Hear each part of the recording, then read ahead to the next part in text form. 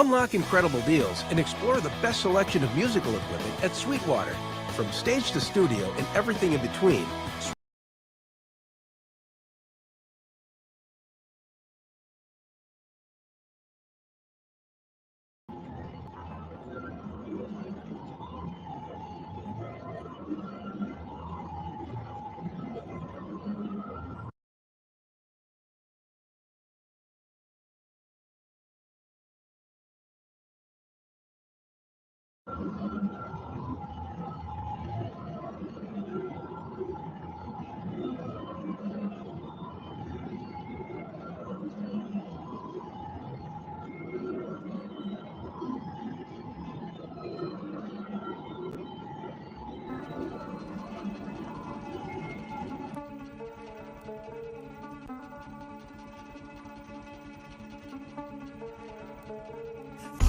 Excerpts from the vagina monologue, facial acne scar, an orthopedic headgear. Let your battery charger think you need a rest here, or give a candy bar to the engineer so your vocals come out in the final mix. Final skip at your performance, but it just ride a brainwave and you're failing to exist. You can't hide in the main stage. You put you on the manliness. So what are you doing here? You're a girl with breast reduction, acting like she said something. Only a few sound true. Me and the crew know who. This isn't singular, it's plural. You ain't really real, I can tell when I look at you. Only a few sound true. Me and the crew know who. This isn't singular, it's plural. Me and the crew know who. Sun got sun shines over all of y'all. There's more than Black Hawks down in Somalia. Military skill, visionary. The number of dead served MCs will vary. Different sizes, forms, and shapes. If they're not surprised to being horned by a tape, they're not knowing that hip-hop's growing into the next boxing. To max toxins, listening to the missiles of the sound, whistling and listening the system of a down. Armenians are horrible, the medium, Minotaur and centaurs. I'm not needing them. Stare down the gun with one wins. Now that I roll with confidence, I'm convinced. Ow! It's my turn to be a star. Fuck with me, I'll burn the flag on your core. Without boosting, I show good signs to be verbally active. There's something about records and titles, cause I'm breaking and snatching. Your help is like a better wife choking on a knuckle sandwich. I got niggas so scared they won't say my name in sign language. Only a few sound true. Me and the crew know who. This isn't singular, it's plural. You ain't really real, I can tell when I look at you. Only a few sound true. Me and the crew know who. This isn't singular, it's plural. Me and the crew know who.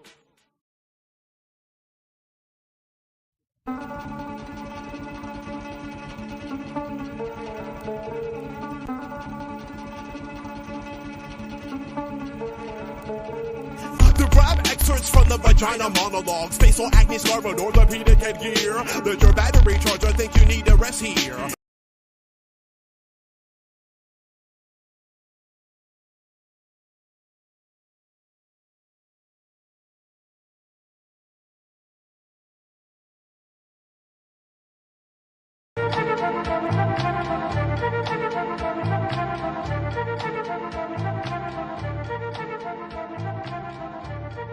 We are currently experiencing issues with our military defense system.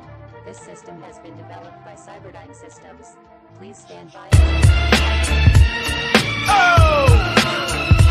Hear me now!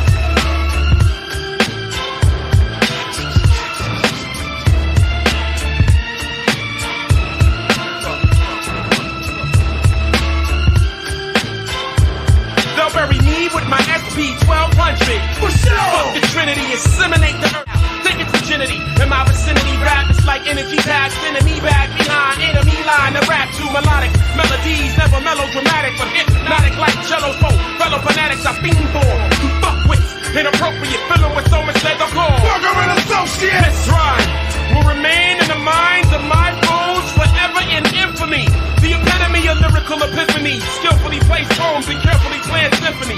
Who would be ignorant enough to have the audacity to fuck with the life of I and my tenacity? This is what you get when you fuck with the likes of these magnanimous flows of total assholes and ignoramuses. MOB/barrel march cause damages. The advantages we manage artist labels and manage amateurs found 6 feet deep in metal canisters. We Show no mercy!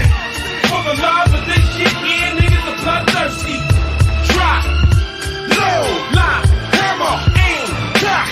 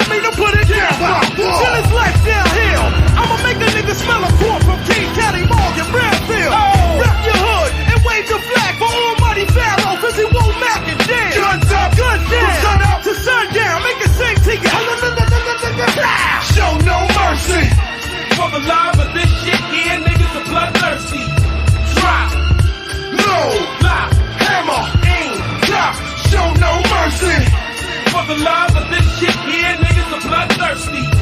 Drop, load, lock, hammer, aim. I'ma put you cowards in perspective.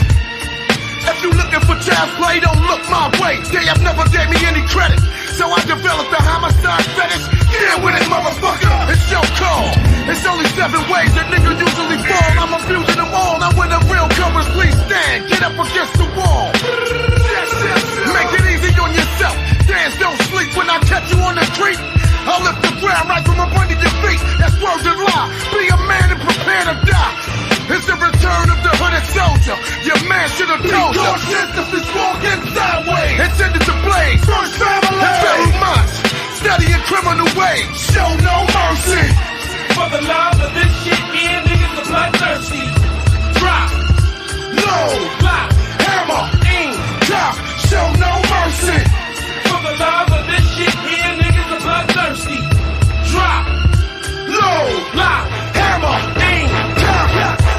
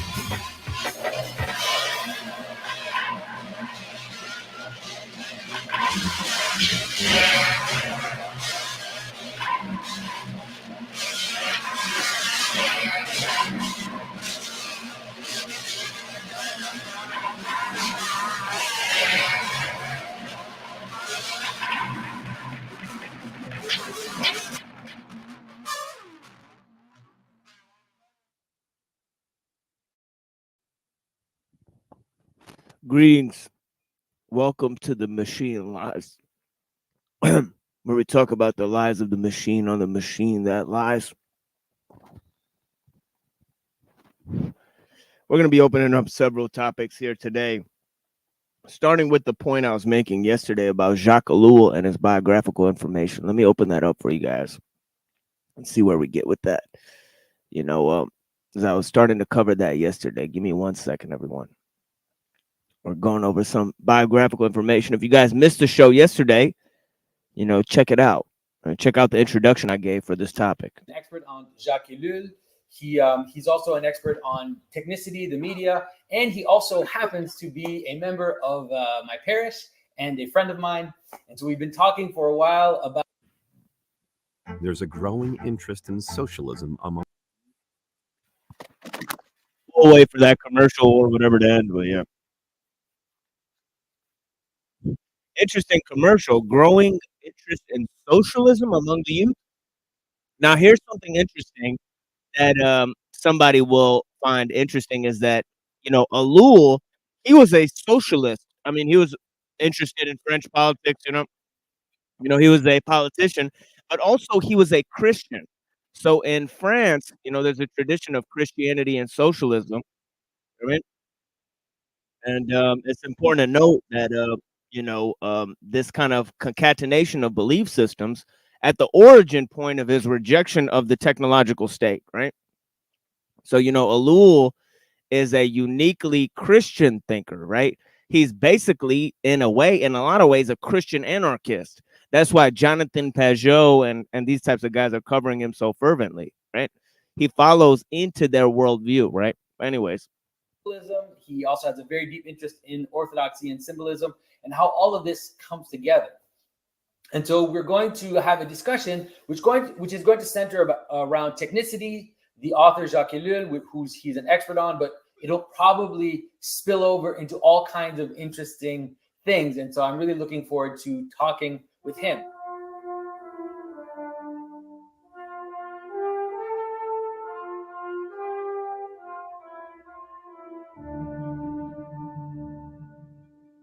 This is Jonathan Pajot.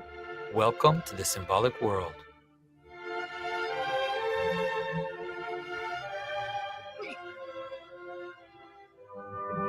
So, Christian, maybe you can tell us a little bit more about yourself and maybe a little bit about you were just at a conference just now in Toronto. Maybe you can tell us a bit about that. Yes, it was the 20th annual conference of the Media Ecology Association. Let me pause right here because it's very interesting to have that introduction, to have a show by the Orthodox Christians, right, labeled the symbolic world and then referencing all sorts of things like Jung and all these types of images and the iconicity of these images, point to a idol worshiping pagan aesthetic, right? So that's what's really interesting about it. It's got the Unio Mystica of drinking blood. It's got all of these types of elements attached to it, which serve as a pagan influence, right? So one of the interesting things about the Orthodox tradition and its liturgical services and, its concentration on ritual is this sort of dark Confucian element of ritual purity, right? And also that gets into traditionalism, which is really the dark Confucianism of our age, right? Of Rene Guénon, right? So we really have this spirit emerging today in the circles, and obviously the symbolic reference to the symbolic, as a super essential, right? I don't know if the past, maybe Platonism would see something of that, right? In its sort of love of geometry, right? But yeah, anyways, yeah, exactly. Fuck the channel. Person behind it. The person behind it, that's interesting. That's right. You know what I mean? Oh yeah, the censorship. People taking credit for censoring others. Some bitch made shit. I don't even understand that one. You know what I mean? If you're afraid of something, why not challenge it, right? But yeah, people don't have that. They don't have insight, right? So they have to rely on censorship, right? And other types of means. But you know what? The freedom to speech is also the freedom to lie. Anybody can say anything out here. You know, that's kind of the problem. You know, is that where does anybody take responsibility for what's being said, take accountability for what's being said? You know what I mean? So that's important, right? Now, the symbolic world helps us evade this responsibility, right? And the way it does it is because one word can mean many different things, right? You know, Judaism can mean many different things depending on who you ask, right? It could be an ethnicity, you know, a racial grouping, right? It could mean a number of things, right? Right. It could mean a religious insight, right? Right. What about trending? Look at the word trending, right? Trending is an oxymoronic term. Trending means both normal, established, you know, current, immediate, new, you know, and all of these things conflict, right? So what is trending, right? Let's go to this. It was in Toronto, which happens to be one of the seats of, in a sense, of reflection on media as an issue, in a sense, philosophically, but also practically. There's such a thing as the Toronto School of Communication, including such luminaries as Marshall McLuhan and Northrop Frye, the great biblical scholar, even Glenn Gould, the pianist, that had some interesting thought and Okay, so we're seeing some interesting names gonna pop up, right?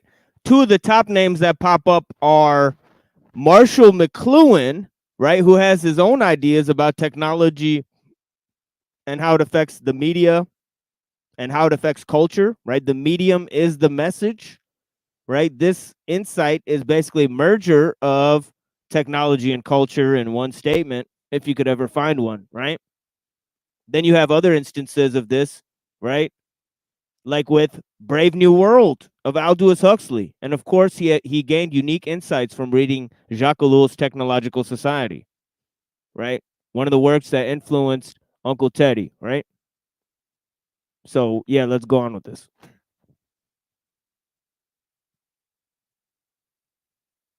practice around the new uses of media. The list could go on, but one can point out here that for many of these people, I want to think also of the Jesuit father Walter J. Ong, who worked on the contrast between oral and written alphabetic cultures. Many of these cultures, many of these thinkers have in common that they have a very deep personal faith that informs all their thinking. And it's certainly no coincidence, because being rooted in tradition is possible. Yeah, and Jacques Ellul was actually trained as a sociologist. So he himself is a sociologist, and in the vein in which he's writing this book, particular science, he's devoted himself to sociology.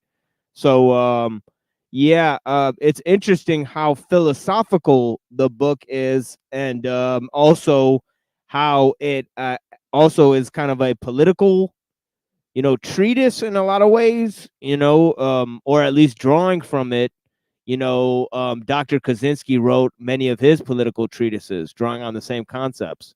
So, so yeah, that's also interesting. We also have my friend here, so we may change topics here, you know, to accommodate my friend here. Hey, what's going on? Good evening, Machine Lies. How are you? What's going on, my friend? You doing okay today? Yep, it's a nice evening in San Francisco. What's going on? Yeah, I got this crazy video I want you to take a look at with me. Let me see if I got this. Yeah, sure. It's interesting. It's called Plenary 4, and it's on Moldbug and a lot of other guys. And I think you'll have some unique insights on this video, because it's called Nature and Nihilism by a group called Telos Press. And this kind of very Jewy broad, giving this lecture. Well, you have to know that that Telos Journal, I don't know if they're associated with Telos Journal, they were one of the first to publish English translations of Landin Benoit and kind of that anti-liberal sphere in the late 90s. Even Richard Spencer said he was a fan of Telos Journal. But yeah, this here, Telos Press. I don't know if they're associated. It says They might be. Telos, Paul Piccone Institute. Just look up Telos 2019. Press and see if it's associated with Telos Journal, because that sounds pretty fair. Yeah. Telos Press, Telos Journal. Look at the type of things they're writing. These are 4 lectures that they give. They're very intriguing. One is called From Dark Enlightenment to the Alt-Right. This is the first one, you know.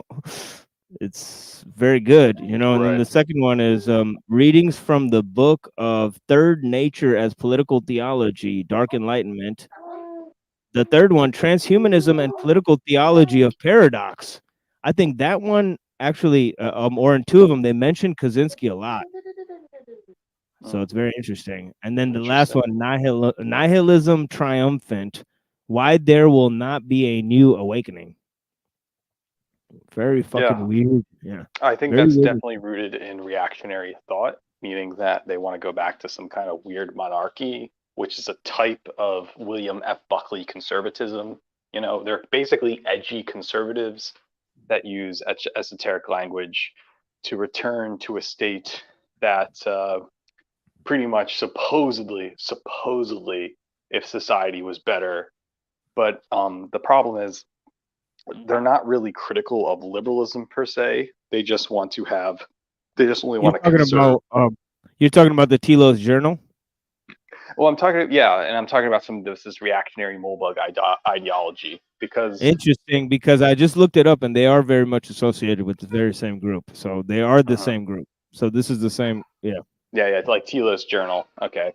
Well, Telos Journal, Telos Press, it's the Molbug reactionarianism. It's kind of just, it doesn't have a full solution, because I would just say it's Buckley conservatism, but it's just saying that, yeah, sure, we can be critical of liberalism, so as long as we're liberal ourselves. Yeah, Buckley has interesting skull and bones connections to like Avril Harriman and all these people. Is very interesting. He's like skull and bones, like connected deep to like the CIA, basically. This guy Buckley is very, very interesting character. You know, probably a propagandist working for the government. And that's what I'm saying about Molbug, is that it's one of the same. It's just, the ideal is that it's dressed up in this language of anti-liberalism, quote unquote, the Dark Enlightenment, when really that's affirmative to like what Nick Land is talking about. And Molbug is just making it more kosher, if that makes any sense. Yeah, I wonder what his reaction to Nick Land co-opting his views is. Was it positive or negative? Or I would say Nick Land has definitely much more of a esoteric Marxist view of it, more crit theory and Lacanian terms, but yeah, he got into that Reza Nagrastani stuff or whatever, right? Where Reza is now a full-blown, Muslim recently because of the protests. He just touched his faith on that, so it showed you his position. Interesting. Yeah, that's Giorgiani got really upset over that, and he called him out for it and says, "Hey, I'm a Christian. You're a Muslim. I don't like that." And I'm like, "Okay." Okay, yeah, well, I'll pretend you're a Christian, Giorgiani. It's like, all right. Right. Did he really? It's a good thing that he's Muslim, but it shows you a bigger picture there. Yeah, it sure does. You know, the snake eating its own tail again. You know, with the orthodoxy stuff and the Islam stuff, right? Where you have to go beyond classical liberalism, you just got to go like medieval. You know what I mean, right? So that's the final solution against classical liberalism is medievalism, right? At this point. Right. So Yeah, let me play some of this. This first lady, man, I love her attitude. Like she has like such a creepy attitude for a chick. I don't know what her deal is, but yeah, she's a super sus babe. I guess. I don't know. Play the clip. Oh my god, that intro is a clusterfuck. Let's wait for her to get up there. Okay, here she goes. Today, I'm going to speak about the neo-reactionary political movement, which emerged toward the end of the first decade of this century, and which philosopher Nick Land brought to increased prominence in early 2013 and renamed in popular discourse with his essay, The Dark Enlightenment. Okay, so that's very interesting. 2013. You know, it was just a that. Nick Land terminology right there. So it's not Molbug, it's just Nick Landism. So if you read Land, again, who are his friends? Mark Fisher and Sadie Plant. It's kind of just the same. Fisher is incredible. You know, I think Fisher has a lot of unique insights. I'm just saying it comes from theory fiction, Derrida, creative writing. So you got to understand when they were in Warwick in the 1990s, you have to understand that esoterica they're coming from right out of the gate. So before Molbug makes it kosher, Land is just saying a lot of these things like the word hyper racism to make sense of this all. I love the hyper racism and his whole foray into that, and I think he's absolutely right that the race politics is accelerating, you know, modern culture, and I know that's why race politics is being perpetuated on a grand scale, but the fact that he's kind of promoting that too means that I think he might be influenced by either the occult or, you know, like some of the managers of the system, because they seem to have the same ideas. So I don't think Nick Land right now is kind of a soft conservative. All he does on his Twitter is like retweet or raw egg nationalist and other talking points. So I wouldn't say, I think Land has succumbed to Molbug. So I do think Molbug has power over Land now. That's sad. You know, I kind of hoped it wouldn't go in that direction, but yeah, because you would think Molbug's on. I think Land has succumbed to the Molbug influence, and he follows the whole racket of conservative interests under his outsider Twitter. I think he may be trolling Moldbug, you know, like in a very philosophical way, you know. Like I think he deeply appreciates, because it's Molbug's the producer, right? And he was just the guy that was saying these things. So people I think are he only thinks reading that he needs a young Jewish lad to like promote his idea in a political sense. The and movie like he knows like versus the producer. Yeah, because like he's not gonna be like stepping up and being like some political leader of our age. Like he needs some young internet blogger to do that. And the fact that, you know, Mencius Moldbug refers to himself as a blogger when he's clearly a professional. Right. You know, Brown University. That shouldn't give away right away. Yeah, you know, I mean that just seems like it's incredible like move that even a professional in our age, they would gain more credence as blogger. All right, so they don't even give their you know, like he doesn't give his professional credentials. He just calls himself a blogger. It's fucking genius. You know, so he can pretend like he's not from like academia. It's But he fucking, is. It's Brown University, and he has deep hand connections too. Same with Land. Yeah, I mean, these guys hiding in plain sight, glow in the dark, and literally, you know. While this movement's rejection of liberal democracy has led it to be viewed by many as a precursor to the right-wing populism, generally referred to in American context as the alt-right, I intend to challenge this characterization. Where some see a genealogy, I instead posit a dichotomy. By analyzing neo-reaction through the writings of Carl Schmitt, I will argue that its political theology is Okay, now that here we go. This is very strange that a Jew in our age would just be like, "Oh yeah, let's go with Carl Schmitt now."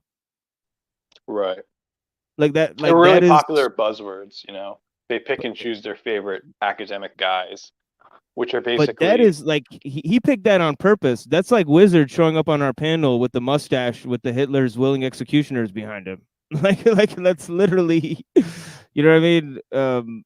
You know, we have a character You named the know, there's been Wizard. an obsession with Julius Evola, Carl Schmitt, because they were overlooked during the 1950s and 60s because you couldn't read them because they were Axis party people.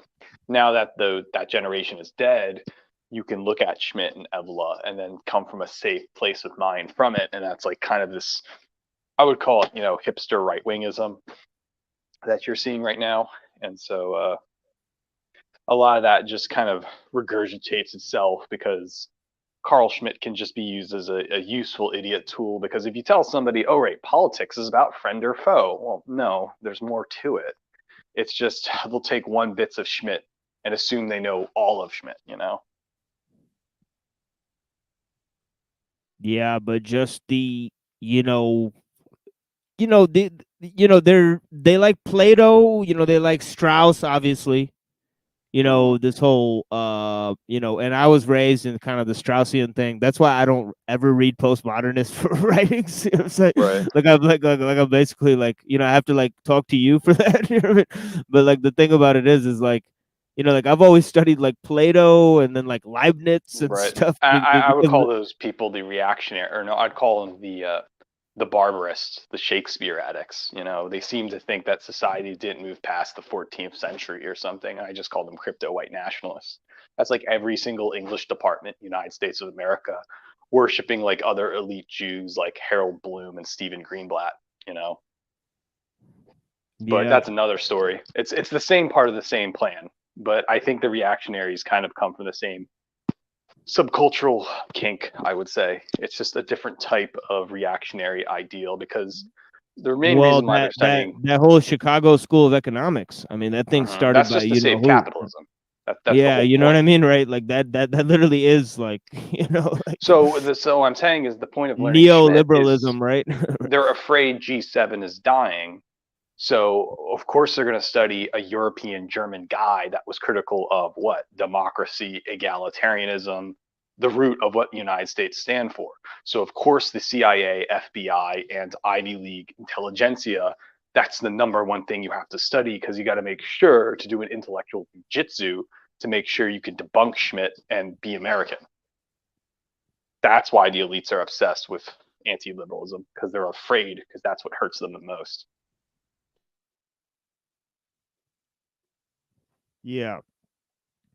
And the but kind of what I was pointing out with the Chicago School of Economics is this like libertarianism with these Jewish guys, you know, with the Mises Institute and all these types of things. Like that's the thing that some of these, it's like linked somehow to like these new right guys, right? Like they want to pretend they're liberals, but they're like staunch libertarians, right? Like that they're not liberals, but they're like staunchly libertarian. I meant to say. Like I don't see how being a libertarian is not being a liberal.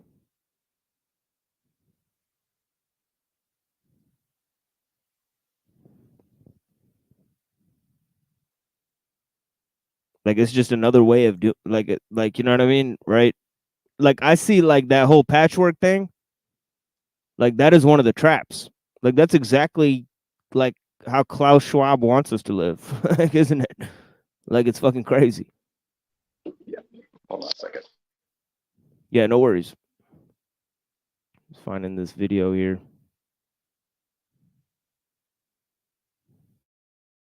You can play the clip. Everyone's just in their room, in their space, and your space is going to be this little fucking tiny little fucking square on a screen.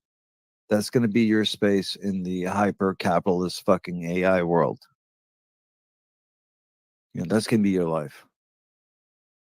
And as much as I want to be anti-capitalist, the only way to be truly anti-capitalist is to be hyper-capitalist. Is to like let them, give them carte blanche and let it fucking die faster. You know that's what Mussolini said.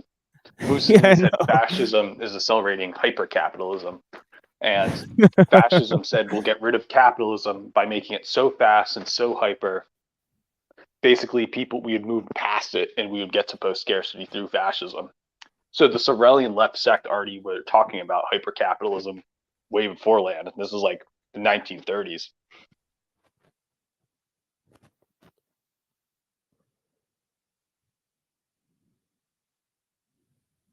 A fundamentally liberal one. This liberalism is best observed in three aspects of the neo-reactionary project. First, in the rejection of violence as an existential horizon of human political life. Second, in the subsequent depoliticizing turn towards formalism and markets as the key legitimating mechanisms. And finally, in the emphasis on migration and egress rights. Moreover, I suggest. Okay, so 2 and 3, you already see that being implemented with the libertarian stuff, and then the alt-right, quote unquote, which is kind of a dead term that, again, Richard Spencer was leading Theosis Journal. The alternative right originally came out in 2011, 2010. I mean, first mentioned by Paul Gottfried, you know, a student of Herbert Marcuse, in an alternative right magazine, right? It's basically I couldn't believe that. You know, I almost fell out of my chair when you first told me that that this guy Gottfried was schooled by Marcuse. And he said the word alt-right during the HL Mencken Club in Baltimore in 2009. Richard Spencer was there, and he's making alternative right magazine. And the fact that Giorgiani and Spencer called their magazine All Right.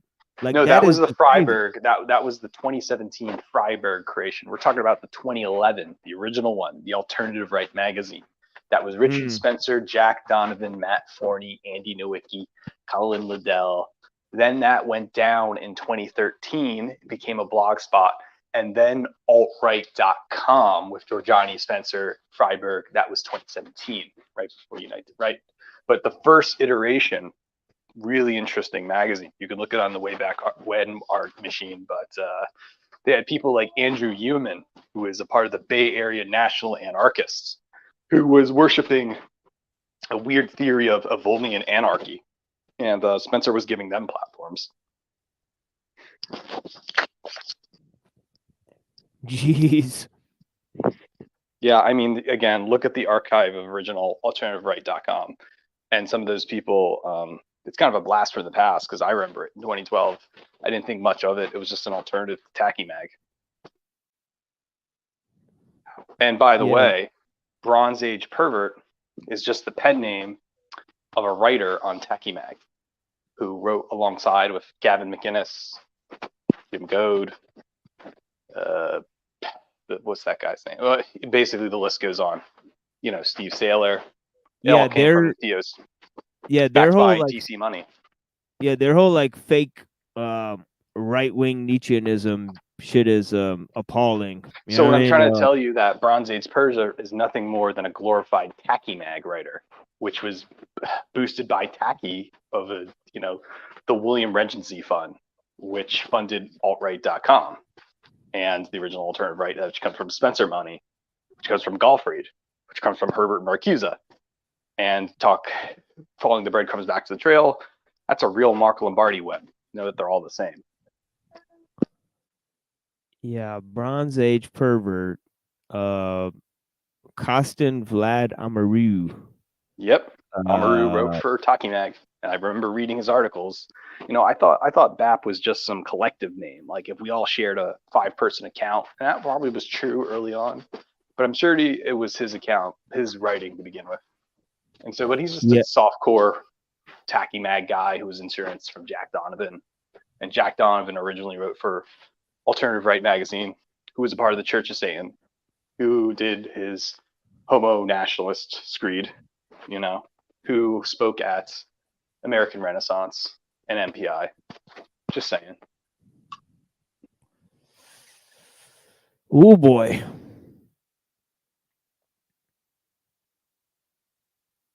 That it is this essential liberalism that explains why neo-reaction was never able to. You know, I listened to this one special that they did with E. Michael Jones. It was Jim Goad and Richard Spencer with E. Michael Jones. Oh my God, man.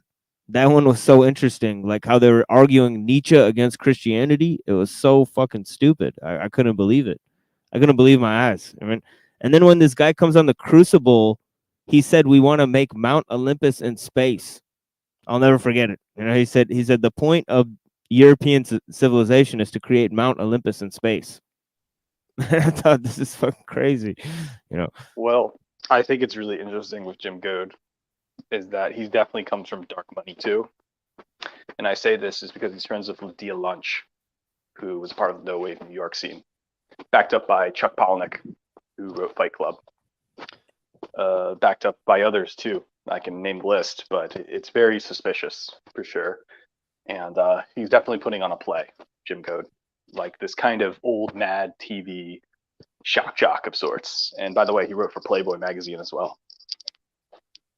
Yeah, he looks like a slimy, like criminal type of character. But yeah, that's sure. part of the act. It's part of the Hollywood act. It's part of the whole Right. Boyd Rice fan club.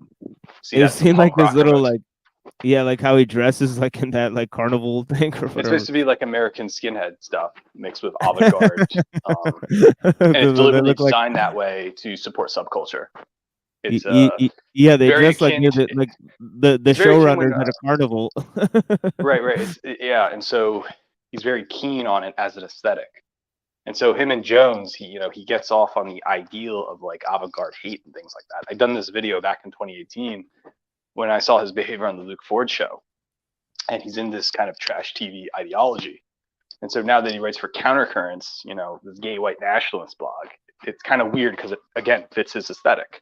So there's definitely this whole subversive, honey trome where it's like, oh yeah, I'm a based white nationalist, and then you realize a bunch of punk rockers are running it, and that's Yeah, backed it's like by the liberal deep yeah, state. it's like the band like the Dicks. Like, have you ever heard like the band the Right. Dicks? It's like that come to life. So I'm just saying, it's like Reagan. I think it was called Reagan Youth, Aryan Reagan. It was like a punk band making all these neo-Nazi imagery, but they're like, oh, we're not Nazis, we're just satire. So that's what I'm seeing. It's like the state made sure that like Nick Fuentes' party, Greg Jensen's party, Richard Spencer dipped out. But the point is, these parties are set up by liberals to trip you and entrap you because their ideological leaders do not make sense, because they're not sincere beliefs of racial nationalism, because you're in the liberal empire. You can criticize liberalism, but you can't embrace a certain outcome, because it's not about being normal or virtue ethics. It's basically about making sure liberalism and subculture is instilled within punk rock mentality, which Jim Goad is an agent for.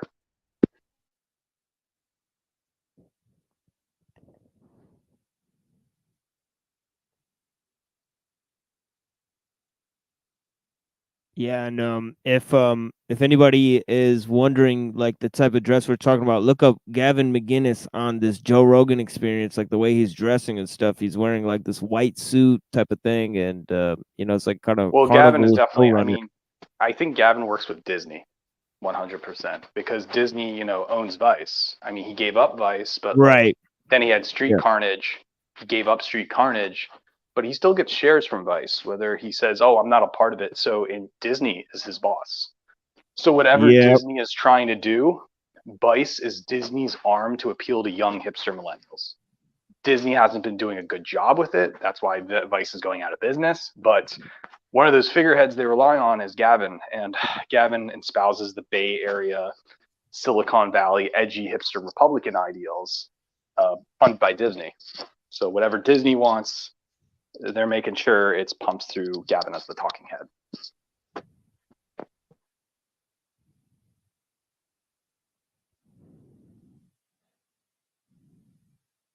Pose a successful challenge to the liberal democratic order. Instead, this order was shaken by a populism that, in a Schmittian view, contains not only democracy's worst sins, but also its vitalizing spark. This characterization may come as a surprise to some of you. After all, these are the geeks for monarchy, as one think piece characterized them. Oh shit. She called them geeks for monarchy. She's used to dealing with these these fucking wimps. I mean, again, I just think that's a whole, because they're playing Quake 3 or something, and they're geeks from the something awful forms. It's a little outdated. I think that really comes from Eric S. Raymond, because again, Molebug was really influenced from Eric S. Raymond. Eric S. Raymond coined the term cathedral, and he lifted that from Raymond and put it into his own you work. were telling me about this character And who Ericus Raymond is a total geek. You know, he was a part of the Linux revolution and open source, and everybody cites him. But you know, he's a vehement anti-communist. yeah, And he made gay something from outer space. He was a guy who made this some kind of movie or something. I don't know if he has connections in that, but he could.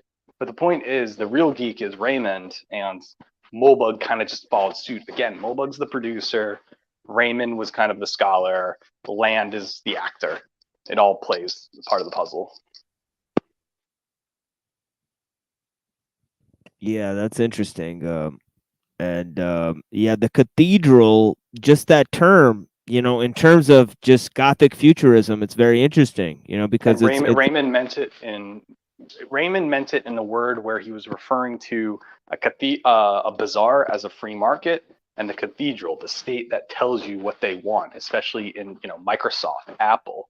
And he was writing this in the early 90s, and you know, now that term was lifted to Mulbugs, it's political, and then Fisher lifted it up. So again, they all have to pay Raymond, this guy who plays board games in Westchester, Pennsylvania, total respect. But you don't hear any of that because, again, he has very much values that would seem in contradiction, but kind of on the same page.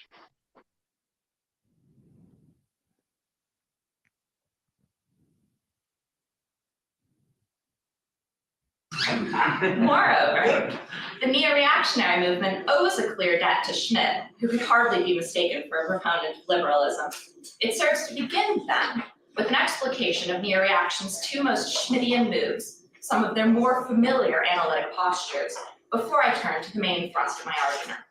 My primary focus of inquiry today will be the writings of Curtis Yarvin, who blogged under the name Mencius Moldbug from about 2006 until 2013, and in whose work the Schmittian inheritance is clear. Yarvin brought political theology to a new generation. In his blog, Unqualified Reservation. Think about that. She said Yarvin brought political theology to a new generation.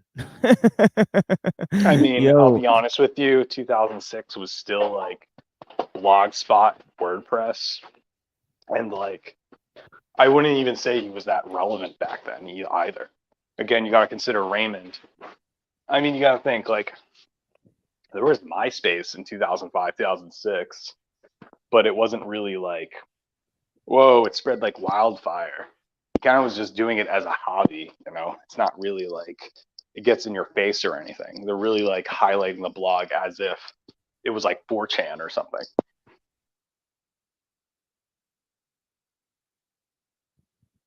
Yeah, just I mean the whole interest of the atheistic you know I guess Jew, you know, doing political theology in our age and doing it on the next stage, like being considered like a next stage to like Karl Marx or something like that, and then like also combining it with theology, like how it's a return to this right of the you know, this Carlyle concept of the divine right of kings, but like you know, it's it's a project within liberalism, because if you read how Dawkins got pwned, like he's obsessed with like the liberal identity, like he's saying like in a sense he's saying like Dawkins isn't like going far enough, right? Mm-hmm. Like his whole thing is about that, right? So it's like so I'm confused. Yeah, I It's just like, wanted to say that 2006 was revolving around dark philosophy, because by the time you had like 2010, there was bodybuilding form and people talking about the red pill, but that just goes back to like some of the more esoterica from the 80s and 90s. It's as if these are like, oh, well, then there was this invention and here we are. It definitely feels very pushed and contrived, like Mark Fisher's weird article, Exiting the Vampire's Castle. That was just written for some blog and then just copied so many times, and it doesn't really explain anything. That's what I feel about Moldbug here. And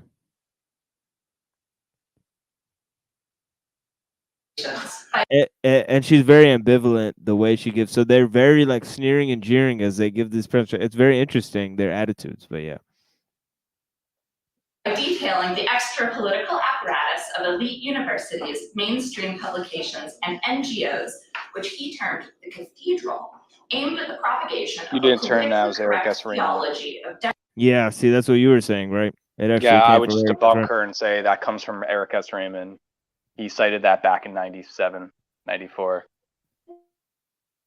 Yeah. Who's this chick? Let me go read her name again.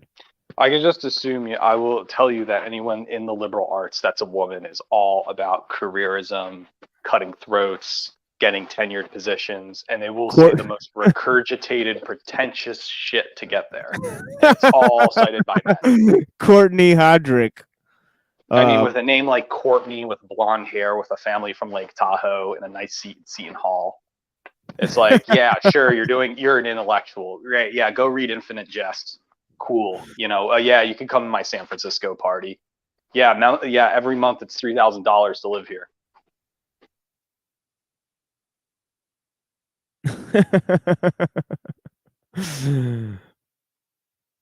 Probably very accurate. democratic egalitarianism that was rightly identified by Yarvin as an intensification of a particularly English strain of Protestant thought. Yarvin further shows his debt to Schmitt by pointing out a fundamental contradiction at the heart of liberal democracy. In Yarvin's analysis of modern American politics, democracy comes into conflict with liberty by subjugating the individual to the rule of the mob. Democracy must only ever flow leftwards, he argues, as the people demand more and more from their government, and the closed circuit between Harvard and Washington brings more and more power to the cathedral. As Nick Land puts it, democracy is not only or even a system, but rather a vector. Okay, now this whole thing about cold collectivity and democracy in the democratic age and the anti-democratic notions, that has to do with the adoption of the whole Schmitt thing and the whole adoption of Carlyle. He also, on the same blog, Unqualified Reservations, he wrote a whole piece on Carlyle, like just praising Carlyle. Is very strange. Right. I don't know. Again, I have to go back to Harold Bloom and Stephen Greenblatt, two other Jews who worship Western civilization, but it's really about liberalism, worshiping who's liberal and who's not.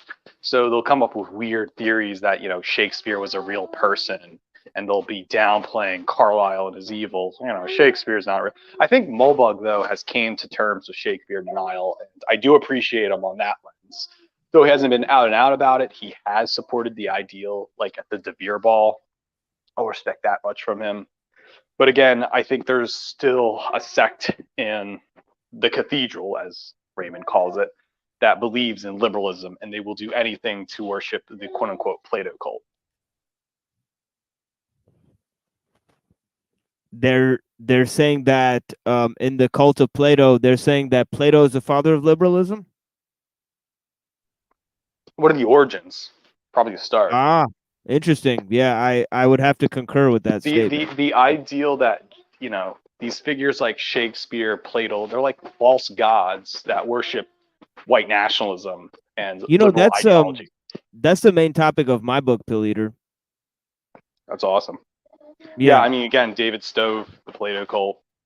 It's a fallacy in the English departments of the United States of America. There seems to be this irrational Harry Potter worship for Plato, Socrates, Shakespeare, all these fake gods that Harold Bloom and Stephen Greenblatt push against us. And they basically work with Mulbug. Yeah, I had to like write a little end thing on Moldbug at the end of my book because I was like, this is too important to like pass up. But I wrote like a page or two on it at the end. It was right. Yeah. But keep it in the clip. Yeah, I got you. For Schmitt, the crisis of parliamentary democracy lies in its being torn between two incompatible legitimating mechanisms. Between dialectical parliamentarianism, which cannot reconcile mutually exclusive normative positions, and the general will, which demands that we legitimate our government by constructing a homogeneous artifice called the people. Nowhere in this critique do we find direction, trajectory, or teleology. Yarvin and Land's failure to imagine a rightwards moving democracy is thus the first clue that their thought may be closer to the cathedral's mainstream than they would like to believe. Taking a closer look at Yarvin's writings, we'll find many more. Although the movement that sprung up around his blog came to be known as neo-reaction, a new heir to the Jacobite monarchist tradition, Yarvin's own preferred term for his politics was formalism. He presented perhaps the most concise distillation of his political views in A Formalist Manifesto, originally published April of 2007.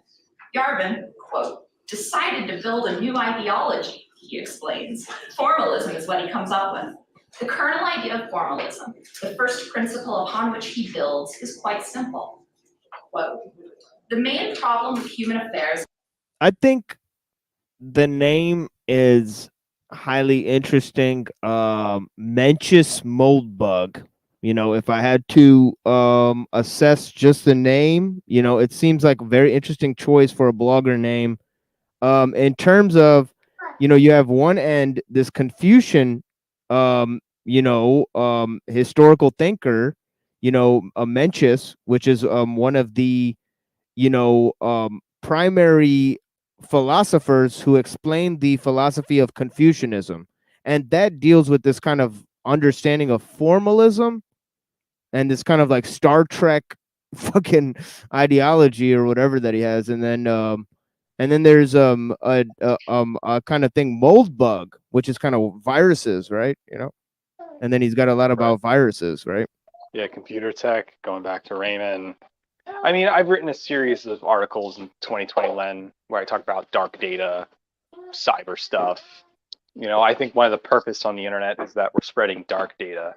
I wouldn't call it misinformation, but I would call it artistic intention to be anti-liberal and take up spaces on the internet, which we're confusing as culture war when really we're just computer programs, all of us, and because the only computer is the tool that makes us alive on the internet, like us talking on StreamYard at the moment. We only exist as virtual avatars.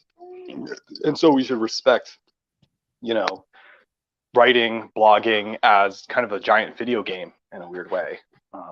So I think that's interesting enough. I mean, people like Vox Day was a part of that generation too. He saw that early on, but he took a different route. You know, he wasn't as big as Moldbug. Yeah, I think it's interesting that how you put it, dark data, and how it kind of links to this concept of like black propaganda. It's like automatic black propaganda. Like we're doing easy work for the computers. We're doing our own artistic intention for Google AI, and we think we're in a culture war, but we're not. We're just doing what AI is supposed to do for us in the future, and we're creating simulacrums of, you know, like Jean Boutrevard would say, of us until, you know, one day, because we're in our own, we're in a matrix prison. We think we're radical, but we're not. So we just have the freedom to produce dark data, and that's it. It's all about taking space on the internet. Yeah, yeah, I think that's fairly accurate assessment of what's actually going on here. That's what it feels like. You know, the only hope that one could have is to produce a type of show that machines can't reproduce. You know, but I think like a lot of the bantering shows that go on, it's like it's easy to mimic what they produce, you know. Right, mimicry. I mean, we go into Rene Girard, professor at Stanford, who talk about mimesis and mimic desire, and he was a big Bay Area influence on Thiel. I mean, again, it all goes back to San Francisco. You think about it, Stanford. Yeah, that's another huge thing I want to look at with you is this whole conversation between Peter Thiel and David Graeber. You know, this fucking conversation is really weird, and I think that me and you can hash out a lot of ideas on this fucking conversation that he talks about, like open source and different. Right, and that goes back to Rene Girard, French philosopher, that was in the same room of Lacan and Derrida, who was also a Christian, a cyber Christian. He was a cyber Christian. Yeah, he believed in God. Yeah, pretty much, right. He believed in silicone, as Vox Day would call it in his band Psychosonic, a silicone Jesus. Silicone Jesus. Oh shit. That's what Girard was for, a silicon Jesus. That Vox Yo, Day. that's gotta be the name of one of these episodes. Well, it's a Vox Day song, Psychosonic. It was in 1996 on Wax Trax Records. It was called Silicon Jesus, and about how this like fake Jesus would be created by. It was about Rene Girard. Really cool song, by the way. But Yeah, it's funny that Vox Day is infamous in these areas because he is one of the because of his protege Owen Benjamin. So it's right. funny. Well, his dad was a whole, millionaire that would like corrupt companies by embezzlement. And he was like this weird computer programmer, electronic musician. Like he would be programming like Super Nintendo games in his early 20s, which is kind of crazy to think about. And then he would be writing weird Christian pulps by like 99, 2000. So he's definitely in the same boat as Molebug, a little older, but he didn't catch on to the same Molebug stuff. Though he did criticize Peterson and some other things. He does have connections, but he's on the lowdown,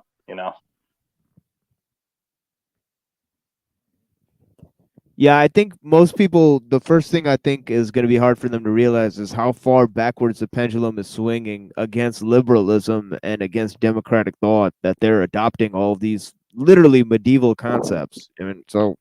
Well, here's the funny part. They are liberals, and this lady is liberal. They're Right, just saying, right. this is who our enemies I know, are. I know. That's what's amazing about it. It's literally It's like the saying, liberals. hey, they're in the bunker, and the bunker says, hey, this is our enemy. So here's how we're going to fight it. And it's kind of like a very SPLC, ADL point of view, but that's the whole entire point, as I said. The reason why at the Ivy League they're studying Evola or Carl Schmitt is because they're the greatest threat against the American empire and liberalism in general. The entire state's built upon it. And so, of course, it's liberals talking among themselves.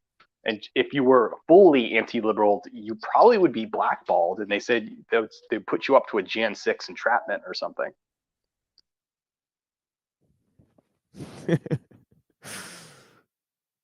Oh. Yeah, blessings to all the people in the chat. I see you guys. TW, in a thought experiment, my good friend. Thank you so much for checking me out tonight. Truth or Cop, blessings to you, my friend. Lindsay. I think she told me yesterday that it was Lindsay, but I still said Lindsay. But yeah, blessings. Chuck in Tennessee. Tharek. They got one guy thinks it's Raymond Carver. No, it's Eric S. Raymond we're talking about, not Raymond Carver. Eric S. Raymond is the main important guy. Yeah. I mean, Eric S. Raymond. Because you have said this name very many times, but yeah, the this cerebral lady. palsy open source guy. Yeah. And yeah, we looked him up earlier as well on our show. And yeah, he's got a very interesting look to him. If anybody doesn't know, looks like he could maybe be this chick's father. Well, I'll tell you something really creepy. I met him in person by accident. Uh-oh. I met him at Westchester, Pennsylvania at the Gameskeep, and I wanted to play a game of Cosmic Encounter, 42nd anniversary edition, and he was there, and he was surprised I was a huge fan of Cosmic, and he said, hey, my name's Eric. I'm like, oh yeah, what do you do? And he said, I looked on my smartphone and said, I wrote that program. Yep, that's what he looks like. He's this like old sensei from Pennsylvania, and he's probably playing board games every night at Westchester, Pennsylvania. But this guy is pretty well connected. He knows what's going down, and he's an intellect in his own rights, and he's kind of the godfather to the Molebug land shit.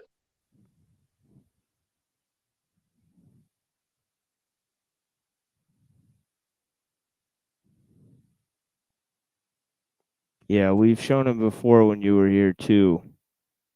And yeah, it's fascinating that most people don't know the origins. And thank you to Creek Mary as well.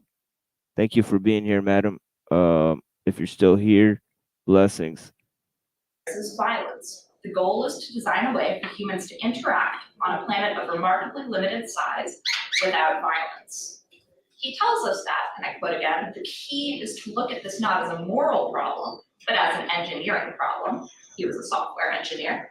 But in the interest of being contrarian, I want to look at violence instead as Oh yeah, hold on. Peace to Canuck Serum and Vladimir Putin and Browns Boy and Freedom Grower as well. It's a great honor to have Freedom Grower here as well. You know what I mean? Freedom Grower knows exactly what I'm talking about on a lot of these issues. You know, so having a dude like Freedom Grower out here, man, for real, that's a great blessing because he's actually implementing a lot of this wisdom, you know, in terms of, you know, living out in the mountain, drinking the tea, you know, having his, you know, organic farms and all of that type of stuff, man. Blessings to Freedom Grower, man. He's a great inspiration.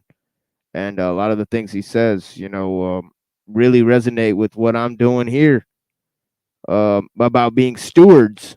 You know, blessings to you, friend, if you're listening.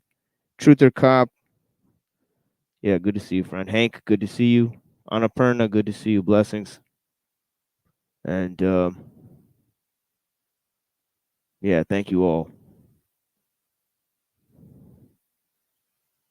And yeah, Canuck and all you guys. Yeah, thank you. Let me be right back for a second. For sure. Yeah, no worries.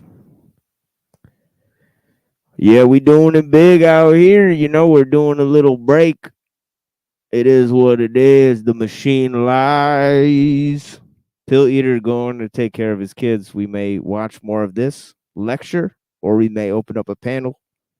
You know, but yeah, we're doing it big out here. Blessings to all of you. Yeah, we're talking about some key issues. You know, Mencius Moldbug and the new reactionary movement, you know, basically started up, as they were saying, 2013, right? Kind of writings, you know, one of the key writings, Accelerationism by Nick Land, is Fanged Noumena. You know, noumena is a concept developed by Kant through Kantian philosophy, right? He has this kind of these categories of, you know, empirical thought, and he kind of has these you know, intuitive modes, presuppositional, right? Intuitive modes, right? A priori, right, is how they call it, right? So a priori is how they kind of get up in this space, you know, and he kind of talked about different aspects of mental activity, right? Because he's talking about epistemology, the foundations of epistemology, and Kant influenced Hegel, right? This is when you have the whole new age or new age of philosophy develop, you know, through these people who read Hegel. They developed a new type of philosophy, postmodernism, right? Hegel is basically the death of modern philosophy, right? He took Kant in a brand new direction, right?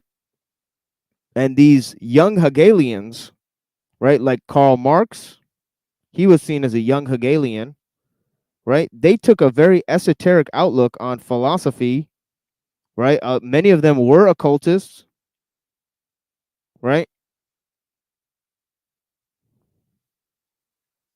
But yeah, you know, this is kind of the historical mode, and it goes into a sort of hyper modern or postmodernism, right? Deriving from these ideas like transhumanism and post-human, right? Post-human is a term from William Gibson, right?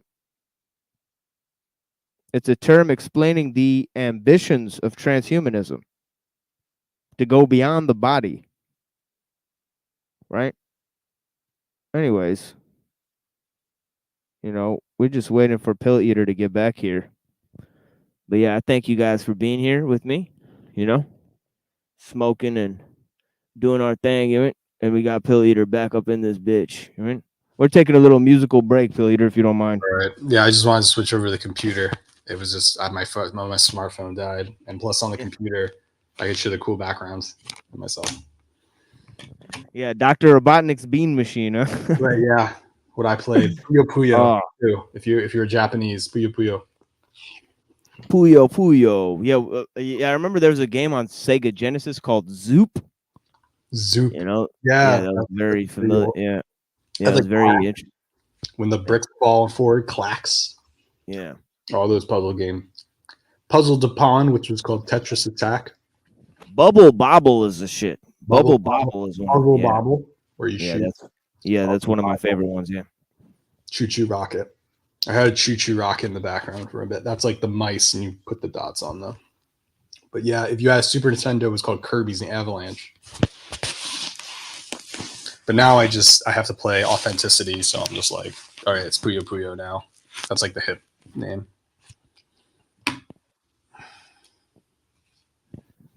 And my grandma Puyo Puyo. Yeah, let me look up this thing called Hansel. I don't know if you ever heard Hansel. Hansel. You know, it's kind of interesting, like electro, like screamo, like fucking shit that was on D-Trash Records. Oh, D-Trash. Okay, I probably in the back of my mind. Yeah, there's a lot on D-Trash. I love Bastards United. Bastards United is my favorite. He's got this, yeah, Bastards United is great, but he's got this song called Laurentian Line Shaper. Okay. You know, this is such a fucking interesting song, and he's got other songs too. I'm trying to look up this album by Hansel. Meinhof. That was a good release by D-Trash. DHC Meinhof. A song called Anarchist Revolution. Or no, Anarchist Revolution, I think it's called, yeah.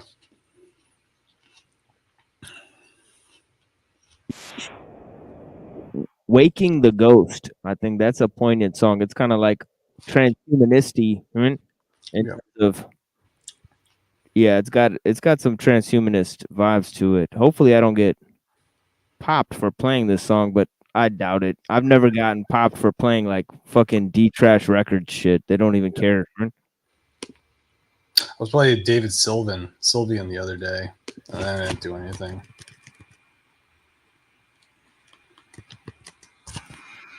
Yeah, here we go. This is Waking the Ghost by Hansel, everybody. And there's 40 people watching this, so take some of the heat off of me because it's like too much pressure, you know. But if we get like less people in here after this musical break, you know, you got some of you just who are hate watching, just go ahead and fuck off for today.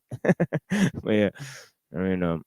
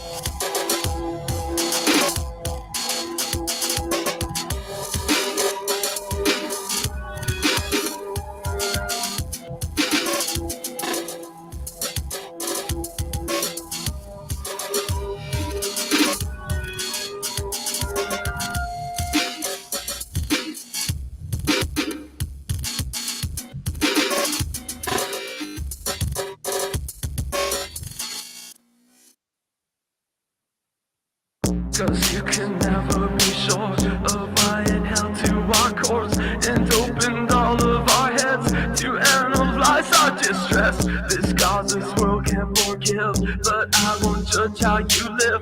With all these uncertainties, you should just give yourself to me. It's been too long, we don't know which ways we've already gone. Backtrack for all 3 days less than our 6 days, I would guess. So crowds that opened the doors, we entered up through their shores and felt the salt on our wounds and buried our souls in their dunes.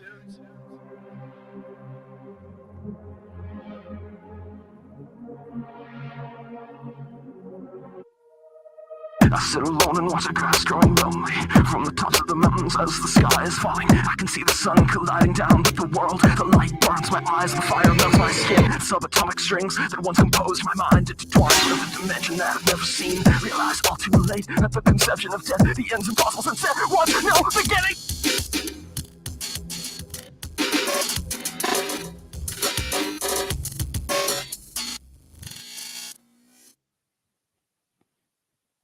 'cause you can never be sure of why it held to our course and opened all of our heads to analyze our distress. This godless world can forgive, but I won't judge how you live with all these uncertainties. You should just give yourself to me. It's been too long, we don't know which ways we've already gone. Backtrack for all 3 days rest, then not 6 days I would guess. So clouds that opened the doors, we entered up through their shores and felt the salt on our wounds and buried our souls in their dunes.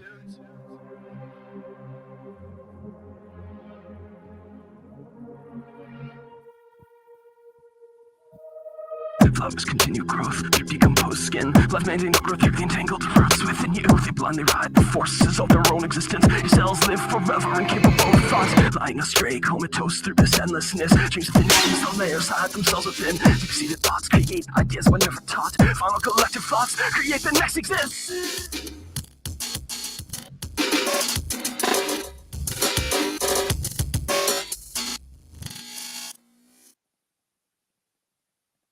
I guess I'd always assumed it would be harder than it was. There was no ghost at my door, and all I felt was disgust. Their voices silent suggests there's no more call for regrets. And every moment of time saved only, don't waste all their debts.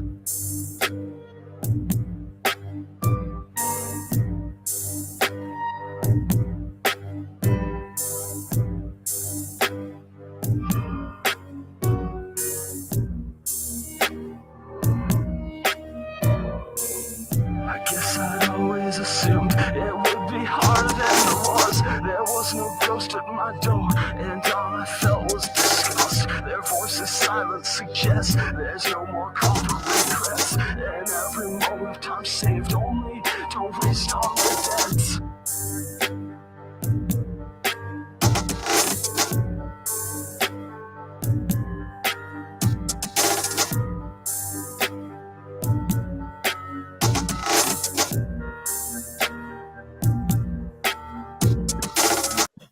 Hyundai Palisade versus Toyota Highlander. Look what There was one group I remember called Airborne Audio, and they were like glitch rap. That reminds me of that. That was like 2005 too. That was like Ninja Tuna. Reminds me of that. It's like you're rapping, but it's like glitch IDM tech. Yeah, that was really popular in 2005, 2006. I love Ninja Tune. Yeah, like Mr. Scruff and all that. Yeah. Roots Maneuver. Right. Trouser Jazz. Yeah, Roots Maneuver is a genius. You know what I mean? I remember when that album came out, I was like 10, 12. I went to the store to go get it. Damn. That's how old I am. You were on it. When I was Yep. 10 or 12, I was listening to like the Wu-Tang Clan or some shit. Yeah, I got Trouser Jazz when it came out. And I was like 10. What the fuck? You were ahead of your time. I just thought I just liked because I liked his cartoons. It was really simplistic. Yeah. Fucking peace to my Orange Watcher. You know, yeah, Annapurna's asking, may we join? You know, I mean, it's fine. Yeah, I mean, you guys could join, especially Annapurna. Right? You know, but please, you know, come up here and let's have a conversation about what me and Pill Eater are talking about. Another group I really liked was Funkstrom. They were like German group. They were like really broken glitch, like rappers and things like that. That's kind of like weird digital hardcore. That's like 2000, 99, 2000, but like Funkstrom. It's pretty intense. Yeah, I love that shit. Yeah, everyone, you know, and yeah, for all my friends, Browns boy, yo, I sent you an email, Browns boy. You know, hopefully you got my email, you know, and all that. You know what I mean? We got Hank out here. Yeah, Hank is a serious guy. Let's do this. Hank, yes, he's so very. I kind of push back against anti-liberalism for a couple of reasons. So, okay, conservatism is liberalism going to speed limit. So it's like the back version of liberalism. So we're not really getting anywhere except going reverse in the place it's going, things going one way to the future. So rather just define what the future is, rather than say, well, I like the old version better. No, I'd rather steer the new version.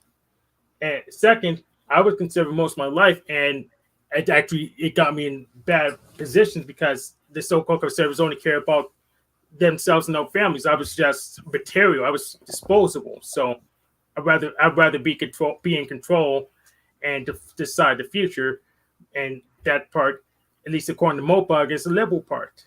That liberals are at the current version, they can control what's going in the next version of the universe, pretty much. Well, that's kind of his whole point, is that you're much more in control, because he is a champion. As me and Pill Eater were kind of talking about, he's kind of giving an internal critique of liberalism, trying to improve it, so his whole kind of thing is to act in a way that will, I guess in a way with the Carlyle thing, it's anti-philosophy in a way. I mean, he understands that the democratic age is where you lose control. You know what I mean, right? So he's kind of seeing the democratic situation as being pulled forward unnecessarily. So he's saying that democracy is kind of out of control, and so is liberalism. And he's saying because it falls prey to this grand arching thing of universalism and individualism. Whoa, Hank just disappeared. Well, I was kind of like trying to talk to him, but yeah. We'll wait till here. Hold on, give me a second, Pill Eater. Let me go ahead and mod you in the chat, because you can't drop that link until I mod you. Interesting. Yeah, they only let mods drop links or whatever. Weird, but you can drop in the private chat. Yeah. Okay, interesting. You're not even showing up. Where's your chat? It just went into the chat. I went in private chat and dropped it, and then I went to comments and I wrote another Pill Eater. But are you on? Okay, maybe you put it on the Cyber Caliphate channel. I don't know. Fucking shit, hell. It doesn't matter. I just put a link in the private chat. It was just music. That's it. If I'm on, I'm on. It's whatever. Yeah, but I see it in the chat, but I don't see it on the YouTube chat. So I'm trying to figure out why, like, YouTube is preventing me and Pill Eater specifically. Yeah, all I sent you was this Funkstrom in the private chat. That's like glitch stuff, glitch rap. Okay, I got you. See, because look, I can see this. You know what I mean, right? I can even put it up on the screen, but it doesn't show up. Like none of the chat can see it. So I'm just fucking interesting. Yeah, it's fucking weird, dude. Okay, yeah, that sounds very interesting. Yeah, we'll play that. We got Brown's boy out here. I don't know what happened to Hank. Hank, holla if you hear us. Easy got on. But yeah, Reddington says, Reddington, TML is correct. So Pill Eater, when I comment on your page, my comments don't show up on your page, and when you comment in my chat, your fucking chats it's a bot. It's a bot, probably. I don't even understand that. So it's some weird algorithm bot, because if you say swear words, they'll downplay you. Yeah, maybe somebody blocked you on my channel or some shit. I don't know, but like I gotta go figure out what's happening with that. But yeah, I don't know. Yeah, could be that one of my your comment is saved on the first Pill Eater video show I did. It's right there, and I favored it. But I guess if you swear in the chat, they use a robot and they just like take it off, like beyond my control or something. Yeah, I think maybe because I said jihad, because they probably have. Yeah. They don't like certain words, but jihad's one of them probably. Yeah, you probably can't say jihad and because that's like 9/11 or something. Whoops. Yeah, whoops. Probably... So you can do is like write it cryptically. You can write J18AD and like try to confuse. That's what I do sometimes. I do that on Twitter a lot. You confuse it. So instead of saying a swear word, you like write it in numbers and space it so they don't come on. Okay, well, I'll use that as a tip, because I definitely don't want them to flag me anymore. But yeah, Yeah, welcome, Browns boy. What's going on? Thank you. Not much. Just gonna chill. Just gonna listen. You guys Hey, are did always hey talking about stuff I don't know about, so I only benefit. did you get my email? I did. Yeah. Okay, okay, I good. gotta. Okay, good. No, I just wanna make sure that you Yeah. got it and that was you and that Yep. it wasn't like a fake account or whatever. You know No, what I'm no, talking that was about? me. Okay, good shit. Okay. Thank you. Yeah, good shit, homie. Because I just want to make sure because it's always weird sending something out into the fucking ether and then I don't even know where it goes. I'm always I'm confused. sorry. Some of the Comcast didn't like what I was doing. I was doing a whole bunch of stuff, so the internet's out for a little bit. So, but I have another connection. So, Okay, you, okay. Comcast. So I'll try to make my point really quickly this time. The democracy thing. He recognizes the problems with democracy. He's giving a critique within liberalism. He says it gives you less individualism, right? So he wants to move back to the thing. Now, the thing I was going to say about conservatism is that it's funny that Edmund Burke comes like after like John Locke and stuff like that. And the reason is because like in history, right? Like, shouldn't conservatism come before liberalism, right? But that's not really what it is. It's like conservatism comes as a reaction to liberalism, right? So in history, that's what happens. So the problem is that any philosophy that's not subject to history is subject to idealism, right? Correct. And Mobug actually recognizes it, so he says, "Okay, never mind, because let's go to monarchy." Well, who gets to be the monarch? Yeah, he's a pretty smart guy. I mean, I'll give him that. He's incredibly intelligent. Probably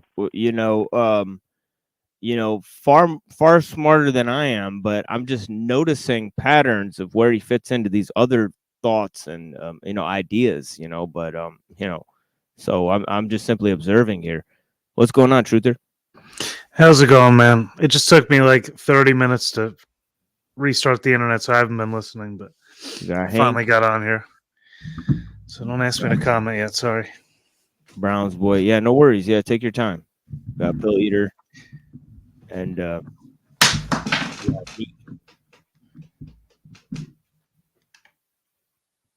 me. And the Jews. It's the Jews. Wait, there's one of them on here? Oh, I like how Terrence always throwing peanuts at me from the peanut gallery and tries to avoid being on panel and like the central. It's hilarious, Terrence. Yeah, Tara, cut it out. Let's not criticize the brother Hank, especially from the chat. Let's not heckle people from the chat. Let's come on the panel and address our concerns. I'd like to talk to you as well. So you're invited here. No worries. Anyways, okay, well, hold on. Somebody just appeared in the background here. Okay, it's my good friend Annapurna. How you doing? How you doing today? Doing well, thank you. Appreciate Hey, it. hey, yeah, good to see you, sis. You too. And yeah, for sure. You too. I have been listening to what you and Pill Eater have been talking about. Oddly enough, it's been on my mind, kind of. Yeah, accelerationism, it kind of, it looks very appealing, because you do see, as we were talking about yesterday with the video games, there is a concerted issue where, culture and technology do oppose each other in certain respects, but, ultimately, I think it's technology that's driving culture. I'll say it 100 times, and not culture that's driving technology. But in the overall sense of the what's happening is that they are using these current cultural dynamics, especially these Nick Land types, his like kind of promotion of this white nationalism, and then his adoption of Mencius Moldbug, and his adoption of Carl Schmitt, and the kind of links there where they kind of like they're going into the future by looking at the past, and it's this interesting mix of ideas. Myopic view of the past, correct? Well, I mean, it's interesting because a lot of his ideas actually align with my initial thoughts, because he's talking about pre-enlightenment ideas, and he's kind of distilling liberalism into this idea of universalism. And I haven't read his later writings, as Pill Eater has, but I've only read his initial works on his blog Unqualified Reservations, excuse me. But yeah, Is that your fella still in here? Because I find it interesting that he would be in here the same night as Anna would show up. Very interesting optics. Yurt is not What's that? Sorry, I didn't catch that. well, Truther Cop is always investigating panels. So he's a panel investigator. That's his job. And we all have jobs, but Truther Cop is a Truther community. See, like that, it's a very odd coincidence that I saw you in the chat earlier, and now all of a sudden Anna shows up.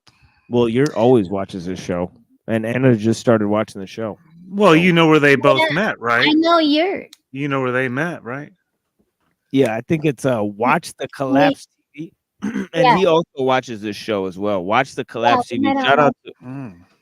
Shout out to this fellow, Watch the Collapse TV, who I'm aware isn't understands the religious, like he was in here a couple of times. We were talking about religious issues, and this dude was very smart. He was up on game about Adam Green and some of the theological debates on the internet. So blessings to the brother. Watch the Collapse TV. If you're watching, I would love to have a conversation with you as well, my friend. Mr. Meow G, thank you for watching as well. Before we fly past this point, though, there is one more point that needs to be added to this timeline. I don't know if you noticed last night, but Chalk Body Outline streamed for the first time in many months. And then suddenly we see this emergence here. So I'm just saying, I don't know what might be happening behind the scenes. It's an interesting timeline. That's all I'm saying. Yeah, I I'm wanted sorry to for poking around there. to some panel news as well, because last night me and Truther Comp were on. Can you repeat that? I didn't get the correlation. CBO streams and then what? I think you're a bit behind on the lore here, Anna. You probably don't keep up as much as I'm not. She doesn't. I've been out of the loop as well. Yeah, she doesn't really go on the internet and stuff. We talked about this, and also I just started this, so sometimes I'm out of the loop going back before 6 months, as you know, Truther. I've talked to you about this, but yeah. Well, see, yeah, I've seen Anna for a while, and I've seen Yurt. I actually found about you both about the same time, and it was through CBO and Chalk Body Outline, and I know that we've talked a lot in private about that crew over there, and I don't want to get into details, but all I'm saying is that it's very interesting. I referred him lovingly as as Cockboy Hotline, but here the environment. Yeah, I mean, I think a lot of things that. So,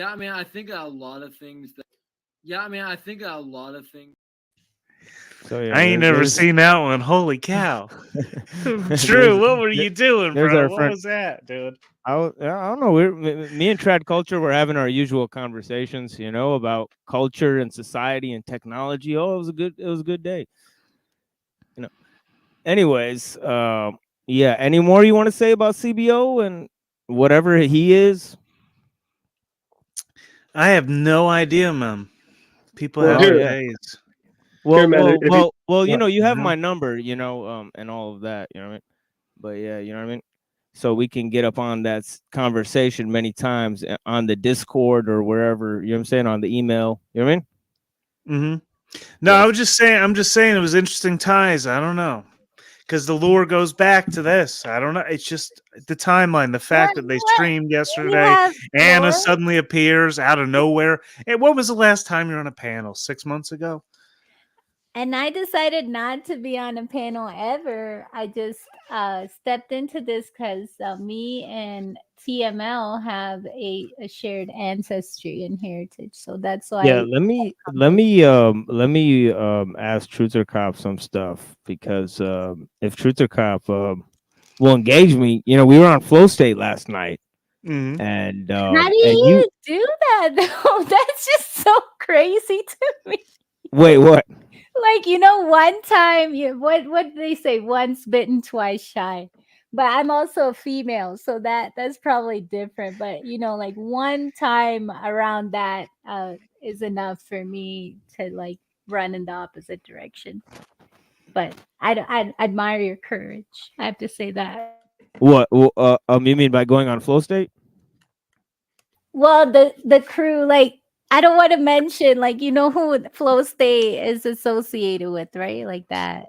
I got a comment on our pool here. I'm sorry. TC, a grown man, being coy and mysterious. Our pool, no one knows who you are. You've never come on panel. You're You're the most mysterious of us all. So, I know who you guys are. I know who you guys are talking about. I mean, our poll's not very mysterious. You to know me. why I'm saying that? The machine lies. The reason I'm saying that is, man, God, please help me, protect me. Like, they make openly like gay jokes. Like, it's so weird. Like, sometimes the conversation has gotten so weird in the little bit that I've seen seen. them. Yeah, I've seen the creepiness of it. They And call that's like for me, like it's just for me, like to be a mom of children and just to associate. It's just different. I think it's different for men and women, and all that. But that's just my boundary. But y'all go ahead, talk it out, because I want to hear what connections he's made and how are we part of lore? That's so interesting. Like, we have lore. oh, the chalk body outline lore? What do you mean? Like, being insulted by that person makes No, they're making trading cards and everything. oh no. You go ahead and explain yourself, Truther Cop. I'm just saying, in a Europe with books, now in a thought experiment or whatever he keeps rebranding his prince as, around the same time, CBO, brought him to like the limelight, and I believe Anna, he brought you around that same time. You guys were both on his show around the same time. The limelight because you're on the because you're on the CBO show. What are you talking about? Well, back then, it was a big thing. You're putting. I don't know. I don't think I ever got like in a limelight for being put on, the reason I was on there, right? for clicking a link on CBO. Probably to connect with Yurt and some, conspiracy that I'm calling out right now, and you're afraid to admit No, it. it was Deflect, about please. Fibonacci, right? Oh, see, yeah, expose yourself. I'm just gonna let you talk. Go for it. What exposure? No, that's when Enslaved by Torah was running his mouth. Slave. Yeah, that guy's a liar. You believe that guy, Truther Cop? EBT? Yeah. EBT. Do I believe him? I don't think he's like really pushed anything. He's funny. I'll give him that. He's pushing a lot. He's pushing a lot of trash. He's shoving a lot of trash. I don't know, man. Yeah, he's shoveling trash. He's always been. I don't know. It's so hard to know how to address these personal beefs. I think you're being very sarcastic, and I'm just catching it on. Yeah, now. I think it's personal for you. Yeah, I think you're wearing knee pads. Who? You. Knee pads? Yeah. Yeah, it seems like it's personal for you. Like, I don't really know these people. I don't really care. They just figure it out. They you out of the blue and somehow TML, I'm trying to protect you, bro. We had these conversations in private. I'm not trying to bring them out in public. The CBO crew is everywhere. I get it, man. And I'm just saying, if we're talking about that, so Anna and you're working together suddenly. Anna, where have you been? When was the last Are time you you saying paneled? that me and you're When? like part of CBO? Oh, okay. I see. I It's see. possible. Okay, I I'm see what just you're saying it's saying. possible. Okay. I'm not saying I'm not. Okay. I'm just. No, don't I'm just saying worry, it's because possible. that That's all I'm saying. I don't know. that ship sailed when CBO It's interesting that you'd appear here after they streamed after a 6-month absence. How long has it been since you've been on a panel? 6 months, perhaps? Okay, now I get what you're saying, Truther, and it's not so wild, but I just met Anna, so I'm gonna go ahead and trust her just for being brown. So that's basically Dang, that's not the reason I want you to trust me. it's weird. It's like a weird connection. It's like it's almost spiritual. Maybe it's like with I don't know. It's like like I lost my Ganesha, like little glow in the dark thing, and then Annapurna showed up. So, Really, that happened? Yeah. I had like a little statue of Ganesha, that you get from the Indian stores. Yeah, That I like know. that I like know when you the turn glow up. in the dark one, the exact one. I know what you're talking Yeah, you know what I'm talking about with the little red bindi on it. You know what I mean? Yes, correct. Yeah, it's interesting. That's The my Aida. What's his name now? I don't know how to. I can't say that whole thing every time. It's effing ridiculous. So, I don't know. so what's the difference here? Those boys didn't want none, and you're here to. What are you here to show? This fantastical timeline you're keeping of your lore. Oh, I already laid it out. TML already knows what's going on. I've already done that's- my job. I'm on to the next one Wow. already. I'm more Thanks, concerned dude. about what this thought But experiment's I going think on. you need to be caught up, TC, on that CBO basically hates me, Easy, and TML. It's just that I just stopped talking about and to and anything. All you succeeded in just now is making TML look suspicious in my eyes. I think y'all might be in on some CBO conspiracy. Funny, but I am. all right. Even TML now. I'm not.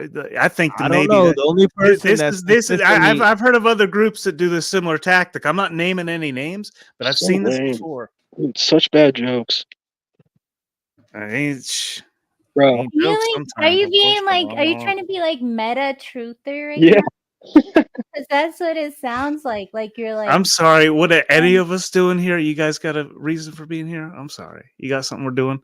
No. We doing something else? Like, are you being serious in your suspicions, or are you being facetious about them to make a point about how paranoid we are in this community? All of the above, perhaps, but maybe TC's not. I don't know. presupposing Here, hold that it's on. not Here, hold on, Pill Eater. Hang tight, guys. I think Truther Cop's out here looking sus as fuck. He's about to get fucking just. I don't know what is going on. But yeah, dude, let's have a little conversation about how you're always associating with these online personalities, right? And now you're accusing me of associating people who have called me a plagiarist. They've said they talk to my family when they spread lies about talking to my family. You know what I'm talking about? Yeah, but all I'm saying is I'm just laying out possibilities. Yeah, but And but now I'm laying out possibilities, and you're making claims here, making allegations. You know what I mean? And you're looking sus as fuck, talking about how you're part of the crew or whatever. You know what I mean? So the whole thing about you is that you keep associating with people like EBT, CBO, Snafu crew, and all of these types of people who want to try to slander me on the internet. You know what I'm talking about? Yeah. So I'm just saying that if I so apply, even though I had private conversations with you, explaining to you all of these connections and all of the claims they made against me, my family, my work that I do online, you want to come on the computer and fucking say right now in front of everybody that I wasn't doing here anything before you showed up. But in private, you told me that my work that I do is over the mark. Oh, I'm not arguing with you. I was just No. I'm just asking no, you. But what I am pointing to, what I am the lore that I'm going. And I will give you a private call soon and ask you what the fuck you're doing because Oh, feel it free. doesn't make sense. Feel free. Yeah. Yeah, because it doesn't make any fucking sense. Yeah, but what? I'm Yeah, just but you seeing, got I'm just seeing what people are doing. I anything don't for know the what we're doing audience here. or what? What? I don't know what y'all are doing here. I'm just figuring out what people are doing here. I'm organizing. Don't worry. I'm not coming at you. But what I was saying is, You were you've a minute seen, ago. You were a minute this ago. before. But here, hold on. No, Here, no, hold no, on. no, no, no, no. Yeah, I'm not. I'm saying it's possible. Here, hold on. You said you're not coming at me, but you were a minute ago. I'm saying it's possible that there's a connection. Just like if the logic forms we're using, I'm just laying out the possibilities. So how do we address a possibility and see if it's a possibility, you know, without laying out a claim that it is, or making, you know, raising suspicion that it is without proof, right? By lying or by colluding with liars? No, what I'm saying is that is that what you seek to get across? Is everyone has this fallout with CBO? Anna laid out that there's this fallout with I chalk don't body have outlet. any fallout with CBO. I don't know what the fuck you're talking about. The guy's just totally discredited based off of claims that he made. Right, but each one of you has a history of like fun. You know, there was a time there where you guys got along, and then you don't. I'm not saying it like I'm not coming at you about it. I'm just saying y'all have a fallout. This is the backstory. This is the lore. I don't know, you know, what happened beforehand. I just know what happened since then. Well, y'all were on there. Well, here's my assessment. You're out here looking sus as fuck. You're making fucking claims. You're off your fucking rocker. You know, you're the one who's reappearing. You're the one who's weaving in and out of these narratives and these communities and claiming you're part of the crew and all this type of nonsense. You know, you need to work on your branding or whatever the fuck you're doing out here, or whatever the fuck it is. You know, and to be, you know, crude with you, know? But it is what it is, my friend. You know? So you're trying to join the crew? Trying to join what? You just said to be crude with me. You're trying to join the crew. No, I'm not trying to join any crew. No, I'm not part of any crews or organizations, my friend. Oh, yeah. Now we're getting ACAB in the chat. Is this? We're going to tolerate this? We're going to tolerate this now? TML, all I was trying to say was I was illustrating us as an example of something that's happening elsewhere that can't be talked about in other ways. It's just a way of seeing, is all I was laying out. A possibility. Don't take it personal, man. Jesus. People, y'all taking the internet stuff personal. I don't know, man. That's sus. Taking anything out here is personal. The moment something hangs in you. So, okay, we're screwing up. How should we react to people trying to suppress our speech? Who's trying to suppress speech? Well, that didn't happen tonight, I'd argue. For the first time in a while. Today on Jack Talcott's show for saying the wrong stuff on Flow State. So you were thrown off of Talcott's? No, I wasn't. Wait, are you? Wait, hold on. So if you make a strike team on YouTube, you think that that's a good thing?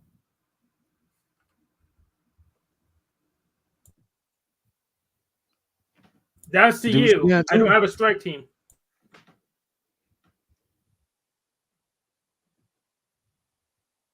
Do you think that is a good thing? Listen, man, to judge a man's work is not my job, but I do appreciate somebody who's doing something. There's a simple question. Do I think it's a good thing? Yes. Strike team, good or bad? Neither. Wrong. Wrong? Yeah, Mr. Hank, you're with hey, your truth or cope, chill out, truth or cope, chill out. Is it good or bad? Is it good or bad to take credit for striking the Machine Lies channel? I don't know. It's neither, man. What is it? Did he really strike it? The correct answer is Did he actually strike it, or is he just saying he did? It doesn't make a difference. So there's a possibility that somebody's lying, right? Right. So why don't you go investigate that? I'm not investigating anything, actually.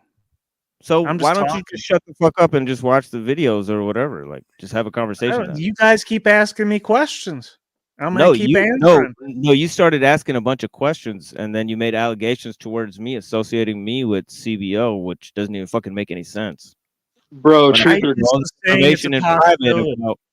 Hold on. When I gave you all this information in private about how they tried to slander me and my work and my family and all this type of stuff, as I told you many times.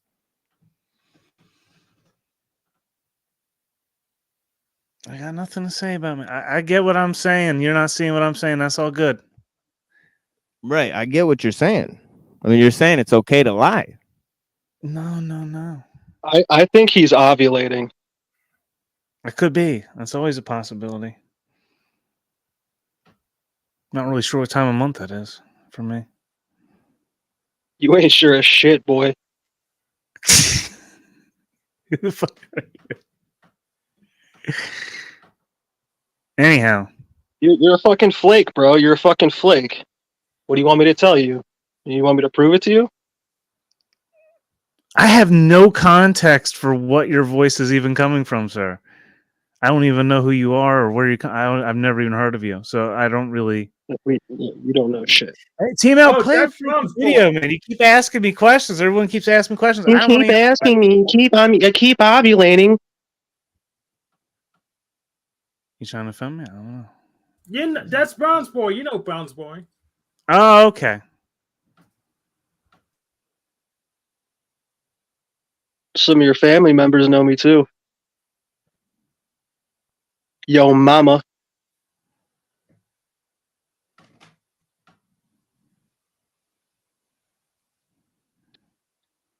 I'm sorry. I thought we were making stupid ass jokes all night. My bad.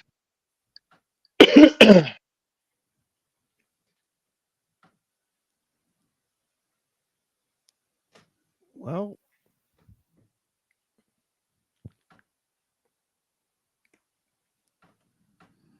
So, what is the strike team going to do once we have all the radios on multiple platforms with different terms of service? You just going to make shit up, or how's that going to work? Because Rumble's more lax than YouTube, so the stop videos will just stay up most of the time. Okay. Here, give me a second. Here, give me a second, my friend.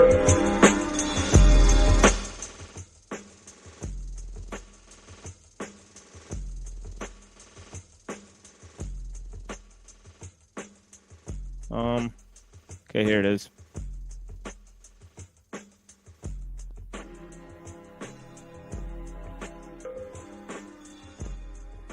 Let me turn that down just a tad bit. Thank you all for joining us here on the Machine Lives. I think I'm going to pack another fucking hit here and move Pill Eater right up here. Thank you. Yep.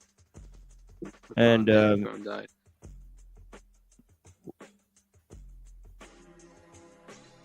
wait, what was that? The computer died, so I had to Oh, yeah, it's okay. No worries, my friend. You know, and if you, if you need to break out, just holler. You know, it's no worries.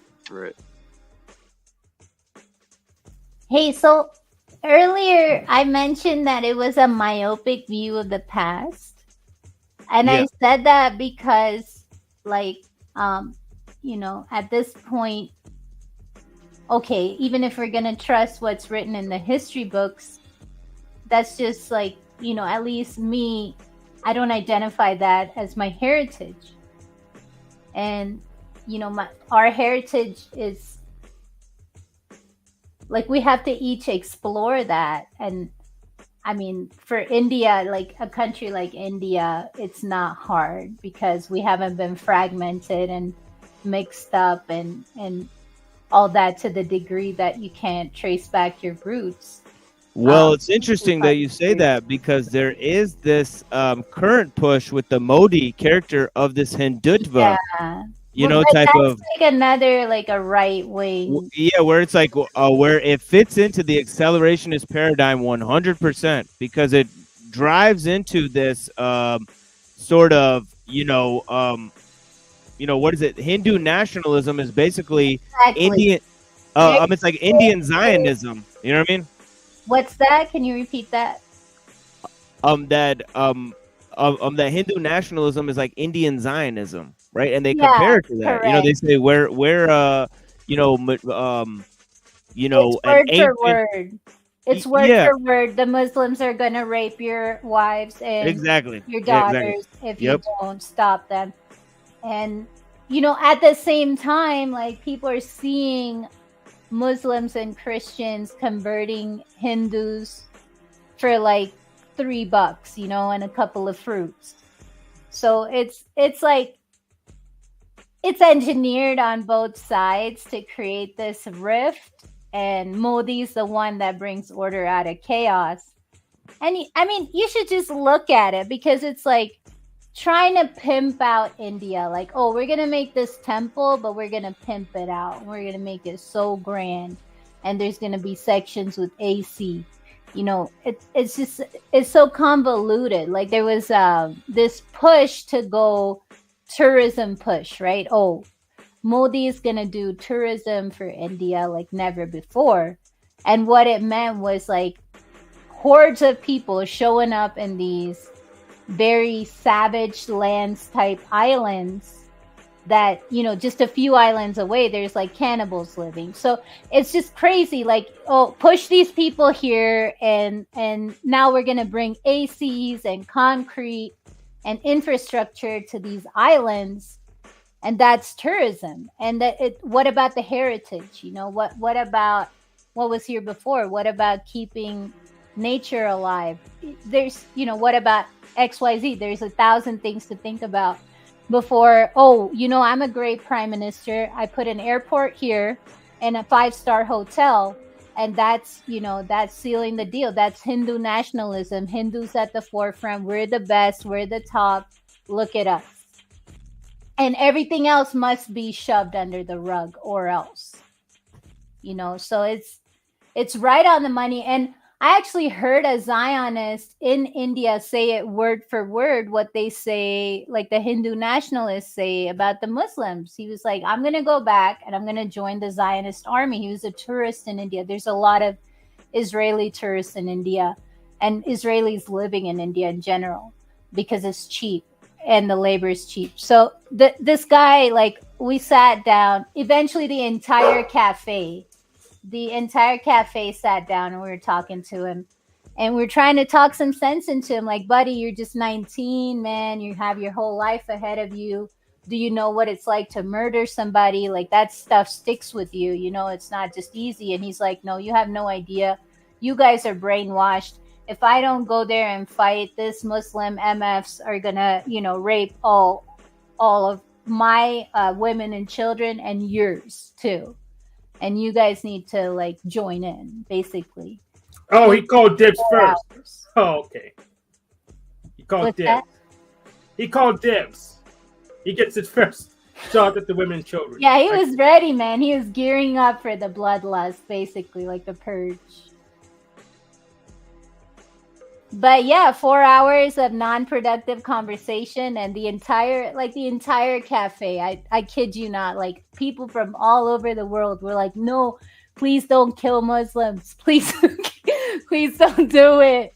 And he's like, no, I'm going to do it. I'm going to do it. The more of you come and tell me no, the more I'm going to do it.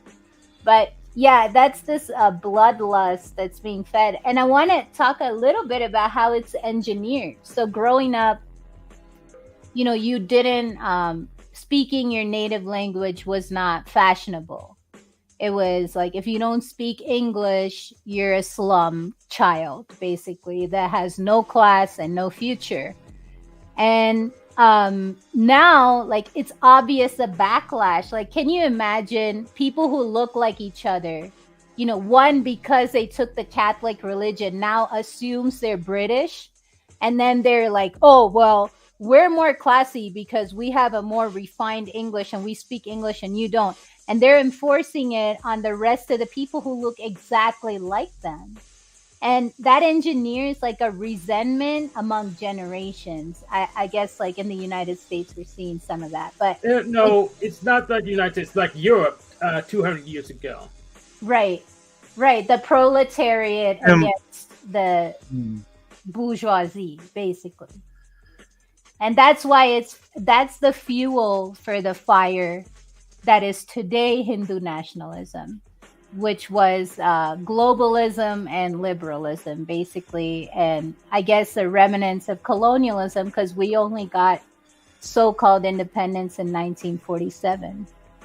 So, and that's basically, they're like, oh, well, it's time for us to You know, it's funny. Who else got independence in 1947? You'll never take a guess. At the fucking UN is, it's the same year that Israel. Yep, it's the same damn year that Israel was established. It's crazy, So 1947, it's like the Muslim minority thing, the fucking Hindu nationalist thing, the Israel thing. It's crazy how they all kind of drive on the same ethos, right?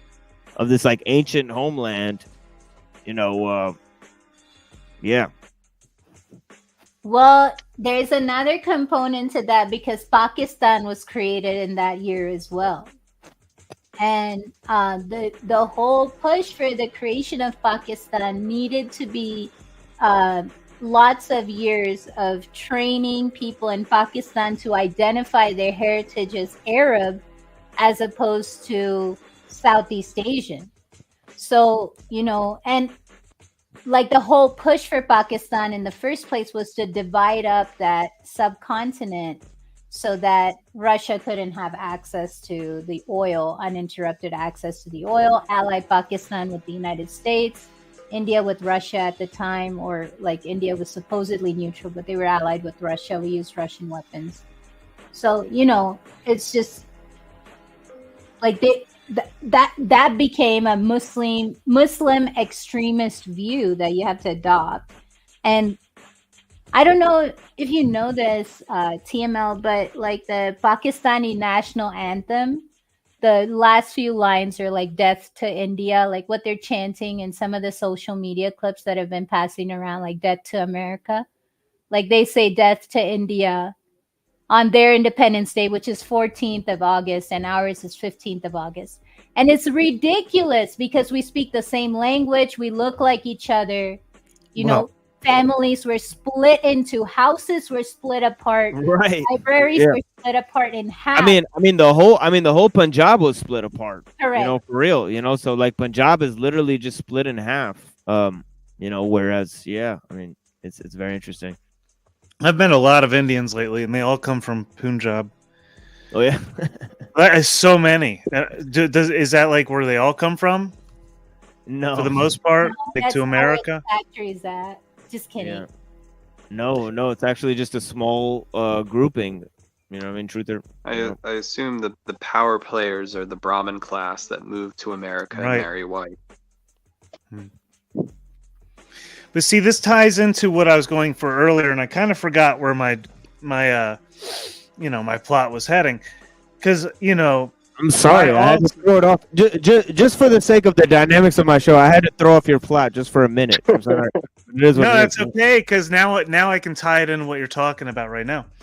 Okay. Because my whole point was that you could have just thrown it back at me and insinuated that I was part of the CBO conspiracy, and we're all in on it together. Because who really knows?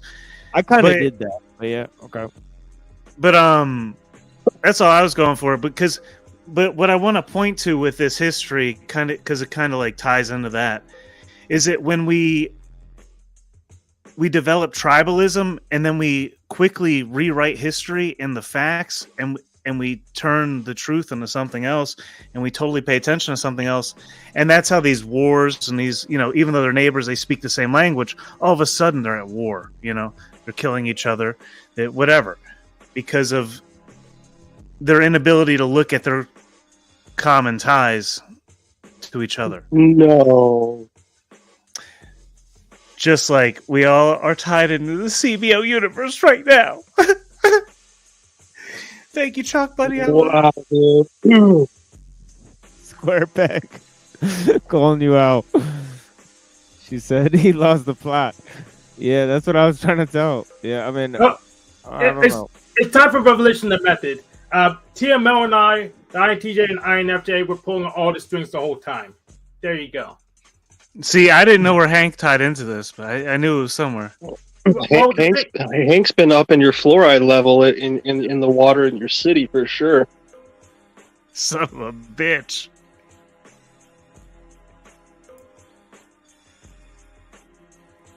You're fried, bro. Hank, dude, that's too far. Okay, friends. Hey, I wanted to add that. Yeah, for sure. To what Truther Cop was saying, that people we don't see our innate similarities. I want to add another layer, is that those people are wiped out first. Like in situations like a partition, the people that are in the middle, we are gone. Like that long gone. And it starts progressively, like, oh, we're offering you a lucrative deal for your land. Do you want to sell? Well, now you got to sell because we have a special government ordinance, and then to the point where, you know, it could end up in like murder, and that's not far-fetched to think about. So if when there's communal unrest, people that don't pick a side, they're gone first, and that means that like you have no choice but to pick a side or to run away if you can and seek asylum. In normal circumstances, yes, but there's a way around it. So if you're like the Illuminati and pick both sides at the same time, very convenient. Well, you're gonna be invisible when you need to be. Then you can just buy everything after they destroy each other. Yeah, but if you're tied down with a job and a house and a home loan and a car loan, like that's not an ability that you can really afford, right? Like that's like correct a ability. Yeah, and in no circumstances that will tie you down and make it bad for you. Right.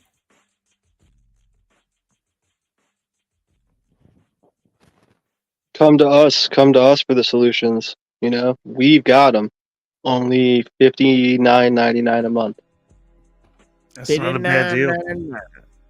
Yeah, I heard Truther Cop's gonna have a 50% off coupon code to the Neuralink. I ain't touching that shit, dude. That's why I started this channel, was to be like, break. You don't even need one. You don't even need one. Don't worry about it. Well, yeah, I don't need one because it's just a freaking mirror. Yeah, dude, I don't care. I don't really care. Yeah, I know. That's your problem. Yeah, dude. I know. Yeah, I know. Dude. You just want to make out right now or something, dude? What's up? You're a little weird, dude. Hey, I want to mention about the Punjabi people something very honorable, and you correct me. I think this might just be Sikh Punjabis, but they never beg. I heard it's pronounced sick. No, it's Sikh. The Punjabi that he corrected me, he said sick. That's what that one dialect. Maybe it's different in a dialect. I don't know. Well, I'm glad you know her culture better than her, Whitey. I'm not talking about her culture. I'm talking about this other guy's culture. I don't know about hers. No shit. Hey, so TML, is that true that you will never accept alms? Like you'll never beg? I know that's with the Sikh people, but I don't know if that, you have that. But I've never ever seen a Punjabi person, especially people who wear the turban, in any sort of like no government aid, nothing, no food stamps, no, like you don't beg. And yeah, the thing with my family is that we were recently converted to Islam, so a lot of our customs are basically like, just like Jud people, so we're just like normal like Jud people, like how they act, like farmers, you know what I mean? So yeah, my family's from the village, it's called Chicha Vatni, where I'm from, Chicha Vatni. So yeah, I was born in Rawalpindi, so it is what it is, You know what? I have not stopped there, but all the trains pass through there. There's a train station there. So if you're going to North India, you have to pass through. So now I understand where you yeah, that's and you're from there. You moved very young, right? Yeah. Yep. Okay, awesome. Yeah, I moved when I was like 9 years old, so yeah, we came to America You know, so yeah, I'm an American citizen now. You know, and you know, I would say I'm proud to be an American citizen in the way that I've studied the Federalist Papers, I've studied the U.S. Constitution, I've studied like the laws of this country. You know, I got like a little degree popping in political science, so I kind of you know, took great interest in American history and all of that type of stuff. So you know, I read a lot of political writings, obviously. So yeah, so that's the thing that, you know, really, you know, when I became an American, you know, I thought that I should really familiarize myself with, you know, is the laws of this country, how they're formed, you know, the ideas of this country, the founders of this country, how they formulated their ideas, their conception of the world, you know, and yeah, I always found a strong root to being Punjabi. So, you know, the thing is that, you know, I try to, you know, study Islam, obviously, like, you know, but I also try to study, you know, the Punjabi culture, how to make the food and all of that type of stuff. And, you know, you know, I have a strong connection to my parents and my family that's here. They're still farmers here, you know, What? so the family that I know that's here, they continue to be like farmers, you know, they have like, you know, it's like 20 people living in one house with like a farm attached to it, you know. I understand completely. Does Yeah, Vadhe Guru mean anything to you either? Am I saying it right? Am I Yeah, saying that you- right? I don't know. I mean, what does it mean to each of you before I interject anything there? TML, go ahead. No, well, I think Annapurna's got this, you know, and more Oh, of it. just praise to the teacher, to Guru, but their Guru is Guru Nanak. So there's a whole lineage of gurus that you're actually saying thanks to. But thanks, and it also means honor. It means praise, and it means like I want to become a student of yours in your tutelage. That in this living body of knowledge that you left. Because what I what I found interesting about, because that's what the Punjabi who told me it was pronounced sick, he had it tattooed on his hand, Vade Guru, but it was the symbol for it, and he told me what it was, and I looked it up, and there's a whole song that said it over and over and over, easy to remember. But Vav is like goes back to wow, and it's Yod He Vav He. It's the same. It's the same very symbol in the name of the creator, from Hebrew to India. In a way, there's a translation there. Wow. It's Vav, the Vav, Yod He Vav He, right? I mean, TML, straighten me out there though. I don't know. I'm just speculating into this. Oh shit. No, Yeah, I there's mean, yeah. There's definite connection. And there's connection between Cyrillic and Sanskrit too. So, the Hebrew connection is something I'm not much aware about because I don't have knowledge of Hebrew. But what about TML and TC? You guys, do you know any Hebrew?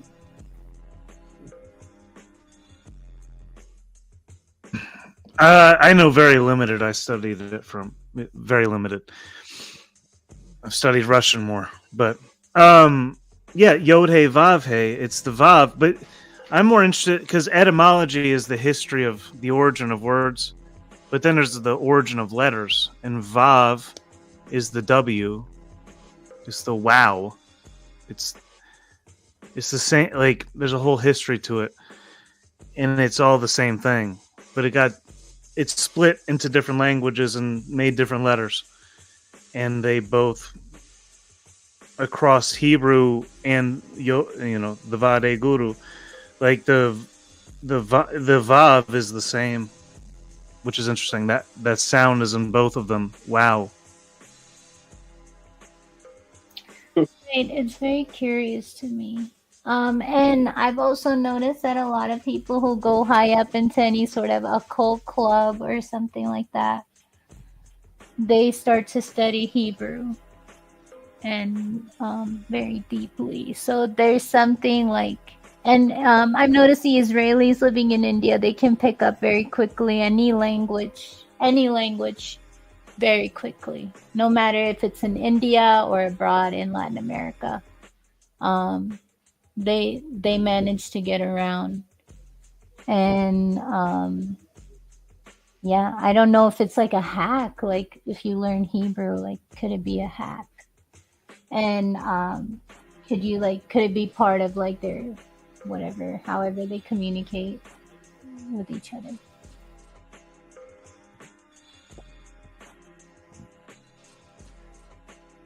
Yeah, I think it's interesting in terms of the languages. They portray a lot more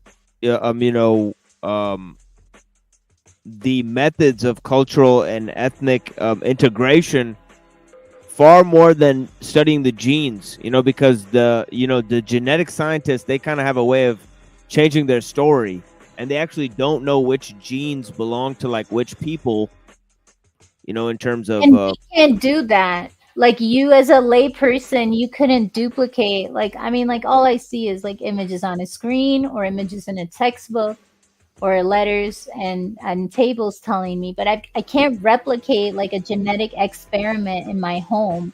I guess I can buy like a spectrometer, but I couldn't do what Ancestry.com does. But you could do that with language. Like if you learn a new language, as you start learning, you can make that connection. And everyone can make that connection. It's not just you. And we don't all have to go to your lab to get your result,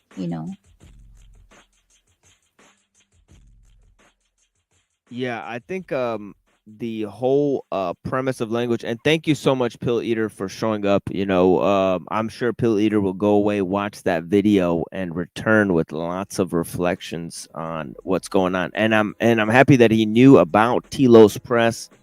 We got a lot more discussions with Pill Eater coming up in the future. But I know he's got lots of things to attend to, private affairs as well.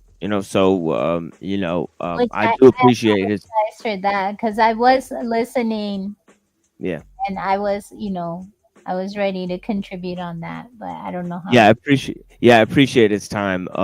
In terms of this whole interview, we're gonna have to chop it up at some other time because he does have some very unique insights on that type of material, and he's read a lot of Moldbug's later works, which is more I'm interested in his reflections there, because the kind of support for the fascist and all that ideology kind of comes later in his work.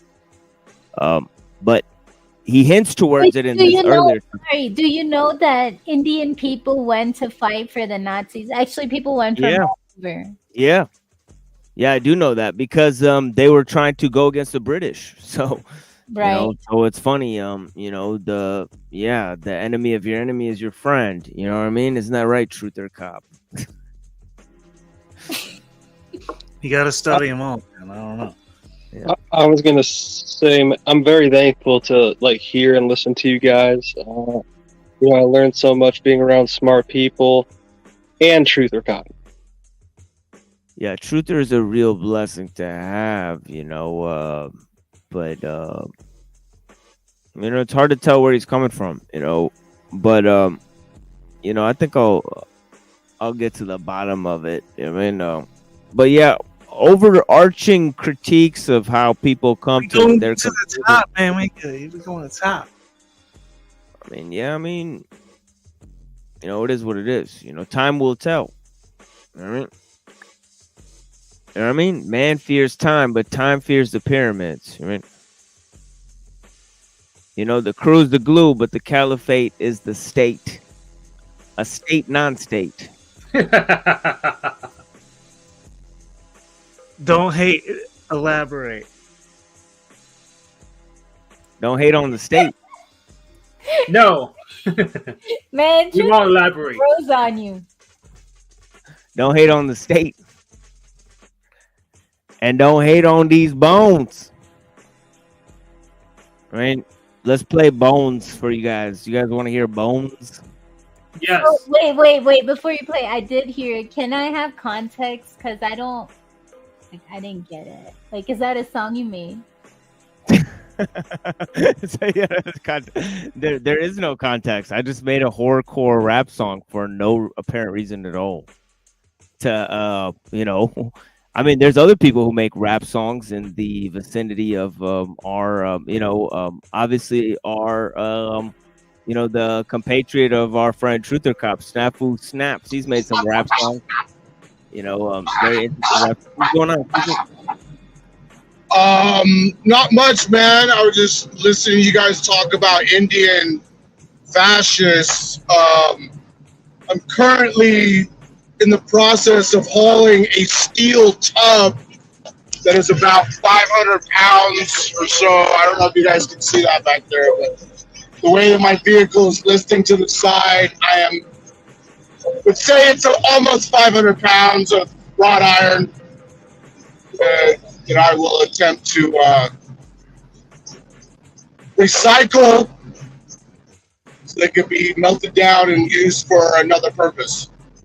So what kind of equipment are you driving? Is it a box truck or is it a pickup truck?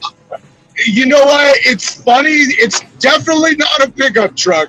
It's funny that you say that, though, Alan, because I don't know, maybe just like you, I keep on seeing all these videos on Instagram where these guys are making money off of box trucks. And it's very... Say what? You using Shipley or whatever that is?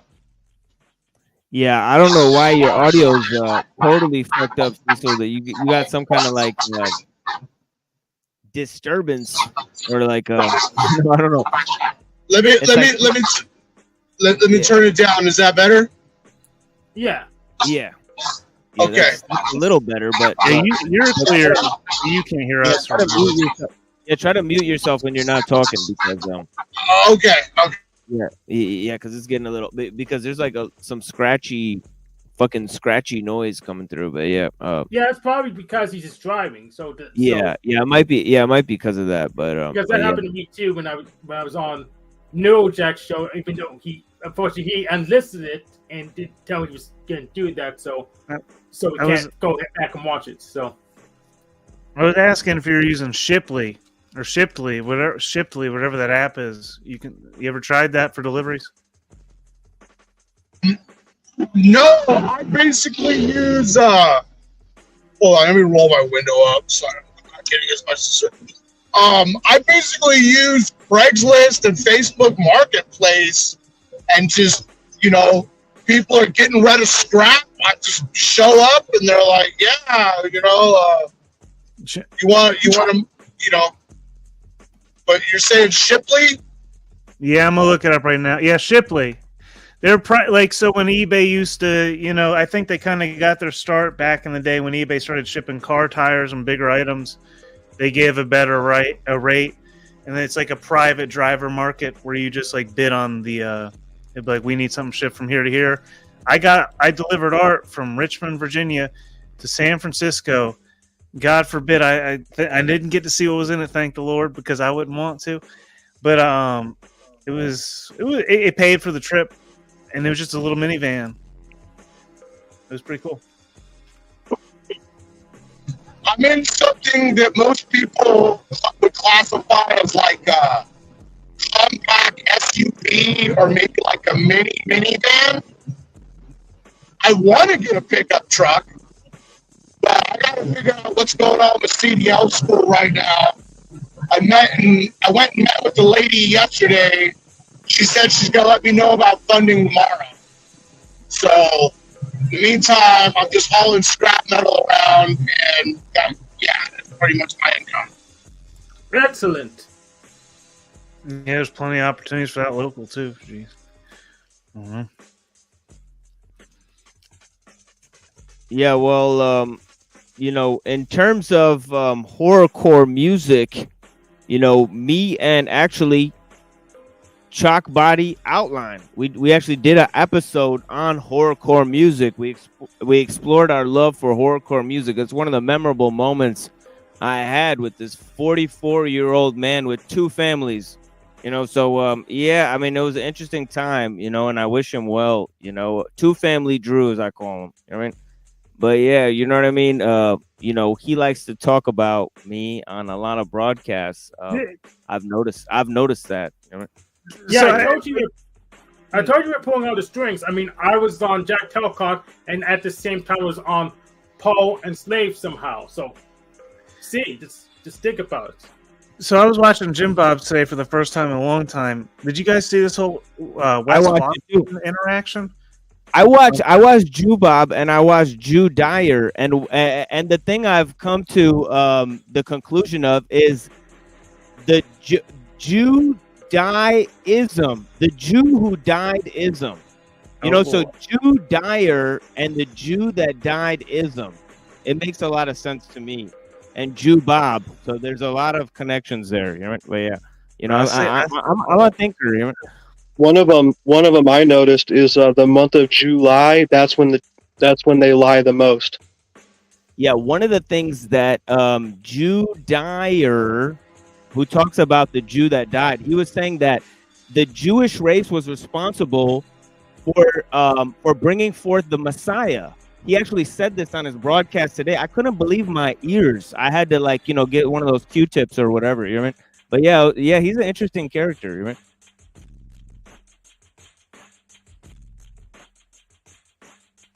Anyways, I got this song Bones.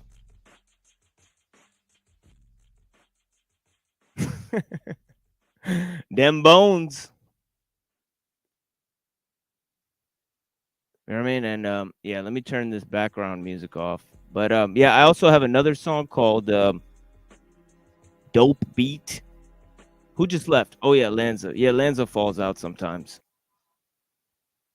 But yeah, he's the homie. He's been here for this channel. And as a homie. You know, he's a homie. Lanza's the man. I'm currently on westbound State Highway 44, as this is also my age, but will shortly be changing in less than 2 weeks. Yeah. You're changing the name of the highway? No, my age will be changing in less than 2 weeks. Wow. Okay. Blessings. Yeah, thank you. Many more. Yeah. You know. Yeah, let's figure this out. Yeah, so we're going to listen to two songs as to celebrate my friend Pill Eater joining the show again. 2 in a row. We get 2 episodes in a row. Fucking Pill Eater. Man. This is a one-of-a-kind show, everyone. And not because of me, right? But yeah. Has nothing to do with me at this point, you know. But yeah, I do appreciate the feedback from everyone. And thank you, Voy, for being here. Blessings.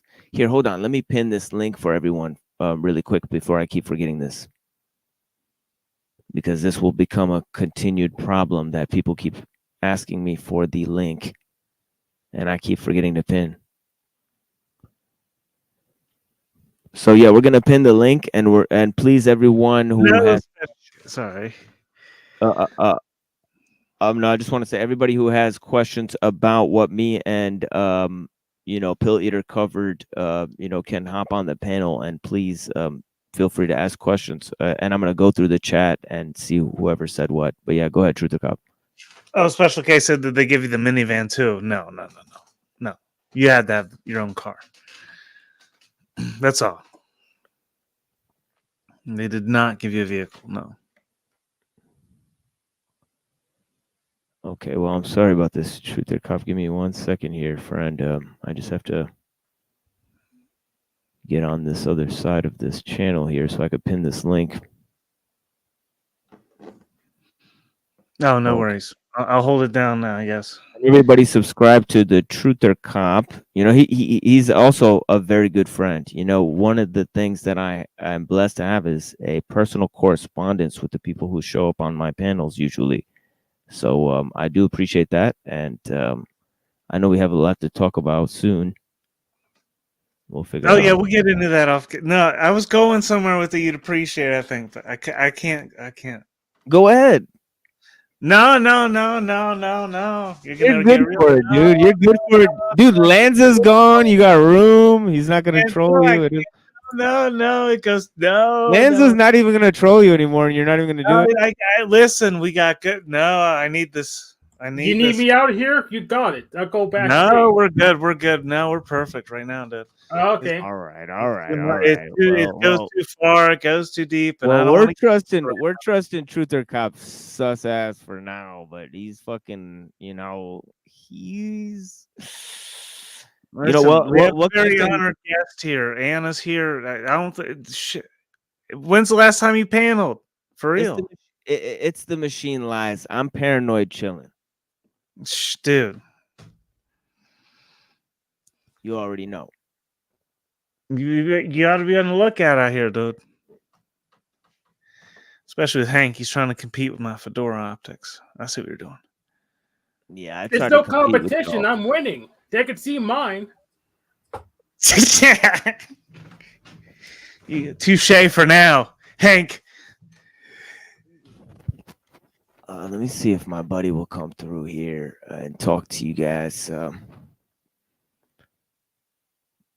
We also have we should have Neurojack coming in some point, and we're gonna discuss some videos and things. So we'll figure out.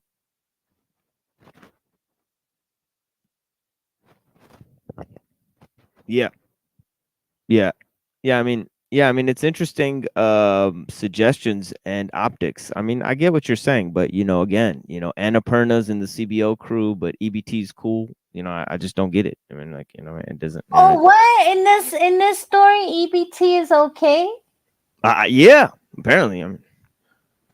I don't know. Man, Truther Cop won. You without either of them. I wouldn't.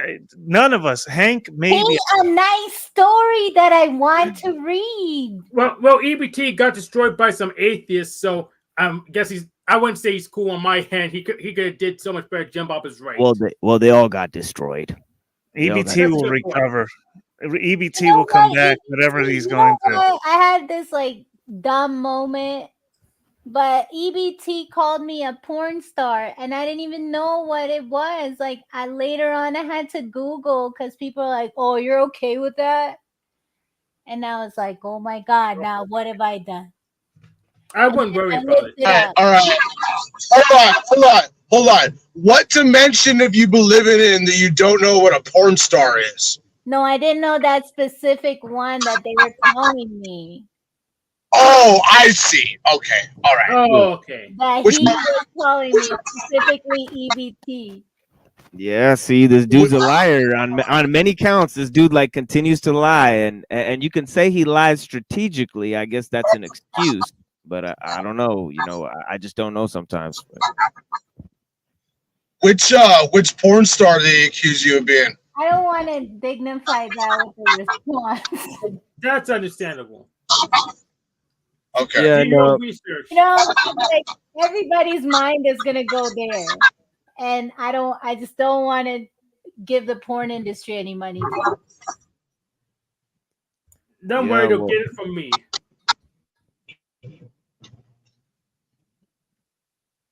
Well, we got this.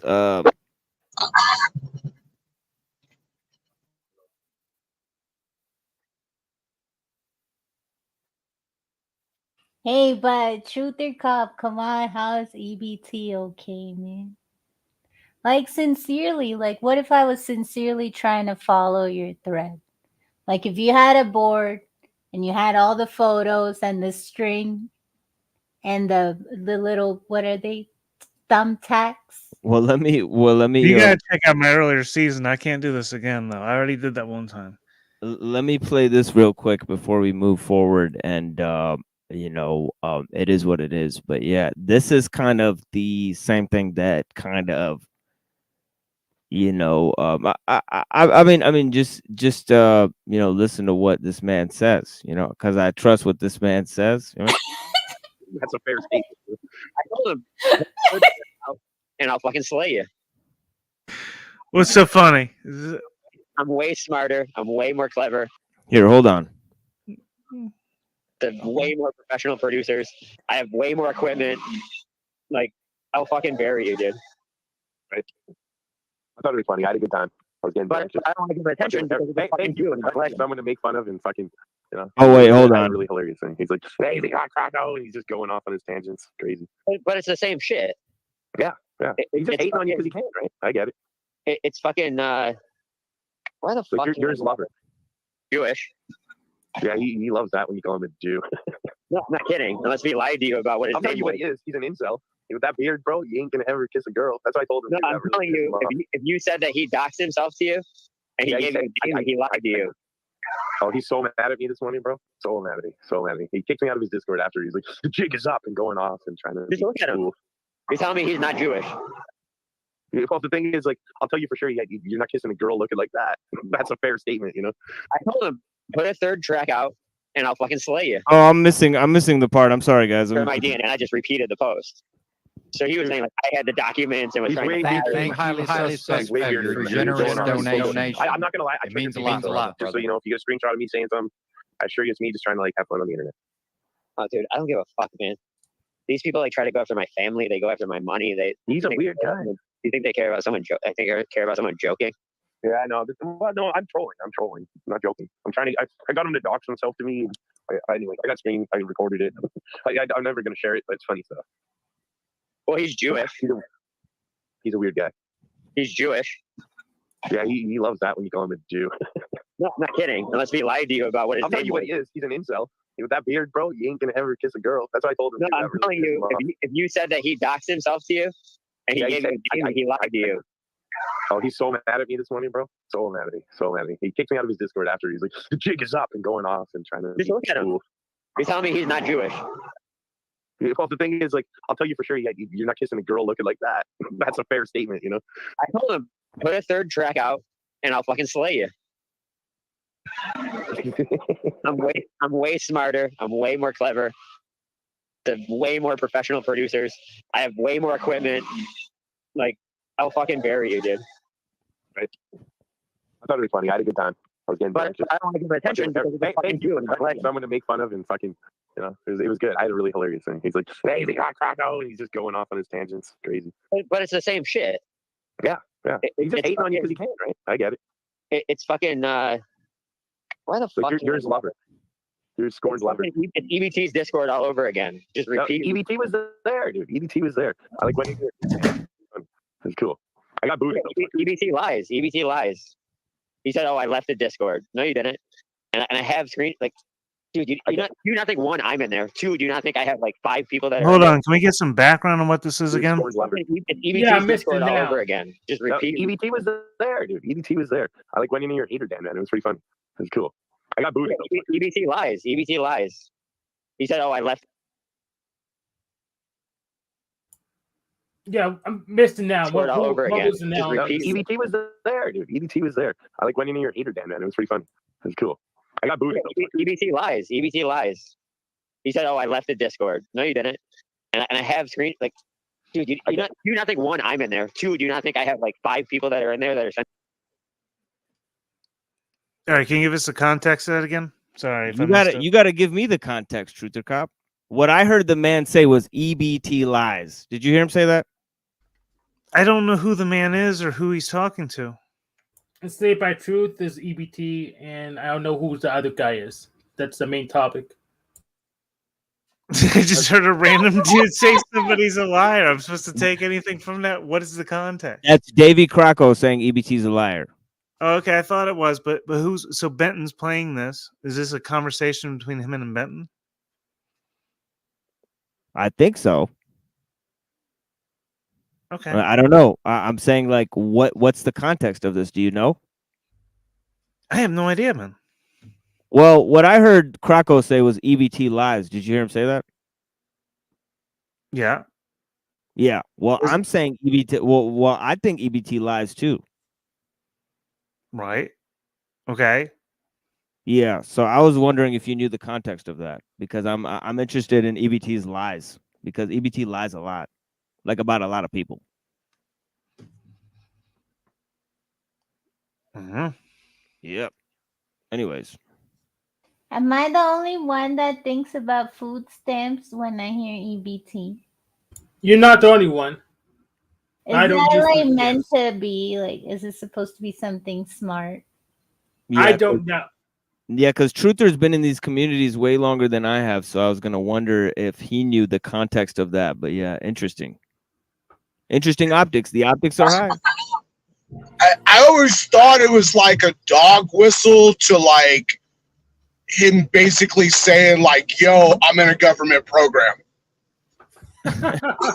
Yeah, that's what Teddy Spaghetti said. Teddy Spaghetti said that he met Krakow at the Esalen Institute, and he also pointed out that he specifically said that to trigger me specifically. So I don't know what he was trying to get at. I don't know about Teddy Spaghetti and his fucking mind games. I'm not going in with Teddy Spaghetti on his fucking mind games. What about you, Truther Cop? You know about this character, Teddy Spaghetti? Truther, you there? Oh shit! I think I might have spooked Truther out. You're asking me about Teddy. I don't know about no Teddy. He's a freaking chatter from Hope. Like a fake detective story where Yeah. three You children guys pissing me about shit for, man. I'm just Come here. on, Why dude, you it was Teddy question me? Spaghetti. Because you asked me and I didn't know either. Well, he knows. Well, it's funny. It's funny. Truther says Truther says he doesn't know, but then he knows exactly what I know, which is that's a chatter from Hoax Wars. But yeah, But why are you I didn't say I don't know. Why are you asking me? because he was claiming that he like knew Davy Krakow and all this weird stuff. So I was just like, I barely knew Davy Crocker. Somehow he came on my panel like one time.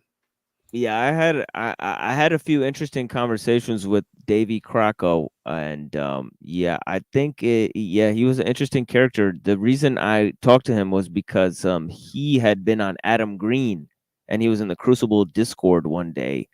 So yeah, anyways, anyways. Well, I knew Ghost and True Coppers Radio, but I destroyed him, so he's irrelevant. So no one wants to talk about him.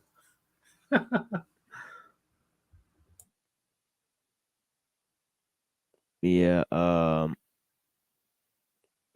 EBT. Yeah, EBT. I mean, EBT is welcome to come back. You know, I don't know why he's like on this like weird, I don't know. I I don't get a lot of things apparently. But yeah, let's check this song, and then I'm gonna play another song. You know, it's all good, guys. And the other song is called "Dope Beat" by Lab Waste.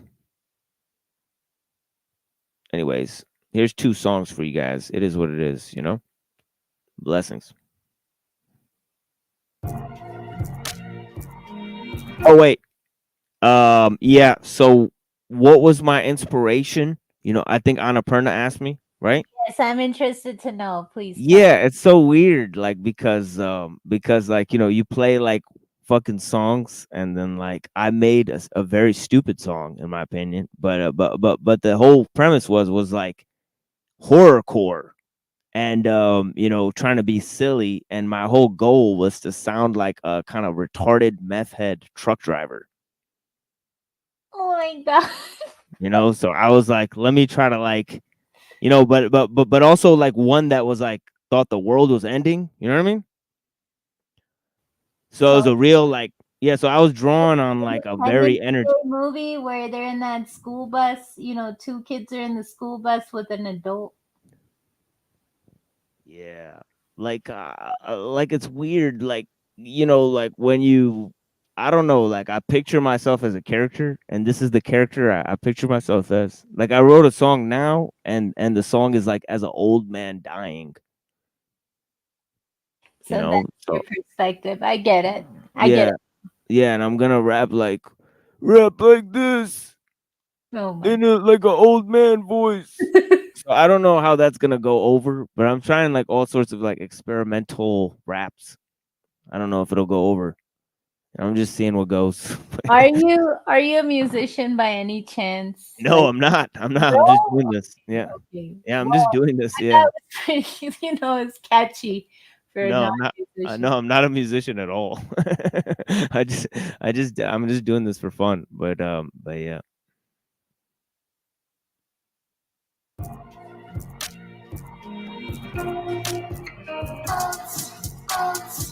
Oh yeah, and by the way, shout out to my friend Mikey. He's the first verse on the song, and also, yeah, we're basically making a bunch of songs together.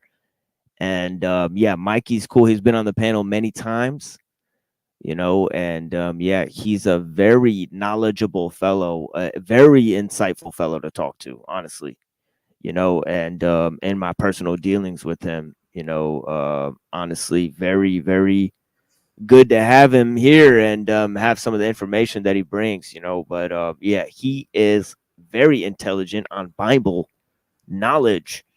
What I noticed is that he's much more so than these types of people like EBT and TBE. So I'm fortunate to have him, in my corner. Yeah. Yeah. Body Christ is very good in the Bible when he's not concerned trolling. I agree. Yeah, and he had also a interesting interaction with Toilet Bowl Earth and Enslaved by Truth that we reviewed on this show. So that was a very interesting moment in time. But yeah, thank you guys for joining us. And please enjoy these two songs. And then I'll be back with some other stuff. And maybe Neurojack will join at some point.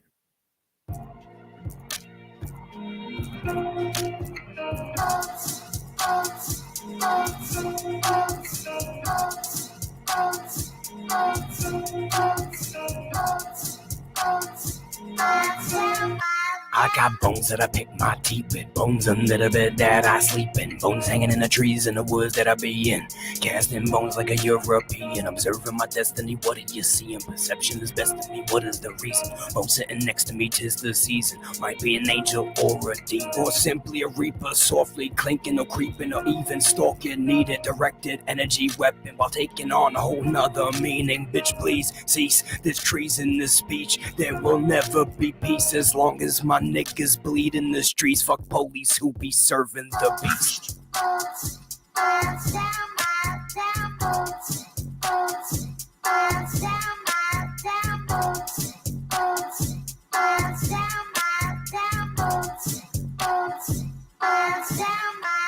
Step up to the table, yeah, I'm serving a heat. Stand 10 toes down, you could learn from my feet, and I get alert. See, church service consists of battling words of witches and wizards in a metaverse or supermarket. Anyone can get it anywhere, and I'm serious.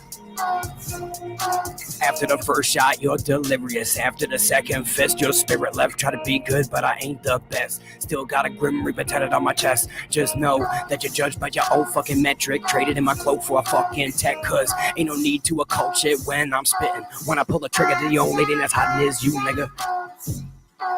When I pull that trigger, the only thing that's hidden is you, nigga.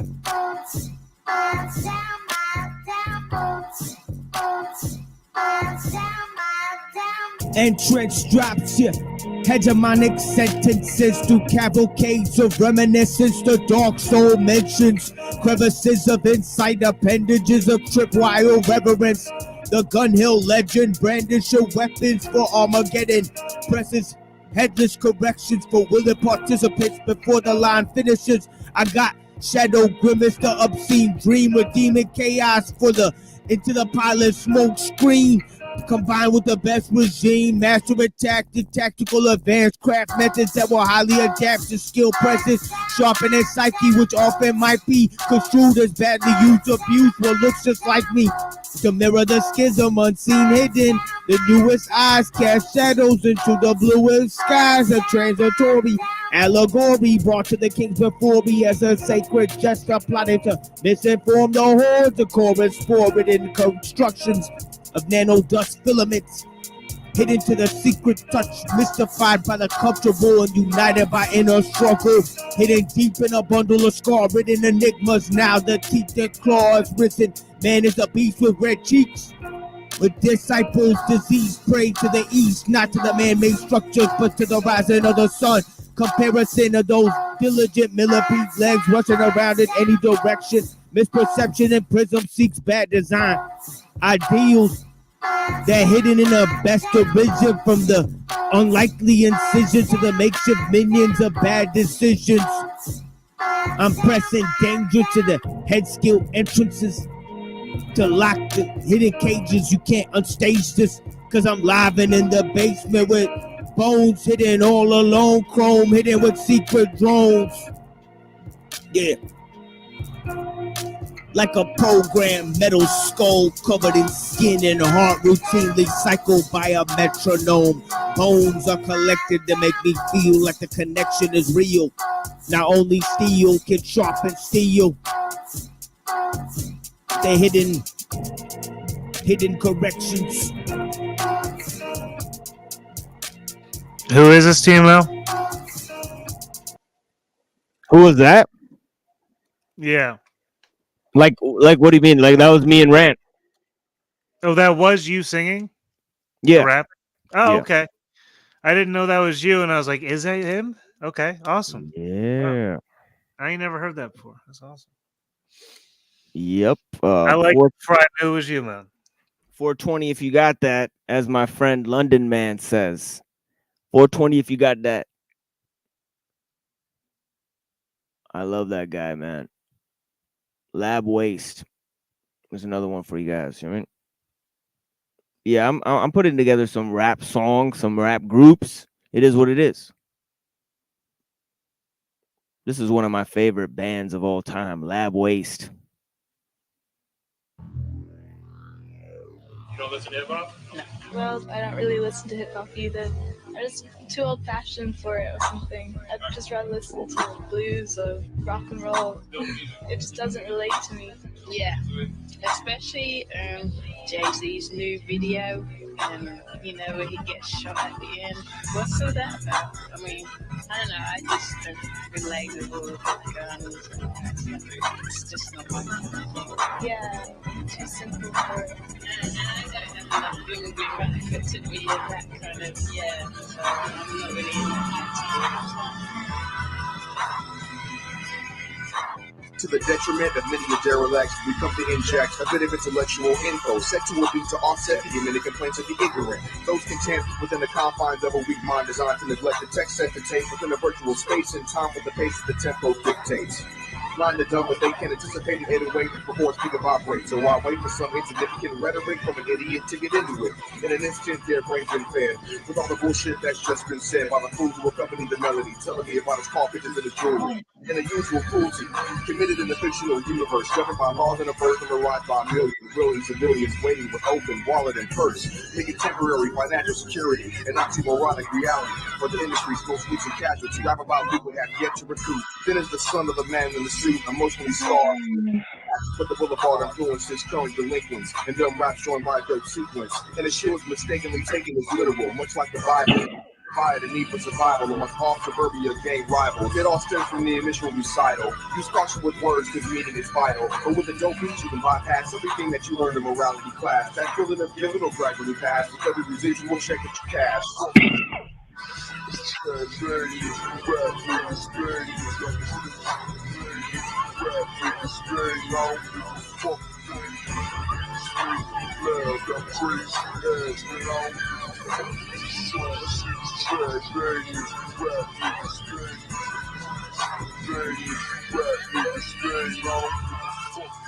TFK all day, it's all bad. T for trust, F for fun, K for kid, after that 4% with the come represent with a lower contingent, inventing stories of glory just to bore me. 80 minutes later on SACD, that's informing me of nothing. Wait a minute, let us visit Twitter for me. You're reminding me of something we don't even want to see. Stockpiling all of this equipment will get you down nowhere. 5 more breakdown sample clearance, calling me at my job to get info will get you nowhere. But your wardrobe, crying about fortune like misfortune gets you a tour band. A label support, sleeping on a staircase, writing raps on a rooftop, living in a room that's 10 by 8.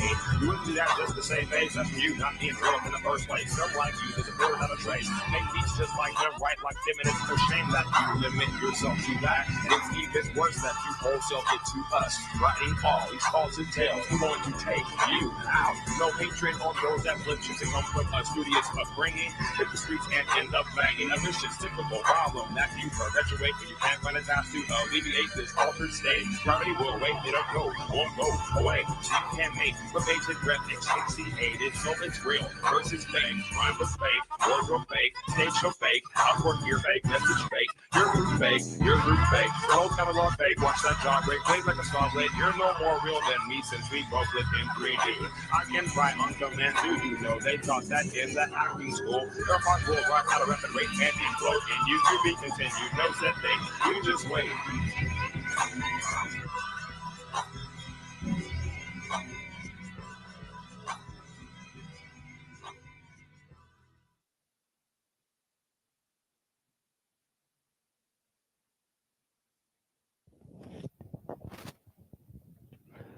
Well, we barely lost any listeners with all of that commotion. So Because your music is good. yeah, I guess people like the music. Yeah. Yes. Well, I'll try to make more. I'm also writing a book, so it's gonna be a little while for me to compose some of these music, especially because I don't have a lot of equipment. So obviously I recorded that on this shitty mic, as you can hear it, But yeah. Yeah, probably need to get you a desktop or something. That way you at least use as much software as you demo, please. Yeah, that's a good idea. Yeah, Seven's gonna make a video on how to get a desktop. I'll get on that. In fact, I have a decent sequencer called Muse. I should create more, but I know my stuff. If I do create my stuff, it'll be a little too far in the schizo spectrum because I like TML. My muse is before I get my inspiration, or as far as fictional. So that put me too far in the schizo spectrum for my comfort. So I'm trying to get more grounding, talking to real people. But unfortunately for me, they're just projecting their preconceptions, so it may not make a difference. Yeah, I think one of the things that is interesting is that Hank pointed out something where it was a very interesting tactic. He said he aims for mediocrity, as the goal. Therefore, he could always save on work, and maximize his basic, rate of exploration for new ideas, concepts, and experiences. So yeah, that is very interesting tactic. One that he learned as a Discordian. Yeah. Yeah. And if I need to improve it, I can always make another version later and say this is a new improved version. And it's commonly done with all kinds of software, especially video games. Just remakes. Movies get remade. Sometimes the remakes are worse than the original. They're always worse, right? I wouldn't say always, but most of the time they are worse. Yeah, like look at Jedi Mind Tricks, the second album. It's over. There's it happens a lot with musical groups.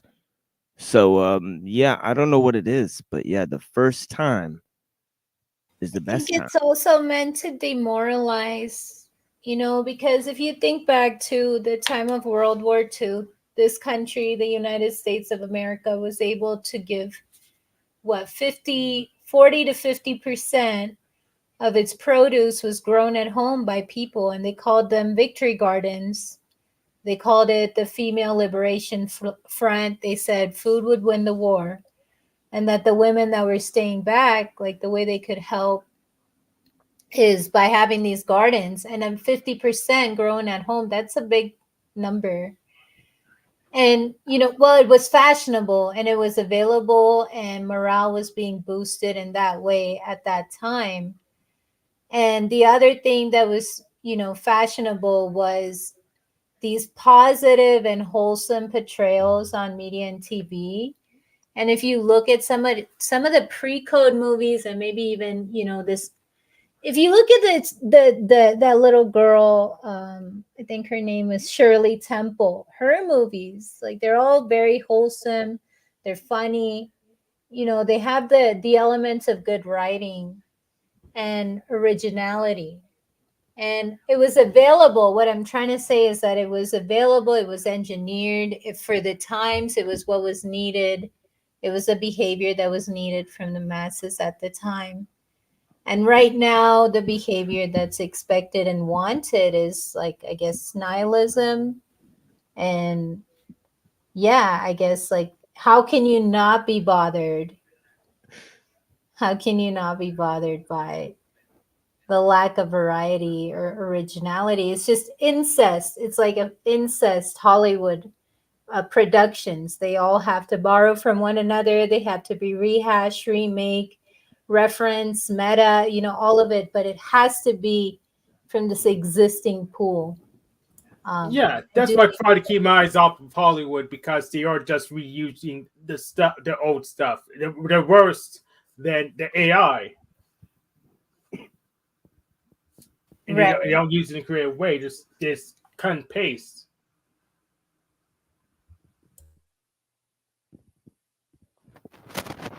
Oh shit. Greetings, Neurojack. Hello. My service is not good, but hopefully it'll improve in a second. It better. How are you guys doing? I missed. Seems like I missed some stuff because every time I came in, it was very weird conversation. But glad to be here now. Yeah, for sure. And yeah, we're gonna cover a video when Neurojack showed up, which is pretty interesting, and I wanted to go into some interesting topics. But yeah, if you guys are watching now, Is it about the Kabbalah? yeah, if you've entered the show at this moment, you've entered the religious portion of the show. We're now leaving technology and moving to religion. But as you know, these are architectonic issues. They're, if you've watched the other material, you know that these are basically the same topic. Hey, before you leave that realm, can I give a book recommendation? Yeah, of course. And I'm like not even like, I don't even like reading books anymore, but when We I'm do. doing the chores, Yeah, we love reading books. You know. We're the nerds. Give us the book. Yeah, really. but Yeah, really. well, I like putting on a fiction that makes me think, you know, like a good fiction book. Just it makes me think. And I'm reading one now called The Mountain in the Sea. And it's interesting, but it was that in that technology, squarely in that technology realm of things. And it's maybe an exploration of our near future, or what the author thinks it is. And it's interesting to me because, you know, I don't ascribe to Darwinism. So it's interesting to see what somebody that does, like, what would a future look like for them. And basically the salient point that I like to give is that they've replaced, yeah, that's the one. And they've replaced human relationships, interpersonal relationships, with what they call 0.5s. So it's like half a person. So it's an AI android designed to be half a person. So it has no needs, but it can cater to yours. Parasocial, as we call it now. We call it parasocial relationships now. Right, you can't vote. Well, but with parasocial, you still might be interacting with another human. Like I'm fairly sure everybody here is another human, but this was just straight up an AI modeled to look like a human and support you and be your romantic partner and never have any needs and always be in agreement with you. On that note, what do you think about solipsism? Is that Solzhenitsyn?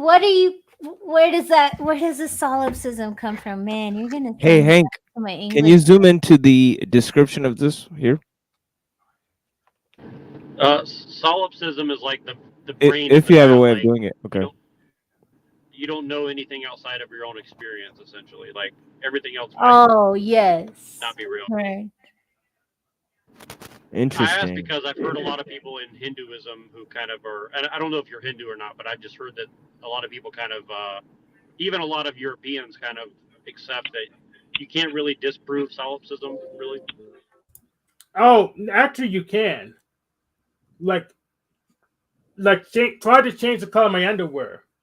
When you can't do it, you know solipsism is false. In fact, you wouldn't even be able to conceive on a way to do it. Because you can't even see my underwear because I'm wearing all my clothes and I'm sitting down. So that's how you dispute solipsism, because your will can't change the universe with no effort at all. That's my solipsism test.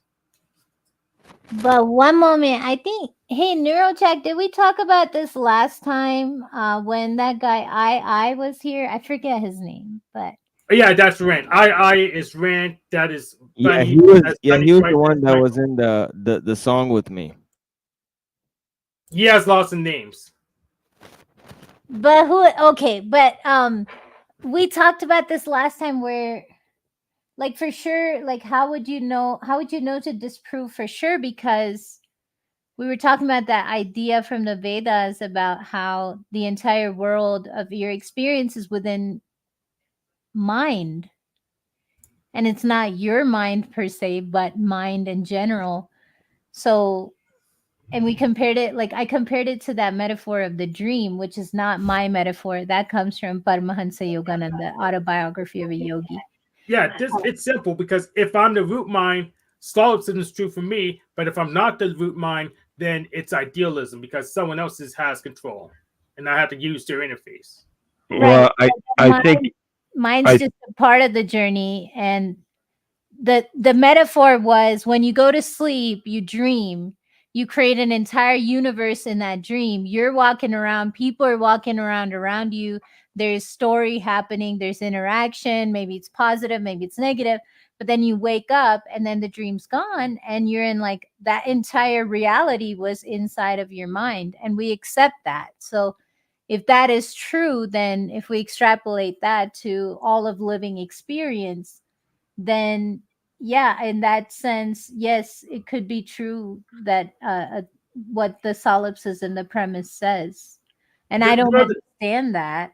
I'm But trying. there's Yeah, go ahead, there's one Wizard. issue with the extrapolation, because you Here, have hold on. Freddy Here, hold Krueger on a and Steve second, Hank. Gibbons Punch Yeah, that interfere yeah, with normal dreams.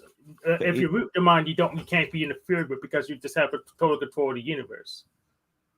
Well, I think most people are misconstruing or misinterpreting solipsism, in that it's not necessarily that they don't believe the rest of the world exists. It's just that they don't believe what is beyond their observable world to be true yet, because they haven't observed it. Does that seem right? Is it? Yeah, that's right. That's right. That's right. Like Bertrand Russell explains it in his work, Appearance and Reality. And yeah, that is how he goes about it. He says that his personal ability to make sense of other people's state of mind is inadequate. So, because he can barely make sense of his own state of mind, because Right. what appears to him is barely what he can make sense of, and that's just an interpretation of what is real. And really, it's not even an interpretation of anything that's real, because you can't get to reality. All you could get to is a description of its appearances. Right, and that's part of what supports Hank in his when he said that it disproves solipsism, because you have to be able to take in those objective views to know the world beyond what you observe. Well, what's funny though is, like, Hank says that truth is subjective, but then he says that it can't be solipsism. So which one is it, Hank? Well, solipsism assumes that I am the root mind, so I could use my will to change any property of the universe. Since I can't impose my will to change any property of the universe, solipsism is not true for me. I'm not saying it can't be true for someone else, but from my experience, due to my lack of imposition of will on the universe to the degree I want, it's not true for me.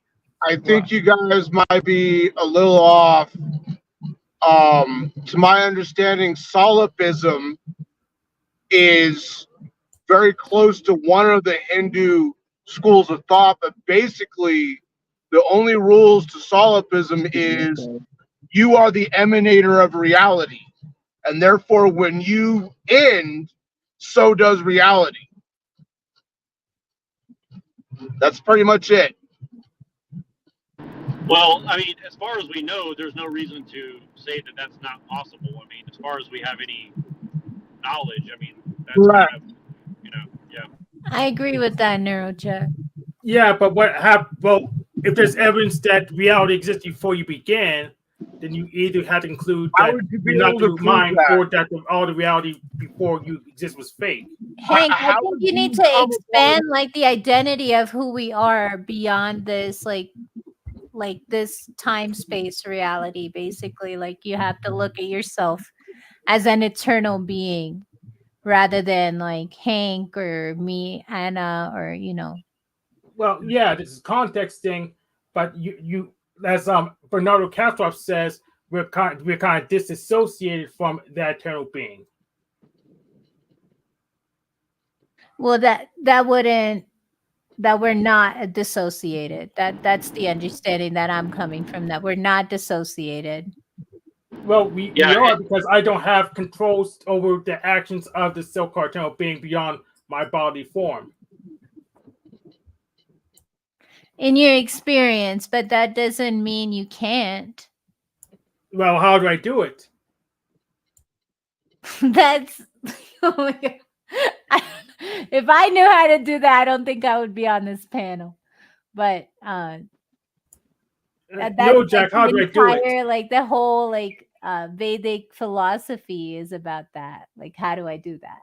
How do I get in the driver's seat? Well, I don't know how you do it, but what I do know is I'm not saying any of this is what I believe, but I'm just trying to get to a point, because what's interesting is that our small-hatted friends and occultists and religions in general try to get you away from the belief in solipsism by telling you that they know that something is coming after, and we're in a continuum that goes before and after this existence. And I'm just interested in what that means exactly, Neuro, that is mostly because our small-hatted friends specialize in all types of control, be it mind control, debt slavery, or like that's their niche. So yes, of course, telling somebody you better be good now because there's this place you go to after you're gone, but if you're not good now, you better, that's a control mechanism. Well, along those lines, like I have this kind of idea that I'm going to start floating around, and I'm going to premiere it right now live on air. My idea is, I think in mass, people should start converting to Judaism and learning these secrets and find our own niches. And, if they can do it, we can do it. I mean, I'm not a Nazi, so I don't like genetic tests to prove you're part of one group or another. So I say that I self-identify as a Jew, and I want all the secrets for myself. I'm going to pull a Hank. Okay. Well, I'm going to disagree with you and say that we should all just not worry about that shit and just live our lives as freely as we possibly can. And yeah, I'm going to call it Arianism. Oh, yeah. UU has an Arianism too. Hopefully it's the same one. In fact, it is the same one. No, well, that's kind of my point, is like the real Aryans, were the Jays, apparently. I mean, that's what they think. So, and along those lines, I wanted to mention what Anna Perna said earlier when she was talking about the occult start studying Hebrew, and they can learn languages very, very easily. And everything seems to go back to Sanskrit and Phoenician language when you really get down to it. So I wanted to ask if she had any comments on like the connection between They seem opposing. They seem to be, yes. You know what? If I were to describe it, and take this with a grain of salt, this is my personal opinion, but it seems to me linguistically they are diametrically opposed.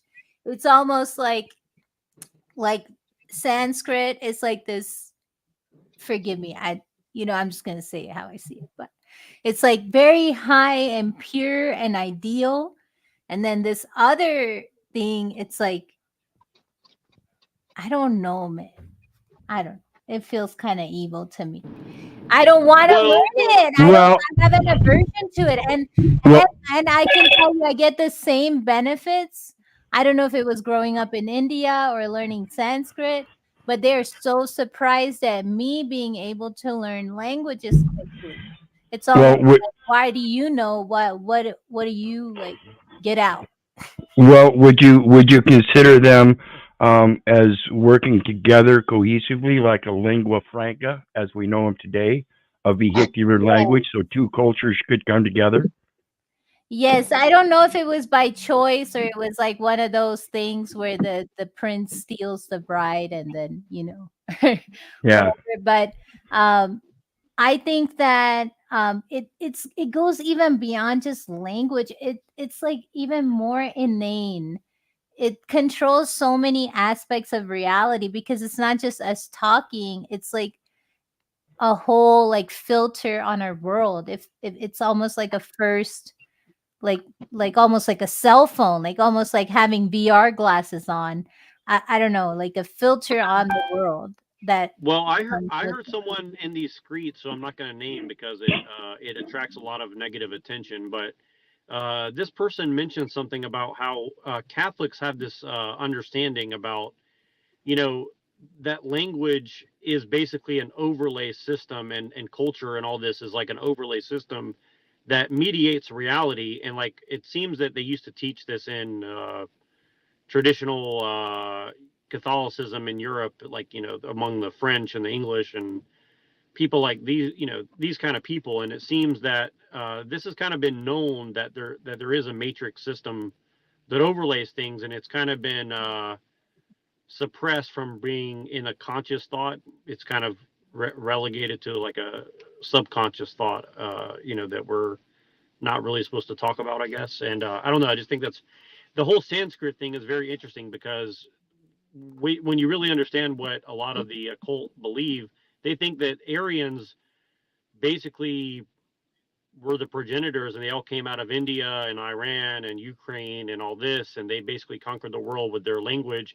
But then it seems separate than the Phoenicians, but somewhere along the line, Actually, the Phoenicians that did that. That was a Phoenician practice to conquer via language, and then they would merge their language with the native language and create a new language and a new culture from the merging. So that's why I say that the Phoenician, the Babylonian, everything to do with the deities, the practices, all of it just seems so like, oh my gosh, like that seems like hell. I don't want to do that. Well, wouldn't you say that's almost like a synthesis of religious, political, linguistic, and cultural things?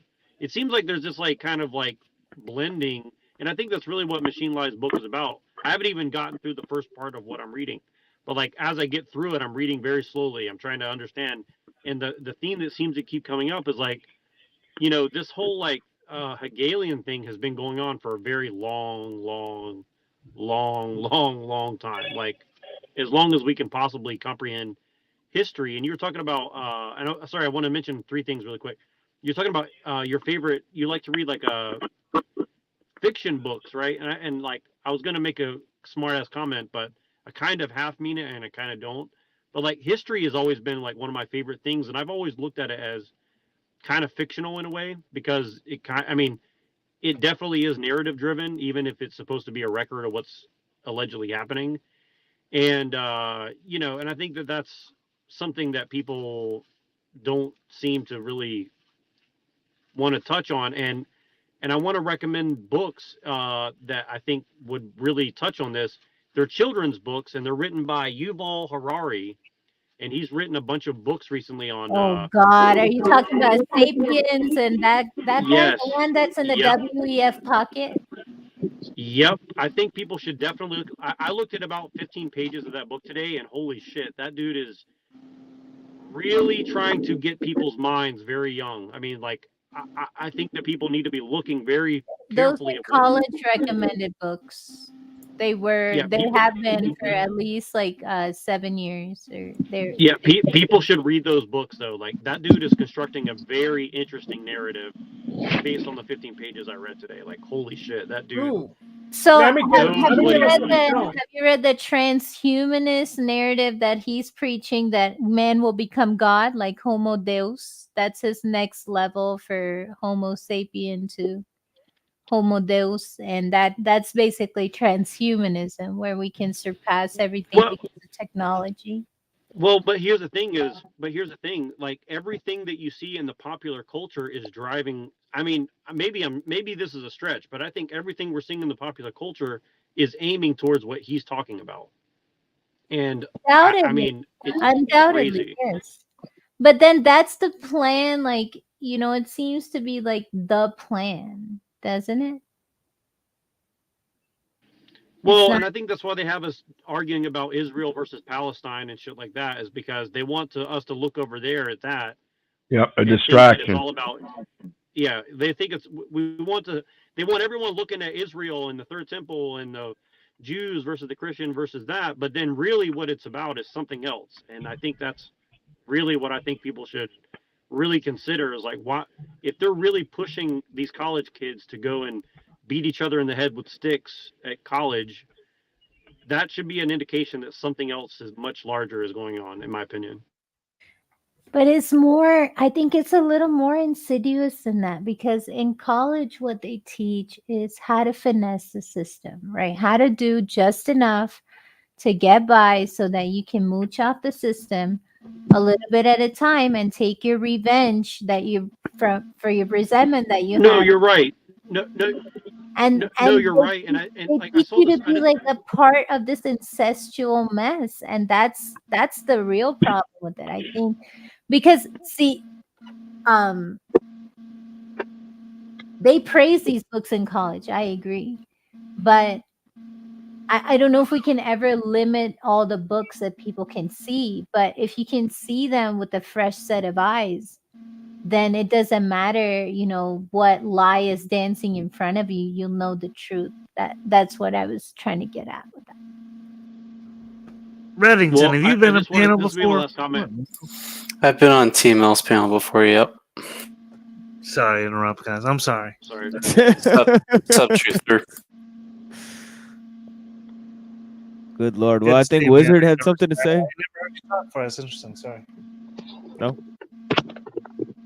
No, I thought he spoke very well on it. Yeah, thank you for joining, Reddington. What's up? No, I just want to say this really quick. If my audio is good, I want to say something really quick, just because I'm losing service. So. Oh.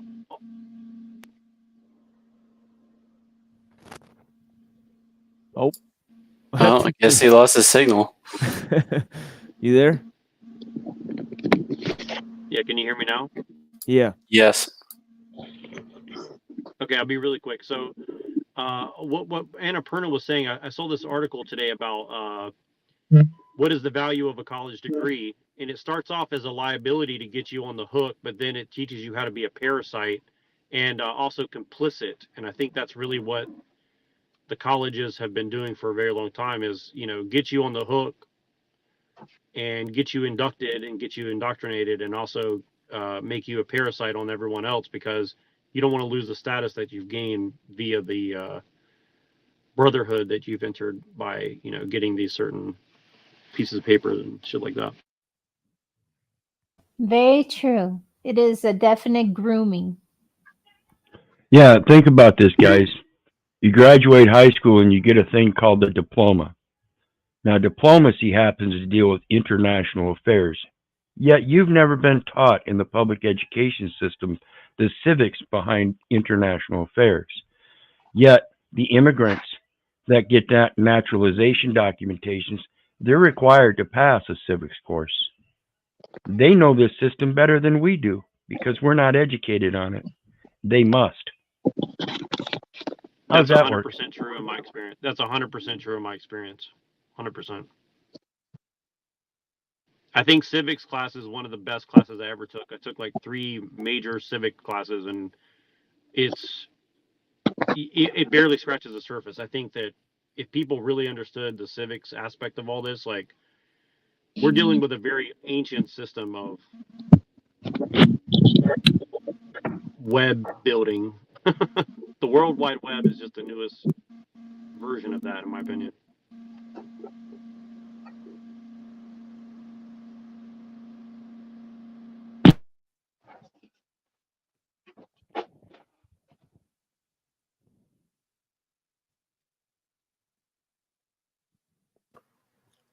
Stories this.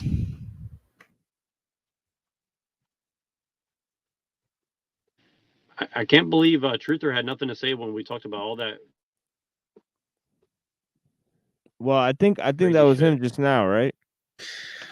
Oh, me? I'm trying to make my dinner, y'all. Like, you act like this is a paid gig or somehow sustaining the lifestyle. What's going on here? Yeah, to be Time frightfully to honest.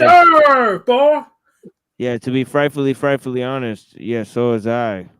You know, I'm making a little snacker because He's we've been here. roasting some s'mores over a campfire. That's his dinner. Yeah, we've been here for 3 hours. It is what it is. Oh, it looks like we're gonna have a red pill and blue pill for dessert.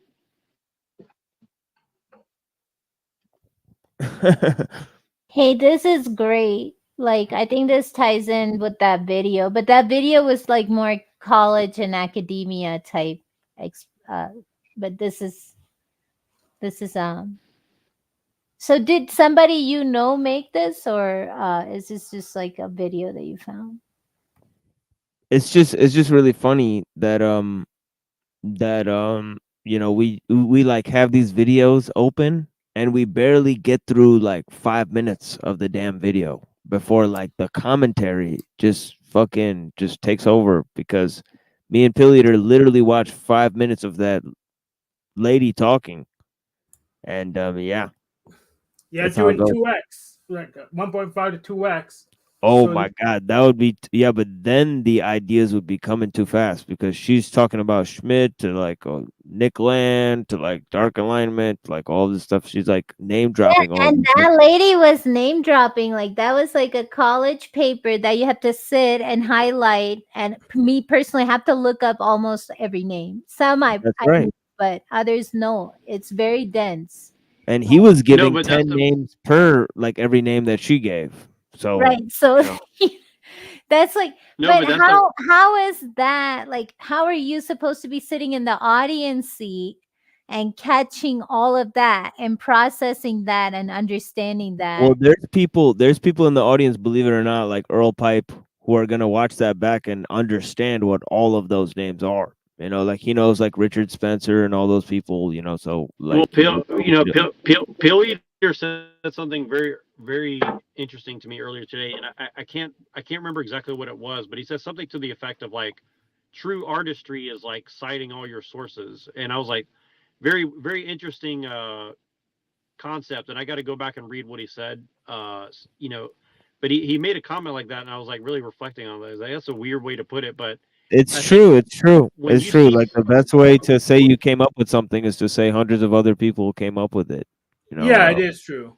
Yeah, there's no better defense for any concept. You know? But what I noticed is whenever you see people in a setting like that where it doesn't make any sense that they're just doing all those name dropping, like in my opinion, you're witnessing something that's very, very important usually, and most people in the audience won't even know that what they're witnessing is like a I don't want to say it's like a humiliation ritual, but it's more of like there are certain people who are going to understand what's being said, and there's other people who are not in on the joke, in my opinion, and I think that that's kind of something people should watch out for. I call Revelation Basically, the like, method. these are my sponsors. You know, like they have the sponsors on the jersey, and everybody that's in the club is in the club, and everyone else, well, we don't care about you peasants. Yeah, I care call about- Revelation a method. I do it all the time. TML does it all the time. And if the pink gallery can't keep up, it's their palm. In fact, Richard does it all the time as well. He cites his sources. Yeah, and people like to call Wizard crazy just because they don't like. I think it's not because they think he's crazy. I think it's because they don't like what he's telling people. Yeah, I mean, Officer Turk has that problem. He doesn't like my message, so he wants to concern for me. And when I gave him an opportunity, we gave him an opportunity to come up and redress his grievances. He ran away because he's a hidden runner.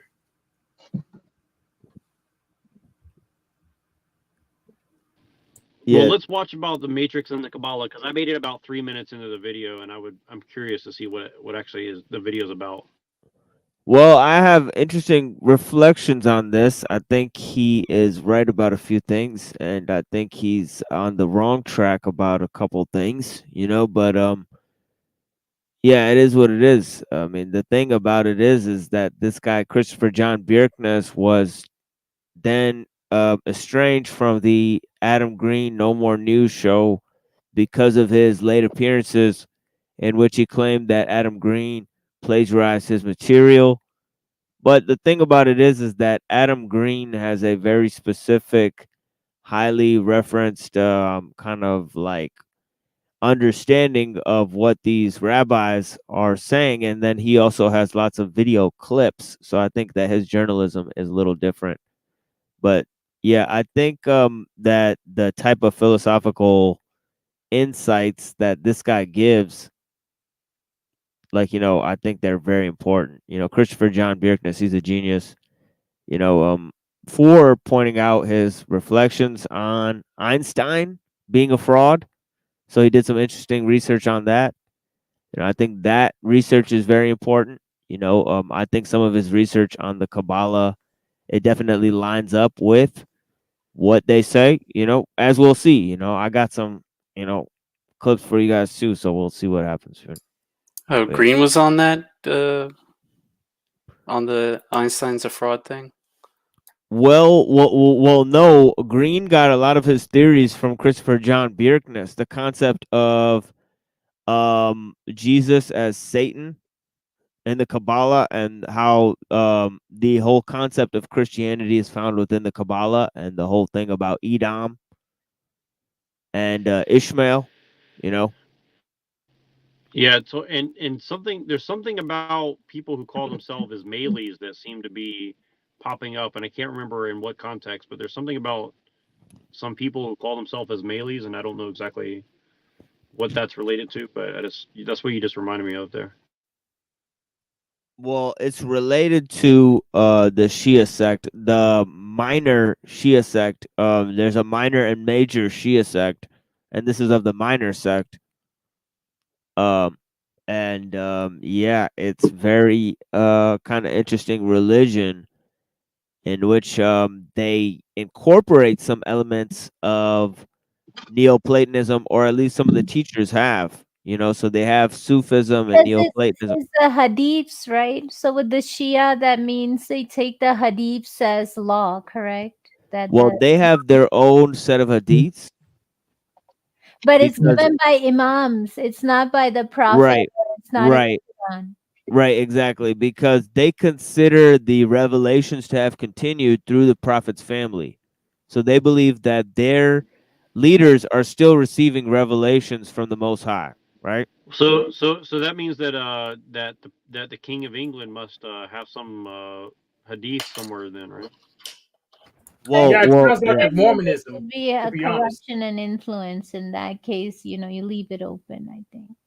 Yeah, they believe that the family of the prophet has been constantly receiving revelation since his passing, and they continue to receive revelation. So they have this whole thing about these hidden imams, so within the 12er sect of Shia Islam that's basically in control in Iran today, that's the 12er one, but there's another sect called the Ismailis, and this has to do with the two factions that were the descendants of the Imam Jafar al-Sadiq. So, Tariq will know exactly what I'm talking about because he's a Shia Muslim, in the chat. He's sometimes there, but Well, yeah.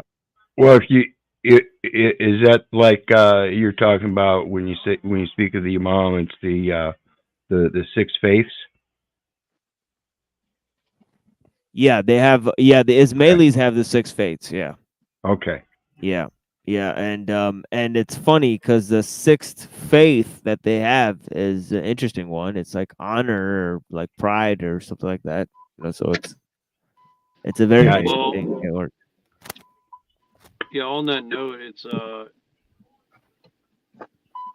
well, I was gonna make a really bad joke, which I was gonna say is David Mayotte, one of those guys, or Well, it's but interesting that that's they have like a blood you know it's kind of like a blood covenant, you know what I mean, in a way. So it's very essentially similar to the Jewish faith, and also a lot of them believe that the Sunni Muslims, you know, are like basically trying to destroy like Western civilization. So they collude a lot against the Sunni Muslims, right? So the Sunni very Muslims, weird.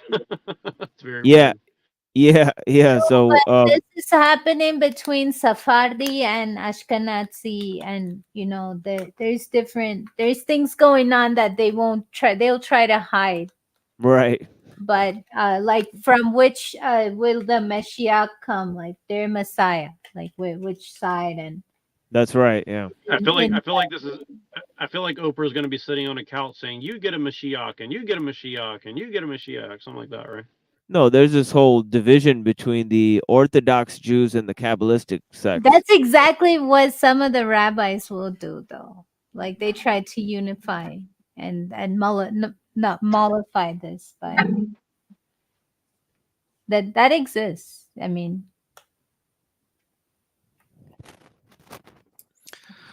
Yeah, every system has an eschatology, apparently. Oh yeah, and cosmology, you know, as well. So that's why it's yeah. Usually fake and gay, I'm assuming. Yeah, those are the two parts of the system that are always susceptible to philosophy as well. So that's the hidden danger, you know.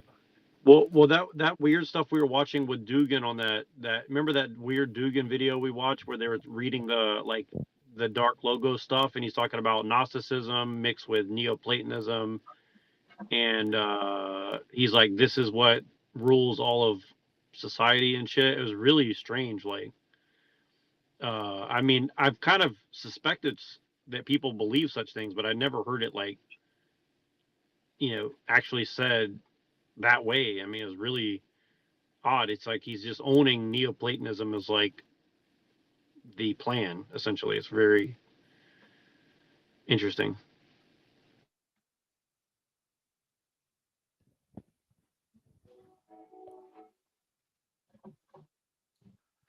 This is Christopher John Bjerkness. It is He's kind of odd, but yeah. He's kind of eccentric, but it is what it is. April 30th, 2024.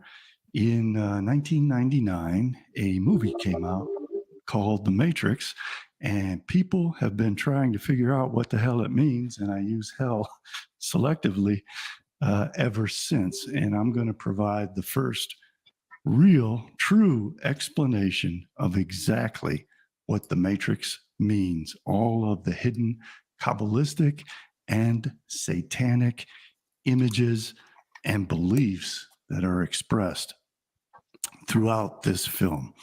1999. Because no one figured it out before him, right? It was the end of the sixth millennium, the 6 days of creation. And the movie has an allusion to 9/11/2001, September 11th, when 9/11 happened, which is the beginning of the new Sabbath millennium, the seventh millennium, on the Anno Lucas calendar of the Freemasons and the Shabbatarians. Now, to really understand what the message the Matrix is conveying, you have to understand what the red pill is and what the blue pill is. And in order to really understand those, you're going to have to understand a little bit about Neoplatonism and about Gnosticism. And let me give a brief synopsis of. Yeah, so it's interesting that he mentioned Neoplatonism for the red pill and the blue pill. right? And let me try to get up on this thing here so I can show you guys this thing that I have that kind of divides the red and the blue, in a distinct color scheme, and you can see this kind of outline here that I've shown on this show many times. You can see kind of the right hand path and the left hand path, right? You guys see that? So, Yes. yeah, so this is kind of, see, the left hand path contains the perennial tradition and and then the right hand path. Platonism. Oh, I'm sorry, Annapurna, what was that? It has modern Platonism, which is Neoplatonism, right? Yeah. Yeah, well, this is all coming from two sides, and basically what it suggests is that really what it is it's two sides, math and science, this the theoretical sciences and the applied sciences, and that this is kind of the epistemological root of this kind of division within the left hand path and the right hand path within Platonism. It's between Plato and Aristotle, because and it's Because seen that's in where they became different. Yeah. right. And then this guy, Raphael basically depicts this in the School of Athens, which is a painting in the background, because Plato is pointing up towards the heaven and holding one finger up, saying that all is one and it's above us, right? Like saying that he believes in the world of the forms, and he's carrying the books, and then Aristotle's carrying the laws, and he's kind of talking about the politics, and he's pointing down to the earth, and he's saying there is no forms. It's all about down here. You have to extrapolate from the world to general principles, and so that's how he created science and empiricism, right? Yeah, I just want to say one more thing. It's no wonder that Raphael was always the star of the Teenage Mutant Ninja Turtles these days. But yeah, that in that image, Joe, can you pull it back up for a second? Oh yeah. But it's also the as above, so below, that Masonic That's what I'm tenet, saying. and then there is the same position that the Baphomet hands are in, is one and the other. That's why I'm saying that Raphael's always a star lately. The perennial tradition versus like perennials and annuals. Like annuals, you got to plant them every year. Perennials are plants that stay for many years. Like versus, I wonder if there's a time there scholasticism is like an annual thing. I don't know. I just see perennial. That was all I had to say. Well, it's because Aquinas and the church were influenced by Aristotle. So he's saying that, all of a sudden, instead of the perennial tradition, because the thing that he's really rejecting is the Prisca Theologica, which is the Averroism. So Averroism is, it basically comes from Ibn Rushd, the Islamic, like Aristotelian philosopher from Spain that actually taught Maimonides, right? So he actually is responsible. Right, that was like the golden age, right? And they were taking the documents from Islam, well, Islamic scholars, and they were translating it into Greek. Yeah. So you is that answer some of what you? Is that correct? Like the Moorish Empire? Yeah, that's right. But yeah, I mean, yeah, I just got more questions than anything. I don't know. Yeah, go ahead, shoot them out. Oh no, I mean that's all I had was for that. Yeah, it's crazy This stuff. image right here is from 1833. I do want to point that out. This here is we go. 1833 political ad. Or political, like they were talking about, because heroic medicine. They're like, we're gonna jab you, we're gonna fix you right away, we're gonna stick you, we're gonna poke you, we're gonna cut you open. And they were making fun of that, but this person's still clearly sick, right? And bleeding to death. This was 1833 or somewhere around then. Maybe I'm a little off. Interesting.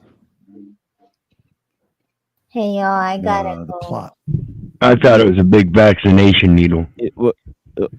I'm sorry. What was that, Annapurna? You said you gotta head out of here. Way past my bedtime. I really gotta go, and I have. Yeah. I guess I should have warned you. Yeah, we go for a little while, but yeah, thank you so I much for do my being here. best, you know. I try to hang out. Yeah, with cool yeah. kids. Thank you so much. A No, little your wells, to presence put it is. lightly. I Yeah, appreciate no, your presence is greatly appreciated. Thank you so much for joining the panel. Have a blessed night, my friend. you too. Great to Thank finally you. speak to you.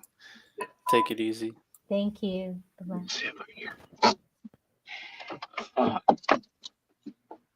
All right, my friends, and let's get to this video thing here, exchange here.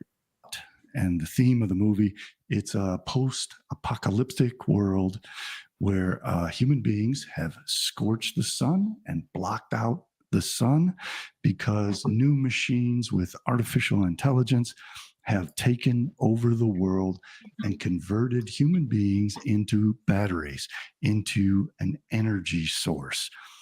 The free human beings have gone down to hell, to the core of the earth, in a place called Zion, like Mount Zion, like Zionism, as in the world to come is going to be in the netherworld, in hell, which is where you go when you follow the red pill, which is the left-hand path of Satanism, the left-hand path of Kabbalah, the left-hand path of the Hermetics, of the Goetics.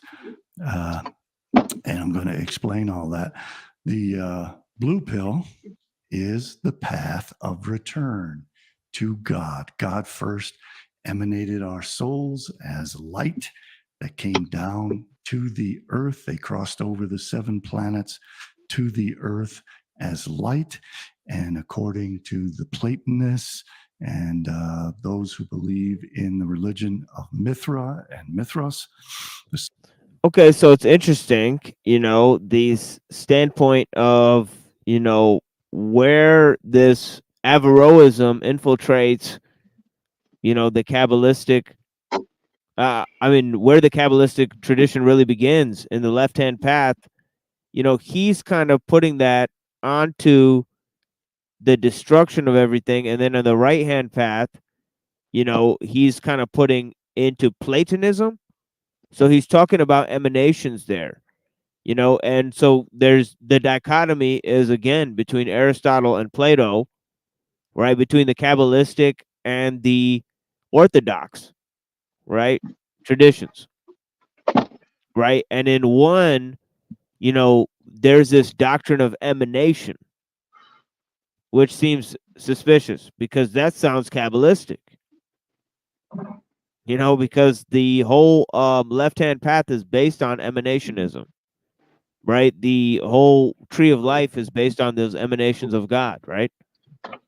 So on the right-hand path, it's interesting what he puts there because it's all to do with oneness again, with one God, right? So it's deism, it's Islam, it's all of those types of things, right? So all of those things go on the right-hand path, right? With the Orthodox. Right, with the left-hand path, Kabbalah, like Christianity, like paganism, Hermeticism, all those things go there. And that's the future pill that goes to hell. The other pill is the normal one, right?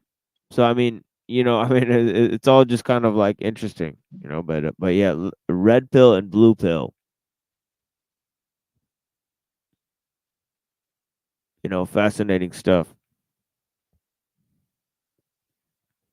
But yeah, the tying to the Kabbalah and Neoplatonism, right? These are essentially similar traditions, right? So, because they're kind of inundated, because the Kabbalah is inundated with Neoplatonism. Post the teachings of Maimonides, the Kabbalah develops after the 11th century. So it's after the teachings of Maimonides, right? Yeah, but I don't know where Thrasymachus fits in though. It doesn't. It's pre-Platonism, I guess. What do you mean? Well, think. Thrasymachus was the person who Plato, I think, Plato was trying to argue against his worldview because it's just too literal instead of about his preferences. So I don't know. I guess I'll have to place it Platonic because it was before Aristotle, but still it doesn't fit in there. Thrasymachus pretty much was the root of realism from the that's in the Republic of Plato, right? Yeah. Yep. Thrasymachus, might makes right. That's Thrasymachus. You know, he's arguing against Plato. He's the first interlocutor of Socrates in the Republic. When they go to the house of Caiaphas, he talks to Caiaphas, and then he engages in an argument with Thrasymachus. You know, and the argument that Thrasymachus puts down, he's a sophist, and he argues that political might makes right, and that rhetoric is, basically rhetorical speech that's aimed towards convincing people towards your political aims is the truest. Anyways. Soul has to return back up across the 7 planets. This is also what is taught in Kabbalah and in Islam. But there's another path, a superior path.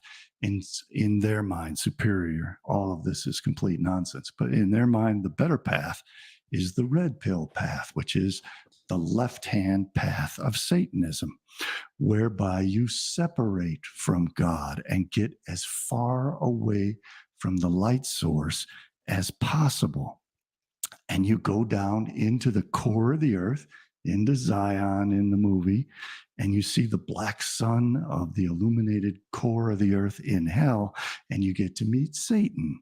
And Satan teaches you how to become your own God. So you separate from God instead of returning to God and losing your ego and losing yourself and becoming one. And he also ties it into Orphic Pythagoreanism and the idea of, basically, this whole concept of becoming your own God is this Promethean concept taken from this idea of Orphic Pythagoreanism, which Plato actually followed, right? So, we've discussed that on this show many times, so I'll just continue. But yeah, Plato was part of mystery schools, as discussed in some of his dialogues. And see, there's ancient cults as well. That's where the modern cults come from, no doubt. Really. So if you don't understand their language, because when they create codes and schemes, they actually try to claim their origins from these ancient cults, right? So that is actually one of the fundamental insights. With the great monad, the Holy One, you instead take the red pill, left-hand path, and go down into the earth towards Satan to become your own God and to become separate from God. Satan is the great divider that enables you to separate from God and become your own God. And that was the lesson that Satan, the serpent, taught Adam and Eve in the Garden of Eden.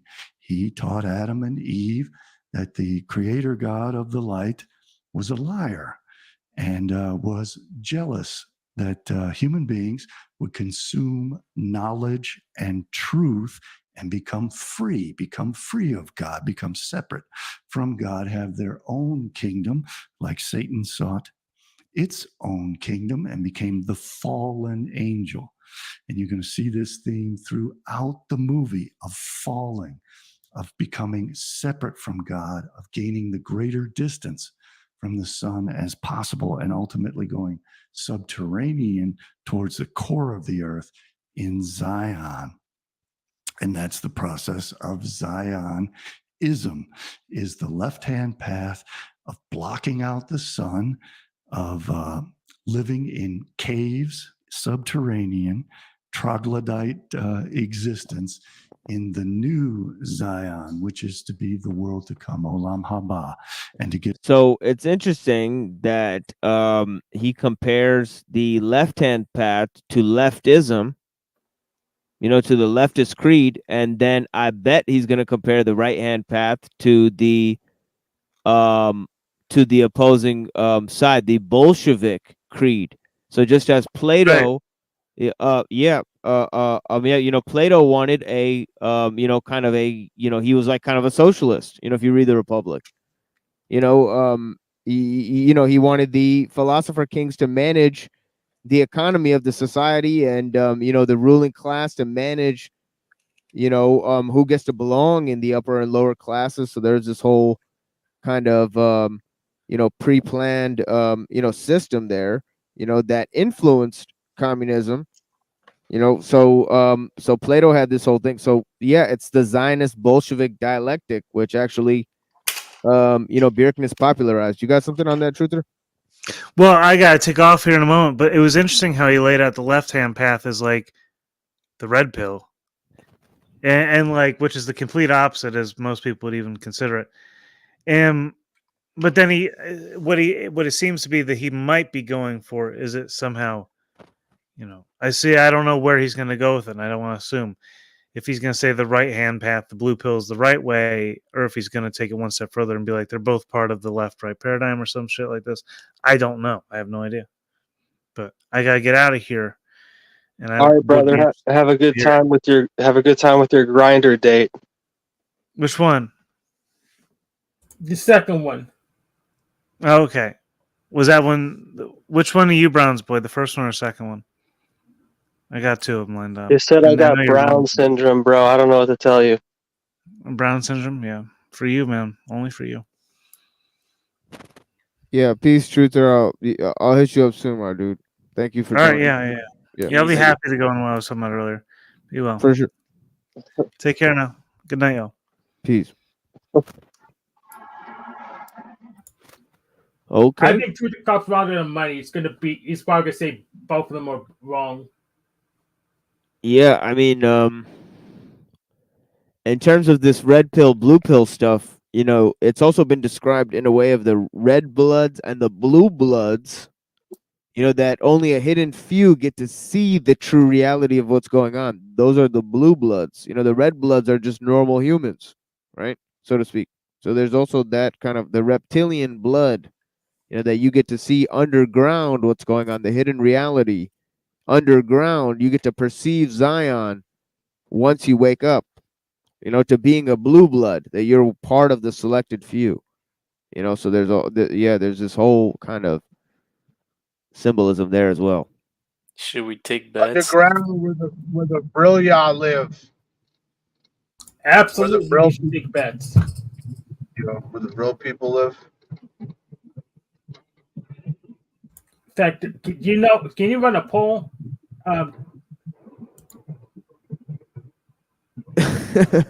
I forgot how to do that. Yeah. Them Brill's bad news bears.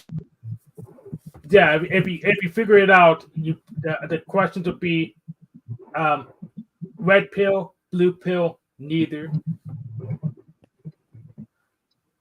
Oh, that's a good idea. Yeah, that'd be a good idea for this show. We just fucking just have one poll every show, and it just be the poll like red pill, blue pill, neither. Exactly.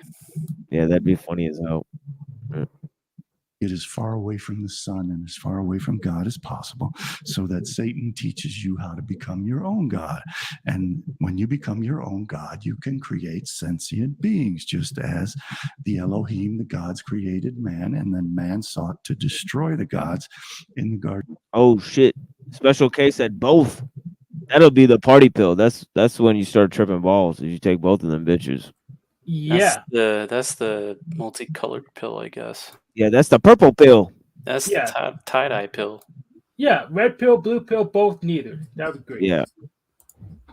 I've been so many places. I've seen so many faces. All right. Garden of Eden by consuming knowledge and truth, and in the Tower of Babel by climbing up Mount Olympus to slay the gods with axes. The same process then happens to man. When man becomes a god, man creates sentient, artificial, intelligent beings who then kill man.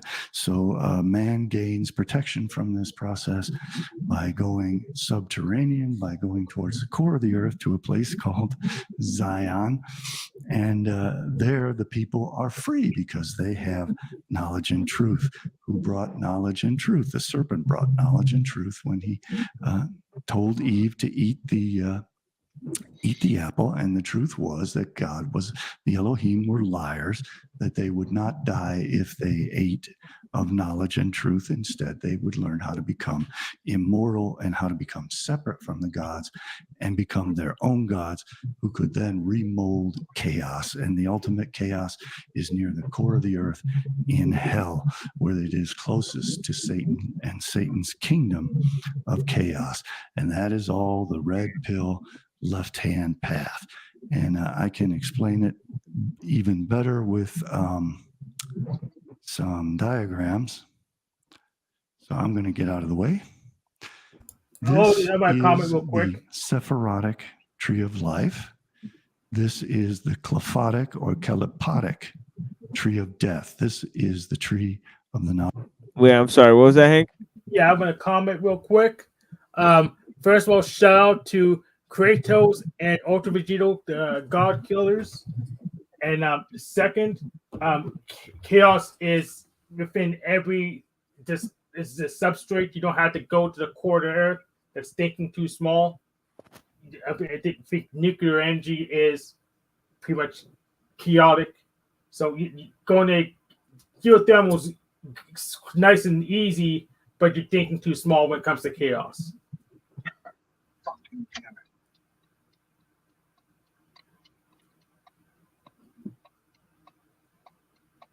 Solar is good too. Knowledge of good and evil, that the fruit was given by Satan to Adam and Eve so that they could gain knowledge and truth in order to be free from God and separate from God, which is what Morpheus does, because Morpheus is Jesus, the Messiah, son of Joseph. And this is the Sephirotic tree. And you have a choice. You can either rise up through epistrophe, through return, the light. Okay.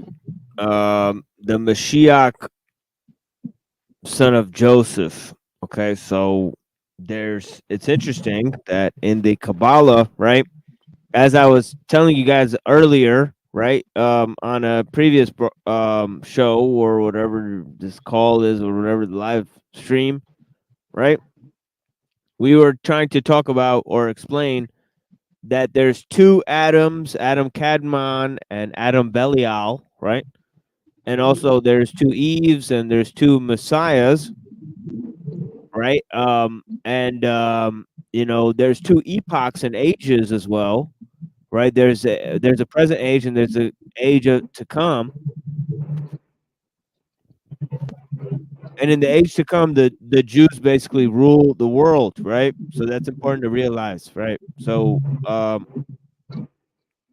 so there's this whole dynamic here, right, within the schemata of the understanding of Kabbalistic ascension. But anyways, within the concept of the Messiahs, there's a suffering Messiah, and then there's a victorious one. You know, so there's one Messiah that comes, and it's kind of like this concept of the hidden Imam within the Shia that I was explaining, right? But there's one that comes in the name of the other one, and you know, it's interesting.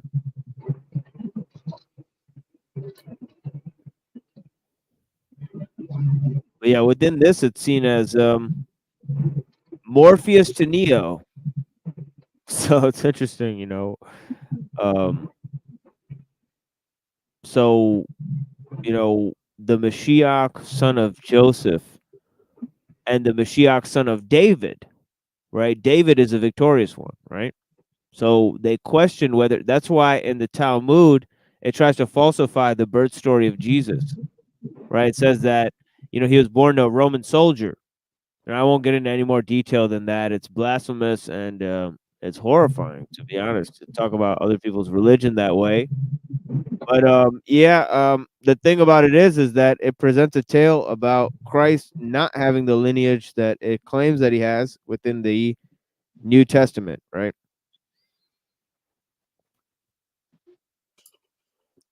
And even in the New Testament, the Pharisees and the Sadducees were basically accusing him of being a bastard anyway. So Yeah, and a magician. So it is written right there in the New Testament. What's written also in the Talmud, because that's what he's seen as. In the Talmud, he's seen as a magician and of not Jewish lineage. So they try to falsify his birth and they try to falsify the miracles, and that's exactly what you see, in the tales of the New Testament, as Reddington just pointed out. But yeah.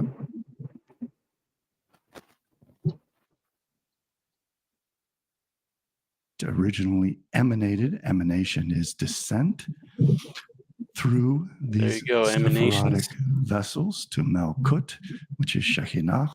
Yeah, the concept of emanations or effluences is really as old as the pre-Socratics. You could see it in the writings of Empedocles, right? So he has these notions, Empedocles,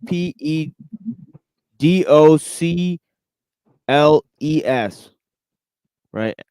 Okay, so you guys could look that up on your own. And Empedocles is a pre-Socratic philosopher that believes, he had lots of interesting concepts, of gravity and change and this pulling together and coming apart of things, and that is based on these two concepts of love and strife and these emanations from these elemental forces. So he has this kind of science there. But yeah, thank you, Cecil, for joining us. We'll go more into this. Which is the earth. And that is where man fell to in the garden when he was evicted from the Garden of Eden after eating and consuming the knowledge and truth that was to set man free when it eventually became ripe. And when it eventually becomes ripe, man becomes androgynous and immortal through science and technology, and man becomes a god who can create artificial intelligence and robots, and then those robots become a threat to man, to kill off man, just as man became a threat to the Elohim, to kill off the Elohim. So traditionally, in Platonism and in Gnosticism, the goal. Yeah, it's like the kill God and reinvent God thing, was to return to the monad, which originally emanated this light down to the earth.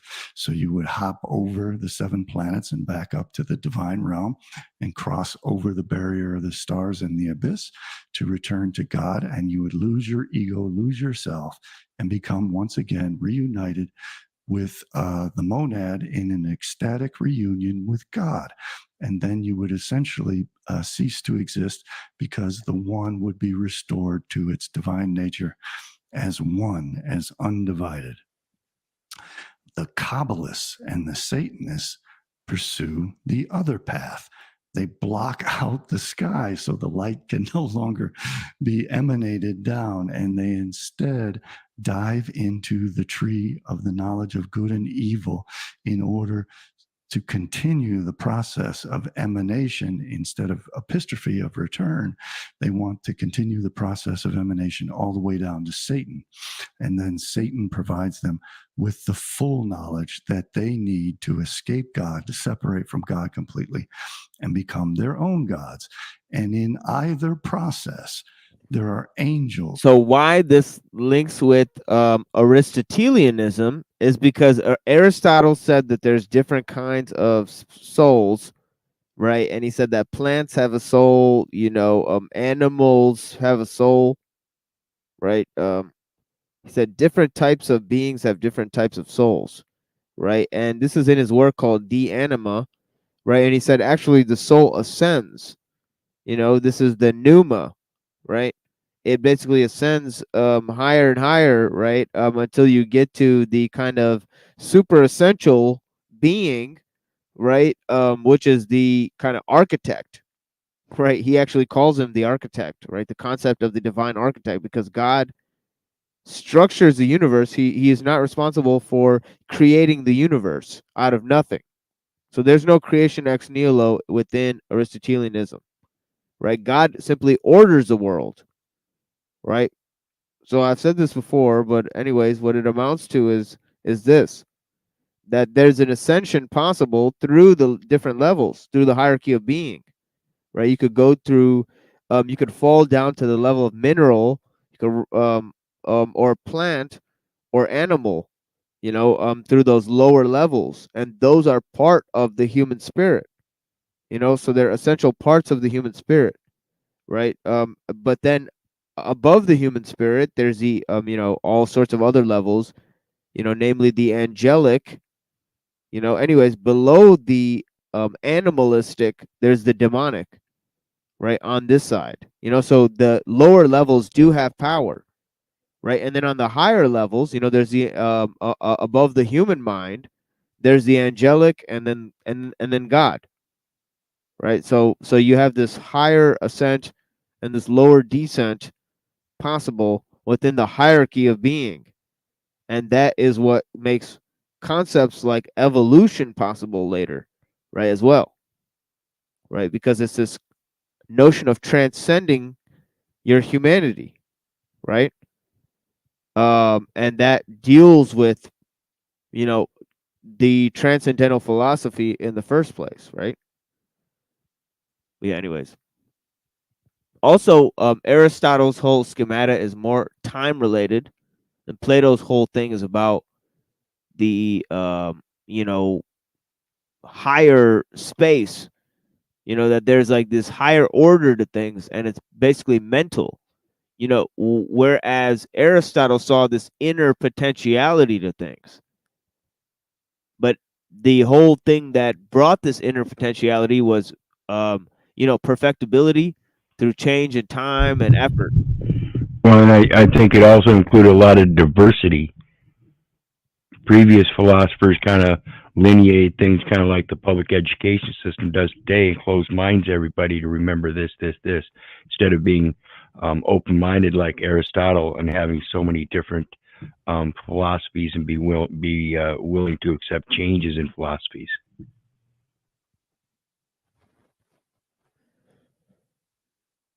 Yes, that is true. And there's as many.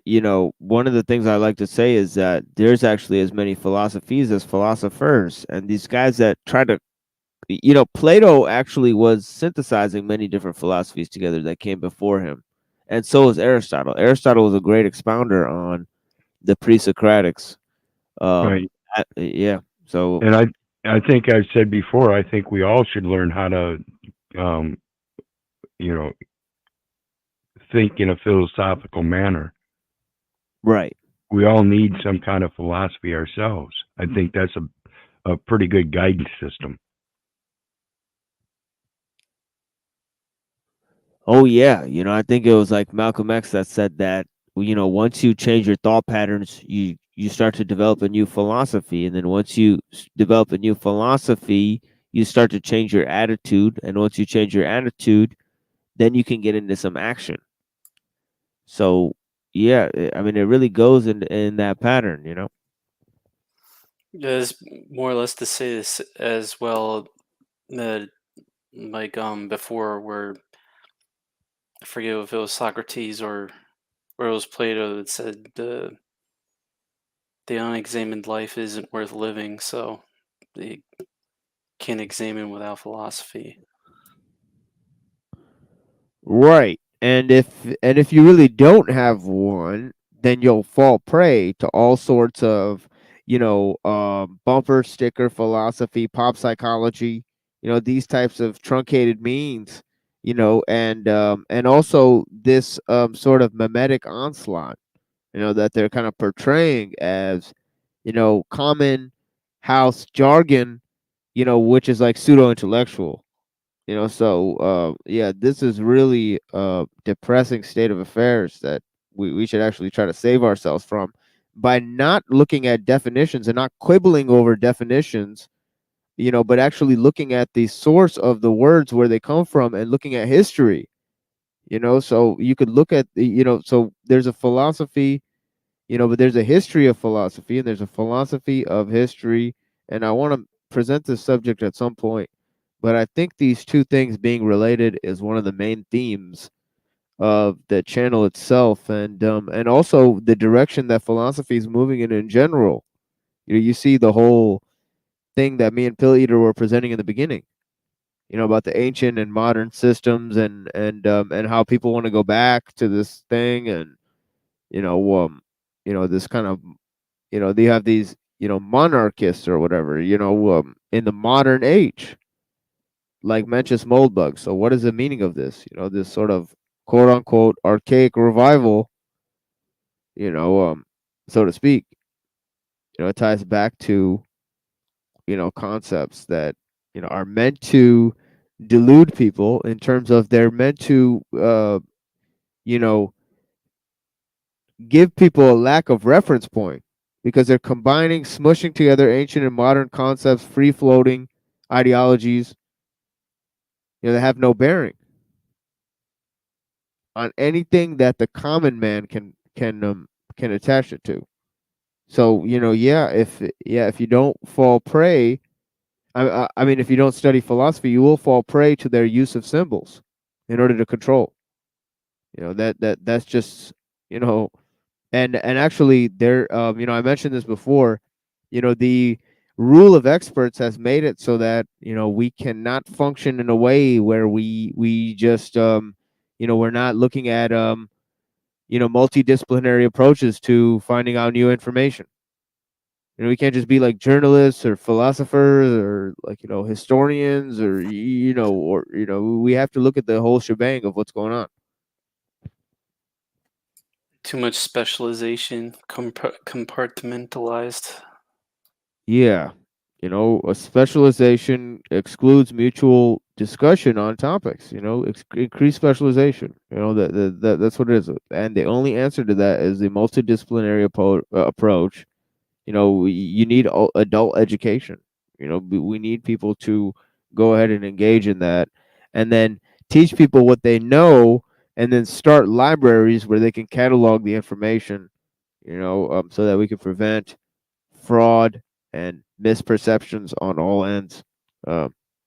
This is what I'm trying to do here. That's a wonderful idea. That's the import of logic.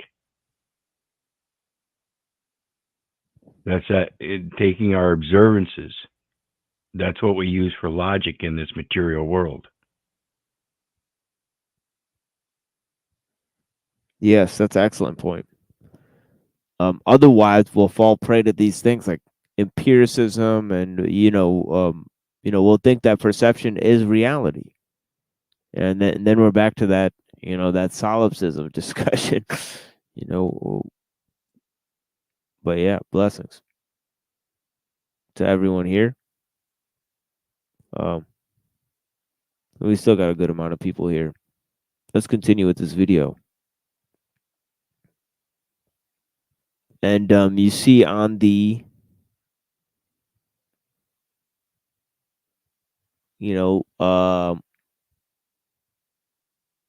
left hand and right hand path, they have those kind of demons and forms mentioned, those figures. But yeah. And anyways. And demons guarding the Sephirotic vessels. And whoa, that's weird. I just said that. And the Klepotic vessels. And you need to have the keys to break through the gates in each of these vessels, either way that you go.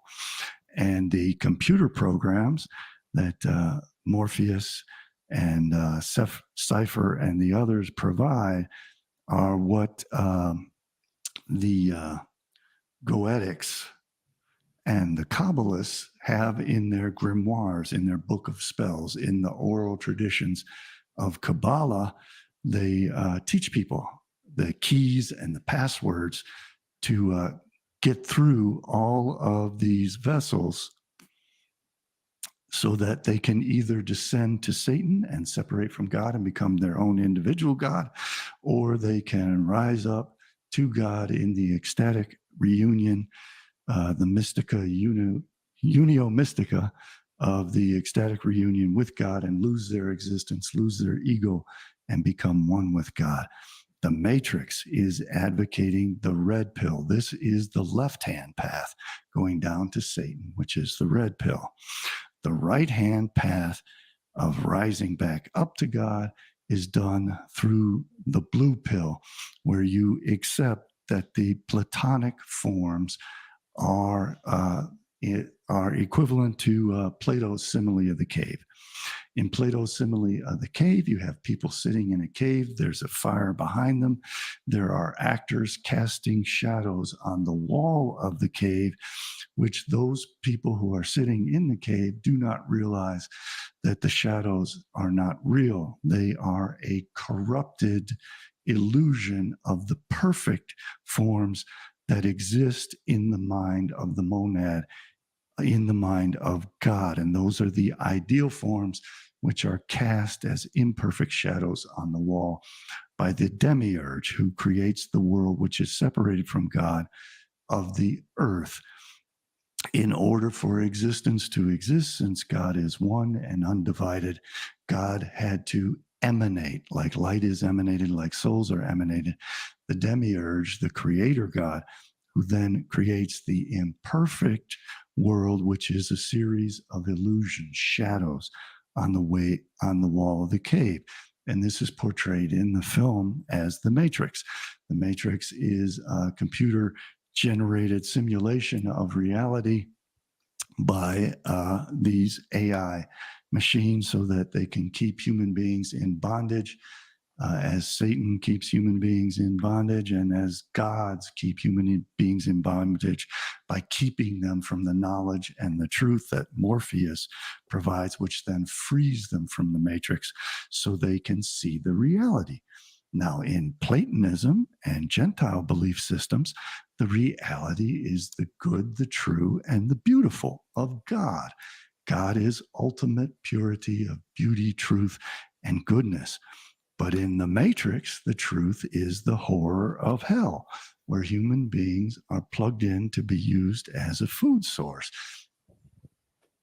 Now, I tried to explain to my best ability what this bifurcation between Plato and the Kabbalah really is, but the truth really is that, you know, the Kabbalah uses a bit of, and a great bit of Neoplatonism, you know, through this theory of emanations. So as you can see, it's kind of mixed in there, you know.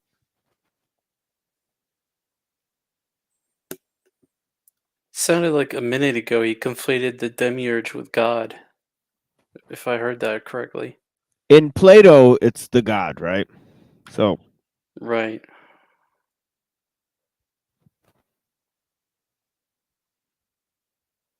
Just as the Midrash predicts that the Leviathan and the behemoths of the Gentile peoples will become. And by the way, I will clarify that in Plato's demiurge, the demiurge is just a deistic god that wants good, and you know, he's like the worker of the people. It's not exactly the Gnostic demiurge, which is Ialdabaoth, the child of chaos. That's a kind of a different deal there, you know. As explained in the Aeneids of Plotinus. A food source for the Zionists of Israel, who will hold a great banquet after Leviathan and Behemoth, after the east and west of humanity consumes each other in mutual wars and kills each other off. Their flesh will then become food for the Israelites, and this is portrayed in the movie as human beings being batteries for the energy source for the AI machines. So this is an inversion of Platonism.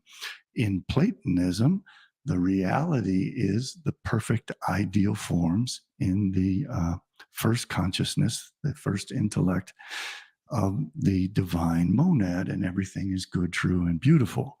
In the movie, it is what is in the consciousness of Satan, that every human being is individual, is completely separated from God as far away as possible.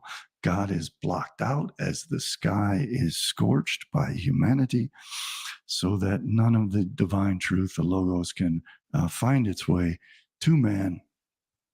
And so that in the astral plane, the demons can block out all knowledge and truth emanating from God. So humanity is left with the only prospect of freedom and truth, of the freedom and truth of Satan, of gaining the knowledge of science and technology to live within the earth, in the cavernous earth of the world to come, of Zion, where they then become separate from God and become their own gods and consume the knowledge that Satan offered Adam and Eve, that Jesus Christ offered through the consumption of his flesh, his energy, his blood, so that Satan then teaches them how to become immortal and androgynous and completely separate from God. So, by the way, the Jesus that's leading them down to Lucifer's lair, that is Morpheus. He is Mashiach ben Joseph. So it's interesting schematics here, and we'll explain that in a minute, but it's just interesting that he has that. And then Neo is the other one, right? Right, he would have to be. Yeah, he's the one who leads you to the world to come. And yeah, it's interesting. And who does Neo talk to at the end of the movie? The architect. So that's interesting optics. You know what I mean? He talks to the demiurge, right? So Was it at the end? I thought he talked to him in the second movie. yeah, I don't know. I guess they made more movies since then, but yeah, at the end of one of the movies, he like resets. He's like given a choice to reset the Matrix by the architect or whatever.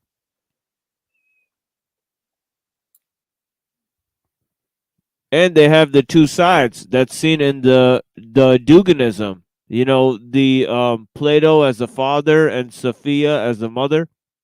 So it's interesting. The whole play is right there in the movie The Matrix.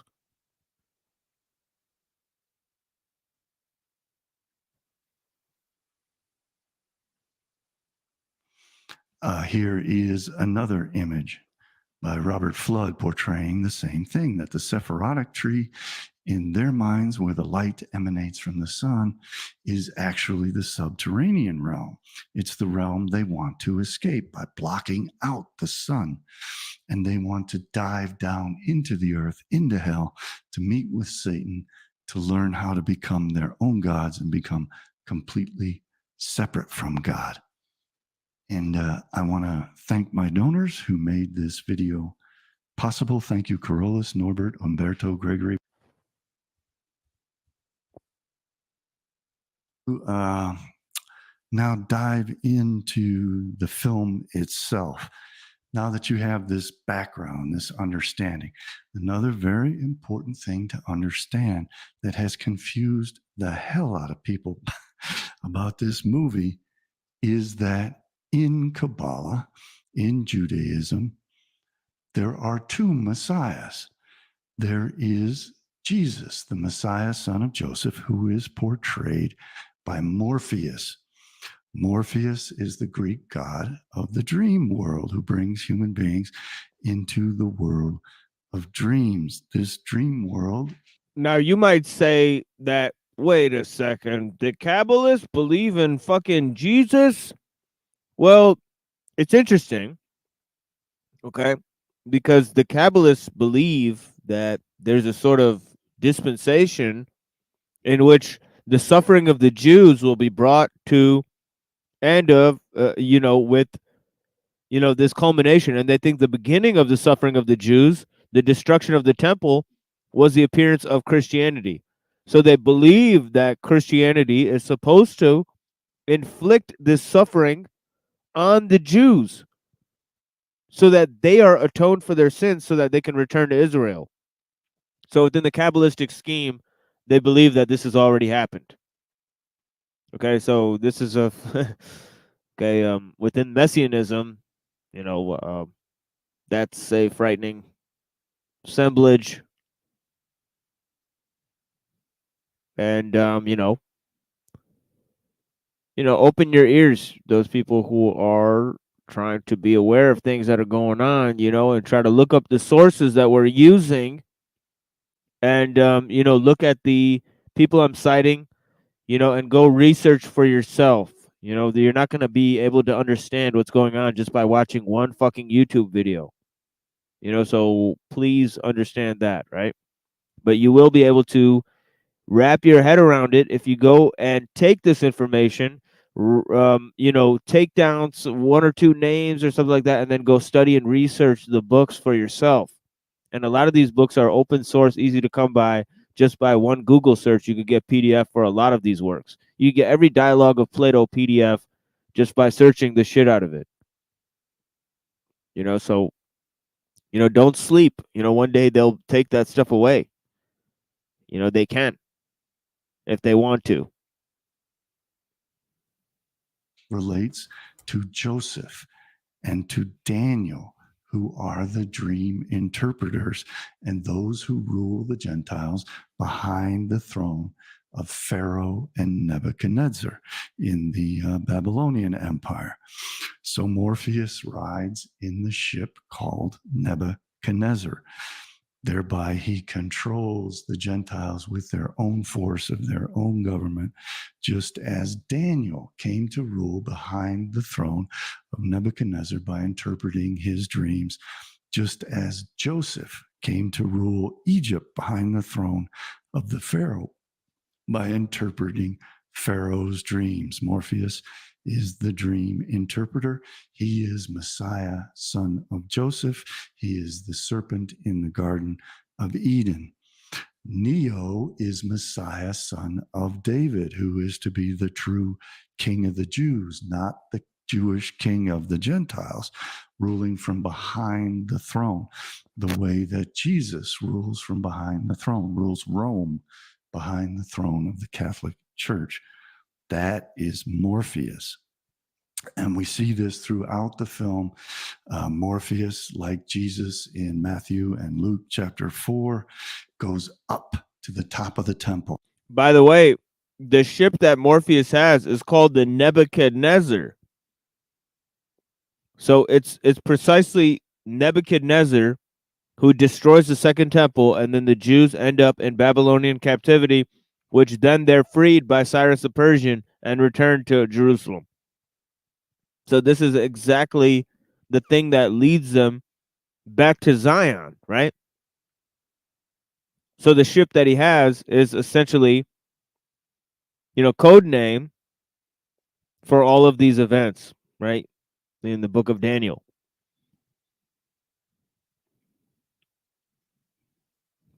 Up to the mountaintop to battle with Satan. Samael, Satan, is played by the character of Agent Smith. It's also important to understand who all these characters in the movie correlate to. Okay, Samael is Satan, right? In the Kabbalistic tradition, right? And also, it's important to note that Samael and Sakalas are the two, creations that basically are these emanations, of, the demiurge that basically are misproportioned that end up in Ayaldabaoth, right? And then that's what it means by archons of the Aeon.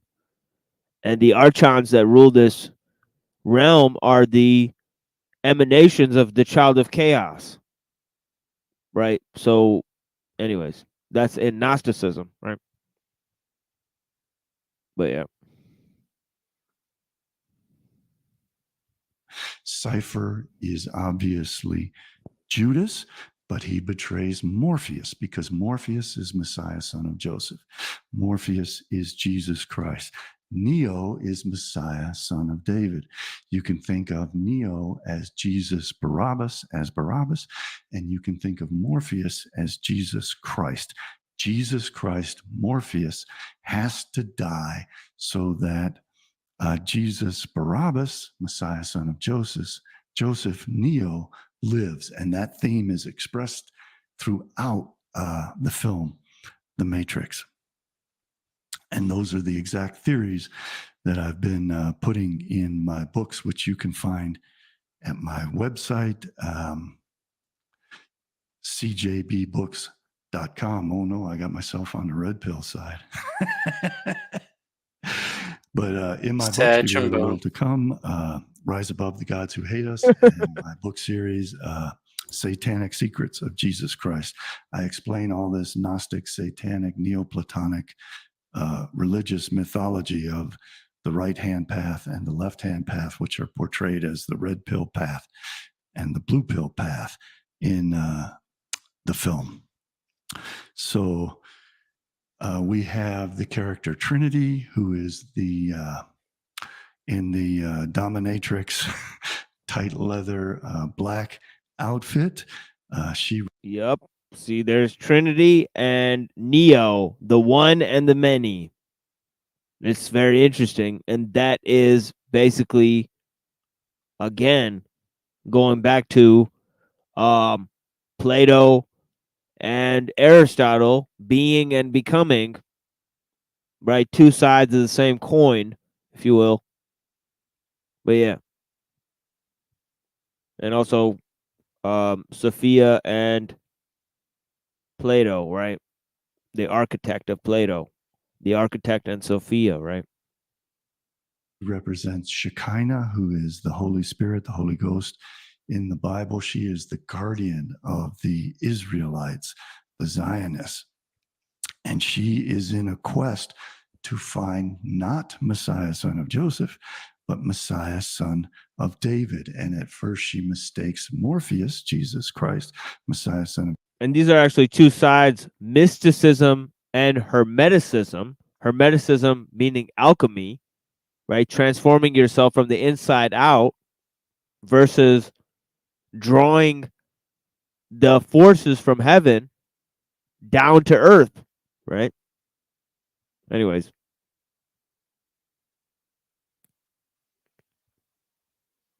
Joseph for Messiah, son of David. But then she realizes that it's in fact Neo. Neo is Messiah, son of David. He has all the souls of the Israelites within him, and he is the lover of Shekinah.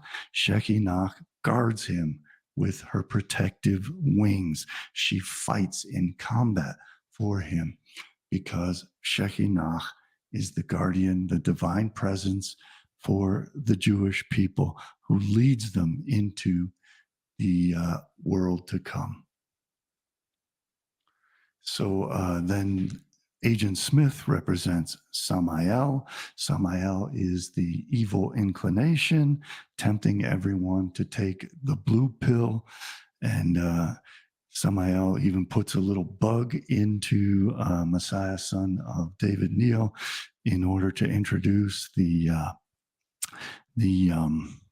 evil inclination into Neo, which Shekinah, Trinity, then extracts from Neo to protect him from the evil inclination. We see Shekinah combating all of the angels, the host, all of the agents in the movie are angels, and the host of Samael, who is the archangel of punishment, temptation, and judgment, of Gevurah on the tree of life, of Din, of power, and of punishment. And we have, again, Trinity is Shekinah, Cypher is Judas, Morpheus is Messiah, son of Joseph, and Neo is Messiah, son of David. It is Morpheus who is tempted by Samael at the top of the at the top of the temple and at the mountaintop, when Samael, as Agent Smith, shows him all the world and says, all this can be yours if you believe in me. It's exactly a repetition, but it's important to understand that Morpheus is Jesus, but Jesus is not the true king. The true king is Neo Messiah, son of David. And that fact is what has kept all of the theologians and observers from properly understanding the meaning of the movie, The Matrix. So the movie opens up with Trinity, who is Shekinah, battling the police. The police are again part of the evil inclination. They're in black, and they're trying to keep people within the matrix, keep people in line and bound to the matrix. So Shekinah is looking for the Messiah. The Messiah is Shekinah's lover. They make love in Yesod, which is the moon. But she realizes that Morpheus is not the Messiah, son of David. He's the Messiah, son of Joseph, who must die so that Messiah, son of David, can live, just as Jesus Christ had to die so that Jesus Barabbas would live and triumph. And that's one of the main themes of the movie The Matrix.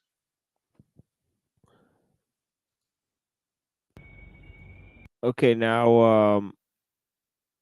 okay, I'm just gonna skip this.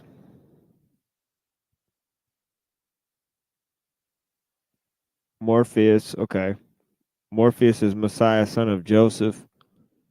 Okay, so I'm going to explain this concept. If you don't think that this concept resembles Jesus within the Kabbalistic, theology, then let me just go ahead and show you guys this.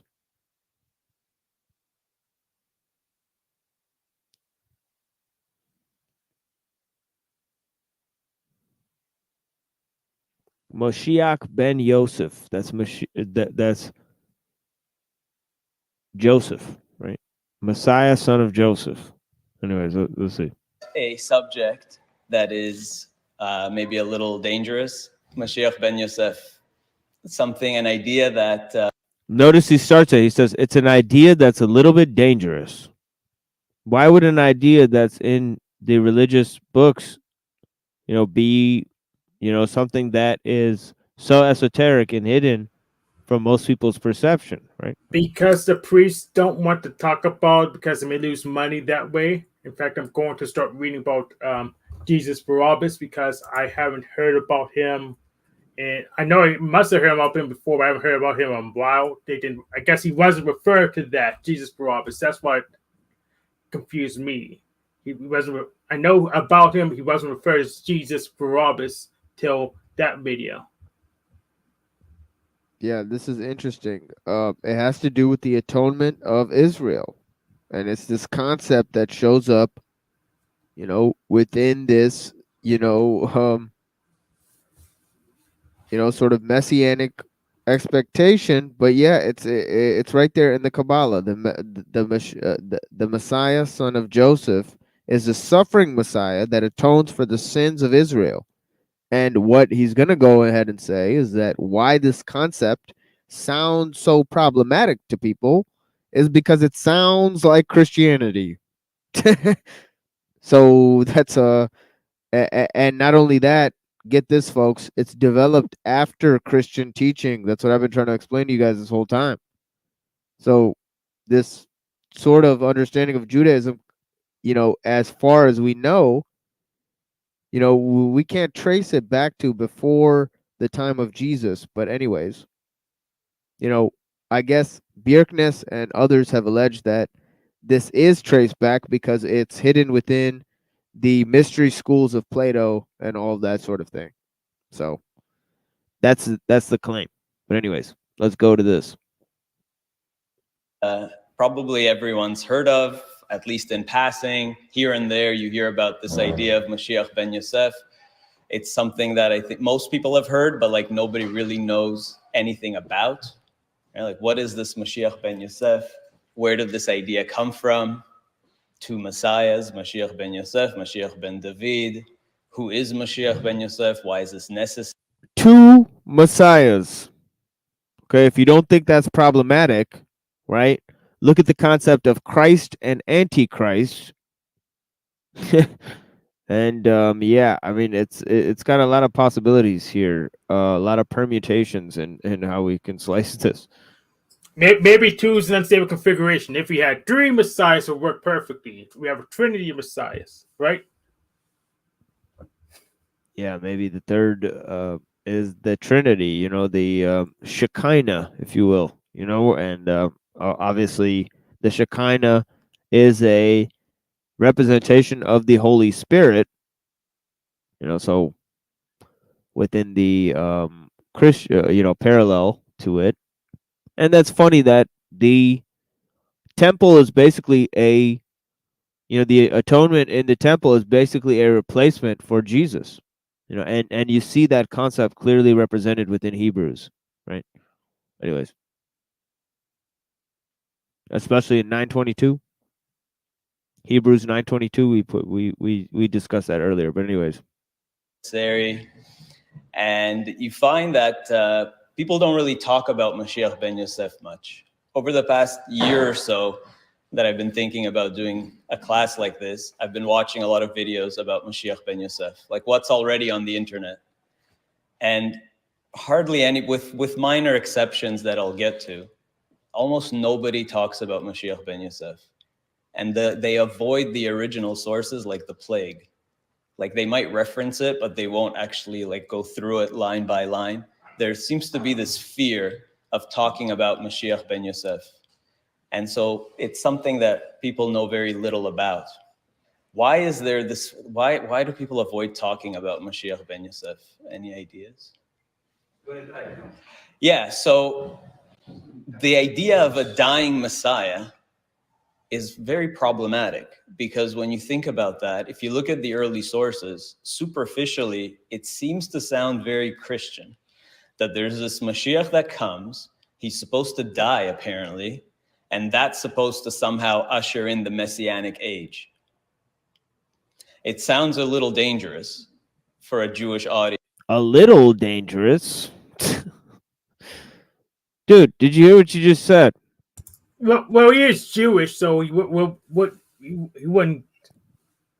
You know how they do, like the negotiating stuff. So there's a little one, just a tiny little problem. Like, you know how they are. Yeah, a bit of an understatement. Yeah, right. It's a wee bit of an issue here. It's like, I don't know, man. This isn't like, you know, what do you want on your bagel today? You know, this is something different, right? Because like, well, wait a sec, what do you mean? A Mashiach that's supposed to come and he's supposed to die and then maybe even get resurrected? If you look at the Talmud in Masechet Sukkah that talks about it, seems to imply something about a resurrection over there. That doesn't sound very Jew. That sounds like something from the New Testament, not the Talmud. Yeah, the dying and the resurrecting, it sounds very odd. Okay, but the whole thing is this, that it's encoded within the resurrection of the dead. And then the whole concept of Jesus has to do with that. Because if you read it correctly, you know, you can't really understand the New Testament, especially the writings of Paul, where he says that Christ has died and reborn and become a second Adam, you know, in a new body as the first fruits of the resurrection, unless you understand the resurrection of the dead in Jewish scripture, right? So this whole concept is tied into the atonement of Israel, the death and the suffering. I mean, suffering, death, rebirth, and atonement. Right? That basic schemata doesn't just exist within the Christian tradition, within the letters of Paul, but it also exists within the Kabbalistic tradition. You guys see the problem? Yes. Right, but you know, Jay Dyer thinks that this is a solution. Jew Dyer, because the Jews died. The Jew that died ism. Right, so that is basically. I mean, it's a It's interesting. The optics are high. Talmud, right? So it's a very difficult subject. And I think that's why the vast majority of rabbis, and in the Orthodox world in particular, people just don't want to touch it. They don't want to go there because the implications might be very frightening. And the truth is that Christian missionaries and Messianic Jews use this all the time. They will quote that Talmud. It's the one place in the Talmud that Mashiach ben Yosef is mentioned. They'll quote it, and they'll quote maybe some other early midrashim that have similar passages. They'll say, look, you see, Jesus is the Messiah, right? So the truth is that that's not the case, and we'll see why that's completely wrong. And we'll have to even discuss if Mashiach ben Yosef is supposed to die or not. That's important to address. That's why nobody really talks about it, because there's a fear of adding fuel to the fire of Christian missionaries, and a lot of people don't know how to answer. How do we actually understand that Gemara? How do we understand those midrashim? Who is Mashiach ben Yosef? So the point is to explain this in depth. One, because you have to know, as the Mishnah says, Dama shetashiv le'apikoros. You have to know how to answer the heretics. You have to know how to address these kinds of issues. Even if you don't like Mashiach talk, there's two kinds of people out there. There's people who like talking about Mashiach, and there's people who don't. So even if you don't like the Mashiach talk, still it's important information to know, because there's all these messianic movements and cults and missionaries out there. So you have to know how to answer their claims. So if a missionary comes to your door and says, oh, but look, the Talmud says, so what are you going to say to that person? So it's important to know this information regardless. That's point number one. Point number two, it's important to know this also because there's so much actually about Mashiach ben Yosef all over Jewish literature. It's like once you understand it, it's everywhere and it's like unavoidable. And plus, with everything that's going on in the world today, there is this renewed messianic fervor, and we believe that we are in Ikvot HaMashiach, we're in the footsteps of the Messiah, and people are awaiting Mashiach any day, imminently. And so it's important to know, like, what should we expect?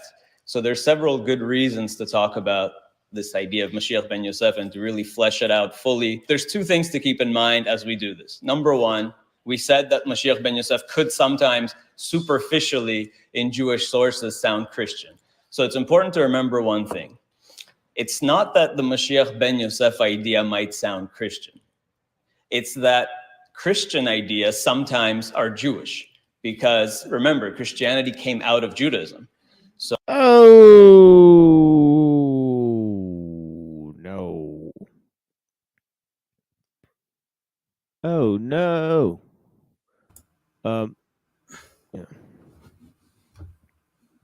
Yeah, and Judaism came out of Mormonism, right?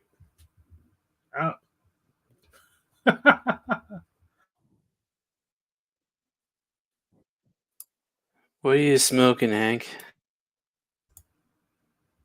I'm just watching some videos. All right. But it's a good idea. I'm gonna light an incense. I'm gonna buy some incense, so I'll smoke that.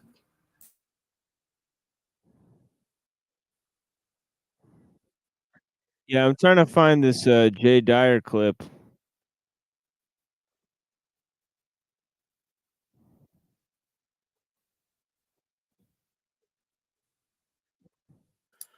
I'm not gonna find it right now. But yeah, he was talking about. Sorry. Wait, go ahead. He was saying, but he was referencing the Talmud or whatever a second ago. But they could also just reference Isaiah 53 for the Ben Joseph Messiah. I mean, that's the usual one Christians go to is Isaiah 53.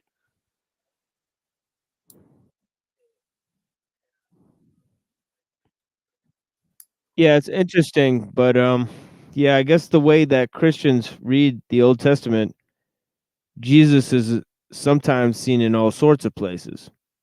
Right. So, They read the New Testament into the Old Testament. Yeah.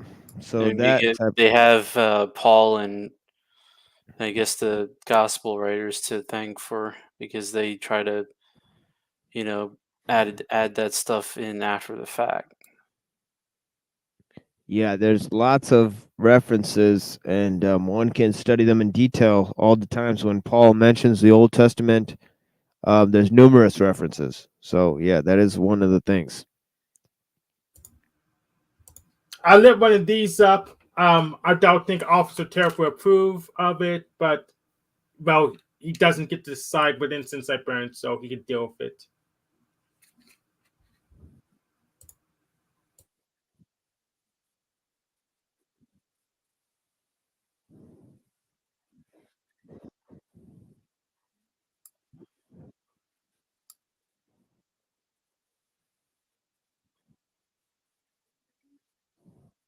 Especially since he refused to air his grievances out so we can resolve them.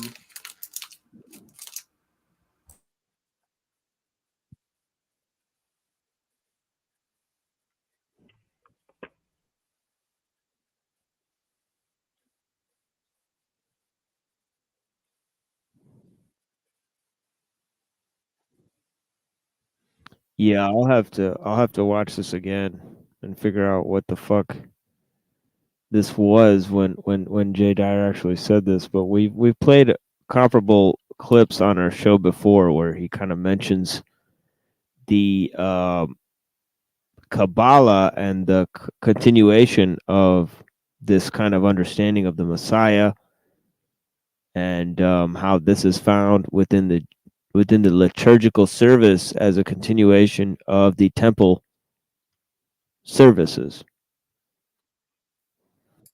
So I can't find that right now. Yeah. It's kind of funny that it's paused on 444. Yeah, that is weird.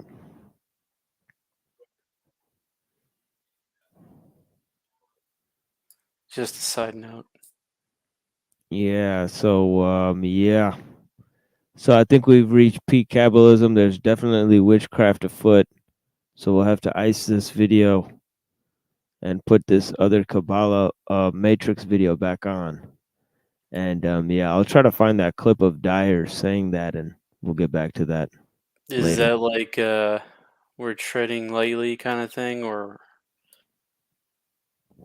Yeah, essentially, or something like that. But yeah, numbers. That's right. But yeah, you guys get the picture of how it's misconstrued as Christian, so to speak. But then we know that it also goes the other way around.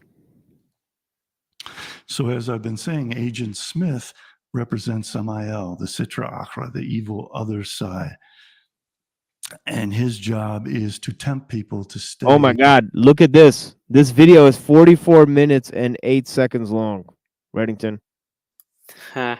Get me out of this fucking matrix, yo. This is crazy. I'm getting straight iced out here. I tried to escape to another level and I'm at the same fucking some mirrors. Room of mirrors.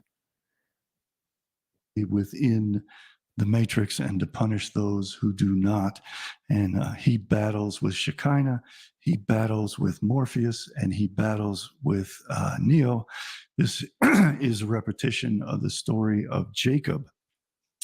Jacob battled with Samael.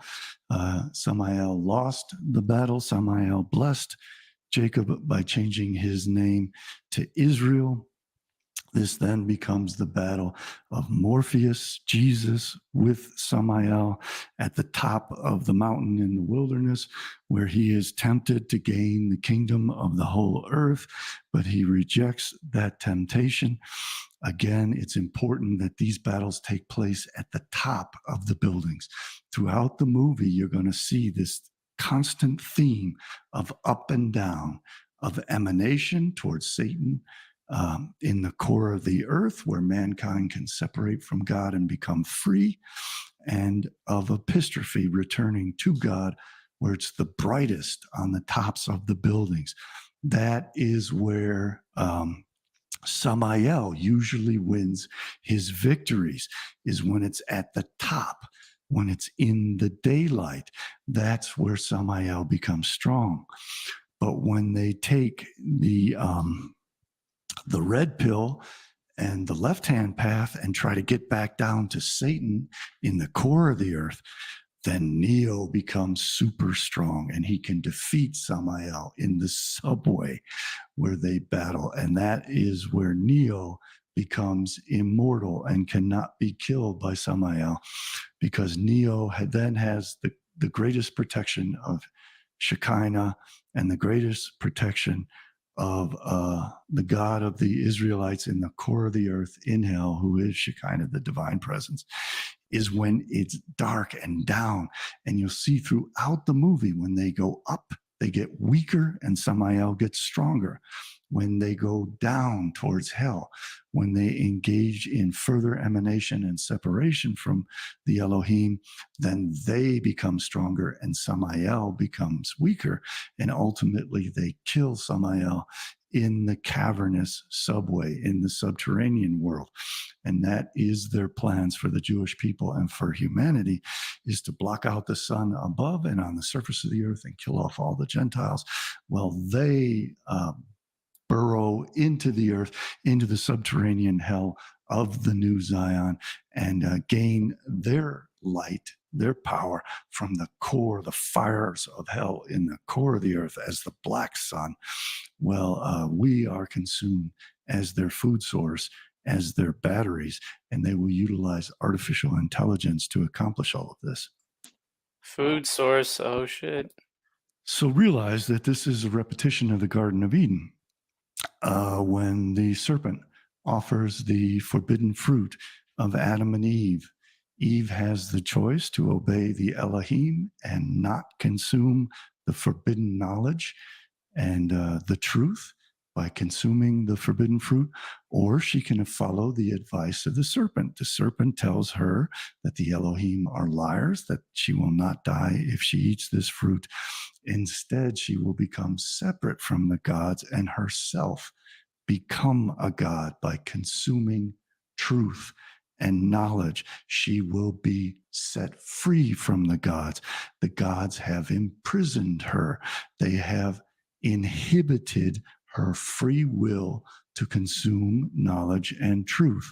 So Satan then offers her free will, and that free will is the ability to sin against God, become separate from God, and in that way become her own God. And Adam and Eve, just like Neo, choose the left-hand path of following Satan and separating from God, being kicked out of the Garden of Eden and falling down into hell, so that the emanation continues and is not epistrophe, return to God, but is instead a union with Satan, being portrayed by Morpheus, who is Jesus Christ. Jesus Christ was also Satan offering knowledge, freedom through truth. And that is the left-hand path. The left-hand path is disobedience to God. The left-hand path is sinning and becoming free of the prison of following the law of God. And Kabbalists believe that the written Torah is the map of that prison, and now that map can be burned up and destroyed, and the oral Torah, the map of creation of the world to come, now governs things, and they follow the Zohar and Lurianic Kabbalah and the Shulchan Aruch instead of following the written Torah of Moses. So they have broken free of the prison. They are now planning to build their new kingdom in the netherworld, in the underworld, in hell, underground, which will be their new Zion. So Morpheus is tempting Adam in the form of Neo.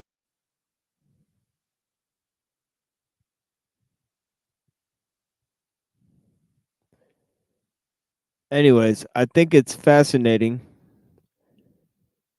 Welcome, Neuro. I think it's fascinating in terms of this understanding that the oral tradition, that comes after the the Halakha and the Haggadah and the Talmud and all these types of things, they come after the the Torah, and they somehow followed the Tanakh less.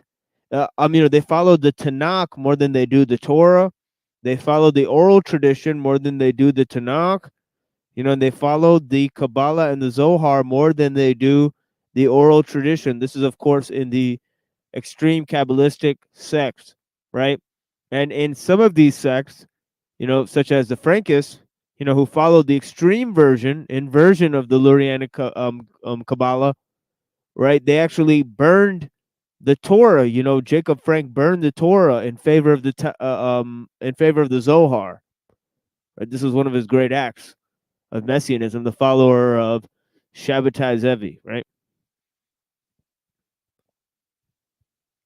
But yeah. And a lot of and I'm just going to mention this here just because it lines up, and then I have some other comment. But I heard somebody say recently that they suspect that someone like Marx was a Sabbatean, and also people that hang around people like Andrew Tate are Sabbateans, and doesn't seem to make sense at first. Why would the guy managing? Well, did you read his? It's interesting. He wrote poetry where the world is destroyed, and then he said, "And with the world destroyed, I will walk among the earth and become God." Who said that? That's in Marx's poetry. Right. Well, I mean, it lines up. Like, whether he's a Sabbatean directly or not, it definitely lines up with everything this dude's talking about. And I mean, I've never heard any of this before, but it absolutely makes 100% sense what this dude's saying right now. I can't say it's true, but it definitely shows why the Gnostic texts have been, Christians are told don't look at the Gnostic texts and don't look at the Kabbalah, because if you start looking at those two things and you start understanding, like, what's the narrative being done here? Well, and it's kind of, I mean, I was going to make a joke and say, like, Judaism is like, we will be cave dwellers or something. It's like, or we is cave dwellers or something. It's kind It of weird. was caved, man. Yeah, no, but that's funny. It's like, I mean, I'm a little bit like in awe a little bit of what this dude's saying, because we was Prometheans. Yeah, it lines up so much with other research that I've done and you've done and everyone else has done. It's like, it's really bizarre to see how they like told everybody, oh, the red pill is the good way, right? And now everybody uses that term red pill and just throws it around, and it's like, it's very interesting how and it lines up with the whole like eschatology of like Christianity versus this Judaism. Oh, and I remember what I was going to say now. That guy Ephraim you were playing, the Palanov guy or whatever the fuck, that channel I've learned so much shit from. Like that we should all be like watching that channel. He tells you in detail exactly like the Jewish perspective, I guess, like very openly and honestly. Like that dude, I learned so much shit from that dude's channel. That Jewish guy you were playing a minute ago. Where it looks like he's sitting in a restaurant. No, he classroom. He's like teaching other Jews, like, hey, don't tell the goyim, but here's what we think. Getting his kosher meals served up to him, nice and hot. I mean, you got to hand it to them, man. They have they really have their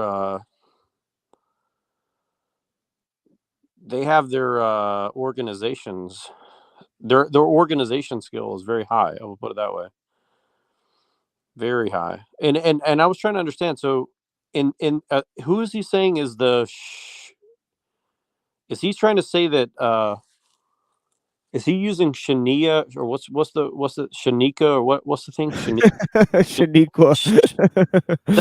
Like Shekinah. Felicia. It's called Shekinah. Shekinah, yeah. Is that supposed to be like Sophia in what we understand? It's Sophia? interesting that in the Animatrix they plug into the Zion mainframe and they have this like kind of Hindu goddess figure, and she kind of represents the Shekinah. It's very interesting. Is that like Sophia though in white people stuff or? Yeah, it's like Sophia and like basically like the Jewish version or whatever. Shaniqua. I'm just gonna start saying Shaniqua.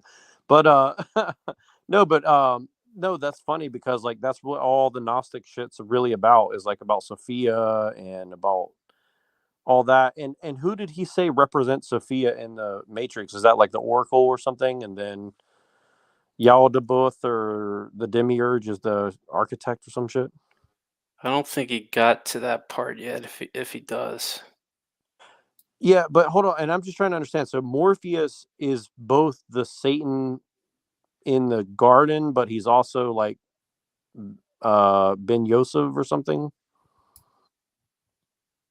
Yeah, those are just yeah. Yeah. So Yeah. what, isn't Ben Yosef like their real Messiah, and then Neo's supposed to represent like Jesus, which is the fake Messiah? What like? I'm sorry, I'm trying to understand. no, Bjergnes is saying that Jesus Christ is Morpheus and Dio is the Messiah Ben David, Okay, so the he's of the conquering one. so he's of the house of David, and this is kind of I'm really trying to understand this part because there seems to be this part of Christianity that I've always been confused by, where they're like, Jesus is of the house of David, but then it seems that if you ask the Jews, they obviously reject that, right? And so this is kind of what I'm trying to understand. I'm trying to wrap my head around that because that seems to be a big issue. I mean, it's not that much of a stretch, since Romans 1 says that Jesus is the seed of David. Well, And the genealogies go back through the house of David.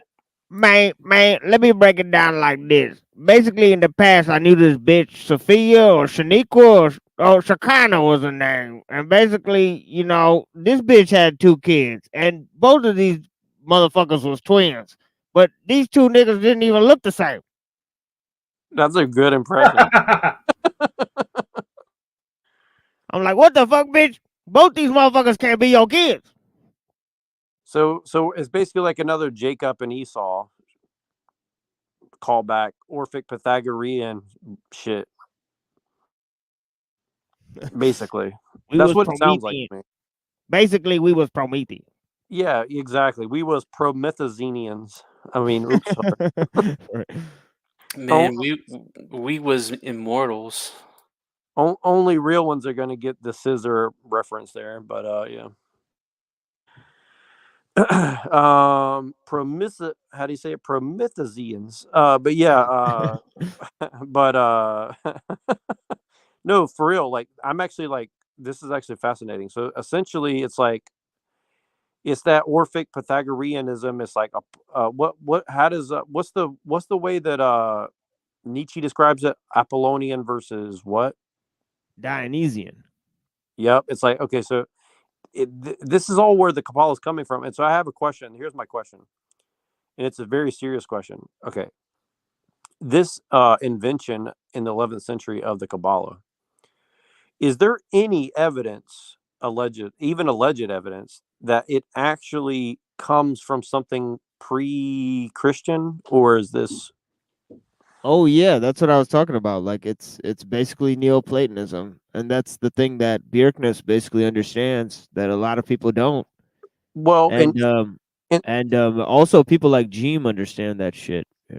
Well, and the reason and I'm sorry to say all this really quick, but I'm going to forget this. I'll, like, tomorrow you'll ask me what I said and I'll forget, but like, I want to get it out because hopefully we can try to comprehend what's happening here. Most especially myself. So, Giorgiani makes an argument that I guess one of his friends or something wrote a book about how, I mean, they try to make the argument that essentially the Old Testament was written by Plato. I mean, so, and I got to say that, like, when this That's dude, what Saint Eusebius kind of says, and it's seen in that image that I put up a few times that Resident Sleeper sent me, where it's got like Homer and Plato and Aristotle and all these guys, and I mean a lot of the things that Saint Eusebius says about, uh, like essentially Clement of Alexandria and Saint Eusebius, they kind of allude to the fact that, you know, the Platonic philosophy was akin to Moses' moral system, and that actually it was a preparation in the world for Christian moral teachings. So they explicitly make this statement. Who explicitly said that? Saint Eusebius and Clement of Alexandria. That's According to Copleston, who's a Jesuit, but his work has been sourced by several people who are in the field of philosophy. Like I met like a lot of my like professors in school that were like atheists and shit, and they had the history of philosophy by Copleston too. It's like Copleston or Russell's history, or I mean, it's like So, one of those.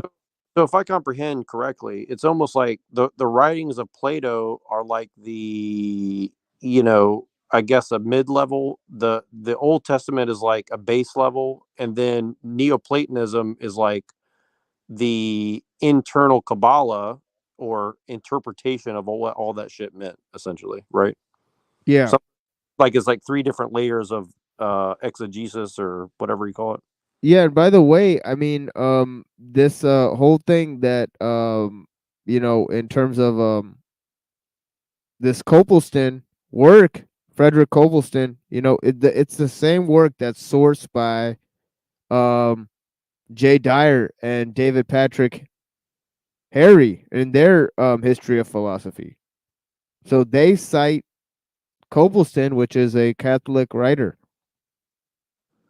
Yeah, and I think Pill Eater talks all the time about that. The Gene Wolfe, who wrote the Book of the New Sun, which is basically a fictionalized version of all this shit that we're talking about. And I mean, of course, that's the way he kind of. I'm probably paraphrasing poorly, but something to that effect. And I just want to mention, like, again, like I've heard Jeem and Jay Dyer and not only them, a lot of other people say things to the effect that there is a Christian Kabbalah. And I know I've asked you before, but like, what the fuck is a Christian Kabbalah? Because is that there definitely seems to be something where they have an internal interpretation, which they say all the time that it's not Neoplatonism, but it definitely seems to be adjacent to it of some, but I can't quite place like where it fits in philosophically. If it's not Neoplatonism, maybe Middle Platonism, or what exactly is the Christian Kabbalah? Because it seems that this is kind of what everybody's kind of referencing. It's essentially what like basically created like Protestantism, and then branches off from there. Basically, and also proto like Freemasonry and shit. So it's like John Dee. It's like basically like John Dee and whatever he was fucking doing. Well, it's more like Jan Comenius and Pico della Mirandola. I never heard of them. So yeah, those two guys would be especially. They sound. Yeah, and then even these guys cite John Scotus Miraginia, who's a lot earlier. But if anybody wants to look up those names, What time and place is that at, if you don't mind me asking? Well, that's going backwards in time, So Jan Comenius is, and then Pico della Mirandola, I believe is earlier, and then John Scotus Virginia is like close to the Middle Ages, So we're talking about like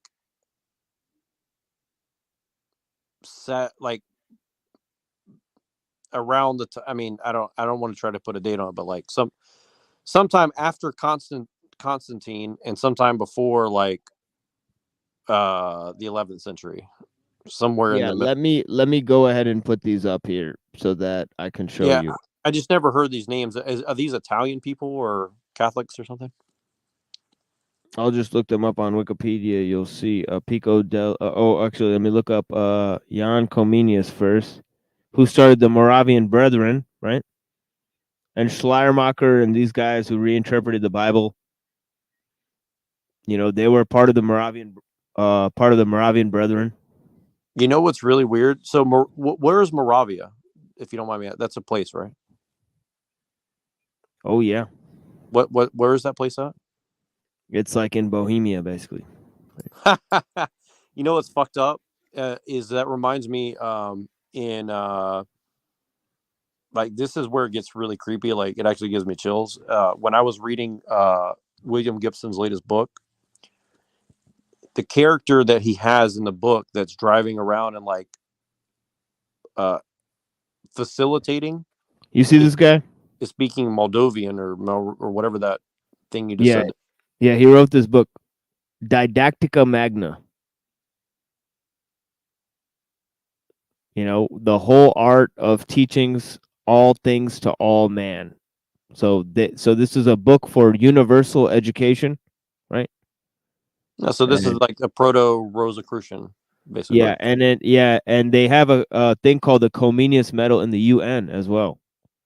You know, so it's interesting. But yeah, this guy, this fine young Transylvanian gentleman here, and here we go, Pico della Mirandola. Let me look this up for you guys.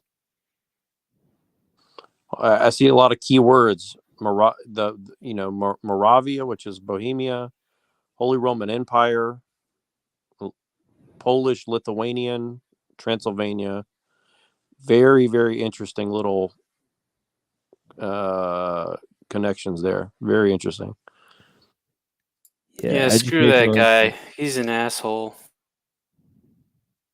The influence of Comenius on education is comparable with that of his contemporaries, Bacon and Descartes. I'm just kidding. On science and philosophy, which is interesting, right?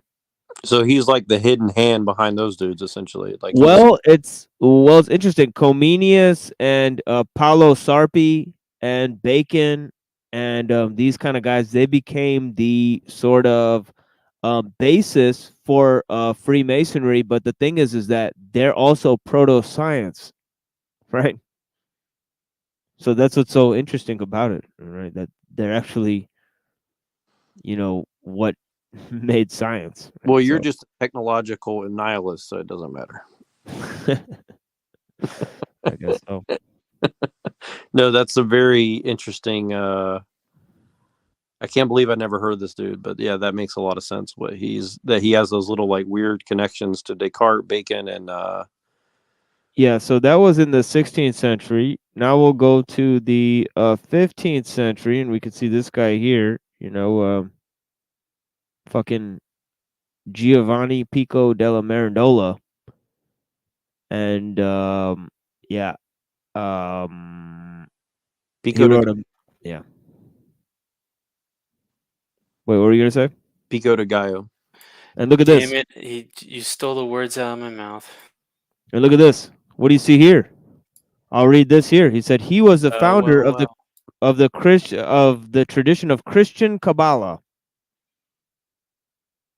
a key tenet of early modern Western esotericism. Okay, Neuro. Yep, that makes sense. And this is in 1400s, and this is before Protestantism. If you can imagine that, so all of these things are basically leading up to, you know, or during Protestant Reformation. But then you have this guy. Can you pull that back up 1 second? I want to just check out one thing really quick. Oh yeah.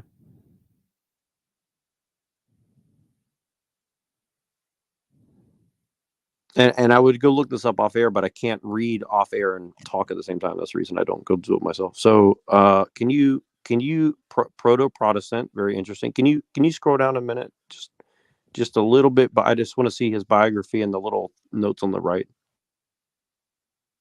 All right, stop right there. Yeah, Mirandola. He was from what country? This guy here is part of Bohemia too. See this guy? He's a duchy. Okay. Right? Was Holy Roman Emperor Sigismund. Get it?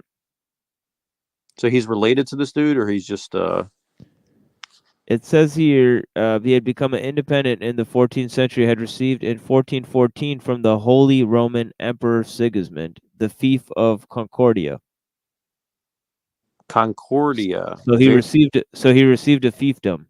Sounds very similar to Discordia. I'm pretty sure they're the same creature.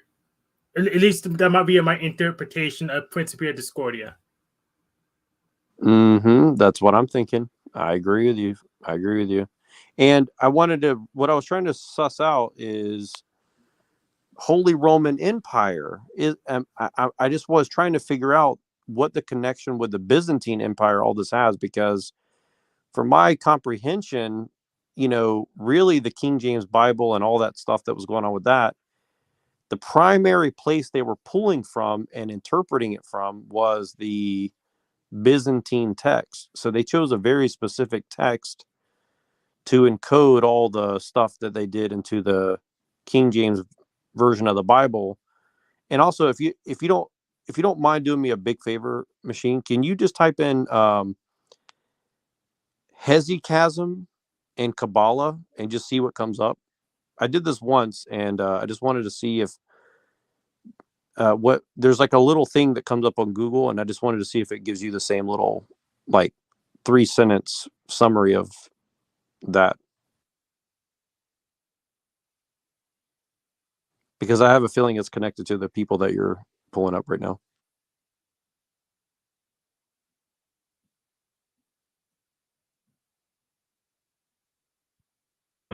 I'm out, guys. Be blessed. Have a blessed night, Wizard. See you, Wizard. Thank you. Yeah, thank you so much, Easy. old man. Yeah, what is the print? And if you have any idea, Hank, about the connection with the Discordian thing, I'm curious. While I just wait for this to pop up. Yeah. So allegedly, this Discordia and Concord are supposed to be relatives, but just looking at the family tree, where Concordia is supposed to be the daughter of the Mars and Venus, both being gods of war, it's suspect that a god is of peace will come out of that, when Discordia is a gods of war and confusion, which is why I think Concordia and Discordia is the same person. Also, in Principia Discordia, it says disorder and order, or just interpretations of an underlying chaos. Right. So it's basically like two sides of the same coin. Doesn't matter which side you pick, in a way. Yes. So so my hypothesis is that it pretty much Discordia is a variation of a base Concordia, but they're just the same person, but they probably sort of just Concordia, or just the chaos is just a way to control. So order from chaos kind of thing. What you're saying is very similar to like things that I've kind of thought, and this is the first time I'm seeing an actual connection to. And if you don't mind just clicking that little link, I just want to see what it says when it opens up, because that next sentence or two right underneath there, I think that says something that is very interesting, if you don't mind.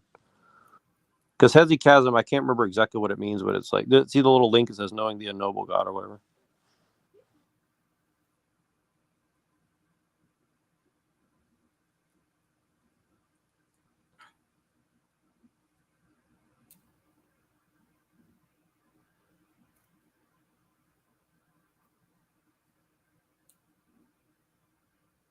Yeah, I think I've seen this before. Yeah, I saw it before too, and I know that was tabling the point where tabling all the stuff I learned via having Discordia, Eris, Harmonia, whoever she is, as a matron muse. I tabling all that crap that I got via unverified personal gnosis. That's just what I got from Principia Discordia and what's it called? What's that poem from? Hesiod, I think.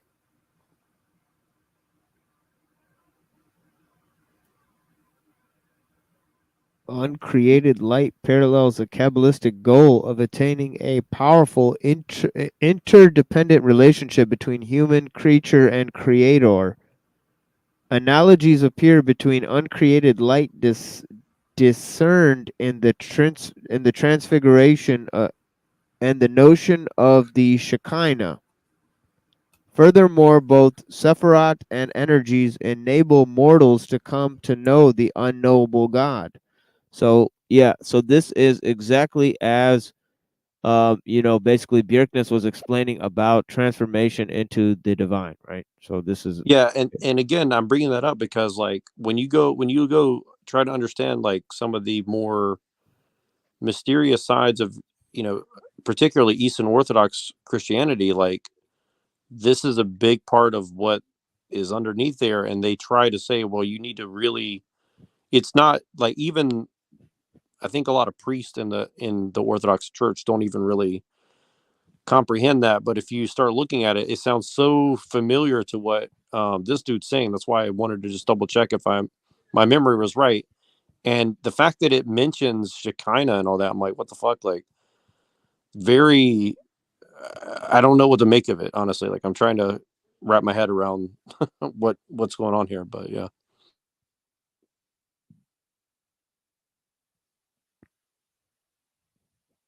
Yeah, and two other figures that are interesting are Sigurd of Brabant, that was involved in a condemnation of Averroism by the church, and also, but he was placed in the high heaven by Dante Alighieri in his Inferno, and Purgatorio and Paradiso, and then there's also John Scotus Erigenia, who is an early Christian Neoplatonist, right? Anyways.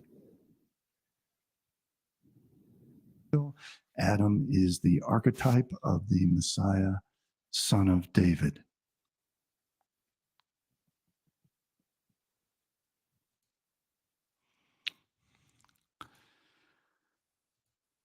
So this is portraying, this is my interpretation. I'm sure the makers of the film would not agree with this, but it's a work of art, so I have the right to interpret it in my own way.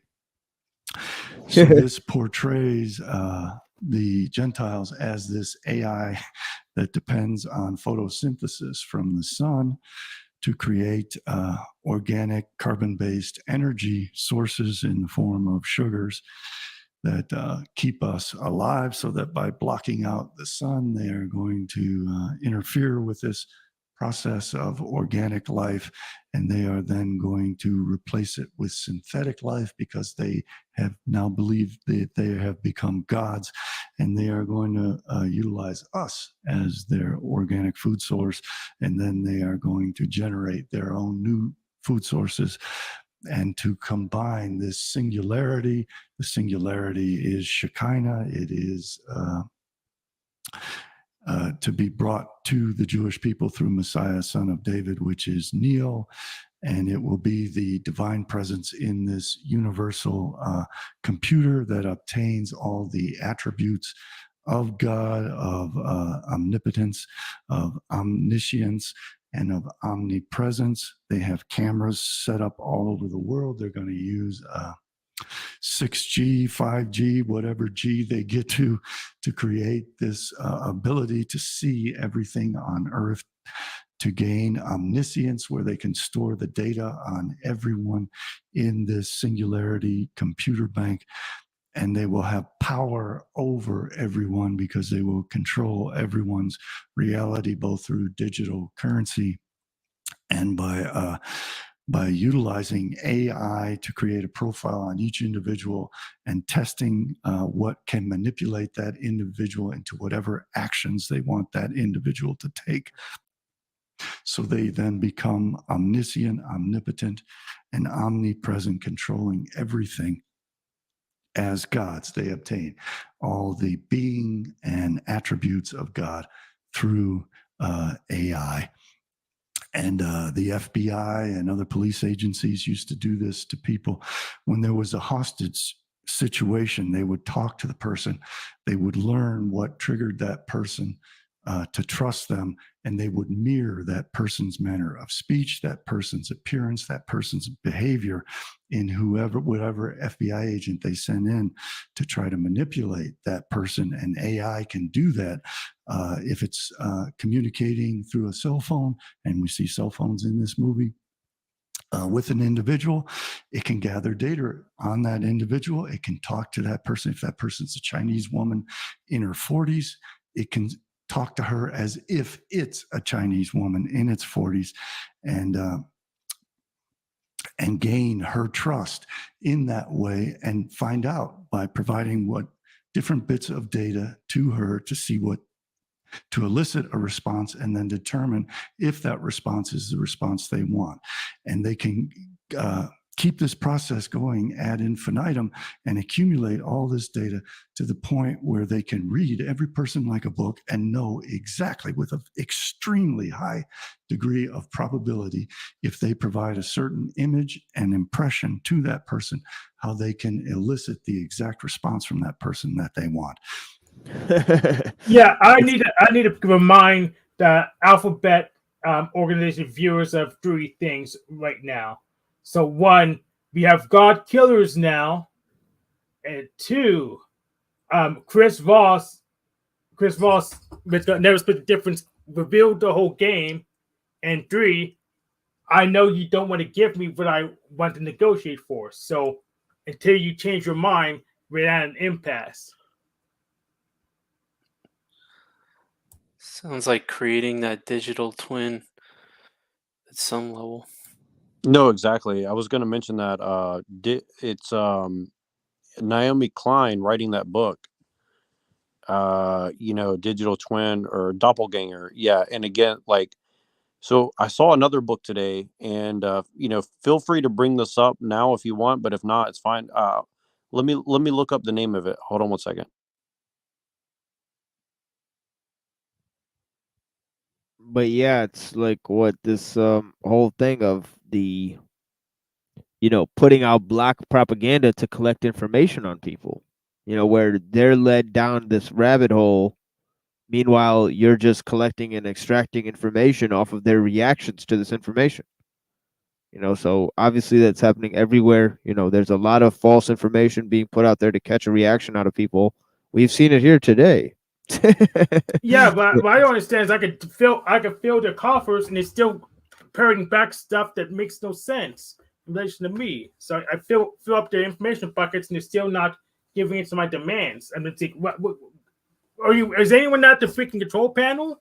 Are you guys paying attention? Well, you should really talk to Pill Eater because he can explain what's going on with that. He kind of said it earlier before you got on, but you giving them information is all they need, and in return, all they're going to do is give you more convenience, allegedly. And I think, they're trying. They ain't doing a good job at it. Well, yeah, because they own us, like we're their digital slaves. And on that note, if you look up the book Doppelganger by Naomi Klein, she kind of does a whitewashed version of talking about that. Number one. Number two, this book, we should all look this book up too, along with Yuval Harari's book for children. You should look up the book Gaia's Web by, her name is Karen Baker with 2 Ks. And it's about how digital environmentalism can restore the earth, give us an empathy, and repair the biodiversity and heal the earth, essentially. And Naomi Klein says that it's a great book, and because basically I don't know exactly what it's about, but seems to basically be how this whole Skynet situation is good for the earth, and basically making humans irrelevant is good for the earth, and that's basically what is going on. Okay, then Alphabets, you should know exactly what I want by now. If you need clarification, email me at ofamo3@gmail.com. And if I don't get it, you won't like what happens next. Oh shit. They're shaking in their boots, Hank. What are they gonna do? Well, I'm sure there's definitely people who are writing reports for those people, so I'm sure it'll land on somebody's desk for pretty soon.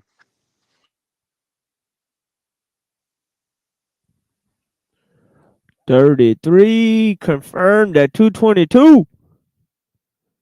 You. The 33 unit. I don't know that it makes sense, but no, but we should definitely do a cover.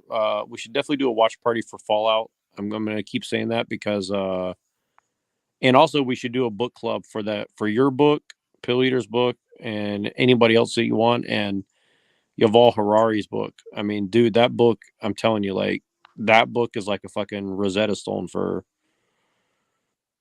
transhumanism for kids or some shit. It's really weird. I'm not.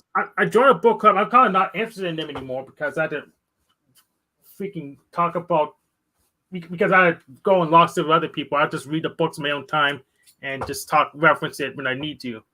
I think I'm kind of interested in more book clubs because the one I joined already is kind of a drag. I think what you're saying is there's not enough hoes in the book club. That's what it sounds like. Yes, that's what I'm saying. And or the really old, or when they're married and all that stuff. So yes, I'm saying all of that. Well, sad trombone on that one. But wait, Pill Eater has a book? Yeah, it's a giant book. Yes, yeah. Like, it'll take you a year to get through his book, pretty much. Like, Machine Lies will take. It would take you a year. You'll know how fast I read. Well, okay. I would love to see anybody get through that book in less than a year, but yeah.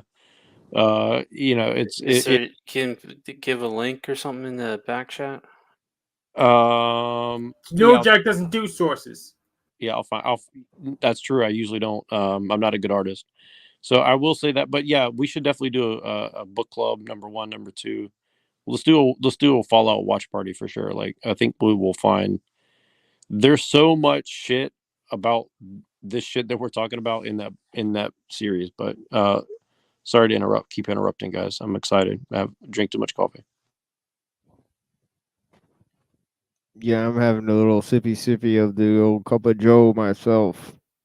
So it is what it is. It's now 2 a.m., so it is about that time. Then becomes their means of becoming God and obtaining all the attributes of God, of omnipotence, omniscience, and omnipresence.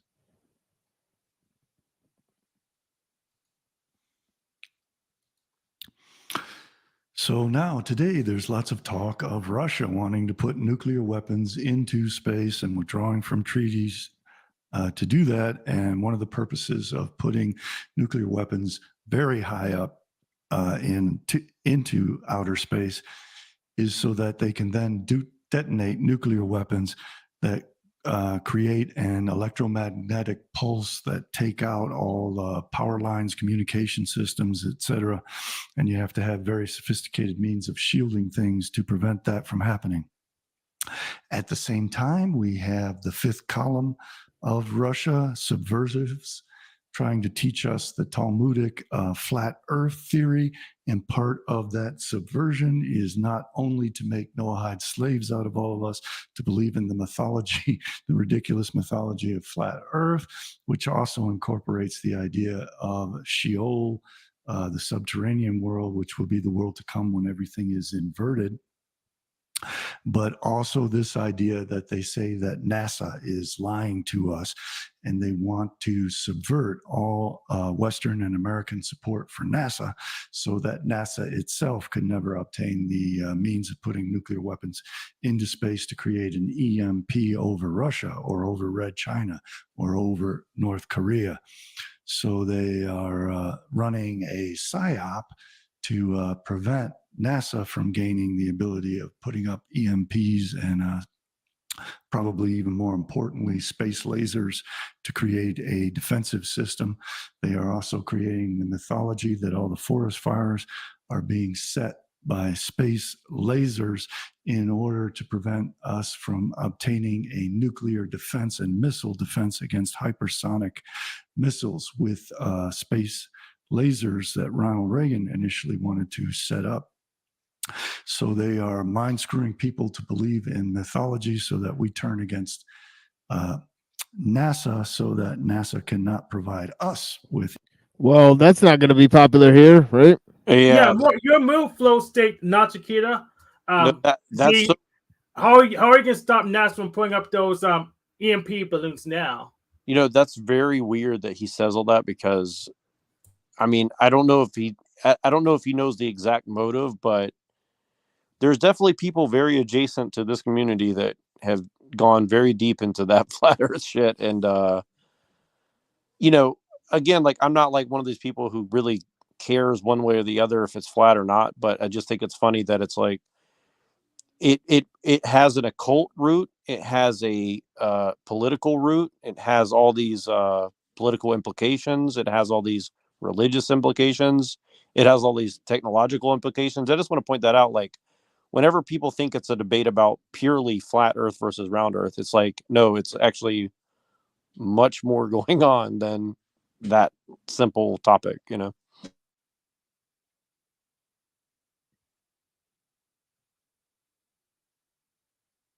EMP weaponry and cannot provide us with these vital space lasers, which will be our only defense against hypersonic missiles coming from Russia, China, North Korea, potentially even India, in the European countries especially.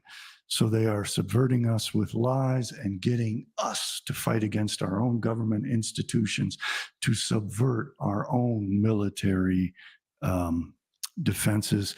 They are also putting out the lie that nuclear weapons aren't real, to undermine our nuclear arsenals, to prevent us from developing and funding the development of an increase and a betterment of our nuclear arsenals and hypersonic missile systems to deliver those. So they are tricking us into ourselves, telling our government not to pursue EMPs, not to pursue satellite-based laser weapon systems, and not to grow and strengthen our nuclear arsenals and improve our intercontinental ballistic missile delivery systems by tricking people into believing that laser weapons are being utilized to start forest fires, that nuclear weapons are fake, and that NASA is in fact our enemy when it is the research development system to provide us with our defenses. It's the only weapon we have against the machine. That's the end of that video? Oh, okay. Whoa! Neo.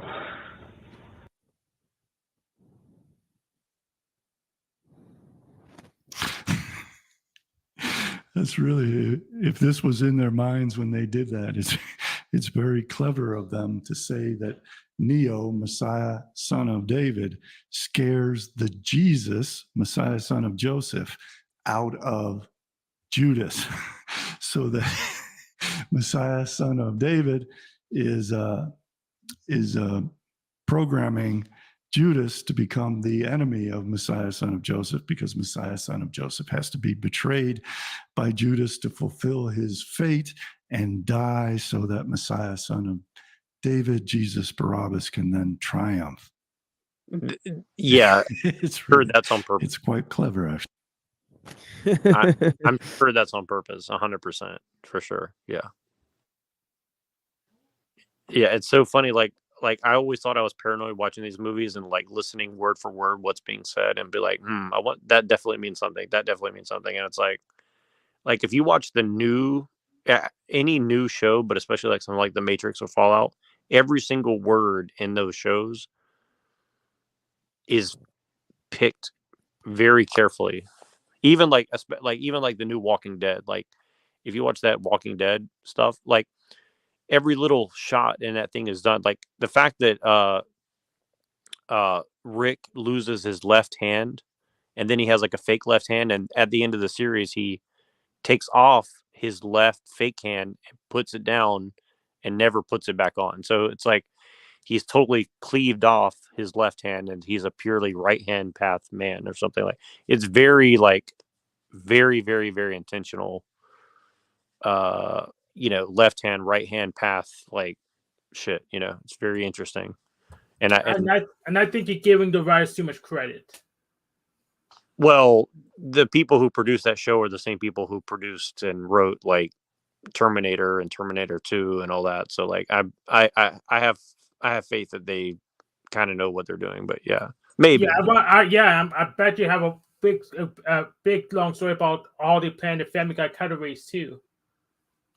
Say what now? I bet you have an interesting explanation for all the Family Guy cutaways as well. What do you mean cutaways? The crappy jokes they stuff in the Family Guy because it can't hold a narrative properly.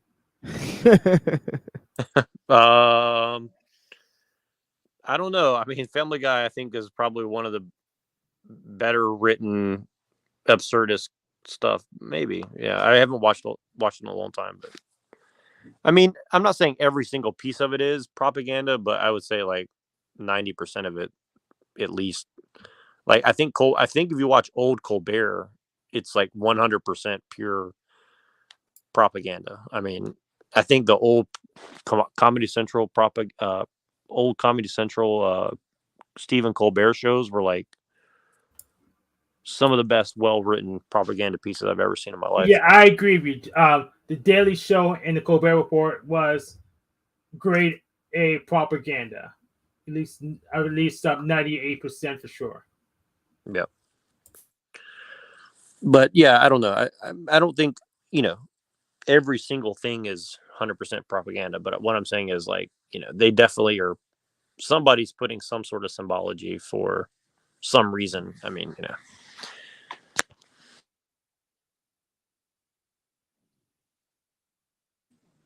But I also can say this. There's a lot of stuff they put in The Walking Dead that they could have definitely capitalized on, and they never did for whatever reason. But yeah. A lot of dead end stories that they put in there. But yeah. Think of it as a fan fiction opportunity, Jack. Oh, that's true. That's a good point. That a good example. Sorry, I'm going to shut up. I'm actually going to get off the stream now because I won't shut up. But no, keep talking. I'm about to get off. So no, but that YouTube channel called Matrix Explained, they're still doing videos almost like every other day or something for like years and years and years about the Matrix, and I think that's incredible. Yet I don't think they've ever done one about the Kabbalah. So I think this dude kind of blew them away with one video. That's interesting. Yeah, I mean the sources for this shit. If that's like, the case. Yeah, like I've heard of dozens of explanations. I even heard David Ebert. John David Ebert compare fucking Kaczynski to Gnosticism. So everything's been done here. Especially in Gnostic, Freemason. The breakdowns of the inner and outer, and the fucking thing of how it's about ascension and how it's like, yeah. Well, it used to be everybody I don't like's a Nazi. Now everybody I don't like's a Gnostic, I guess. That's the new narrative. Right. Also, everyone I don't like is a narcissist. Yeah. I haven't been keeping up with the panel drama, but I've seen that in a bunch of different things lately.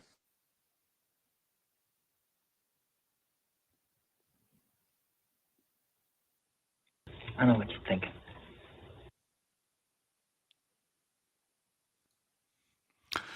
So Neo ultimately triumphs over death. Samael is the angel of death.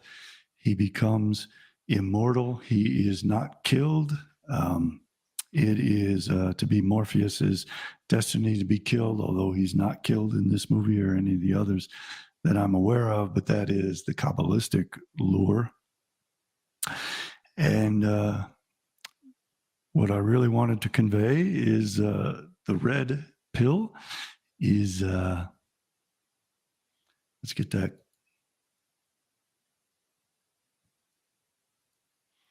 The red pill is the satanic left-hand path leading down in further emanation to separation from God, greeting Satan in Zion, in the world to come, which will be another world beneath the earth.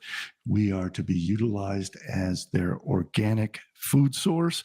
They will utilize fusion, they anticipate, as their inorganic energy source. The blue pill, the matrix, is the simile of the cave, all of the illusions that are created in the human mind by its failure to understand the perfect forms of the first intellect of the monad. They are geoengineering the earth to scorch the sky, to block out the sun god Ra.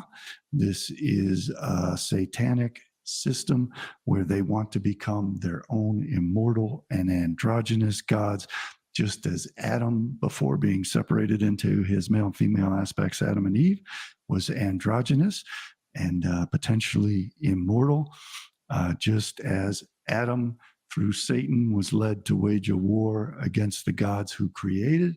Adam, man, has now created artificial intelligence, which is slated to wage war against man, as I'm going to explain in my next video on a Kabbalistic Hollywood movie, which also says that human beings have to go underground for sanctuary for the new Noah's Ark when the nuclear apocalypse happens.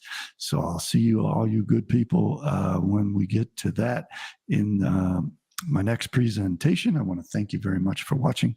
I want to thank my donors again for contributing to make all this possible.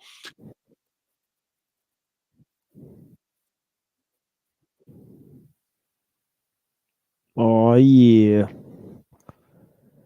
We got through the whole video.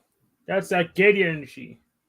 Well, that's only a 44-minute long one, but yeah, I'm sure if you know, and it only took like I mean 2 hours or so, so yeah, it took like a while, but yeah, No, that's quick for a panel. Yeah, it is pretty quick for a In panel. fact, it's quick for any, I guess, video commentary, to be honest. Yeah, but I think again, it's got to be, you know, the density of the fucking material there, you know, is a lot to work with, you know. Yeah, it's just a cursory review. Yeah, because I had to go over Empedocles and Plato and all that type of stuff. So that's the thing, is that usually more people on the panel would comment on those issues, but this time it was just me. So it's just kind of like, you know, it goes to Comments too, but I like to move it along. yeah, Hank has, you know, some comments, and you know, but in terms of there was you know, in terms of the Platonism and all of that type of stuff, it gets a little hairy. The red pill and the blue pill, that kind of initial presentation, that took its own way, you know, so there's a lot to go off of there. And you know, his idea of the Kabbalah and also these ideas of these two poles of Plato and you know, Sophia, you know, and how they represent these right hand and left hand path, and obviously it goes to this greater concept of you know, how there's this Kabbalistic system in which there's a feminine aspect of the divine. You know, Neurojack was asking earlier that who was representing the Shekinah. I forgot to tell him it was the Trinity character in the Matrix. So yeah, so yeah, and that goes to the one and the many.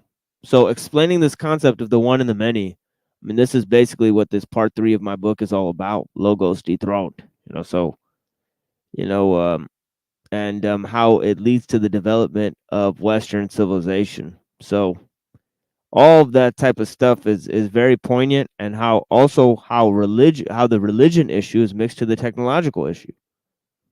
You know, so I really liked his explanations of that. So in terms of the other video we had, you know, Pill Eater has such dense information that we only got through about 4 minutes of the other video. And then on top of it, because we had to style these issues, you see, we had to introduce Moldbug and all these kind of guys, and so I wanted him to introduce these preliminary concepts. So I'm thankful that we had such a dense presentation here. I can't forget what we also watched. Well, we had lots of talks as well. But yeah, I think we watched some other information as well. Mashiach ben Joseph and all of that. But yeah, we're basically winding down the show here, you know.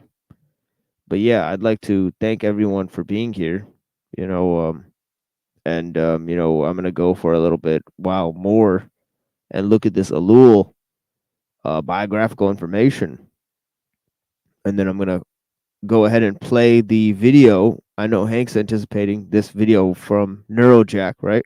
that we recorded a couple of days ago, right? Or Yes, yeah, yes. so, I don't yes, know why Bobby. it's down now, but Well, yes, I hope it's up soon. well, we're saving it for now, because it's basically we don't put stuff up on Neurojack's channel. He's trying to preserve that channel, and then also, but we will try to get some subscribers over there. Please be kind and go subscribe to Neurojack's channel, Silver Tongue Cavalier. You can follow one of Wizard channels, or you can get YouTube channels for free now. Well, some people might say. I heard you can get them for free now. So, did you get Cyber Caliphate for free? The Machine Lies. Yeah. So yeah, so he can just register another channel for free, and then you don't have the issue, Jack. Yeah, that is a true fact. But the thing is that he's just trying to stay off the map, and then I get a little break there to get to premiere some material, and also I'll play some of the Nachikita panel I went on the other day. We did have some good discussions when Freedom Grower showed up and wanted to talk about the issue of technology. He posed a very poignant question to the panel about the use of technology and what they would do if the use of technology was ceased in their own lifetime. How would they live, or what decisions would they make as a result of that? So it was a very well, they'll die pretty quickly because you can't put your a stick into an anthill for to eat the ants, because that's technology. That's a lever. No, of course he's talking about like modern technology, like electricity and those types of things. Of course, you'd have What's still the tools. arbitrary cutoff? What gets tech level is the metagame. That's what person decide. But That is, yeah. So you Yeah, can't, that was you can't decide. yeah, that was actually the second part of his question. Is what would your cutoff be? So probably someplace out the committees so you can actually make a decision on what to cut off. Yeah, Right. committees and ban lists. So you have to at least include committees and ban lists to decide which tech to include and remove. And once you have that, you don't even have to go on based on you just arbitrate. Well, I don't like that banned. That's unfair. The pot agreed. We can't use that. It's a free 2 cards for 1 card banned. It really doesn't matter when it happened. You just say, well, I like this or don't like this for this reason.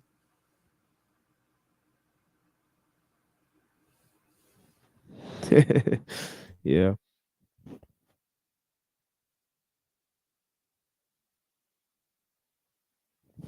Yeah, but it's interesting, this whole characterization of Alul and how he's getting into this whole understanding of Alul. I do think it's very important, and it goes into very basic concepts of this matrix concept. Alul is kind of a technological determinist in a lot of ways without saying it, but he kind of makes distinctions between technology and a lot of other forms of knowledge and learning, and especially nature and technology. Alul is a Christian thinker, so that is one of the fundamental things. But yeah, how he influenced the writings of Kaczynski. This is a very important insight, and also he influenced many other people, notable thinkers, Marshall McLuhan, and also what was his face? I'm losing my train of thought here. Marshall McLuhan and oh yeah, Aldous Huxley, Brave New World. Right. So anyways, let's go to this.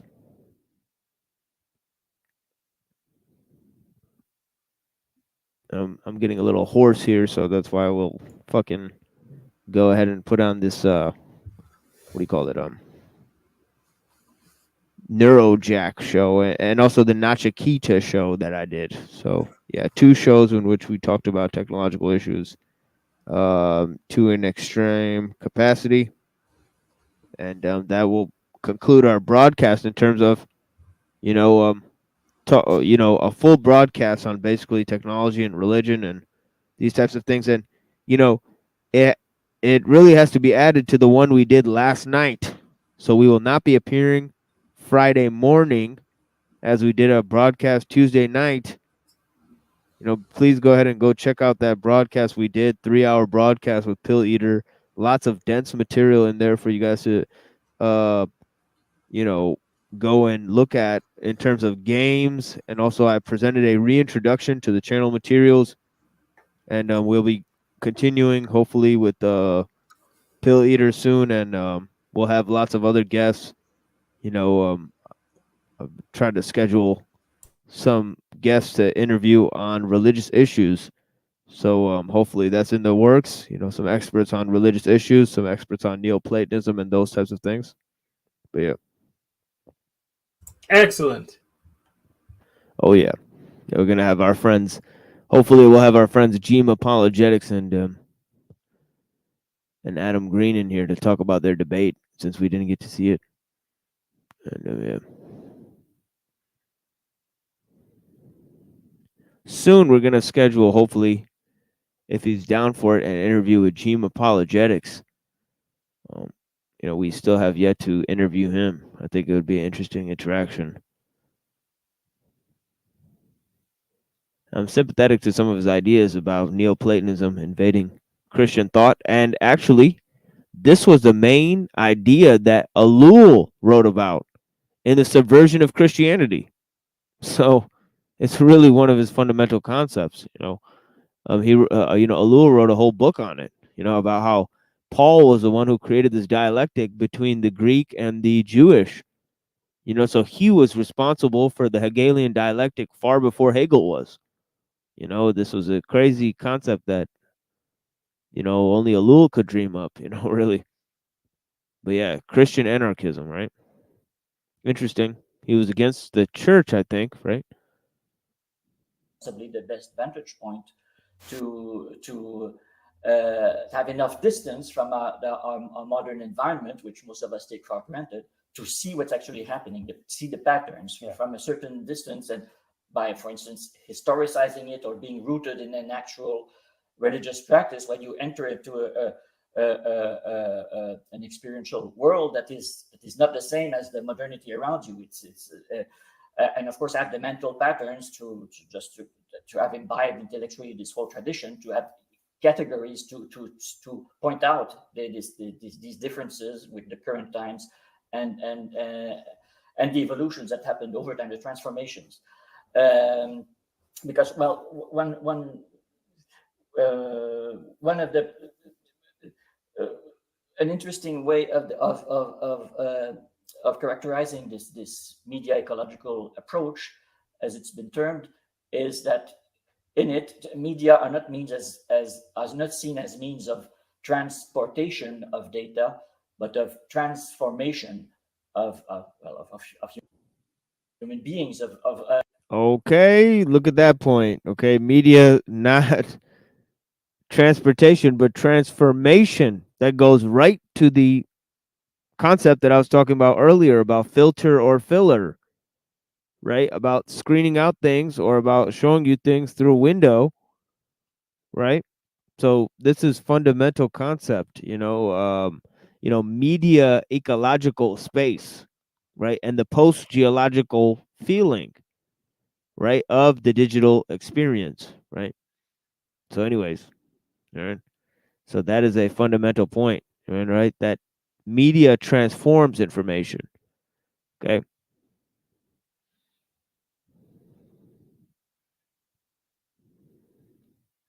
Yeah, of course, Special K. Blessings. Thank you for being here. Pretty much the whole time. Blessings to you.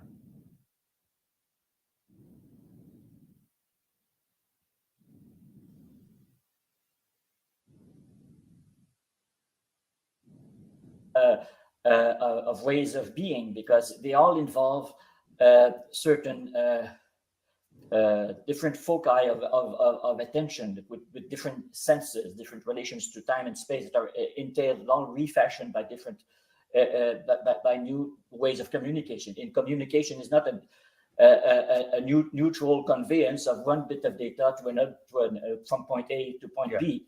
Everything is in the way of the common way of being and of moving between these two artificially separated points. It means being in media res, like in the Latin expression, being in the middle of things. Right. To understand that gap, which isn't a gap, that's where the life actually is. Yeah.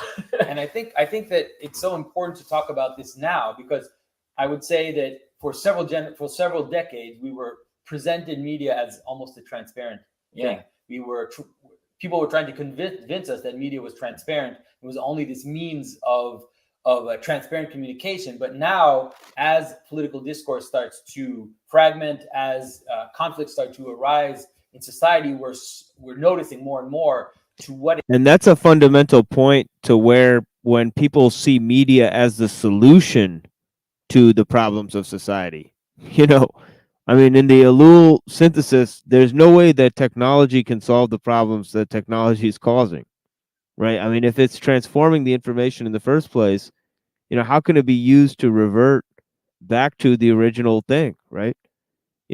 A transformed information that's then, reinterpreted through media is then retransformed. So all you're getting is more reinterpretation, So to solve the problem of media of bad media with good media, that's essentially flawed. You know what I mean? The problem is in the medium itself.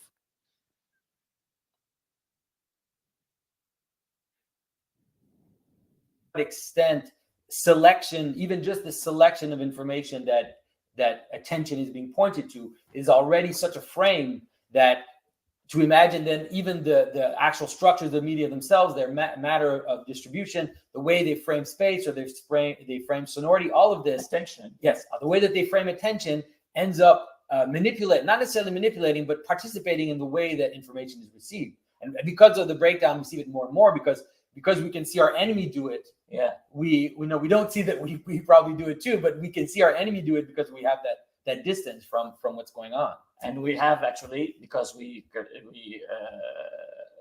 frame our discourse and communication the same way, we have much more in common with our current so-called adversary or enemy that we did with the people we claim, say, to return to. We're part of the same world, and that's what's important to understand, because that's the constant trap. And of course, there's been plenty of movements that have been critical of frame attention, ends up not necessarily manipulating, but participating in the way that information is received. And because of the breakdown, we see it more and more, because we can see our enemy do it. Yeah, we know we don't see that we probably do it too, but we can see our enemy do it because we have that distance from what's going on. And we have actually, because we frame our discourse and communication the same way, we have much more in common with our current so-called adversary or enemy that we did with the people we claim, say, to return to.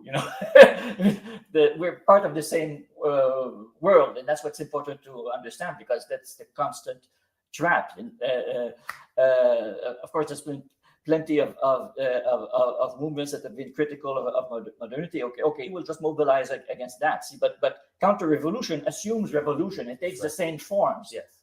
It's all based on project mobilization. So you end up, you may invoke some values from the past, but in practice, that you're actually a modern movement, and one probably even more efficient as a modern movement, because you have the reassuring references to the past. Mm-hmm.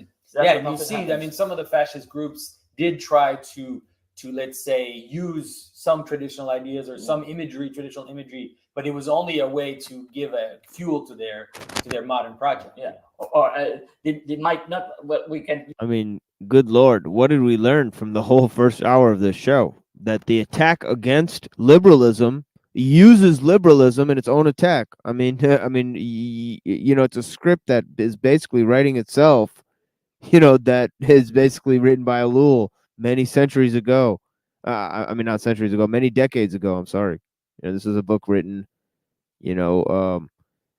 just decades ago, and was referenced by Aldous Huxley and Marshall McLuhan, as was stated in the earlier part of this. But yeah, I mean, the true proponent of this is mentioned centuries ago. I mean, to be honest, all of these degradation of the arts and the sciences and the cultures is really mentioned within Rousseau's discourses on inequality. He talks about how art and culture basically cause this, concept of a faux rebellion, to creep up among the people, and in which they sort of degrade themselves and they think they're freeing themselves, at the same time.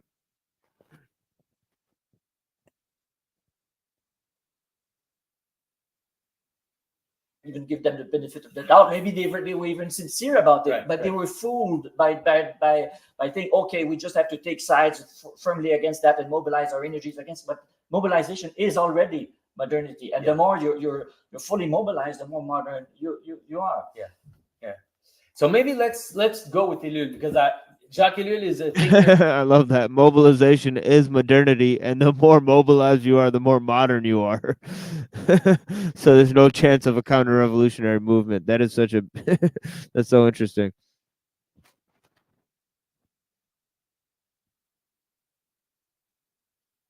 That I do not know much about, but many people who watch my videos, many people who I'm in contact with, they keep telling me that I need to spend some time with Ellul and to understand him a little more. And so I knew that I had my expert here with me. And so this is my chance as well to discover a little bit about him. Maybe you can tell us a bit about his own, because he converted to Christianity, and then his own intellectual progress, you could say. What are the things that were important to him?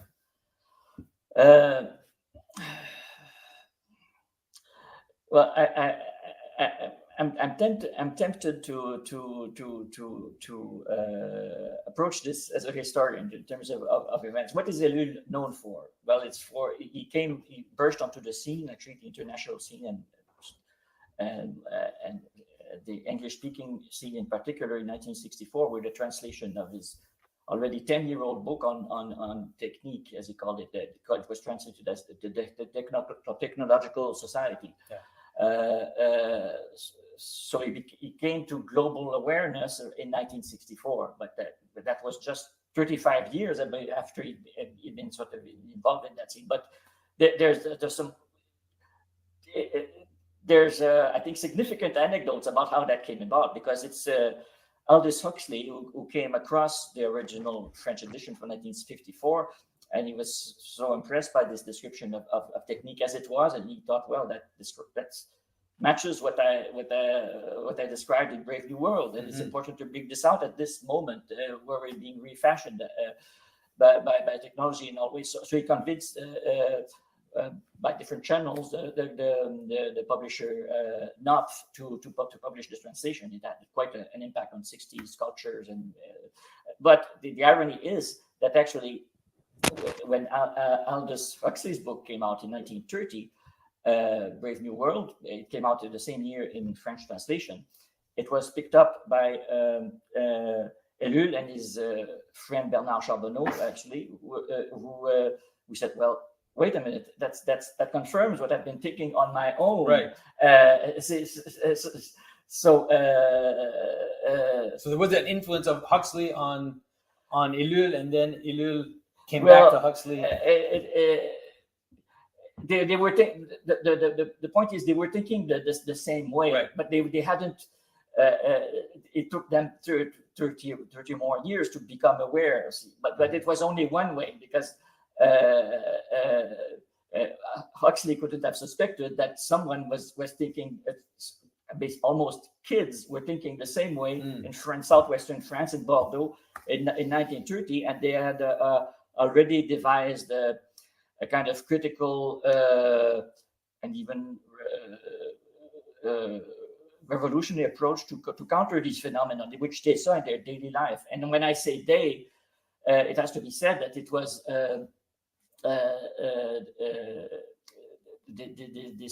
this friend that Jacques Ellul came to know a couple of years before, called Bernard Charbonneau, who he acknowledged that he wouldn't have have said anything original in terms of social ideas without meeting him. It would just have been.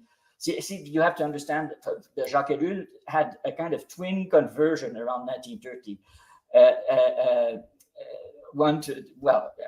He had a conversion experience to Christianity, which he understood in terms of Kierkegaard and Karl Barth on the one hand, and on the other hand, because his father was ruined by the economic crisis, he had a kind of conversion to Karl Marx. So Karl Marx and Karl Barth both formed two forms of dialectic. Mm-hmm. So it's in terms very much of dialectics of usually exclusive opposites. Mm-hmm. So that was his framework at the time that he came across Bernard Charbonneau, who sort of took the place in his social thinking of Karl Marx. But he remained a Marx expert all his life. But basically, he would have been some sort of Christian Marxist if he hadn't come across this almost a class clown at the school they were going with, who one day came over to Jacques Ellul, who was kind of a nerd, really a bookish kind of guy, and invited him to a camping exhibition outside, and then in the countryside, and then they had these unending discussions, and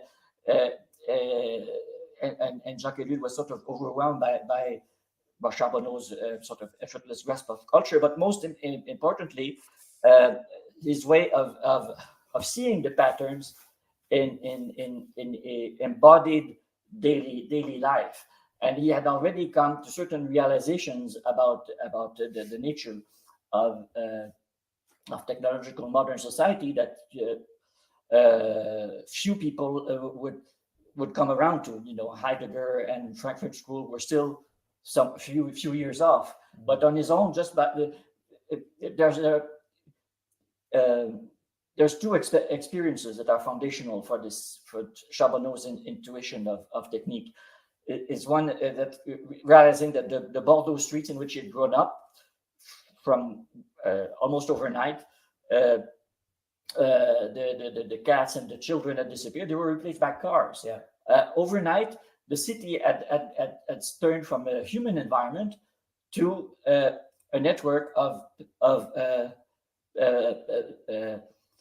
pathways for the circulation of these mechanical motorized engines. Yeah. And that was true of the whole of society. Right. But no one talked about it. And it was the time of the Great War, etc. And after. So, and of course, that it was also a motorized war. But he understood also, because he didn't.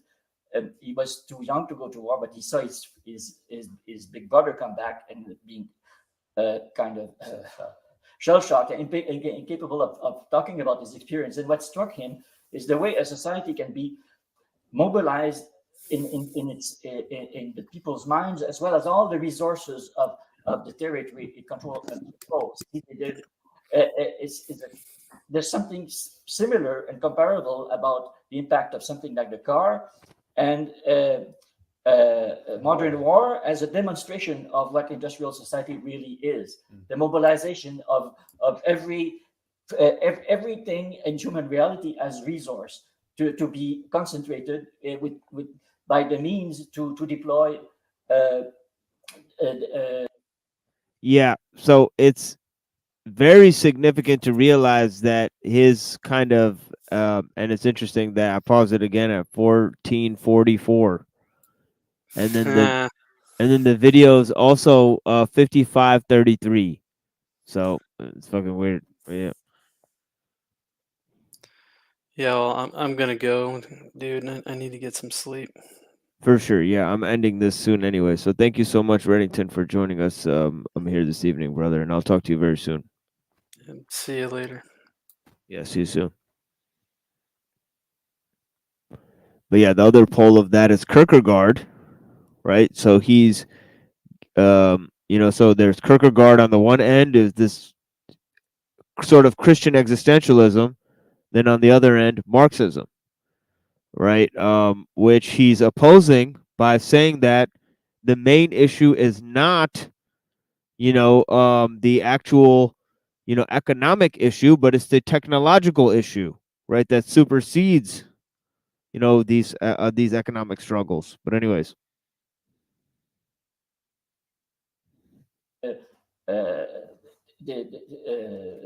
this apparatus, for whatever end, the end doesn't matter. The point is the mobilization in itself. And he understood that, things like world wars or totalitarianism, they were just out of the ordinary expressions of something that it was just the fabric of daily life as it had mutated. Mm-hmm. He called this the great molting of mankind.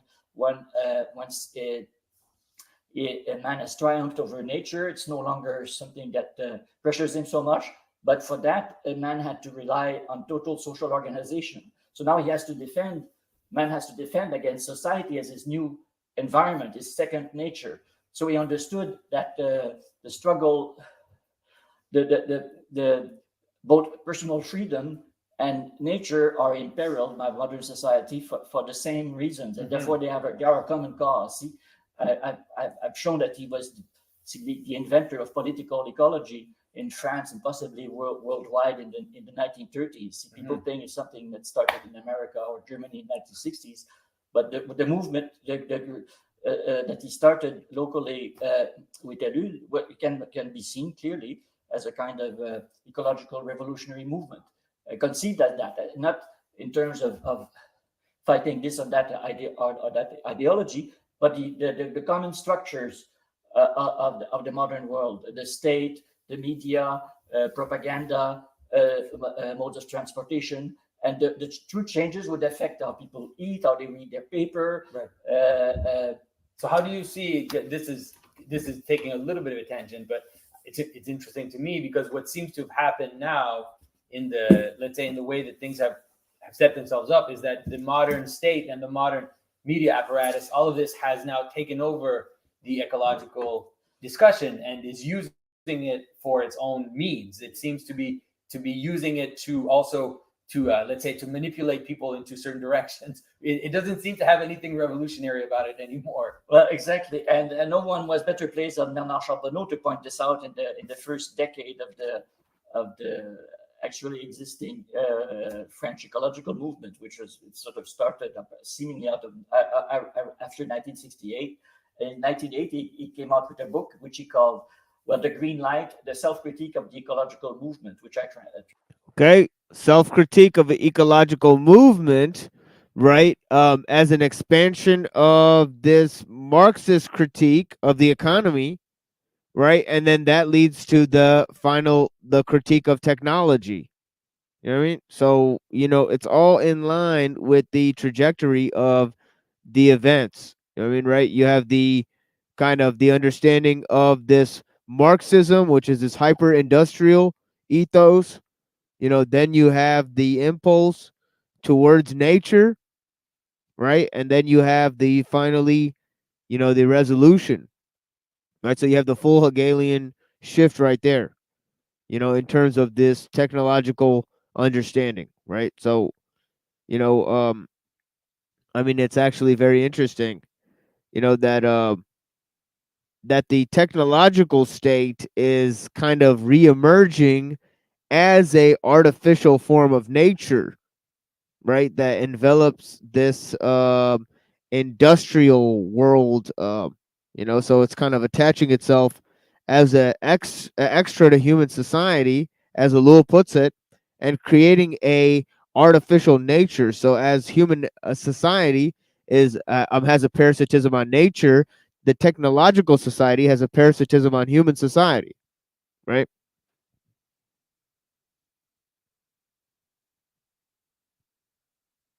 Translated for Bloomsbury last year. It's the only Charbonneau book out there. So, and that has good introductions to his talk, not by me, but so if people want to know more about Charbonneau, that's it. But he could, with this experience going back 50 years, he could see that the green movement had gotten mired in the quest for media attention, and for presence in the political system, which of course is paid with media attention. So so this critique of media is and as a kind of categorical imperative of our presence in this world is central to his critique of what the Green Movement had become. And now it was in turn, he calls it the Green Light because it's 1970 was decreed as the year of the environment by the Council of Europe. See, so it's no one would touch this topic in Europe, until then. But it was a red light. I knew it personally because he'd written tons of books about it, and no publisher would touch it. See, and all of a sudden, 1970, it comes from the Council of Europe. Everyone broaches these issues. It was. The greenwashing pump started rolling because it started from bureaucratic center. So it was already a kind of discourse that sort of papered over the same kind of society, and the people who were trying to challenge this kind of society, they took by taking on the same means through which this society propagated itself. Well, they were sort of co-opted by it. See? So that's why you have a kind of green version of the same kind of technological society. Yeah. It's interesting because what I've seen is because I look at my kids, we do homeschool, but they use sometimes books from the school system and everything. And I can see that it seems to be replacing the kind of guilt system that was in the Catholic Church in the 1950s and 60s, where you had to really feel guilty about being alive, basically. Being a human, you was being a sinner, and you had to live in this guilt. And now we've replaced that kind of original sin guilt with this guilt of living in consumer culture, where you have to consume and you have to buy things wrapped in plastic. You can't avoid it, but then you have this guilt, so you have to atone, you have to recycle all these gestures, these kind of social things you have to do in order to atone for your sins of just existing in the world. And you can see in the books, like my son has a math book, and in his math book, all the problems are if you cut so many trees in this area, how long will it take for the trees, if they grow in such years, how long will it take for them to grow back? So it's like all the mathematical problems have become ecological problems. And it really struck me because I heard that in Quebec in the 40s and 50s, the math problems were all Catholic. They were all calculating how many chalices are used and everything. And so I thought, wow, it's a great way to indoctrinate children is to how many Chinese you can Chinese kids can you convert? And so it seems like it has become this, even though I can understand the need for ecology, I find myself resisting. Not at the idea that we have to take care of the world around us, but I find myself resisting because I see it now as part of this apparatus, this kind of strange techno-powerful apparatus of control. Well, and one of the points that Charbonneau made early on is that probably the needful ecological environmental measures would not come about as the effect of some grassroots activism by marginal groups. It's when the very people who had managed the exploitation and ruin of the earth, well, they couldn't do that anymore. They would manage trying to rescue something of it. See, but it would be the same people, right? The same system, right? But so that he even called it for him it raised the specter of eco-fascism, because as it was one illustration of the way the chaos that is spread by this constant encroachment of organization needs to be managed by still more organization, which in turn generates more chaos. So this. Okay. So I think that is one of the most fundamental points, and that brings the conclusion to its fullest level, that it's kind of the reform of the system, the faux rebellion, that's actually causing the problem in the other direction. So the solutions are often worse than the problem, and it's because the reaction to the problems is created by the same type of thinking, or an extreme version of the thinking that created the problems in the first place. And that is the hyper liberal world in which they want to have eco-fascism as a solution to techno-liberalism, right? So we have a full kind of controlled dialectic here, between left and right, in which you can see the new right and the new left emerging, right? But yeah, I mean, that's all for people who really want to see what's going on and actually oppose the changes that are going on, right? Okay, we'll hear a little more of this, and then I'll play my discussion with the Nachikita panel. A little bit of that in terms of seeing how I was able to move past the kind of name calling, the kind of stupefying behavior of most of the panelists.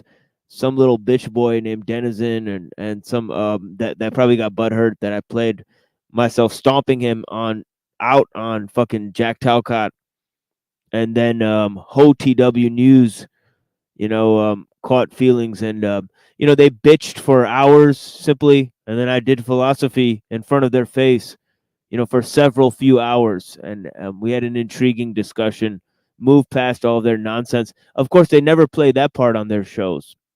They play themselves, insulting me as sort of comedy humor, so that is kind of their whole spiel here. So, these insolent fools, basically have nothing to contribute, right?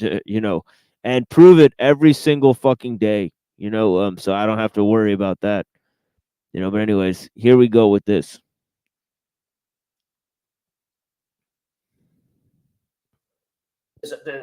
So this builds up the drive towards social totalization, which so he saw a danger of the industrial system reversing to kind of management of growth, to a management of endless consumption, to a management of scarcity, where everything would be precisely accounted for. Wow. But at the cost of personal freedom. And the point with the big difference between him and, say, deep ecologists who want to make you guilty for being a human, having grown the earth, is that for him, even the sense of nature, that these as something to be appreciated and preserved, this can only occur to a human. So he was just as concerned and as for the preservation of freedom as for nature, which was for him in practice indistinguishable. For him, freedom was a very physical thing. It was, that in his childhood, he used to go almost down the street and be in the forest. And as years went by, the suburbs would eat up more and more, and nature as a concrete experience was inaccessible. And you are in a complete, bookstore or environment, and you can't get anywhere except by car. For him, that freedom and nature are one in that experience of deprival that industrial society creates. It curtails both concrete freedom as the ability to move around in a differentiated space in the elements of air and water and earth, and also free of having to follow standard procedures for everyday daily life. I mean, our so-called instruments and devices are not neutral. In order for them to work, well, we have to adjust our behavior to them. We have to speak their language. Or even when they pretends to imitate ours, but it's so that we can integrate more their way of thinking, of operating. See, we have to become interoperable with our machines. We have to become interoperable with each other. That's one of the things that Elude is famous for underlining, these different laws of technique as the search for the one best way in every possible procedure and area of life. And as a totalizing process, because you can't just have it in one area and leave the other areas inefficient, because it just won't work. In order for something to work efficiently, it has to work efficiently with everything else. It has to be connected by the same rules to everything. So if you introduce one improvement in one area, everything has to sort of fall in line with it. You have to, and of course, since the Okay. There is some of the fundamental ideas right there, right? Efficiency is both a means and a process, and also this whole understanding of interconnectedness, how the system functions as a whole, right? So you have this kind of false sense of this monism that's going on through this technological malaise, right? Anyways, yeah, let's hear just a little bit more of this, and then we'll play some of this panels here.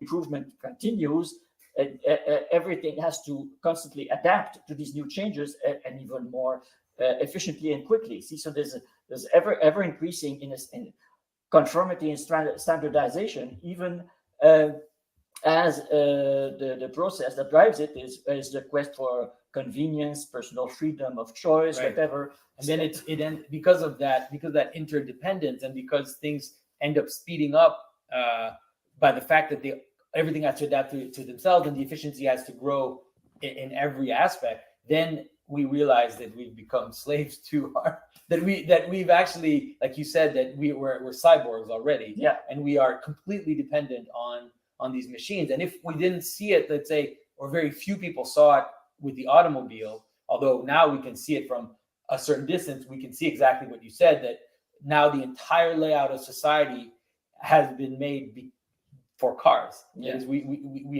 have planned our cities in terms of cars, but with the cell phone, that has now, I mean, I think almost everyone who has any form of self-consciousness is aware of that problem, of the problem of how we end up living, we end up adapting our life to this object. Well, our life which means concretely our sensorium, our management and awareness of space and time. I mean, people, there have been articles,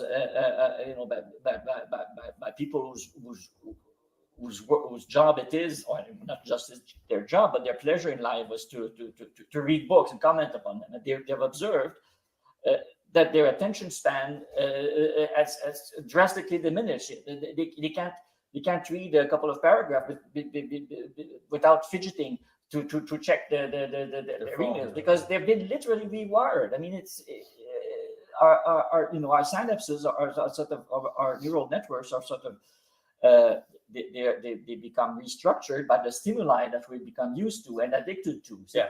So we've already been changed. Yeah, we are cyborgs. We don't have to have them attached to our bodies to be cyborgs. Well, that may come, of course, the phones will soon be inside our skulls, but that won't make that much of a difference, because we already are inside them. Yeah. We wear them, or they may be wearing us. Yeah, that's very fascinating. And I think that maybe I'd like to hear you talk about something you mentioned just before. You were kind of going through, and you mentioned the relationship between the system, the increasing of the system, let's say, and the increasing of chaos at the same time, and then the reaction of the system to that process, let's say. That's something that really interests me. As you know, you followed some of my videos. And that's interesting that the whole underlying pull of the accelerationism is to create the chaos to foster the change, right? So yeah, that's the fundamental point in all of this as well.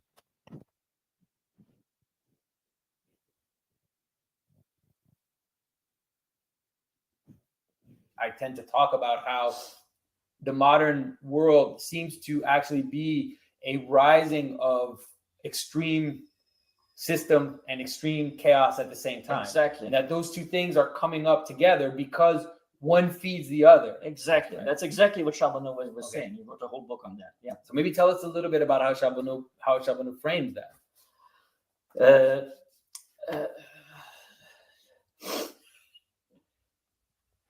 It's hard to resume entire books in small bits. I know. Where do you take it from? Because it's also it's at the level that we're so embedded in that kind of reality that we don't see it. So where can you sort of put it to a certain distance? Say, oh yeah. He would.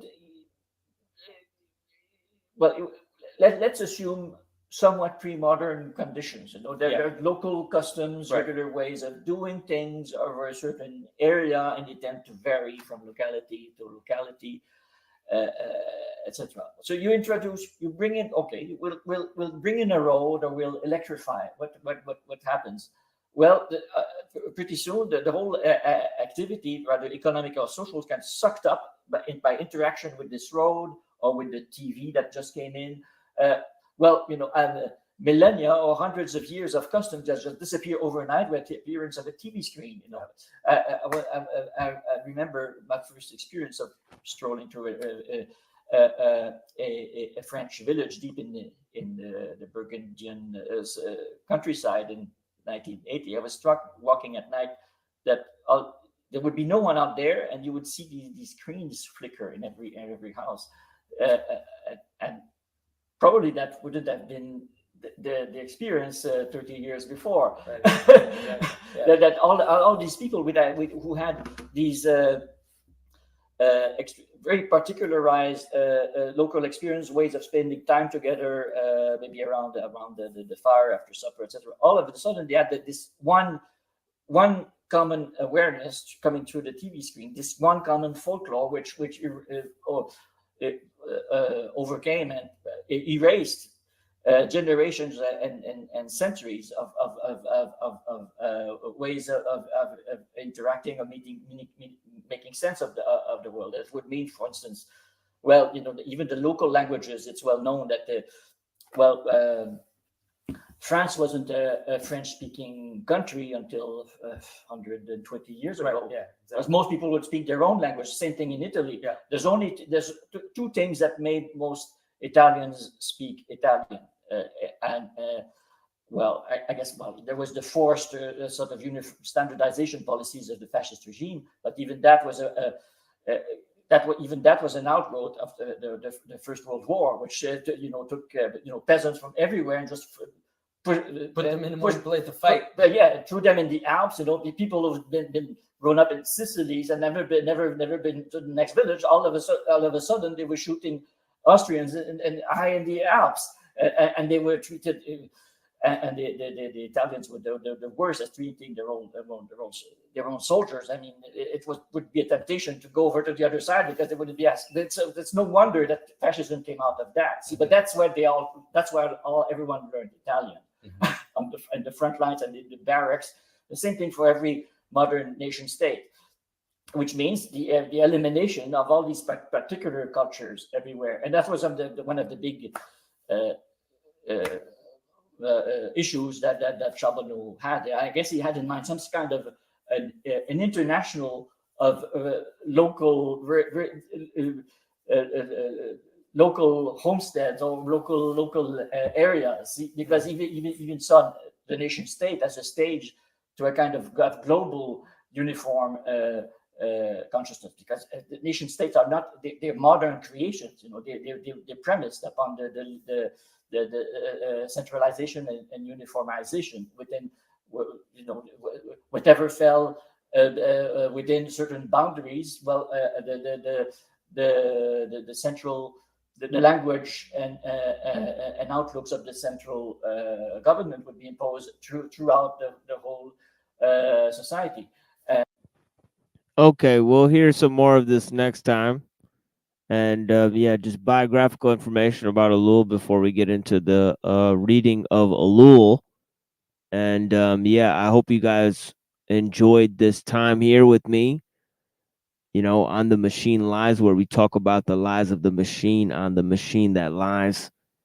And I hope you have clarity to see through the lies, my friends. I'm going to be playing a Nachikita panel, and then I'm going to be playing a Neurojack panel. And in both of those panels, we talked about the issues of technology and debated them with few people. Not really a debate, more of a elegant sort of discussion on these issues, as I presented at the end of last show. So yeah, I mean, it's interesting that we go from panel to panel and these issues show up without our provocation. We actually don't provoke any of these issues. Here it was Freedom Grower who actually proposed a question, you know, so yeah, fascinating stuff. Anyways, thank you guys so much for joining me, and I'll be back on Saturday night, not Friday morning. And please watch the show that we did yesterday night if you guys missed it. We did a show last night on the issues of technology. I opened the issues up again with Pill Eater, and then today was a continuation of that show. So thank you so much. You know, and you know, we only scratched the surface as always, but we have lots more ideas and themes to present. And we'll be joining you all soon. Blessings. Imagine, like, because for example, like I remember Statue of Liberty being on Ellis Island, and in this reality it has never been on Ellis Island. It has always been on Liberty Island. So some people claim that and Ellis Island exists.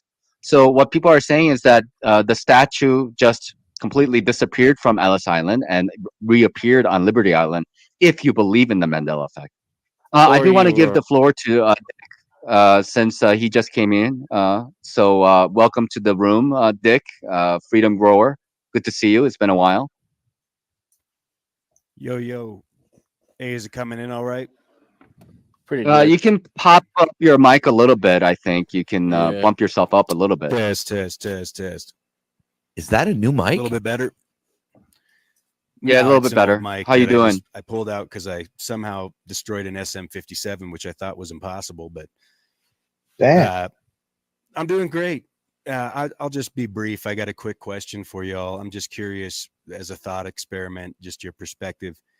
If you were cut off from technology, how would that, put yourself in that spot? Like, what would that be like for you?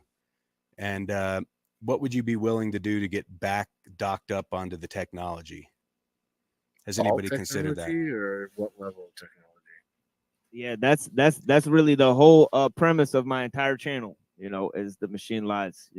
That's all we talk about. We talk about the problem of technology, the dangers of technology, where we've come to, the dangers of innovation and the dangers of human knowledge, the limitations of human knowledge, and the dangers of science. Right. So if you were cut off from the internet, if you did not have the ability to get online, how would that be for you? What would you go through? Would it be dramatic, or would it be a nothing burger? Would you, It was awesome when I experienced that. I loved it. It depends how many other people are cut off as well, doesn't it? Like, if it's a worldwide thing, everybody's shut off. That will be a completely different thing to just you. Just you have no access. Everybody else does, but you don't. Like, there's different levels to it, aren't there? Well, what do you mean by no internet?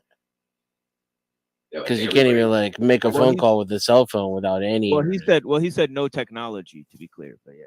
So if all technology, like if some massive EMP went off, or I don't know, a solar flare from the sun or whatever, and wiped out all the servers, all technology, we went back to the Stone Age, back to Victorian times before electricity, and we were all in that pot together.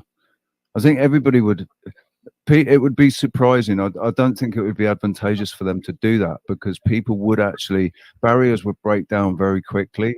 One of the things that I watched and listened to coming from the people of Maui was, like, in Lahaina, there was so much shit going on. The politics going on within Lahaina was just unbelievable. Everybody, backstabbing and hating and blah, blah, blah. And then the disaster happened and everybody came together like a family. And like all the previous issues and everything were all forgotten, because the only thing that mattered was fucking getting through, surviving. And they realized that the only way they could do that was by helping each other. The only way that we're ever going to survive is if we help each other. We don't fucking, The first time advantageous to them. The first time I ever experienced that was when me and my mom moved down to Florida. I was about 14, 15 in through there. And we experienced three major hurricanes within 3 months. It was Andrew, Charlie, and Francis. And I remember the power going out for like 22 days the first time for Andrew, and then like 2 weeks for Charlie, and then like a little over 2 weeks for Francis, all within like, 4 or 5 month span of one another. And it was like nonstop, cut off, didn't have phones, didn't have fucking water flow, had to grab water out of the fucking, out of the pool to flush the toilets because we weren't on city water and it was sub pump. And when I experienced that the first time, at first it was completely just fucked and scary as shit because you didn't know if you were going to be able to eat or not that day because everyone was going like savage mode. And then the second time it wasn't as bad because like, the first time we had got together with the neighbors and we all took care of one another and, our block basically survived together. And then the third time it was like it was nothing. It wasn't even a question. Like we were already pre-conditioned to deal with it, and it wasn't as scary at all. Like we had already driven out all the people that came down there and tried to like sell bags for fucking bags of ice for $20 a pop on the street and sell generators for $5,000 that were $1,000 generators that they toted down from up north to fucking. They'd rent out a trailer and then they'd haul them all down south, and it was some crazy shit that we've seen. But once we went through it the first couple of times, I don't know, it was a lot easier. I'd say that a lot of shit would hit the fan nowadays because we're talking this was 2004, 2005. Technology compared now to then is like light years of a difference, and the dependence is way more prevalent. So I think it would be very, very hard, much harder to deal with it on a mass scale like that. I think that a lot of people would. What's that? I think location will be relevant as well, because if you're in a place Yeah. where it's not a lot of people, a lot of resources, a lot of animals, Right. and stuff. Whereas if you're in a city and everybody loses that kind of stuff, You're fucked. That could be a bit of a problem. It's Mad Max at that point. Yeah. Yeah, and I should, to clarify, I wasn't saying, I did say technology, but I didn't mean like you don't have a calculator. I was really referring to being docked up or interconnected on these webs. And, I'm mostly wanting to know like your personal view on it, your geography, wherever you're at in your life right now. What would that be like if that happened to you, or have you explored that? I think the primary effect of technology is that it creates a bystander effect, on a massive scale. So this happens through like anonymity, because we're interconnected to everyone, yet we're isolated. So it has a dual effect, where you're put in one place. So it's as if you went into a room and you were there's a bunch of people in the room that were talking. So it's a big room with everyone talking in it, but sure, you're will be able to talk to more people. You'll have more conversations, but what your particular voice is, what you're saying, will be heard less. That's the particular effect of drowning out the noise. So it's like, it's how choice is not freedom. Somebody who walks in a room and decides who to talk to, that person has made a clear decision. But when you have more choices, it's hard to define your freedom, because it's harder to make a choice. So this whole thing of anonymity, this whole thing of superfluous choices, artificial needs, it has a dual effect. One is depersonalization and alienation, because we're all individualized, atomized, but then there's a sense of interconnectedness that is basically, kind of fancy term for it is over socialization or forced socialization, right?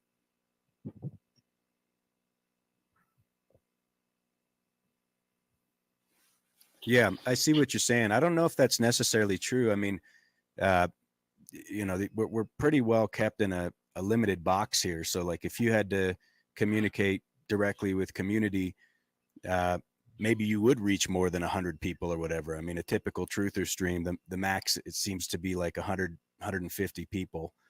But it seems to me like what I'm hearing here is people would be either forced or they would go back to communicating with their neighbor. They would have to work with the people around them, and this technology is obfuscating them from doing that. At some That's level, one of the that's one of the things I always say. I say you can't ghost somebody in a village, right? Like, sure, you'd have a problem with them, but you'd see that motherfucker the next day. Like, you'd have to work it out. Yeah, like it'd be awkward, but like you just have to deal with it. JW seem to have that one licked, man. Jehovah's Witnesses don't do too bad with like shunning people in the community and shit.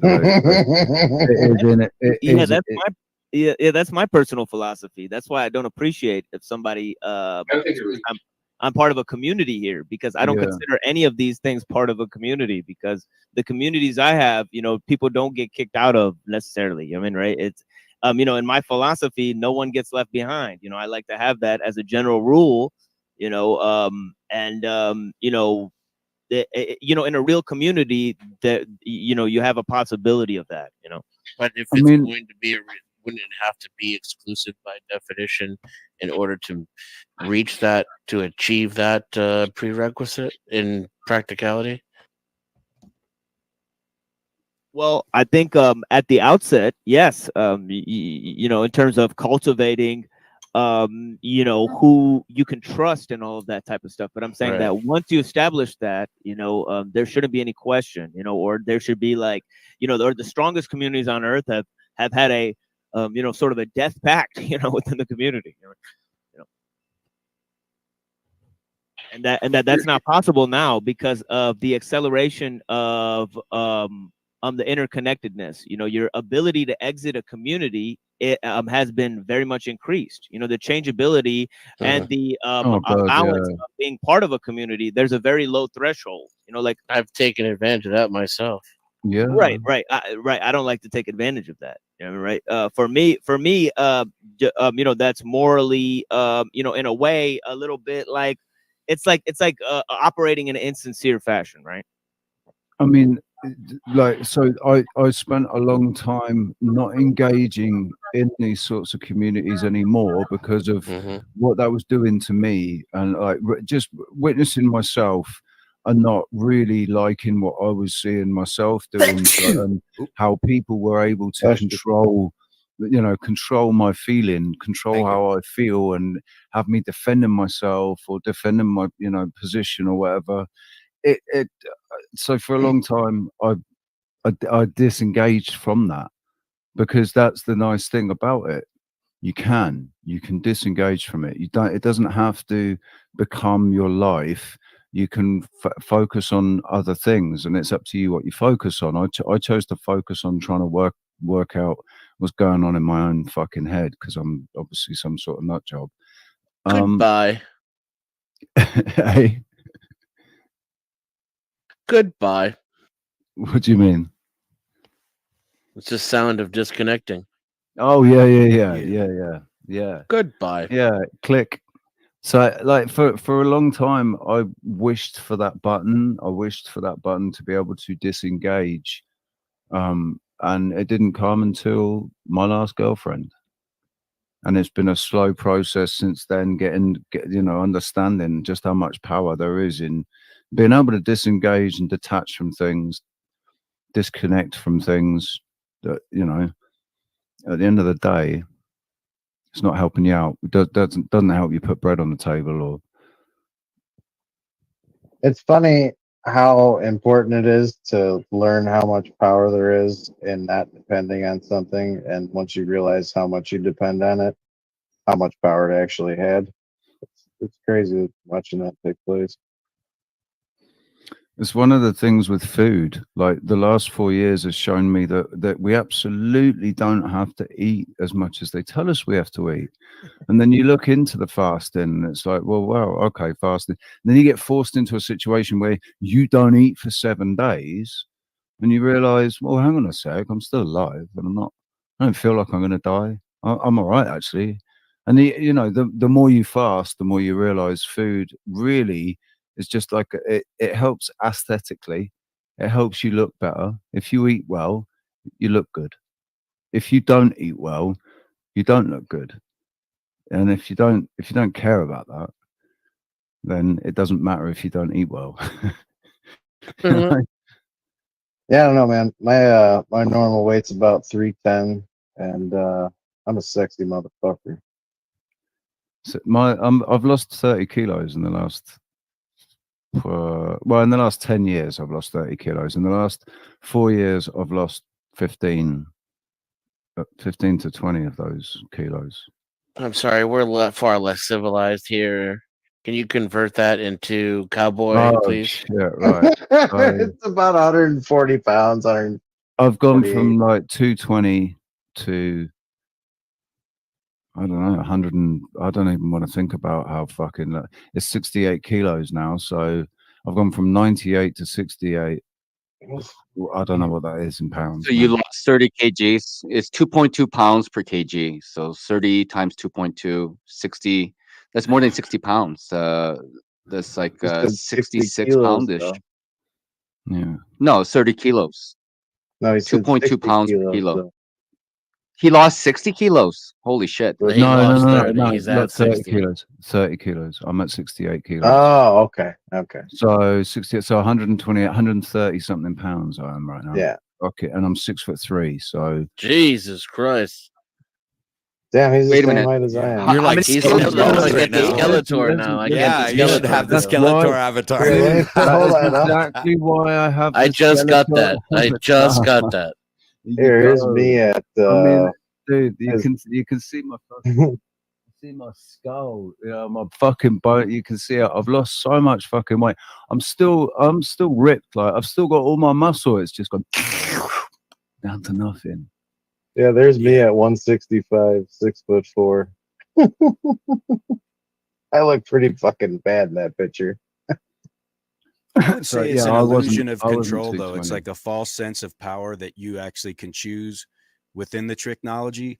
And so the idea that you're going to leave the community or you're going to go to you've been put in a box, and the data mining and the reverse analyzing, the mapping of your consciousness has given it many control mechanisms to steer you back into certain conversations, certain type of, groups within the technology. It's been done to segregate you at a certain level and to compartmentalize you.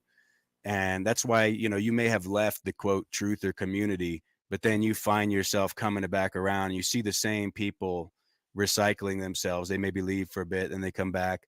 And it's a very small little group, when you consider like on the world stage. So the impact is contained at a level where it can't be very influential, at least within the technology.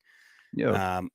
So I wonder how much people are deluded in that sense, that they think they have this power to choose, but they've actually given up their free will through the interconnection, through docking up. And the only way out of that actually is to eliminate the connection.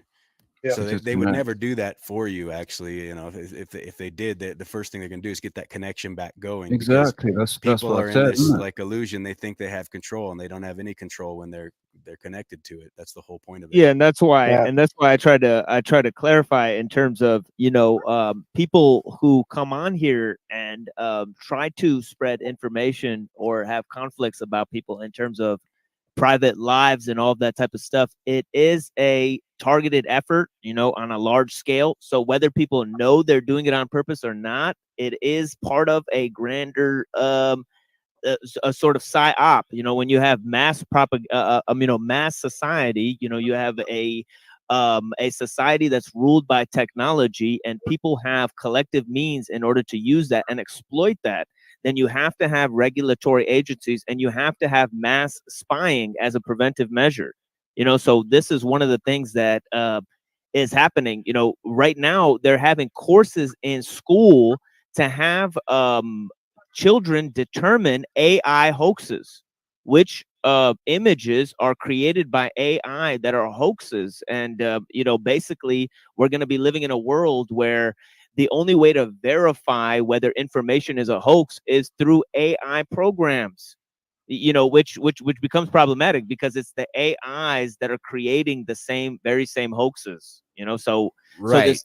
And yeah, so these this is what AIs can be programmed biasly too. yeah, Well, they are. other They people are. 100% are. Yeah, Not can, sorry. are. Yeah. Thanks for the correction. No problem. No problem. Yeah, so but then that's all conditioning, right? If you're asking the child to say, what is AI? That's pretty funny. Slow TW, you know, this guy's too slow to get to move on to what's actually going on in this world, and he still wants to critique our set of learning here. But yeah, this guy cried all day. They cried on almost every panel yesterday, talking about this panel, and this is all it is. You know, it's hours of philosophical conversation and 20 minutes of them griping and screaming and insulting your boy. And don't think I won't remember you motherfuckers. I mean, it is what it is. You know, I see you motherfuckers wasting time. You know.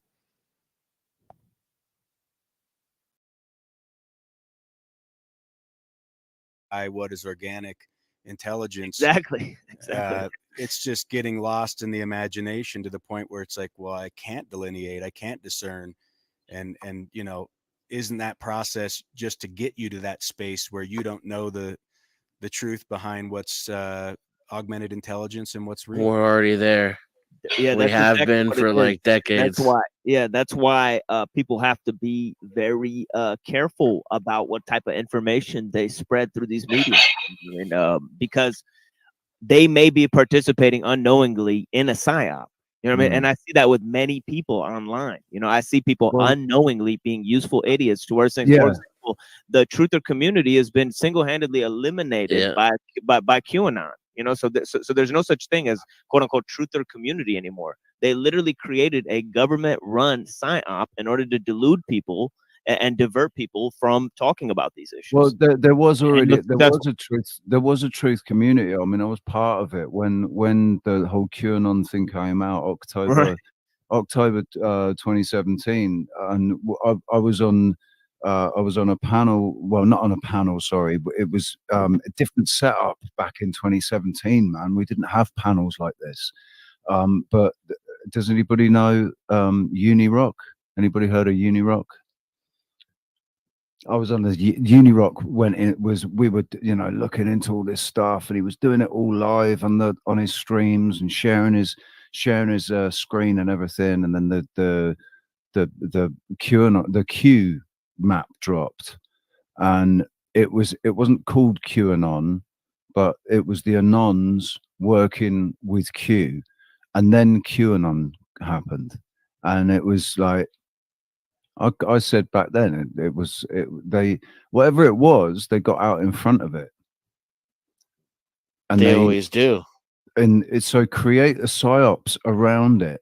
If it wasn't originally a psyop, you can bet your bottom dollar they'll create psyops around it to completely confuse what's going on, because some people will have seen the psyop and they'll say, no, QAnon, man, that's a fucking psyop.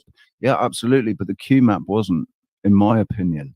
The Q map wasn't. The Q map, there's something there. I don't fucking know what. I don't know how to read it. I don't know what it means. But there's something there.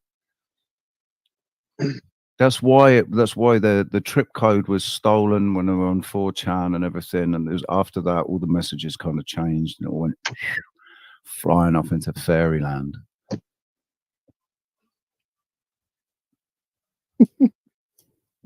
I've been doing this for 11 years now. Not creating. I've been creating since 2017. We're all holding up books to read. But the body keeps the score. Yeah, should read that. The Machine Lies. This will help you. The body keeps the score. Yeah, this will help. Bessel van der Kolk. Yeah, I mean, I'll say right now, that the books I pointed out, by Jacques Ellul and Ted Kaczynski, they're very notable works. In terms of the work on propaganda, it's really one of the first of its kind in terms of mass psychology. One can compare it to, Edward Bernay's work on the same subject. And really, what it gets down to is he points out in his other work, The Technological Society, you know, and he's a very well-known French author who was actually promoted by Aldous Huxley, you know. So I don't know about the book you're talking about, you know, but but yeah, I'll definitely look into it and tell you what I think. You know, I've read hundreds The of Body Keeps the Score is a well-known book about psychology and how memory is stored in the body and such. So people who Oh, are okay. Yeah, I believe that too. Yeah, I believe some of yeah, that like too. working with trauma and such things like that, it's You guys ever heard of often people referred to that. Go gaining ahead. memory after organ transplants? Yeah, man. Yes. Yeah, I've heard that. Yeah, and also mannerisms. My friend, sorry, my friend's a doctor. He's like from Poland. He's like 70, knows like 5 languages. He just came this week and he was talking about that. He's really interested in the heart. He talks about how more information actually goes from the heart to the brain than goes to the brain to the heart. He really believes that the heart is like your brain is like more like your antenna, your heart, and the other system is more where the actual, and your heart, he talked about how your heart actually creates a magnetic field. And the magnetic field, if it's vibrating positively, it can reach out about 6 feet, which It's means 400 times more powerful than what comes out from the brain as well. The electromagnetic field that comes out from the brain, the heart is like 300 or 400 times more powerful, the electromagnetic field that it generates. So yeah. So when you're in a positive field, it goes out to the 6 foot, but when you're doing negative, it contracts and it's right into yourself. So it's a lot smaller. So the aura is one of the things that they're talking about. That's what they're using. They're using our aura for the body area network.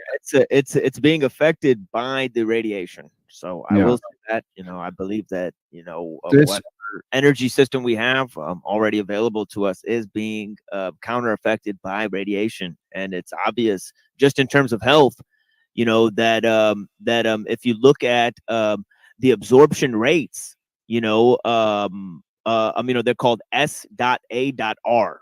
You know, the cell phone absorption rates. You can look them up per cell phone, and your bodies are absorbing the radiation from the cell phones and the other devices.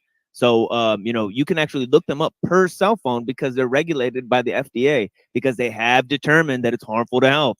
So the fact that, and is that the only reason you think they're doing it, machine lies, is just from a health standpoint? I mean, I think that's a byproduct. It's like multiple birds. It's a byproduct of it. It's part of. It's to frequency tune you. It's to put you in an impressionable state, a hypnotic state, so you can be programmed, and so you can be predictable outcomes, and basically a remote control beetle. Yeah, and John C. Lilly, you know, John C. Lilly already did experiments. You know, you can look them up. You know, where he had this Lilly wave, and you can piggyback, you know, on an ELF wave, frequencies that cause people to feel agitation, that cause people to feel calmness and trustworthiness and all these types of things. So, you know, you can actually alter somebody's brain, you know, in such a way just with, you know, low level, even though these, experiments were done in isolation tanks, you know. So in 2020, right? In 2020, I was doing a show with my friend Roxanne in London, and I think she was living in Brixton at the time, which is it's a rough part of London. And the people in London are the same everywhere. They're all the same everywhere. But there was one for like I don't know if it was 1 or 2 days. She said everybody changed, and it was so noticeable. Everybody went from being miserable, like, you know, looking down at the floor, scowling at everyone, nobody wants to help anyone, everybody's only cared about themselves, to suddenly everybody's opening doors for everyone and paying debts and giving money when you know, like, I forget what happened. Something happened where my friend ended up paying for something for her son's friend, and this person came and gave him the money straight away, and, you know, everybody was being really cool. And then my mate, who was about, I don't know, 200 miles away, said the same thing was going on where he was. Everybody was suddenly really courteous and really friendly and had a smile on their face, like everybody was on something. And we speculated, were they fucking with the frequencies? And like, and programming the people that are easily programmed, like through the media, through the mainstream news and whatever, people that are really fixed on the mainstream narrative and that, all that. Do they change? Was it a test? Make everybody go good. If they can make everybody go good and be nice and thoughtful and kind and compassionate, they can do it the other way as well. Yeah, exactly. It could be a nefarious or an altruistic endeavor. Exactly. But absolute power absolutely corrupts. So anyone that has their hand on that control mechanism or that lever will likely be tyrannical, because, you know, they're doing it unbeknownst to the subject, or passively in some sense. It's not a full consent type of ordeal, right? And it's been done long before the internet, actually. I mean, this frequency programming has been tied to our electrical grid, and electromagnetic type of theories and information has been covered up in many sense. You know, it's not the stuff that's discussed on the mainstream scale or within the education systems. They don't want you to know self. They don't want to know you to know your field. I would look at it as much of this is to take the soul, you know, your very beingness, your free will, and because there's a purpose behind everything, right? And so is it just to control you like a remote control beetle? Is it just to make your health suck so you're dependent and you're a slave? Or is there even more to it? Is it actually an extraction of your very beingness? And it seems to me that that's the conclusion I've come to, is that they're after the souls of humanity. I think they're after free will. Absolutely. They free will is an enemy to them. And they'll say, because free will means that people can be violent, because, you know, they're the free, but if you didn't have free will, then they could eliminate violence, and they could eliminate wars, and they could eliminate all the bad aspects of society. But well, and what is a soul without free will, right? Exactly. I mean, that's your co-creative authorship. That's your image bearer of the Most High, is you actually have an ability to shape and carve this realm through your intentions, which is tied directly to your free will. Their whole system is built on free will. 2020 and 2021 showed us all that actually a lot of people don't have, they think they have free will, but they don't, because they do whatever they're told to do. That's the real danger with technological determinism, you know, because if you let innovation and progress guide you, right, and the current you know, state that we're in, you know, it seems like we're living in increased forms of mediation, you know, and the medium, you know, becomes the message. You know, it's a powerful term today. You know, if someone can control what you can see and hear, they can control what you think and do really, you know. So you know, so what's going on is that you know, there's an increased sense of alienation, and in that sense, you know, people do feel powerless because of the mediation. For example, you don't have you know, a collective responsibility towards the people who are running the nuclear plant that's 100 miles away from your house, yet you're subject to what they do on a daily basis. Their regulation of those you know, means you know, are going to make a difference on your life. You know, whether Homer Simpson is sitting there next to the big red button, and then you know, it's gonna be a big situation. And it's the same thing with having a car and a cell phone. You know, these things start out as conveniences. You know, they're sold to us as conveniences, and pretty soon they become necessities. So this is the problem. You know, it's a total eclipse of a loss of agency. And also in terms of innovation, you know, no one can guide or control innovation, you know, except for the rule of experts, and that's an extremely few people. You know what I mean? They can't control the progress of innovation, but they can they can control the progress of innovators, but they can't control how many innovators there are. Like there's always going to be very innovative people. I remember my dad used to get this book, this little magazine called Innovations, and it was just full of all these, you know, inventions and stuff, new technology back in the 80s. They can't stop that, but they can. I mean, they're trying to. They've stopped people from thinking critically and problem solving and all of Yeah, that kind of stuff. But I find that like myth, like a myth of our age is progress, right? Progress is a myth. Progress is a myth that tomorrow will be better than today, and that's the problem that we're all living in. We're living in a pseudo eschatology of progress, and that's defining our means in which I think progress and innovation and perhaps even knowledge that we have to see these things as dangerous. We have to see that they're dangerous, philosophically speaking, and that they're morally reprehensible. Until we wrap our minds around that, we cannot develop an ethical scope. And because it's progress without a moral compass, it's progress at all cost. It's if it was tied to stewardship, that would be entirely different. But that's been completely eliminated from the thought process through the non-liable corporate entity, which is why that operation down the way can pollute your watershed and create endless toxicity within your environment that you have to contend with.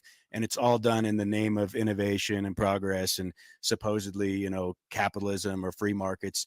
And the reality is at the family level, we've lost that inherent type of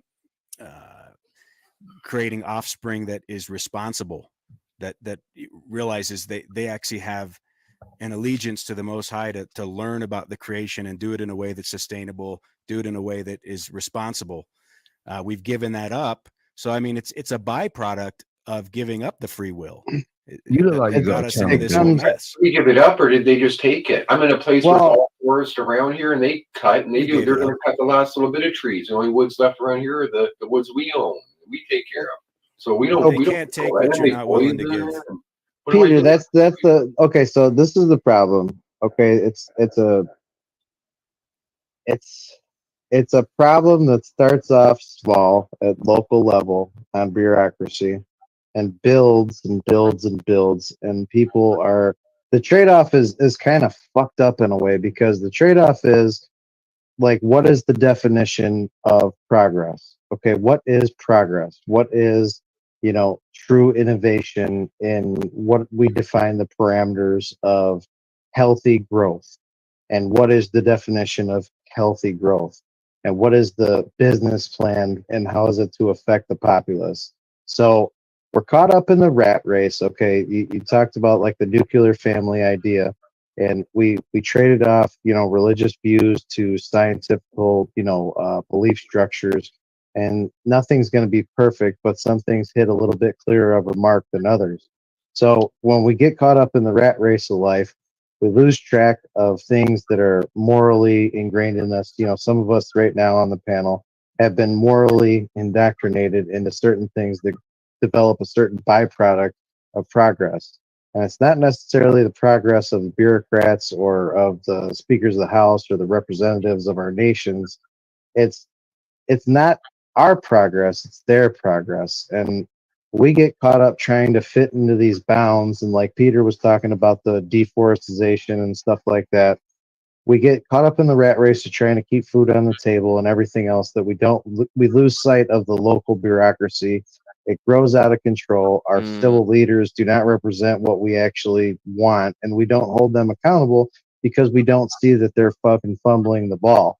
Like, if we're all sitting down and watching a football game, we're gonna be like, hey, this fucking quarterback isn't doing his job. Hey, this fucking running back isn't doing his fucking job. Like, you're fucking out of here. We're drafting somebody else. We don't have systems like that work like that. I mean, it's on paper. We can recall a fucking candidate, or we can impeach a president. But as far as the action, like I remember the first time I ever seen something that was like truly deplorable from a president, which was, I want to say it was like the last 2 months of Bush's administration, and not going directly to war after, Twin Towers incident and all that shit. I was like, where is the fucking action? Like, what the fuck is going on? I was really confused as a child about that, because that was like a clear cut thing. Hey, some shit just happened.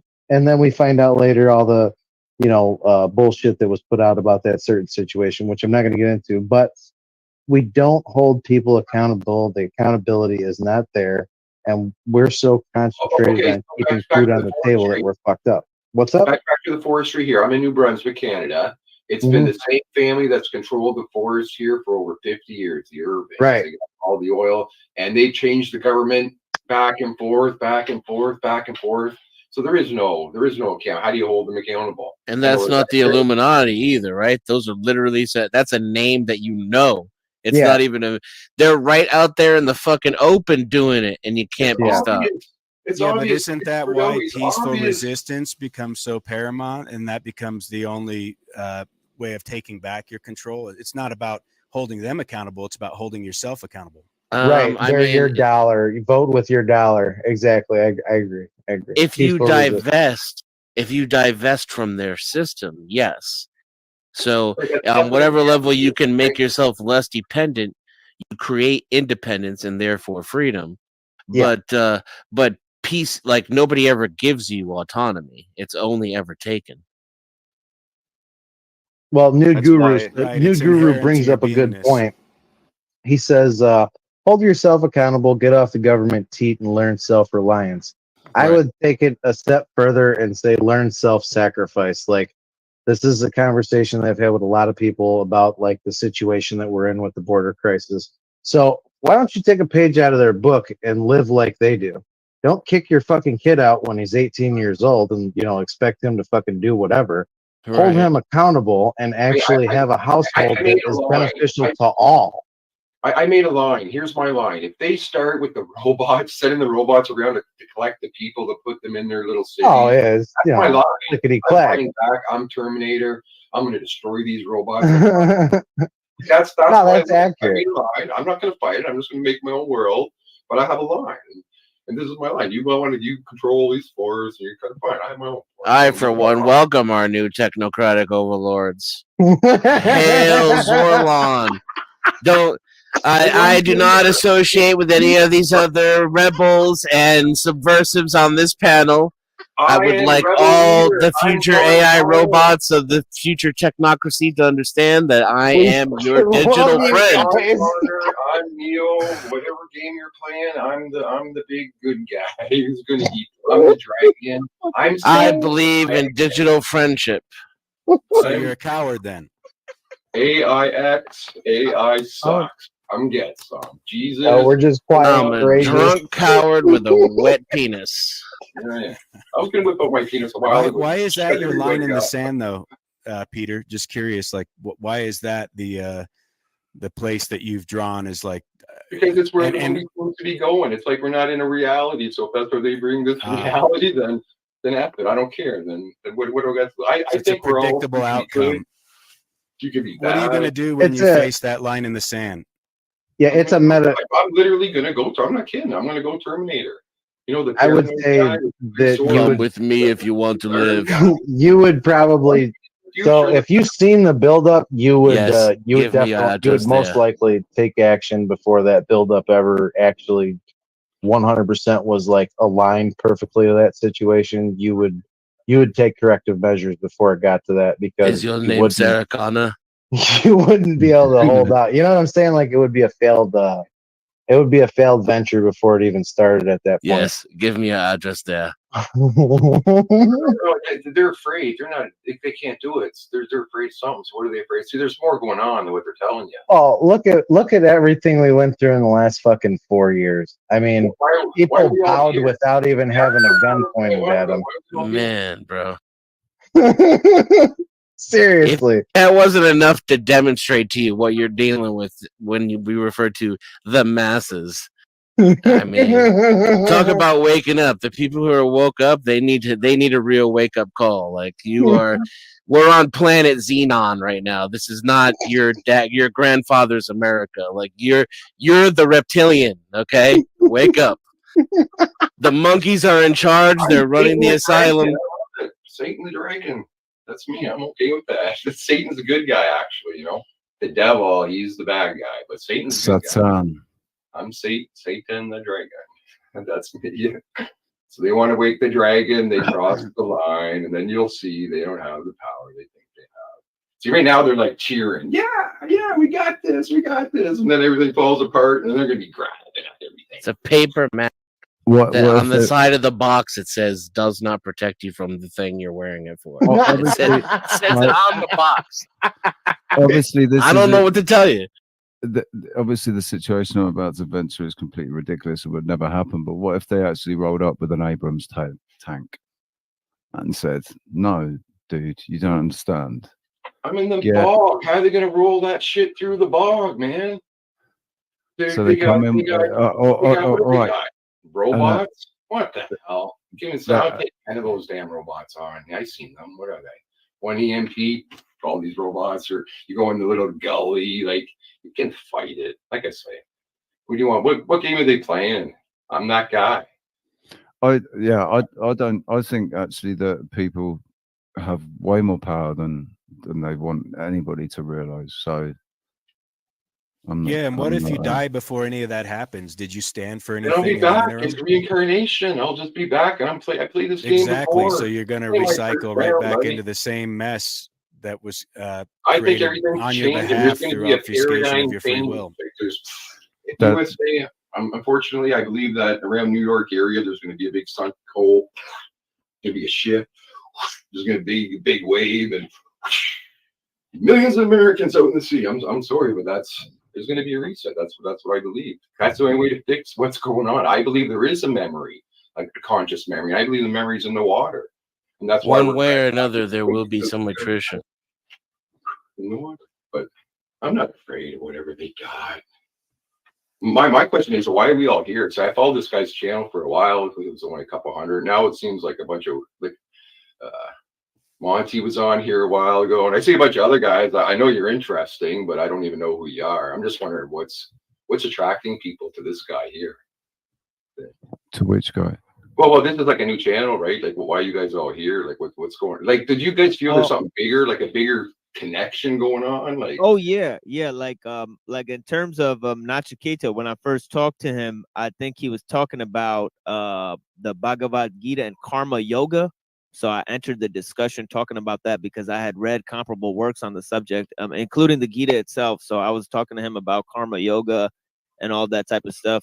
And then I think he appeared on my show talking about the problem of free will. And we had a fascinating discussion on the problem of free will. And so, I mean, in terms of, talking about philosophical issues, I would say this dude is like top 10 in terms of like, the conversations I have had online.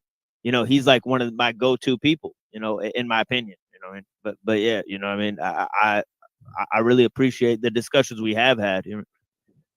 Not Chiquita, does free will exist? Well, you're welcome to have that discussion, but Your personal you know, opinion without, we don't even have to go back and forth if you just want to say yes or no, or if you don't. well, it's difficult for me to just say yes or no about this topic. This is my short answer. Everything belongs to God. God is the only thing that's real, in my opinion, and we are the creation of God. And so the free will is a gift of God, but it's kind of how should I say this? There's a philosophy called Advaita, which means non-duality, and if you follow that line of thinking, basically, I would say that there is no such thing as free will, but there's an illusion of free will. I would agree. Maybe that's the best way to put it. Yeah. Excellent. I think we're all tribalistic and self-loving, so we're attracted to like ourselves. So the people on this panel are more reflective of Notch because he's being genuine within himself. So that's what brings us here, I believe. Tell Yeah, I me was how gonna it's say, an illusion of free will. keep- I'd love for you to expound on that. How is it an illusion of free will? Because I hear a lot of people say that. Well, I appreciate your speech, Demolish Doctrine. Thank you very much, and I appreciate really everybody being here. And it's been a pleasant surprise because I just got done this morning about 12 hours ago with my meditation practice for the past 10 days. So I've been kind of detoxing, and I didn't really plan on having a lot of people Hit here, the but ground I'm running. I'm happy. Yeah, I'm hitting the ground running, so it's okay. It's good. My personal take on the whole free will aspect of it, again, really simply what it comes down to, and this is my position at the moment, which is that God is the only thing that's real, and we are a creation of God, and I kind of lean a little bit towards. I've been reading the Quran, so there's a lot of influence in the Quran. I'm about 2/3 through the Quran, and I do find the book quite fascinating. It's very stern and poignant, I would have to say, and a lot of verses are repeated. Practice your salat, practice your zakat, right? Yeah, one of the Things like verses that. that's repeated a lot is that Allah guides whom He wills, and He leads astray whom He wills. Right? Yep. Yeah, True. that's an interesting one. Yes. Yeah, The- yeah. The It's trickster yeah. God. So like. Yeah, so like if you kind of look at that verse for what it is, I would say then what is this free will? And when I read the Gita, there's a lot of similar uh, ideas in there about like how Maya, which is the idea of illusion in Hinduism, right? Everybody has heard about Maya, and that we're living in the world of illusion. And the this power of illusion is the power of God, according to the Gita, and and he kind of puts this power over the eyes, this veil over the people, so how much free will do you actually have? I think it might be more of like a train where we can maybe have some choice on which car that we want to move up and down on, perhaps, but the train is kind of moving in a direction. That's kind of where I'm at the moment. So it's not 100% was explainable. I think it's also very much dependent Right. on where people are at in their relationship to this reality as well. And the same sacred text will also simultaneously say that you have free will, right? So it's pick your passage kind of thing. I would ask experientially, is what you've read true? Like, have you seen that play out in your own reality to where you think that free will is an illusion, or do you have a knowingness that you do have free will? Because if you're just taking what a book said, how is that really relevant, unless you've actually seen it in your own walk? Well, that's the thing. Like it's like these concepts. Yes, I agree with you in the sense that just because it's written in a book somewhere, that doesn't make it necessarily true.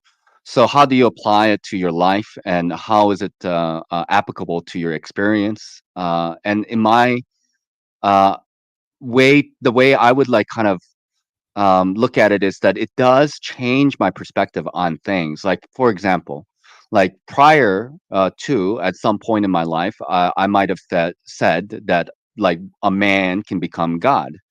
That would be a possibility, like this idea of yoga. But I'm not in that camp anymore. I believe that I am a creation of God, and that like we can be near God, but I can never become God. You know what I'm saying? So like my will is going to be always trumped by God's will. So it's a What like kind of is a like a, so it's kind of like for me, like where are you in terms of your perspective of like who you think you are and what you think your will is, and like if I exchange my ego for God's will, then essentially I'm living out somebody else's will in a way. Like where is my ego? Where's my will per se? Isn't that dependent on what you want? Say that last part again, please. Just the last like two sentences. Was I not audible? Can you guys not hear me? No, I heard you. I but was reading something. I'm sorry. I apologize. the last part of what he said was isn't your ego basically, or your free will, based upon what you want? If Desire you submit is to how the I would Most put it. High will, then are you, in essence, exercising any free will? Is kind of what I got out of it. Yeah, because you can Yeah, go the like opposite way. Yeah, yep, I get it. yeah. Well, So if like there's go ahead. Whoever was speaking, I wasn't. Go ahead. If there is a Most High or whatever, the Christian God, essentially omnipotent, omnipresent, all-knowing, all-powerful being, can there be such a thing as free will? How can Or Well, how that's you the know, can you can question, I look at guess. it as predeterminism? there's a carnal aspect of self. There may be a side of you that has a yearning or a desire or something that you you determine to put that on the back burner and face a higher cause, right? Because there's an inherent knowingness in you that something supersedes that, is much more important and much more valid in your walk. So you See, stray from that because you want to do something that is more meaningful, and you just have that sense of knowingness. But I would propose, if there's a co-creative aspect of self that is tied to this creation, that is tied to the Most High, however you want to characterize it, something beyond your carnal self, then isn't the purpose behind it to become a God in that sense, not the God? But if you're going to have any free will aspect to self, that means you have the ability to shape and carve. You would have to be in a Right. stewardship type of mindset. And that if you don't take that on, you're in essence missing your whole divine purpose. see what my take is on the whole God thing. I heard someone say this a long time ago when I was a kid, and I've always been pretty scientific, and I've always been like very interested in provable things, and I've always kind of like gravitated towards that.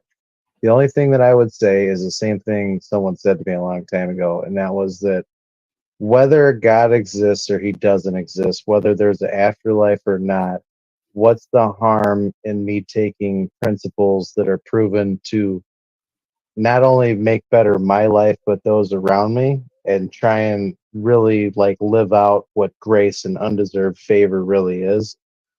And that, for me, that's enough for me to just be like, okay, I'm not necessarily going to be perfect, but don't rest on my laurels and just sin all the time and just, willingly live in something that's unbeneficial to me as well as other people around me. Okay, And well, but you naturally, it just makes me proved feel God in good. that sense. You literally just proved God, because you could only do that if you had free will, which means something gave you a choice in the matter. Right, right, and that's where, like, okay, so like the Old Testament and the New Testament. The Old Testament wasn't exactly null and void, but the main mitigating factor between the two was grace in fulfillment of a monetary payment for sin.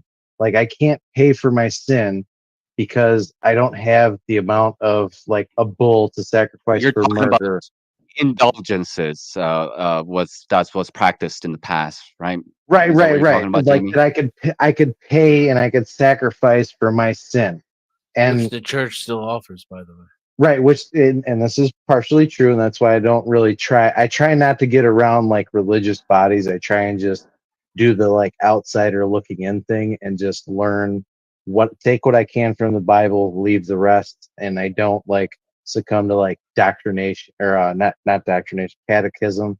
And I try to just take those lessons and apply them to my life, and just learn that grace, which is undeserved favor, is something that I can identify with, because I'm a fucking 17-time felon and a recovering drug addict and alcoholic. And there's no way that I should fucking be on this planet right now, but I am. And that doesn't necessarily mean go chance the rest of my life living in that bullshit, but use it to be the professor of faith to other people and say, this is how I've changed my life, and if you want to live the same life that I did, maybe you can live through my experience, strength, and hope, and pass it on to other people, collective learning, and all that stuff. And even If I if may, I'm wrong at the end of the day, then what's the harm? Because at least I tried. Jamie, Yeah. I can understand grace in the face of ignorance. Consider our own children, right? Mm-hmm. And I can understand guilt in the face of knowledge, but I can't understand guilt in the face of ignorance. And here's what I'm saying. There's no way you know everything necessary. So how can Right. you be guilty? Yeah. I track what you're saying, and I agree with it across Or the board. divine. It's just that you, in your statement, there was a lot of guilt. Well, it's more of a it's not I wouldn't exactly call it guilt, although it does have some like resonance of that. But as a whole, I would say I'm aware of what was detrimental in my life, and I'm not going to further any trauma or damage. I'm Well, going to that's truly learn from my past. in most people's experience. That is the causation of growth. Pain, experience. Yeah, Yeah. taking what was it? It was just said. Hold on, it was funny. I was just fucking talking about this. It was taking agency, having a sense of agency in one's life, and the only way you develop agency in your life is through like competitive sports as adolescence and learning failure and learning that there are scales of success in life and learning how to fail gracefully and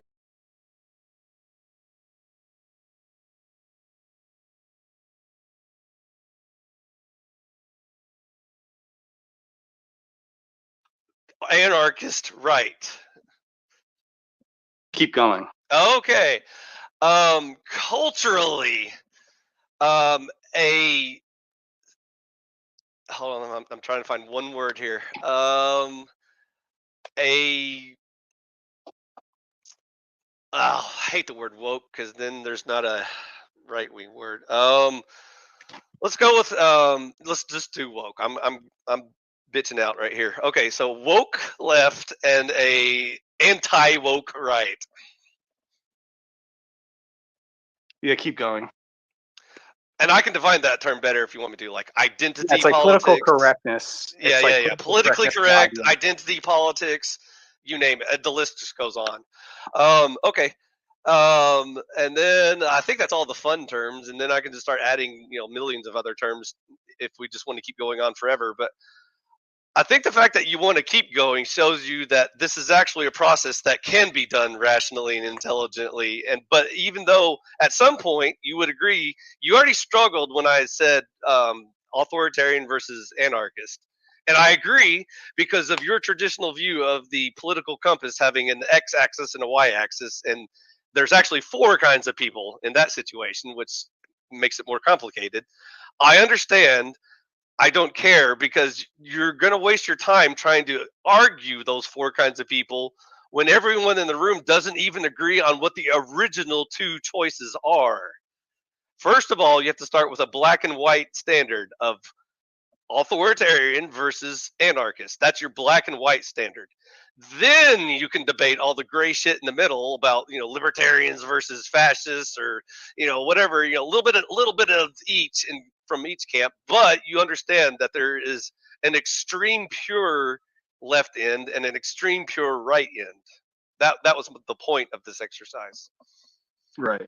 And you can be like anarchist. You So can be now, with anarchist. all of those terms we covered so far, are you ready and comfortable to just go ahead and combine all those words into the left and right wing? I guess. I mean, that's what we're talking about. Welcome to conservatarian, my friend. I have another convert. And so wait, hold on. I have to. Okay, when I think it's not Rothbard, is it? Yeah, Rothbard. It's Roth. I don't know. Because I don't know. Did Rothbard ever use the term conservatarianism? No, probably not. The first time I heard conservatarian was from Cook. Charles Cook wrote a book called The Conservatarian Manifesto, which was kind of a tongue-in-cheek joke about how fucked up our politics has gotten and nobody knows what any words mean. Oh, Bill Eater, I totally forgot the trick question. And so one more test to see if you and I can have an intelligent conversation about this stuff. The left wing is Democrat, the right wing is Republican. I would think right is Democrat. What the fuck? Right? Okay, here's why. Fuck? Because it's about people. It's not about hating people. Okay, Bill Eater, I broke your brain by telling you it's a trick question, but you went the completely wrong direction. One more time, don't overanalyze it. Just think of it in very simple terms. Left wing Democrat, right wing Republican. But the thing is, there can be a left Republican. No, dude, no. That's what I'm saying. It's like here's the Okay, the Pill Eater, I like you so much. I'm just gonna give you the answer because I want to have a future conversation with you. Pill Eater, the trick question is: Republicans are sure as hell not right wing. They're also left wing.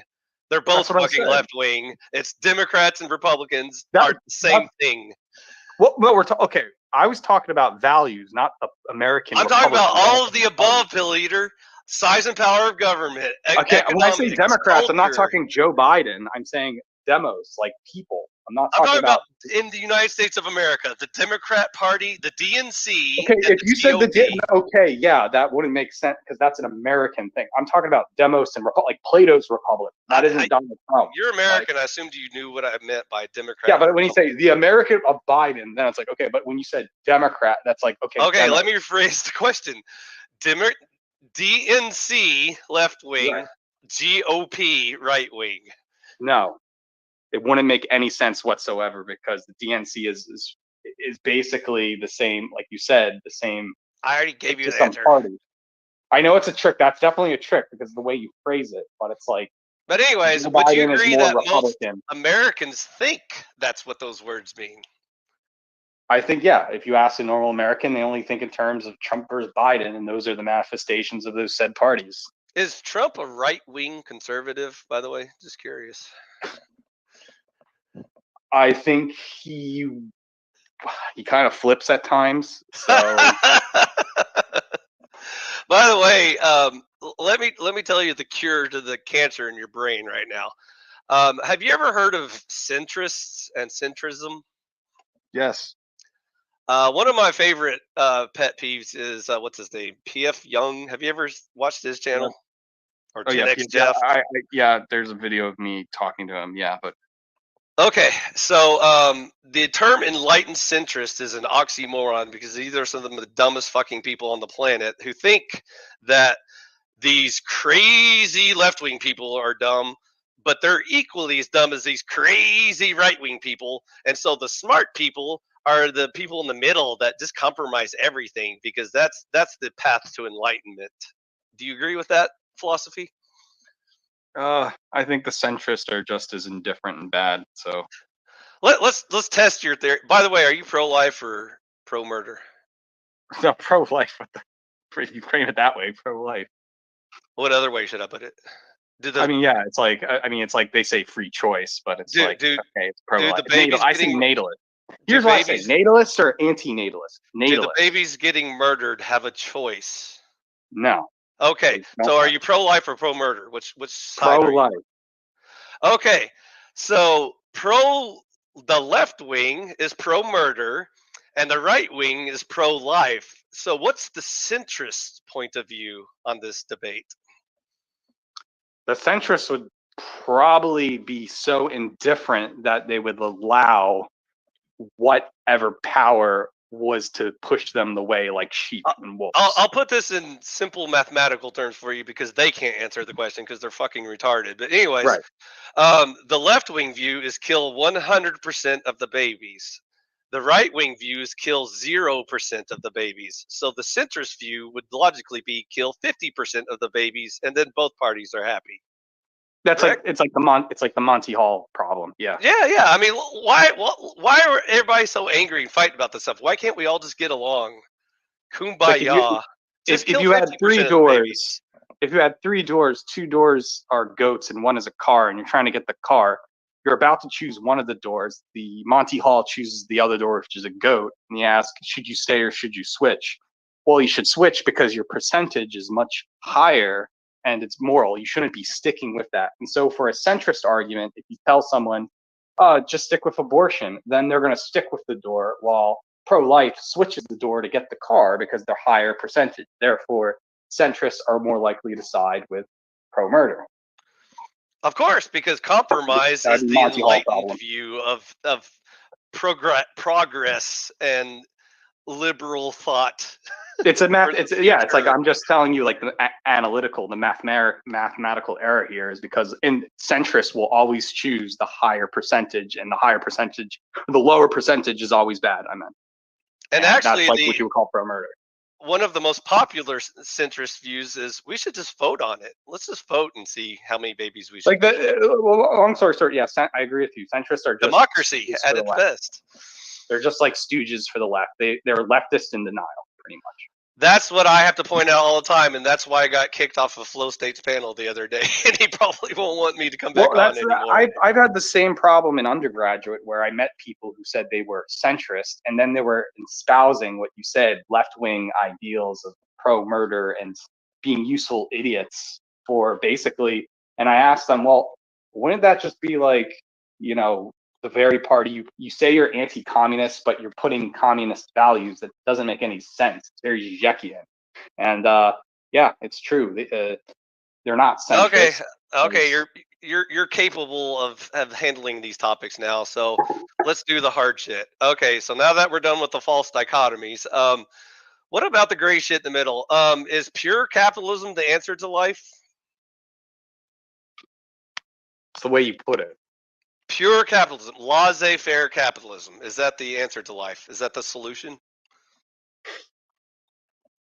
I would say it's a fad. Is it the answer? Will that solve humanity's problems? Is it laissez-faire capitalism the final answer? No. Why not? Because you can have values of laissez-faire capitalism, which doesn't call itself capitalism as we put it, and it might take a different form.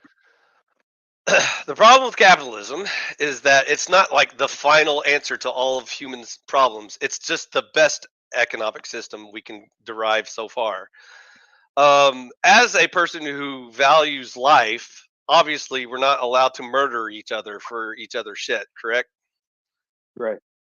Nor can we steal from each other, because that's not the voluntary exchange of goods and services. But a laissez-faire capitalist would argue, as long as you can steal it and get away with it or whatever, then that's good enough because you win. So you might have a system that governs another system. So that's why I always argue, as a conservatarian, the highest priority is morality. Everything else follows suit. So next comes in line is capitalism. And then the next highest priority is a libertarian government, and so on. The highest priority is a moral foundation, because without morality, you don't even have society. So if you don't have, the rule of law, which says you can't kill, steal, lie, etc., then there's no point of even arguing what size and power government you have or how to run your economy, because all those other things won't matter. That's why I'm a conservatarian, by the way. That's why I preach it, because it's that important. Well, it reminds me of that's like Thomas Hobbes and Leviathan Law there, about kind of what you just mentioned. Okay. I'm just saying how I understand capitalism. Okay, and this might ruffle some feathers, is that it's an economic system that puts profit in command. Now, how you define profit could be of moral, could be good, could be bad, could be neutral. You've been arguing with too many socialists, by the way. Let me propose a definition and see if that sounds better. Capitalism is the private ownership of land, labor, and fruit, and the voluntary exchange of goods and services via the free market. I would hold on a second. Sorry. I would say it's stretching it to laissez-faire capitalism. No. Wait, hold on a second. It doesn't address the rule of law. It just says, as far as the economy is concerned, those are the rules. I mean, an economy doesn't have to take form of individualism, though. It could just Yes, it does. It has to be private ownership and voluntarily exchange goods and services, or it's not capitalism. Well, we're talking about economy. Not just it doesn't matter what you call the state. It doesn't matter if it's a tribe chief, a cabinet of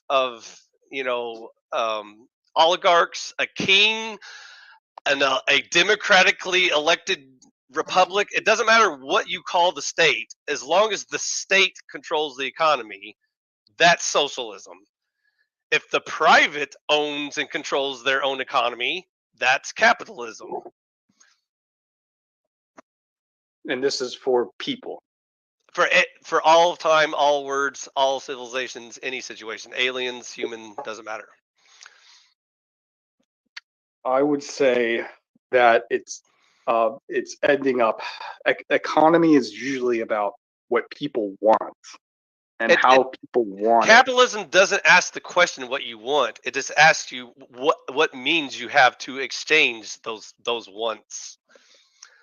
Maybe I want profit. Maybe I want to use my profit to do good and spread charity. That's not capitalism's problem. That's my moral problem. Capitalism doesn't give a shit how where you spend your money. It only addresses the question, how did you get that money and who owns it?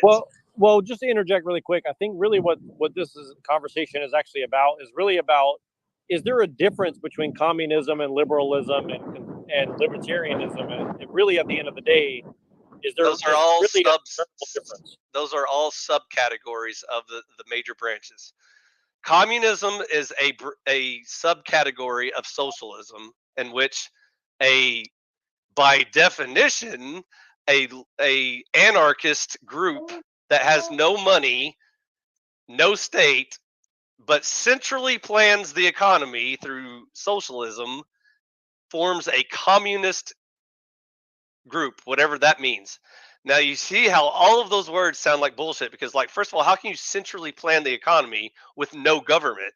If there's no state or government, who's centrally planning the economy? I'd like to put in two things. I'd like to say, one, an economy is scientific, and like gravity, it doesn't care about your feelings. That's one thing. But whatever form that economy takes, you could say capitalism or socialism, it is still a scientific economy. It doesn't matter.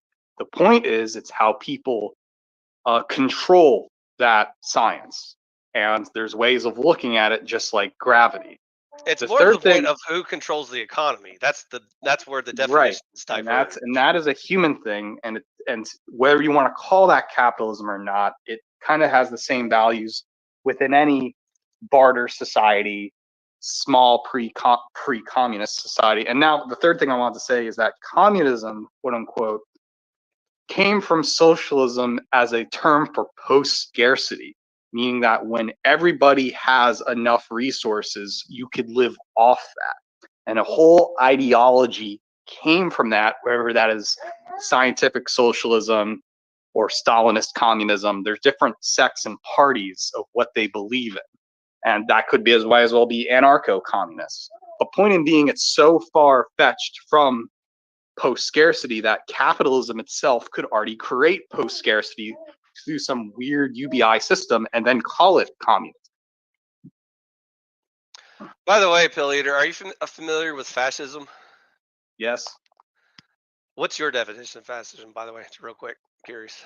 It's a okay, I'll give you the most funny, obscure one. It is a subset of as esoteric as possible. It is a subgenre of Sorelianism, of George Sorel, which is a type of socialism that argues that there should be a type of hierarchical system based in some type of subjective nationalism that dictates the economy through a group of oligarchs that people have friendly ties with. Perfect. Go back to our game. Communism left wing, correct? Right. What is fascism? Fascism came from socialism, historically speaking. Which is it, left wing or right wing? It is traditionally left wing, but became right wing when the established fascists demanded as kind of an anti-liberal attack against many of the things communists missed out on, like race. That was your second trick question. This time I didn't tell you it was a trick question because I didn't want to give away the answer. I'm sorry. You just lost a point of respect for me because the correct answer is fascism is left wing. End of statement. Yeah, I mean that's true. That's historically true. It never became right wing. It's only purported as right wing by the retarded centrists and leftists. That's the only people who call fascism right wing. I was about to say that because the leftists rejected their whole history that the anti-fascist action was performed by a sect of ex-fascists that didn't like Sorelianism and what was happening in Italy and other parts of the country. Now, how it became right-wing, culturally speaking, is what French philosopher Alain de Benoit talks about, especially in his old book, View to the Right, that somehow a cultural value of what it means to be right, like what we're talking about right now, fascism attracted to, because communists and socialists didn't want to talk about issues like race or nationalism. Well, It okay. used nationalism. Let me ask this really quick. Do you think that liberalism, classical liberalism, is left wing or right wing? I think it's left wing. See, Jack, I told you, you're going to break the room every time you use that word. No, no. Explain You just how. did it again. Because the reason why You just did it again. cultural values, liberalism believes in, like it says in the word, liberty, freedom of choice, and outside the bounds of nature, hence a transhumanist ideal of leaving the body and going forward. This is a reoccurring gag within all leftist parties, is that they want to have maximum of freedom of choice to not go outside any laws of nature. And I think liberalism is about that, wherever form it takes. I'm also willing to say that liberalism is a byproduct of European people, and wherever they go, they plant liberal governments. This, by the way, is the main reason why I don't even want to use the word conservative or liberal anymore, because both words have completely lost all meaning. All those words do is cause confusion. But So I'm just saying is for that future reference, please don't use either word ever in a political discussion. Now, if liberalism was to be right wing, it's probably because it is established among some kind of elites or oligarchs that have this ideal of go to work, climb the ladder, and will Hey, maximize. Bill Leader, can I unbreak your brain real quick, since Jack so smashed it to pieces? Okay. Classical liberalism is almost never debated as almost extreme right wing. It has been co-opted, twisted, and replaced by the modern use of the word liberal, which is extreme left wing, which is why that word has completely lost meaning. I agree with the co-opting, but I think that studying who co-opted is more interesting in the values that it takes place. But you did notice at the beginning when he asked you, is classical liberalism left wing or right wing? You said left wing. Because of its cultural value that it took. That's not what he asked you. He just asked you which one is it. No, but it gets back to the original conversation we were having, which is like really when you're talking about Botinga and the Rorty guy, is really it comes down to like what is the utility of all this stuff? Like it doesn't matter what it is in theory. It's only the application that really matters at the end of the day. That's why we have to fix language at some point, Jack, instead of just keep making noises at you. Okay, if you could put up a jumbotron and Richard Rorty's book about irony, when he talks about solidarity, he talks about the plural pronoun we, and that he believes in creating a transhumanist Borg where everybody becomes we until there's no they left. It's really weird. This guy's writing this in the late 80s, and he was also a Sea Org, if you will. A Sea Org.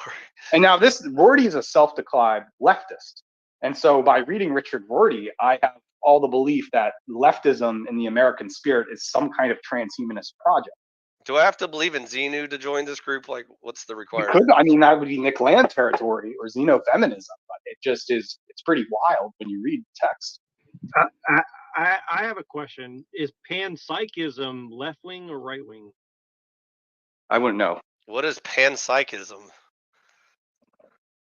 But I would say, just by understanding without reading a quick Wikipedia article, and psych. Let me Google that word while you Well, I'm just saying, if somebody said face value and I didn't know what it is, okay, pan, that means many, psych. Everybody, yeah, sure, it's left because everybody has psych warfare on each other. Google AI says let me ask you, panpsychism is the philosophical theory that the mind or a mind-like quality is a fundamental and ubiquitous feature of reality. Is that the word you're using, Neurojack? Yep. Okay. But I don't know. I agree with Phi on the whole. Yes, fascism is left wing, traditionally speaking, and yes, sure, there's been a huge co-opting of liberalism. However, going back to Bobbio, we're really talking about cultural values within European society and how this unfortunate divide has been happened. Because really, left or right, they're just divisions to talk about umbrella terms of values. And I think we're entering a post time where it's really crumbling apart. It's just becoming subculture. It's like, I want to be right wing. I want to be left wing. I can actually bring. Oh, sorry. Go ahead, Zach. You want to interject? Oh no. Well, I just want to say, like, really, at the end of the day, what is considered right wing keeps getting dragged further and further left. So really, at the end of the day, we're kind of having semantics. I was just about to make that point, Jack. Thank you for against the summarizing. binary, and I see it as transhumanists trying to overcome the natural people who want to keep. And that's why I write for Arctos. That's why I talk about Dugin. That's why I talk about all these things. Is that it's G7 versus BRICS. Hey, really. Pill Eater, I was about to like bring all of this into conversation to a point that Jack just stole my thunder. So the point I was trying to make out of this whole conversation, and you just reminded me by pointing out that the general public perceives fascism as a right-wing thing. The reason why that's kind of true is because fascism is like a hair slice to the right of communism, obviously. And so if your Overton window is so focused on the batshit crazy left wing debating the left wing cuck centrists, aka the right wing, then of course you will think fascism is a right wing ideal, because there is no right wing anymore. It's just left wing centrists debating batshit crazy left wings. That's it. That's all that's left. I mean, again, I was a part of Caleb Maupin's party. He wrote a book called The Synthetic Left, where he said, now this is controversial, Caleb Maupin's pro-China and says that you can't really be a pro-communist because all the communist talking points have been co-opted by American liberals. And that's the problem, because if you put up fabricated evidence, then there's no true opposition. These terms don't make sense. They're all set up for a one-sided argument. And so aside from that, I think that's absolutely right. So it's a bunch of one-sided arguments about the transhumanist board trying to go forward by using these terms to confuse you when you're really fighting for one thing, you know. By the way, Pill Eater, do you have a channel or a platform? Yeah, it's right there. It says pilleater.com or Pill Eater YouTube. No, like a YouTube channel.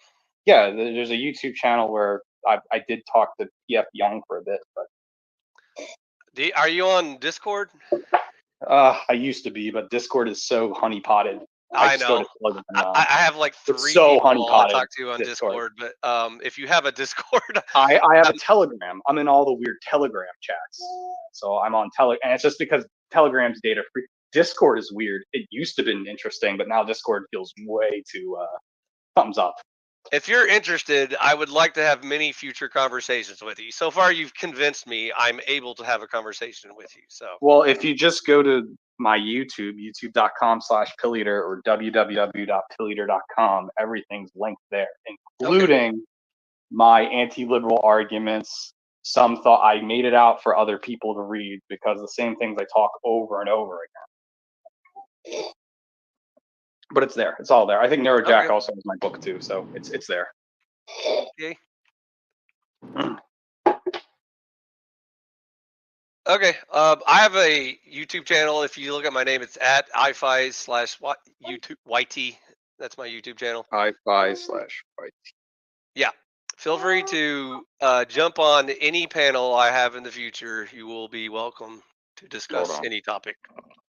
I gotta look it up first. I usually just raid other people's panels like Flow State or Machine Lies or whatever, but me and Neurojack can't organize shit, so we basically just what's your YouTube? It's iFi-YT. Right. Yeah, I can't. Is it a chat? It says channel. That's my YouTube channel is iFi/YT. You just link it to it in the chat. I can't find it.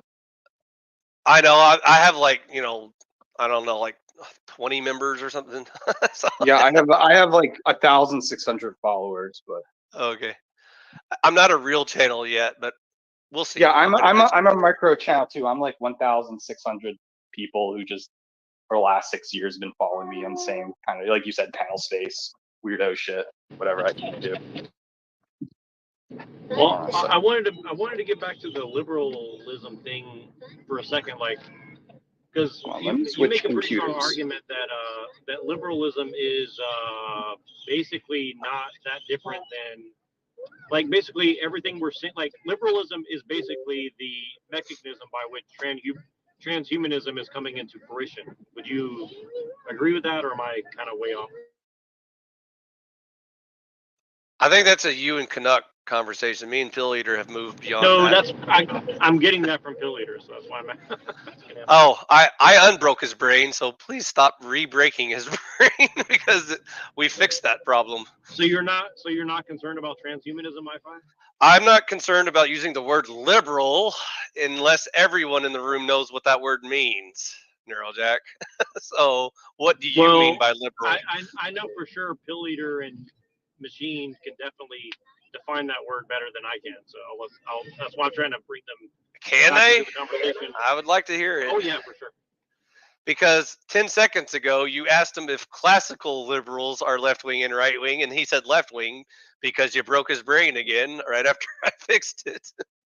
So anyways, that's what I'm saying, dude. It's like sometimes we make a little progress, sometimes we take 2 steps back. Also, he just jumped out real quick. By the way, does Cyber Caliphate have anything to say, or is he just lurking, or what? I'm the Machine Live. Machine Lies! Holy shit! You snuck in here. I am the Machine Live. You sneaky little bastard. And I was just talking about you. No, Pill Eater and Canuck and Neurojack already know that. But and I thought you knew because you were on my show last time. So that I know what your definition of liberal is? no, I mean you you know that I'm the Machine Lives because you were on the Cyber Caliphate. No, I didn't know that was you, dude. I only recognize you as Machine Lies. Okay. If I had to explain really quick what liberalism is. Okay, first, classical liberal. Okay, I like short fat otaku. I think he makes great videos, but I'm always confused why the hell he calls himself a liberal. And that's because he's referring to classic liberals, all that stuff.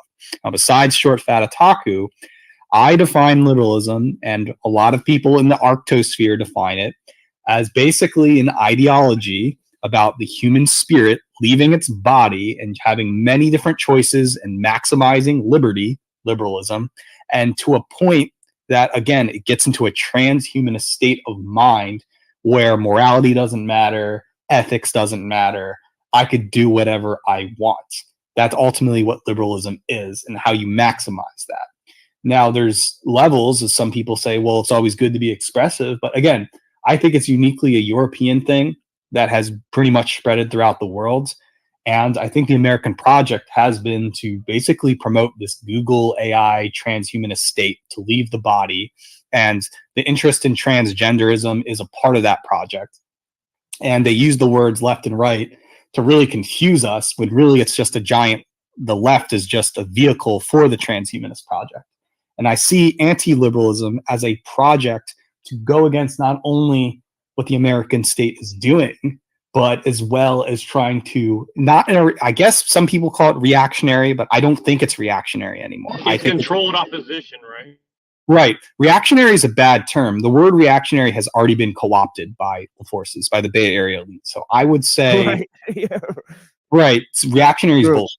Because reactionary just wants you to be like a fucking king and queen in some medieval land and stay there. That's perfect. You can run a DOS computer. They run Windows 12. That's it. That's reactionaryism. I'm talking about Hegelianism, where we're getting German idealism. We're trying to defeat the transhumanist spirit that tries to destroy what humanity really is. And classical Hegelianism tries to envision a society where people do, oh, that's funny, the cyber beaver, try to do the right thing, where this isn't just Christianity or ethics, you could put it that way, but it's German idealism projected to produce more, to go to the stars without the transhumanist virus taking over. In other words, we still contact our humanity and we could still believe in things like race, sex, work, violence, and space without being offended over it.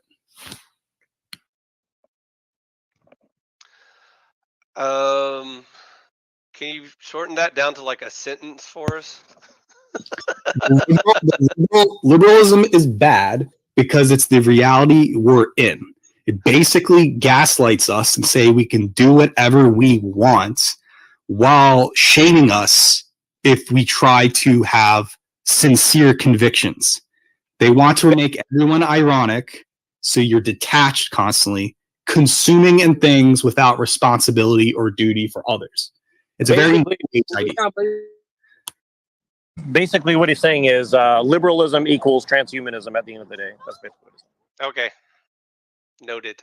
But it's on my website. I consider myself an anti-liberal, and I've offended people before, like Short Fat Otaku, because I think it's where critical theory is at. All critical theorists are anti-liberal, inherent anti-liberals, including, while Zizek is a manifestation of liberalism, they certainly criticize liberalism to make it better, but ultimately you have to be a full-on anti-liberal. And I think that's what it's really about. Peel Leader, I'd like to ask you something. Yeah, sure.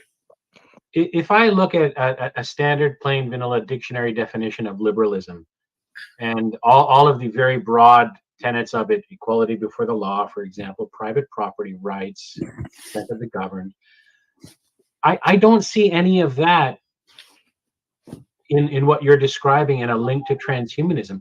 All of those can be upheld as civilizational values by principled people. Any ethos can be corrupted.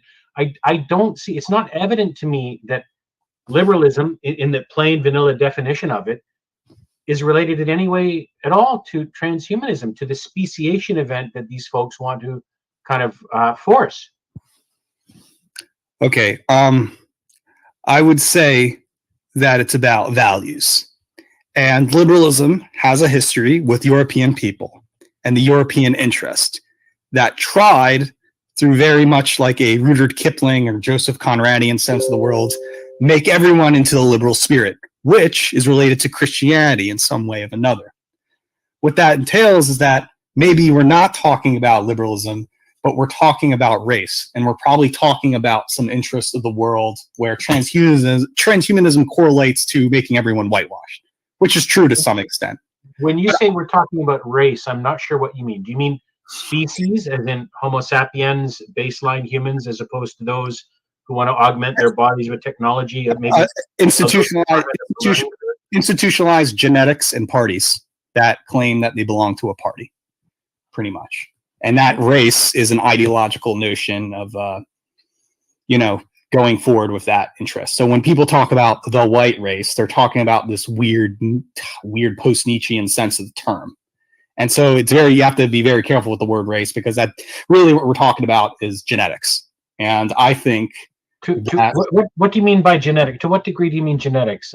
I mean, a constellation of implied meanings there. I don't quite see what. There's a secret project which Rudyard Kipling noticed, that the white man's burden is going to Africa and Asia and wherever to make everyone white like them, quote unquote white. That's not German, Irish. It's just like an eclectic mix of forcing everyone to read Nietzsche or something, or looking at what Christianity is. And Christians did that to some extent as well.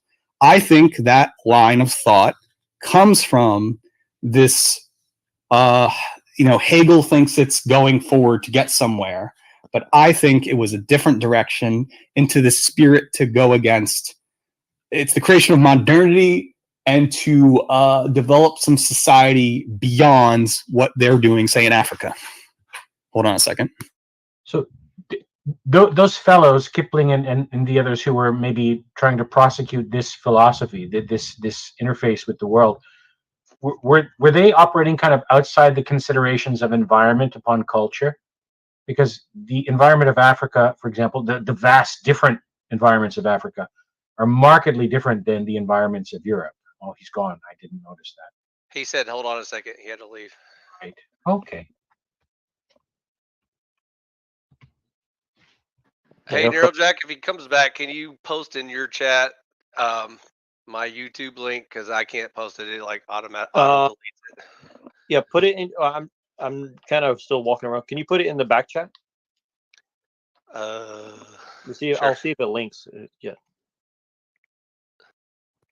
Well, I think what Pill Eater is pointing to, in one sense, is the origination point. You know, the European origination point. I think that transmits a singular line of reasoning from transhumanism to liberalism, even if it's not causally related. You get what he's saying by that?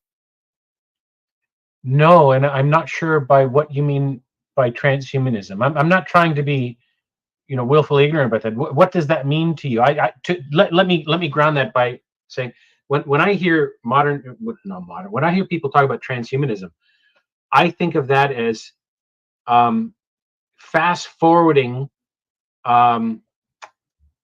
through the use of cutting edge technology, fast forwarding what should be a very careful, reflective attempt at self-directed evolution to whatever degree that could be healthy.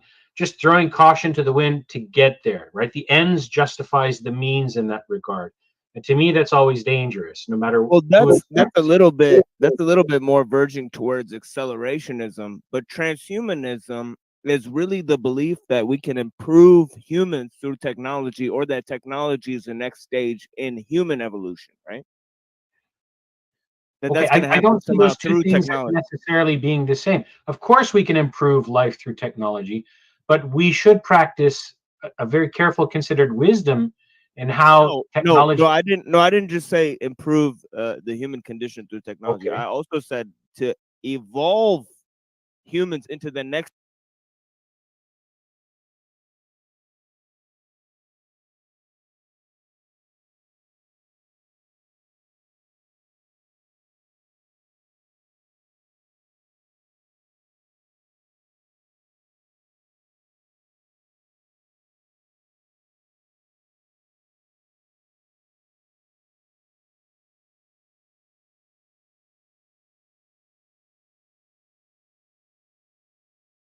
Necessarily being the same. Of course, we can improve life through technology, but we should practice a very careful, considered wisdom in how technology. No, I didn't. No, I didn't just say improve the human condition through technology. Okay. I also said to evolve humans into the next stage of evolution through technology. Well, I don't see that as inherently being a bad thing if it is practiced with self-reflection and wisdom. It may not be. I mean, one may argue whether it's possible, right? Well, consider this. If the point we have arrived at as human beings now, in terms of our biology and the small physical adaptations that have happened and how the environment has shaped our cultures, if we kind of reverse engineer those factors and draw commonalities out, we can see how, the natural environment and forces around us that may not have been assayed have affected us. And there's no reason we shouldn't want to employ some directedness over that, the same way we use medical That's not what science I'm to help talking about. direct health. I'm not talking about using science or creating civilization, whereas we could function in a division of labor that helps us supersede some of the natural laws and all those types of things. What I'm referring to is the belief that actually there is a next stage of human evolution possible, and that this has to do specifically with improvement of technology. Now, in one sense, Okay. it seems like science fiction, because the reason is because evolution usually only applies to biology. So to apply it also to scientific progress and to technological progress seems to be verging into a unique territory, right? I think I understand a little more what you mean. I don't see evolution as being limited. That's why people say like transhumanism is more like verging onto like science fiction territory, I guess it could be, and I can see why those folks who want to prosecute this agenda in order to bamboozle everyone into an inadvertent concentration of power and a cognitive break in how kind of a ruling elite can think and have access to information and cognition itself, and the idiocracy version of their serf class. I can see why they would use mumbo jumbo theosophy and mysticism and feel good kumbayaism, Oprah the Secret nonsense to get people into saying, yeah, I can just dump my brain into the coat room at the front and go and sing kumbaya. So yeah, I can see how that would be extremely pernicious. I guess they've kind of figured that there's a critical mass of people who could really be dangerous to the ruling order of hyper concentrated wealth and access to asymmetrical information, and they'd best nip it in the bud now while the numbers are kind of on our side. Ray Kurzweil, for example, is someone a lot of people will point to, but I don't know if any of you guys know this, but he's a deeply psychically wounded man. He longs to be reunited with his father, and it is a kind of a spiritual idealism. He believes he can somehow access or force a reunion with his father through whatever eschatological inflection point he thinks is going to come about, or that he can force. He's really swimming against the current. Did you know that about him? And Oh yeah. Oh yeah. I know about how he's kept all of his father's like belongings and all of that type of stuff. He's trying to recreate his dad in a way or whatever. Yeah. I've heard of that. I've studied Kurzweil.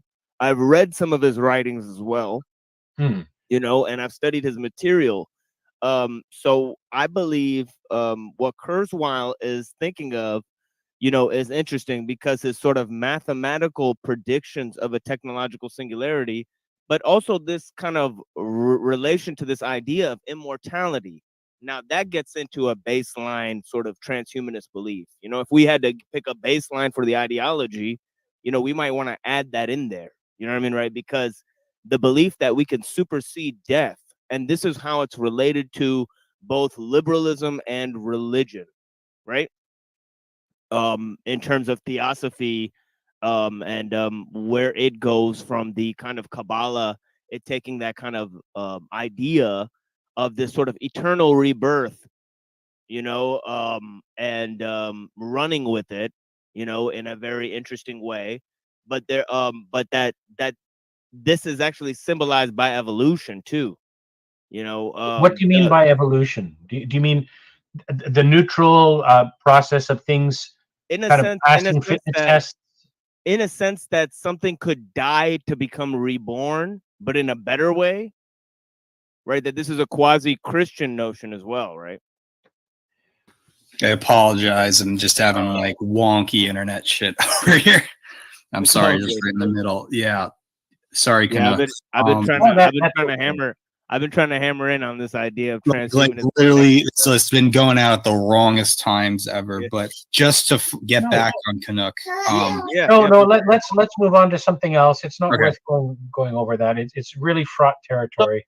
Let's try to make sure everybody's on the same page with transhumanism, because I think that's one thing like even I struggle to wrap my mind around, because because like I said, I think Pill Eater is basically trying to make the argument that liberalism equals transhumanism, and really like that's the point I was trying to make earlier about if you look at the Enlightenment, my problem with the liberal, the ideas of the Enlightenment is not that it's bad in and of itself, but that it seemed that there was a goal in mind of something along the lines of transhumanism from the beginning, right? So I've recently come to realize that one of the unforeseen pitfalls of idealism, meaning the philosophy of idealism, only ideas are real, is that it is divorced from any sense of tangible, physical, kind of baseline common sense. And by sense, I mean your ability to take in sensory information, right? What you see, what I see, it's red. We can agree it's red. We may experience different shades of red depending on the biology of our eyes and so on. But the idea of realism was Descartes and many of the others who followed in the territory he opened up kind of threw any sense or measure of objective reality out the window by diving full force into idealism And Thomas Reid, a Scottish philosopher, was a proponent of something that's now called the Scottish common sense realism. And I don't see either idealism or any form of realism functioning meaningfully without having a little bit of the other within it. And it seems to me that monopoly of direction in any of these branches of inquiry is doing much more harm than good. And I see a lot of people taking full force to take just kind of one side or Yeah, one well, side. that's kind of where you know, I think Pill Eater was coming from in terms of this monopoly of German idealism. You know, that it does have a monopoly in terms of, you know, and it does divorce you from ideas about the body and the physical world, in a sense that it opens you up to all of these concepts in which, you know, the body could be pure information and so could the mind, you know. Well, it's an unhealthy expression of skepticism. I mean, just like faith without reason and reason without faith, right? There's a kind of a very, and I don't mean this in a pure Eastern mysticism sense, but there's a very kind of a Tao element in that, you know, to know what you are, you also have to know a little bit of what you are definitely not, so long as you don't get trapped within a static framing of that isn't updated by further self-reflection. And I see these monopolies of thought, of power, of control, of imposed worldview as being the primary cause of a lot of this discord, which is why so many people are being driven apart with endless subfractionations of tribalism. I kind of mentioned that when he was talking about, you know, reclaiming words for what they mean. And but that's another danger, because, you know, there's tribalism on the one end, but then there's universalism, which is the residue of idealism on the other end, right? Yes, which is why to know whether or not a pursuit in either direction is healthy, I think, is to make sure that you understand that it needs a little bit like an anti-venom. It needs a little bit of what it's critiquing or rejecting in it nonetheless, if only to acknowledge that we have human faculties that cannot be bootstrapped beyond the cultural feedback mechanisms that operate on more than a single lifetime. Because as much as we are individuals and we exist in a society, I think the primary dividing point here is whether society exists for the sake of individuals or if individuals exist for the sake of society. And that seems to be a primary kind of fork in the road between left and right. there can be no contest, even for classical liberalism, that you know, individuals exist for society, right? No. What I mean, I think the very notion of an individual was created by classical liberalism. Am I wrong about that? That I don't know, but I can't. To me, a pure expression of totalitarianism is you belong for the good of the state. That negates any inherent bodily autonomy or the autonomy of thought.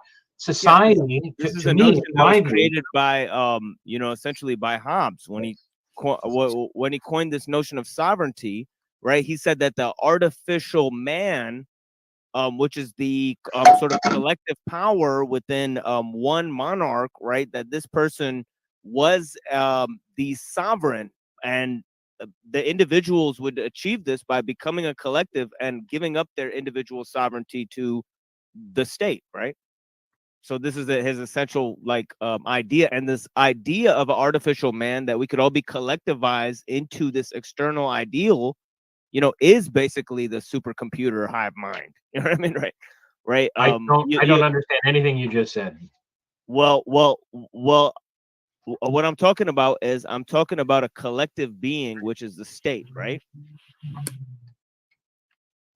Right, like autocratic state. The notion of autocratic state as being a mechanized thing that speaks for man, right, is the same thing as a technological state, right? Oh shit, Neurojack's gone thug again. A I technocratic just state. tried to do the background because Cyber has a really good background. And I'm And like, Pill Eater's gone full nerd. My background too, because I used to do the backgrounds too, but now that I have this like old computer, like it's like the Wi-Fi actually works because of Cyber has, because the background game makes sense. So I hope Puyo Puyo or Dr. Robotnik Mean Bean Machine. We're cool. We like video games here. Cross transhumanism here or liberalism. Neurojack, with your permission, when Canuck and TML are done, I would like to ask TML about his view on I'm technology. done. It looks like I'm done. You're done, bro. You're toast. Yeah, All if right. you show your face, you have to have a background like this. Oh, negative, You sir. have to have like a fun, because it goes with the art direction. Nice try, FBI. I mean, Puyo Puyo might. I kind of like this, but I'm like, it might be pure data because I used to do the pure data, but whatever. Well, if I was on my computer, I would do the Gooey Duck background, but I'm not. Yeah, on I wish I had that game today. So- After Robotnik Bean Machine. Pardon me for a moment, Machine. I just wanted to share something with you.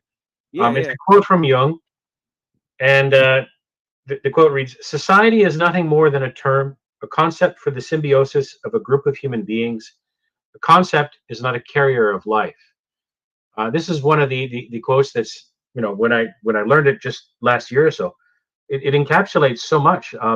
Society, and I think Pilliter mentioned violence earlier, which I think is a fantastic inclusion, because we have to recognize that if we can't arrive at a point where we have a certain kind of reciprocal respect for each other's axioms, right, to go no further and to find some accord there, we can't reach that point.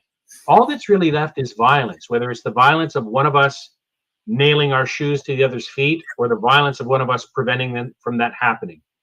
And this is something a lot of people in modern society don't want to accept, that violence really does trump almost everything. And but you said modern society, right? But you also kind of pointed to the fact in your Jung quote that society is an illusion, right? And I think the individual is an illusion created by society, right? Not an illusion, no. Society doesn't carry life. Society doesn't have a body like I do. It doesn't have a mind like I do, right?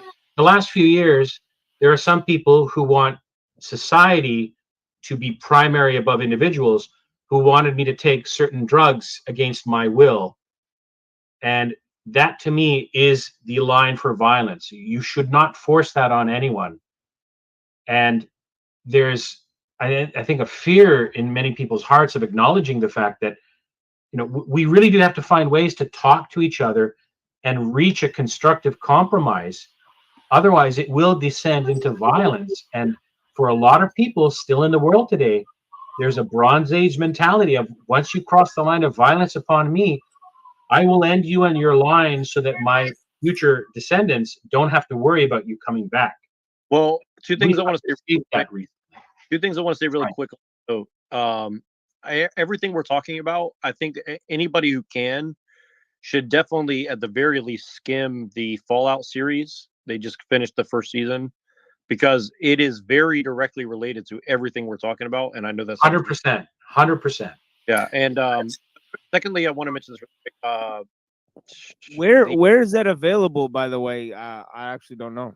It's on Amazon Prime, but I can maybe kind of sort of get it to you. Yeah, Amazon. Yeah, maybe we could watch that on our Discord or whatever. Yeah, sure, absolutely. Yeah, let's do that. Just don't live stream it. Yeah, of course. No, but it's worth it. It's definitely worth a watch. I think that it's very directly related to everything. And Pill Eater knows more of the history of that. We can get into that if you want. But of the video game, how it relates. But I think if you know that who writes the series, you'll see. But anyways, on that same note, I wanted to mention you. So, John, you're talking about with Machine. You're saying something along the lines that the individual exists. Oh yeah, I want to bring up this example. For example, like, I don't know about Canada. I imagine it's happening to some degree there, but like here in America, people don't understand. Like, at least in California, but really this is actually a nationwide problem. The homelessness issue, right? Like, there's always been homeless people in the United States of America, but people don't understand. Like, obviously there's a big psychiatric or mental health, even though I don't like that term, and criminality aspect, and directly related to drug use. and probably something else. But you know, there's this going on. So there's a major Supreme Court case coming up, and I just mentioned that because I think it relates kind of to this whole thing about the individual versus the society. Like, how can you make it illegal to be homeless? Okay, that's a fair point. But also, like, if you're trying to have a society and you're forced to deal with people living in the street, and the government says, you know, whether through the courts or through law or through a legal edict, you are not allowed to move along people who are destroying your society by sitting and doing stuff. Now, of course, with all the caveats that I'm sure that there are some people, elements of the United States government and local and state, that are somewhere involved in peddling drugs and also making policies that are, you know, making this worse. But but there's definitely, like, you know, California is not allowed to do this legally, like get people off the streets. They can't force people to stop doing drugs because they have legal injunctions through the judiciary system at the very least. So I just mentioned all that to mention, like, where do you draw the line between the individual and the society that you're trying to sustain or conserve or grow or progress, or whatever term you want to use. So just want to mention that. Well, you do that ideally, and I can't prescribe that for, you know, there isn't a Band-Aid solution that will work everywhere, because everywhere isn't the same in terms of the people who live there, the drug use going on, the decay going on. But very generally, there are too many laws, and the laws that are on the books aren't being deployed. Not deployed isn't the right word. Aren't being applied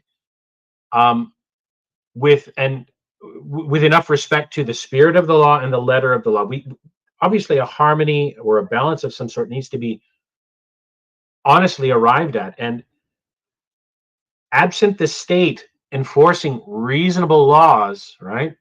Meaning, you know, you can't do open drugs here. You can't defecate in the street. You can't do these. Yeah, sure, go. You can be homeless if you want to, but go be homeless somewhere else. If like, that attitude sounds really cold, but if we weren't giving hundreds of billions of dollars away to foreign lands to further the interests of a ruling elite, if that money were turned inward to improve the water in Flint, you know, the absolutely abhorrent neglect of American military veterans, you know, the unconstitutional and unusual and cruel punishment of the J6 protesters, many of them who were held in solid, like, average people aren't standing up for these principles anymore. So I do think, let me address what you said. I do think we should be able to force some people along, as long as there's an element of choice involved for them to accept rehabilitation, relocation, maybe modification of any criminal record they have, if they work with us to help them. However, you can't force that help on someone in the moral sense. They have to want it reached back out. Now, absent the state doing that, there is a time and a place for the men of a community to police the other men of a community without involving the police. And that's all I'll say. Yeah. So here's what I understand what you're trying to say, but I guess I didn't make it clear enough. But because you're kind of getting part of what I'm saying, but here's the other side. It's like, what I'm trying to get at, and this is to bring Pilly to a machine and Ni-Fi and anyone. I'm here. But what I'm trying to get at, waiting patiently. So really, what I'm trying to get at is, like, the liberal, quote unquote, ideas that you're talking about, you know, consent of the governed and all. Because, like, I don't think that it should be illegal to be homeless, but at the same time, like, you know, it's not conducive to society that people are out there able to do it. And, you know, you're saying, well, we shouldn't be able to compel people to comply, but at the same time, it's like, you know, here's my 2 cents on the homeless problem. Homeless was an option back in the day when there was unclaimed land.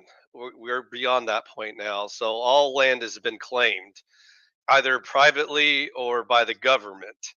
And the problem with government land is that's not magic land that will naturally take care of any homeless person.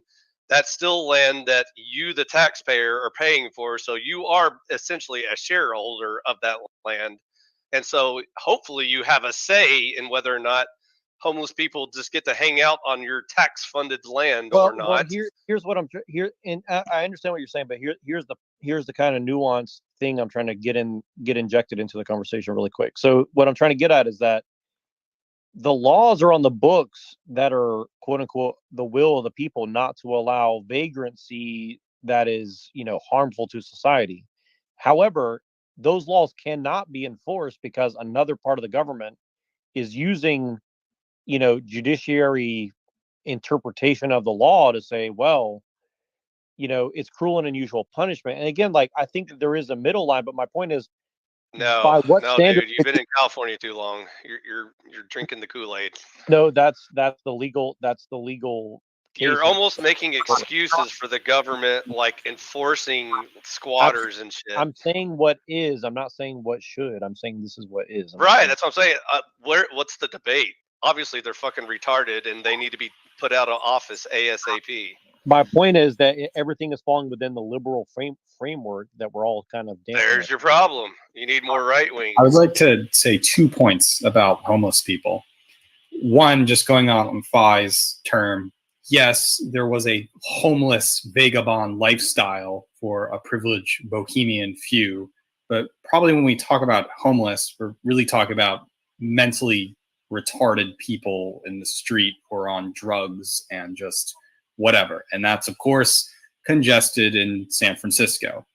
Now, going upon that, what's really interesting is that San Francisco makes it fashionable for all these mentally retarded people to congregate in their city because of this liberal ideal that you can be in San Francisco and be free, even if you're a crack addict or meth addict. It doesn't matter. And you can break all the car windows you want.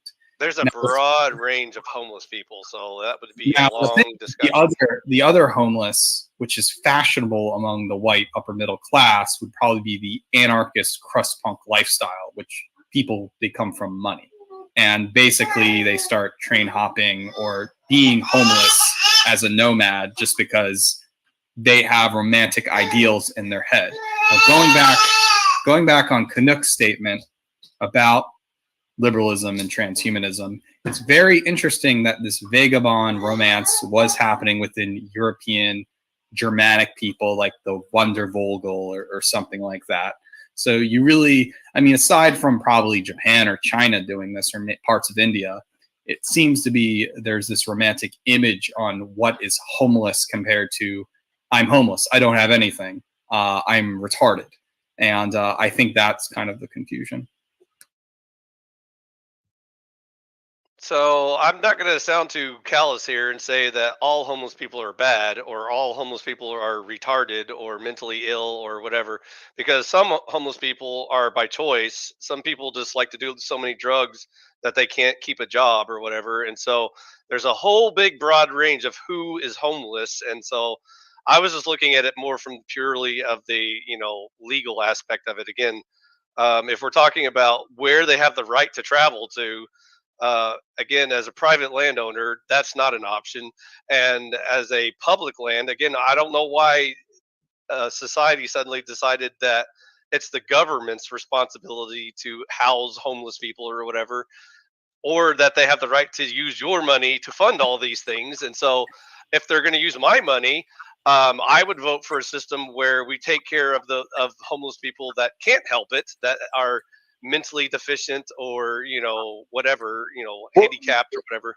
Well, specifically, the thing is, how does that line up with your libertarian or because as a libertarian, I still subscribe to a small government that I control, including where my taxes go to.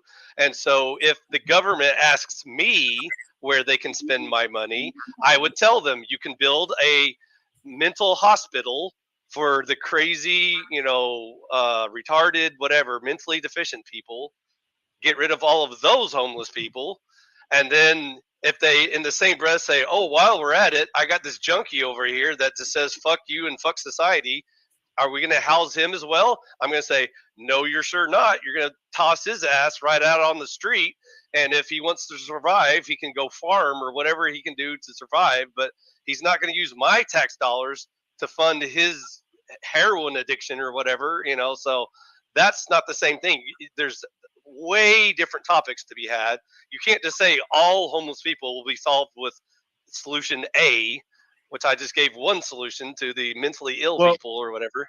Well, the reason I bring all that up is because what I'm trying to get at is like Machine and John were talking about the individual versus this collective, right? And like, where do you draw the line? Like, for all this stuff. I think that's. I just drew the line. That's where you draw it. I think there's a divide too between fashionable hipster homeless and being hipster homeless versus actual retarded homeless. And so I think the problem. Hey, motherfucker! I'm homeless. Don't talk about Cecil that way. I'm exactly.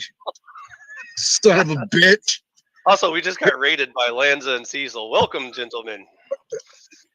But we're talking about hopefully retarded homeless compared to hipster homeless, because hipster homeless, they can always go home.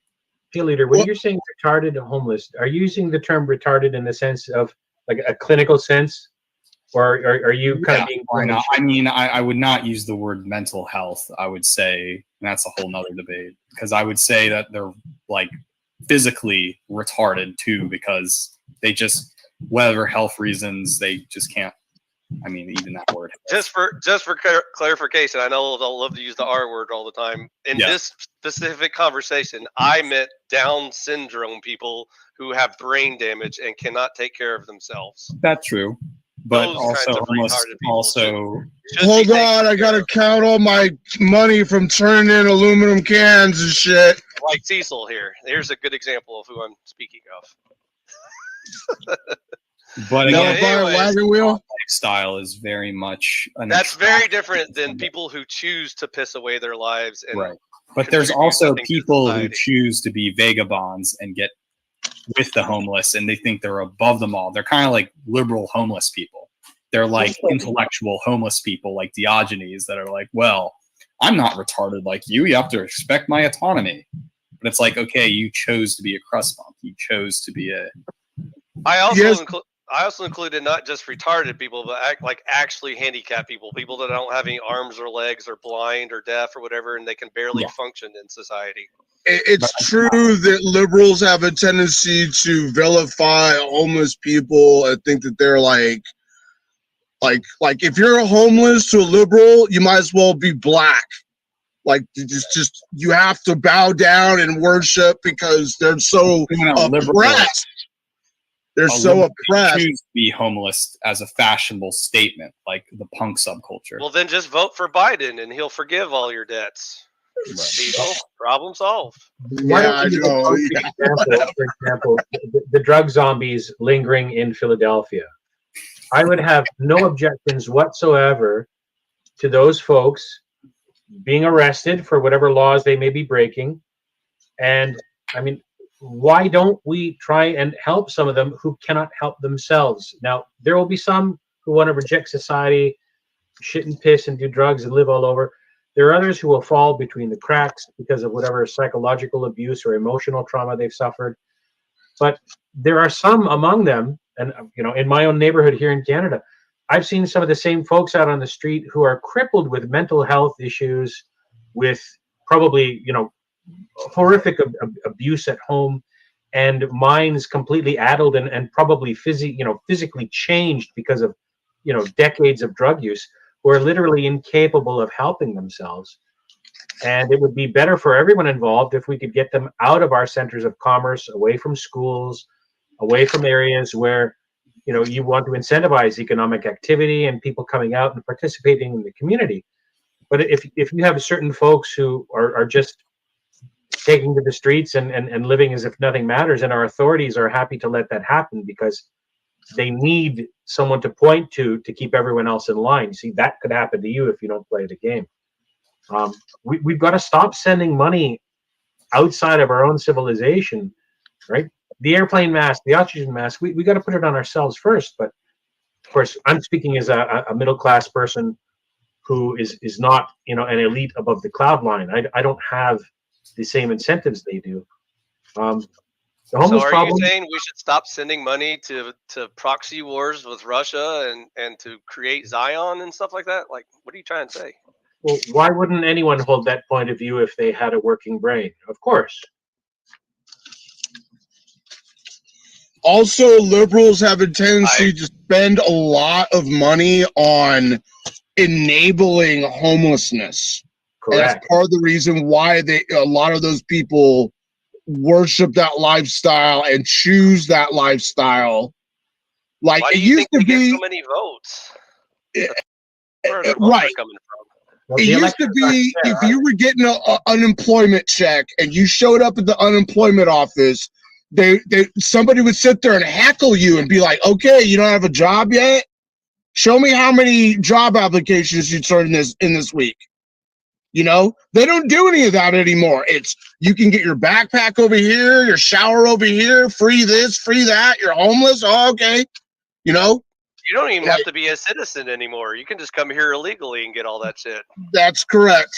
Yay, socialism. It solved all poverty. I would say that's a type of, going back to Canuck is saying, is it's a liberal ideal of allowing this and celebrating.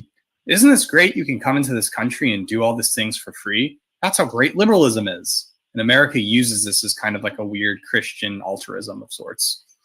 So maybe it's just me, but when I hear the word liberalism, I think of classical liberalism, the meaning of liberalism. You know, this monarch rules over me. No, I reject that. The governed that's consent of the governed to me.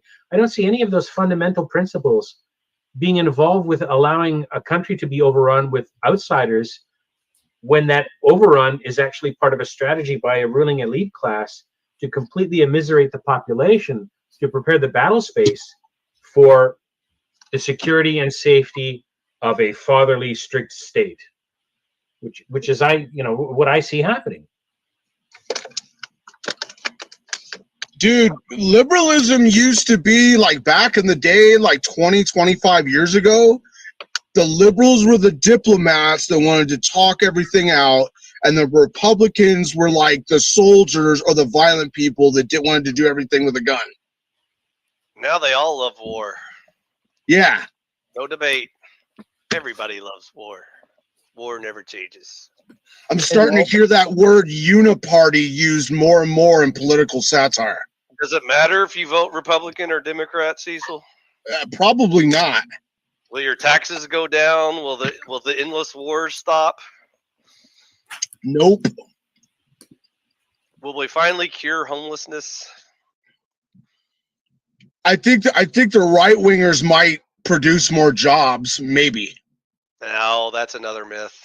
They produce the same amount as Democrats. You're thinking of old school Republicans back when there was like a right wing. Right. They're dead now.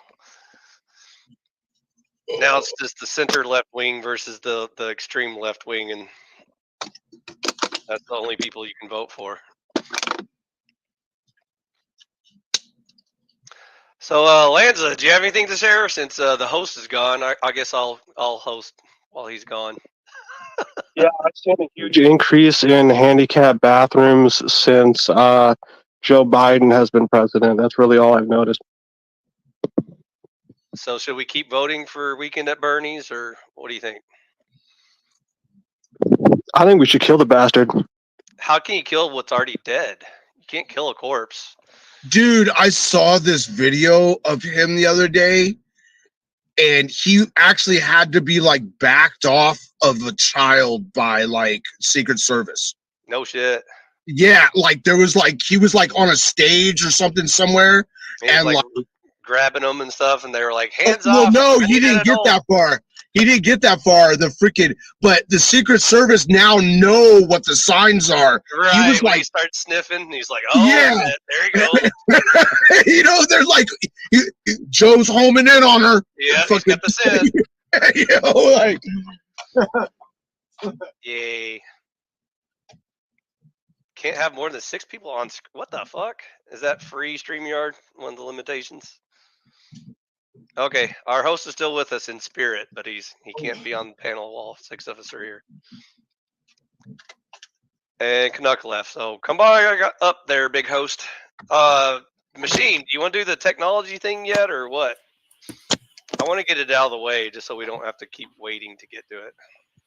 Maybe I should change my background, but I'm not so sure. I mean, that's gonna take like an hour and a half. I mean, we should just do Will it. it? I don't know. I could probably knock it out in 10 minutes. Yeah, I don't think you can. Okay, so shout out to all my Amish homies. Anything that's negative I say about you guys is in love. I love your anti-technology run, but there's stuff I disagree with. But anyways, the troglodyte debate machine. Should we go back to stone tools or should we allow electricity? Where do you draw the line? Well, the question is really about reality and about the way technology is improving and about innovation itself and about technique itself, right? What these things spell out, right? Okay, so what about tools that require more than 10 steps and or a specialist? Is that where you draw the line? Well, I would personally draw the line at automation, right? You mean like printing press or something?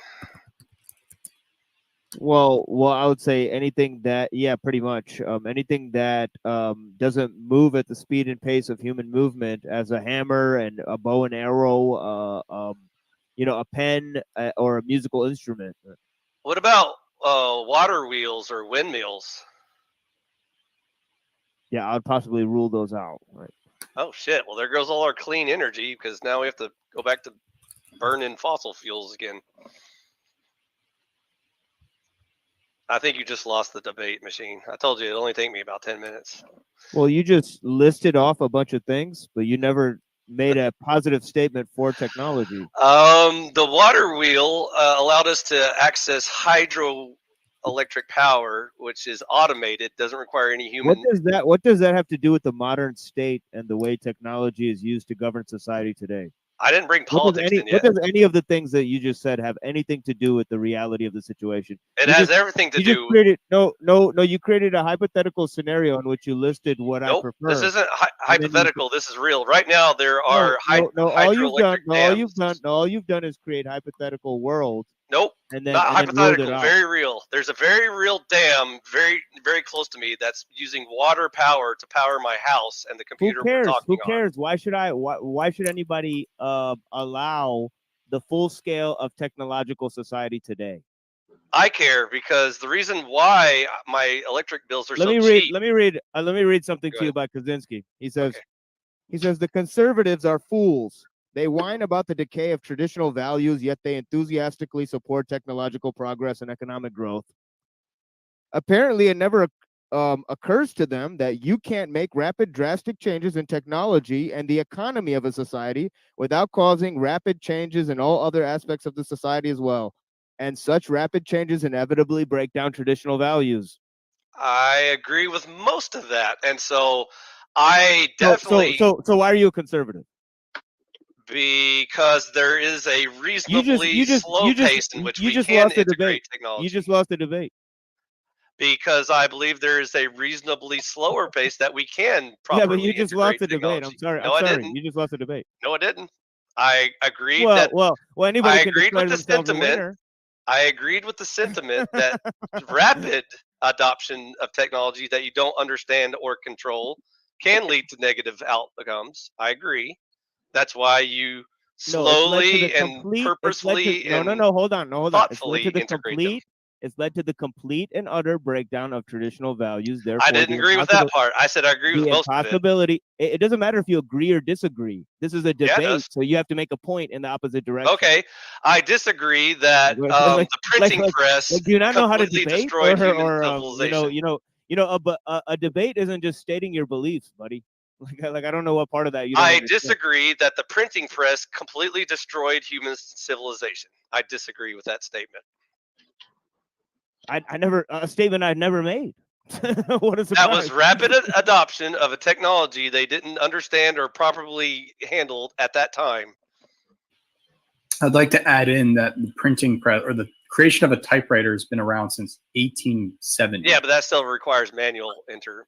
But for about almost a century, with a typewriter, we've been able to accelerate creating novels or uses of using the English language to put in paper inside a physical book.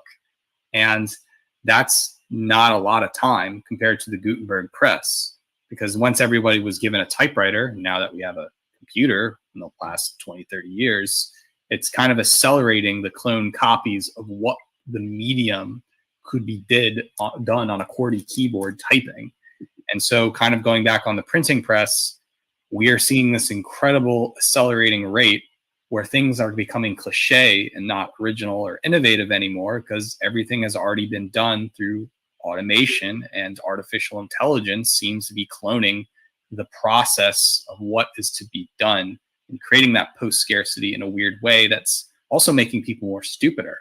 And so we have to innovate the way we write and create novels or create art, because it's only been about a century of what we could do with the medium of it. And that goes back to the Gutenberg press. And maybe it's time that we are doing things in the digital realm and we're not considering it. More stupider is a line directly out of Idiocracy, the movie. So Yeah. I have a question though. If I wipe my ass with my sock, is that more technologically advanced or less technologically advanced than Probably using toilet less. paper? Probably less, because the sock's meant for your foot. Yeah. Well, what if it's like my dirty sock that's already got my sweat in it, and then I'm just gonna throw it right in the freaking dirty clothes? It might feel better, but you're not helping technology along very well. It's just I think it's an more advancement African over the paper and killing of trees. Now, Well, let me- Cecil, well, let me- if you well, let wash me, that sock and reuse it, you might have a point. That might be more You're advanced. making a point of Malthusianism where, okay, they're forcing you to use the sock because they're trying to make you eat the bugs, stay in the pods. We ran out of toilet paper, but we're going to make it fashionable for you to use the sock because we don't have the resources. Toilet paper kills trees and is Right. way less effective than the sock. That's the Malthusian point of view and how the elites are going to tell you and brainwash you. Hey, Cecil. Bullshit. What if I propose technology to you where a toilet can spray your ass and clean it without cutting down any trees? What's going to eventually happen? French faggot, and I ain't doing that. Nobody's What they're shooting gonna nothing do is up my they're ass, gonna dude. You're freaking They're going to But you stop. wouldn't cut down any trees. Which one do you want? Trees or technology? Which one do you want, Cecil? I do not want anything shooting up my ass, dude. That's for sure. I'm not doing that, bro. Well, then use your sock and wash it every Yes, I time you will. use it. Yes, I will. Don't forget hygiene. It's very important. Especially if I'm drunk and can't find, there's no toilet paper. I have to go home with only one sock. So as I originally said, I have a soft spot in my heart for the Amish. That they actually know something that we don't know. I haven't figured it out yet, but it's not pure anti-technology. It's more about very, very slowly adapting the human way of life to match natural progression as much as possible. They're actually a bit hypocritical because they already embrace technology, including like horse tools and buggies and all kinds of shit like that, which Stone Age people don't use. So they already lost that debate. If you're gonna be anti-technology, you have to be consistent in your argument. Well, that's from an extremist point of view, though. That technology will solve all of our problems. Oh shit! They use a hammer and a nail. They're hypocrites. No, they just don't want to use like electricity mainly. Yeah, which is arguable that it's gonna suck people in. Like they can like smell the evil of electrical technology. They're That's like, the part I disagree with. I don't think there's demons in electricity, but maybe there are, and I haven't discovered them yet. They clearly think so. So, Machine, I still don't know what your actual line is. Like, what is acceptable and what is unacceptable as far as terms of technology? What happened to everybody else? I don't You know. I stepped think they away got for- scared of the tech debate. I stepped away for 1 second. Well, there is no debate. You're asking me to provide a false line in the sand. You're not debating the reality of the situation of the complete technology of what it's saying. You're not asking me to present an argument. You haven't presented an argument. I mean, Okay, I I'll don't present an understand. argument. I think technology can be integrated into culture, society, human life, and benefit it so long as it's good and intelligent people doing it slowly and properly to match our natural progression through life, including evolution. Okay. What you provided now is a set of beliefs, right? Yeah, that's my belief. And my argument is that technology is good or can be good in many situations.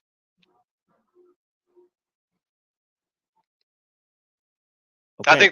I think there are bad situations, by the way. I already agreed with you. So for example, if you and I were on an airplane and we went over to this like cannibal island somewhere where they're still in the Stone Age, and we gave them like AK-47s and stealth jets and tanks and shit like that, I can foresee lots of bad things happening in that situation. That's where technology would be a bad thing. I agree. Well, I believe that you as an individual, right, or you as a person within a society, right, you don't control the direction of technological growth, right? I control like 80 millionth of it, but yeah, go on. Yeah, yeah. So the speed and direction of technological growth is not under your control, right? Furthermore, technology deforms skill and culture. Okay. Would On a it make you personal level, because of automation and the creation of skill, and because on an international level, it creates a monoculture, right? This points to the greater fact of it destroying traditional values, which you seem to promote Yes. or think that is important to preserve. And Yes. you've already admitted that it destroys those things. I did. So you're quickly losing the debate. I but you don't really- never said it destroys those things. I said it can lead to potentially harmful outcomes. Right. And You should also, not have conceded that point. because before we that's go the down main this point. rabbit hole, would it make you feel better if we did have more control over the government and society and culture? Well, society and culture is one thing. I'm merely speaking on technology, the growth of technology. Government. How about government? Would it feel better if we had more control over the government? Well, we have less control over the government I because of agree. technology. That is probably because of more the technology, right? problem. That's probably more the problem than the technology. The government is a problem of the technology. Well, we're here debating the technology, right? Not All the right, government. that So you can't- we'll debate tech. You're the one that wants to keep bringing You society and culture into it. no. You just admitted that they're linked. The problem is linked. I between agree they're technology and linked. I wanted to address one so topic then first.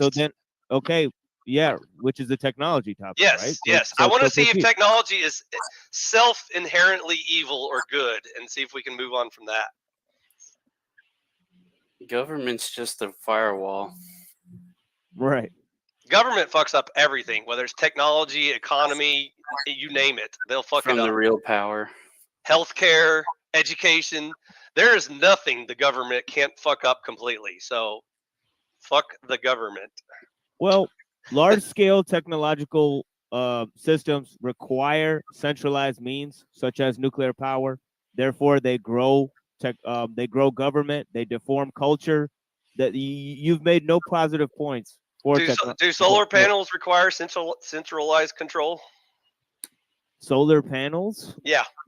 Yeah, they require experts to make them, and those experts have to be verified by a system of means and ends. So even people as backwards as like the Chinese are able to make solar panels despite Backwards as the Chinese. Yeah, I don't know what you're talking about. Yeah, dude, they have so little education and innovation and creativity. It's scary.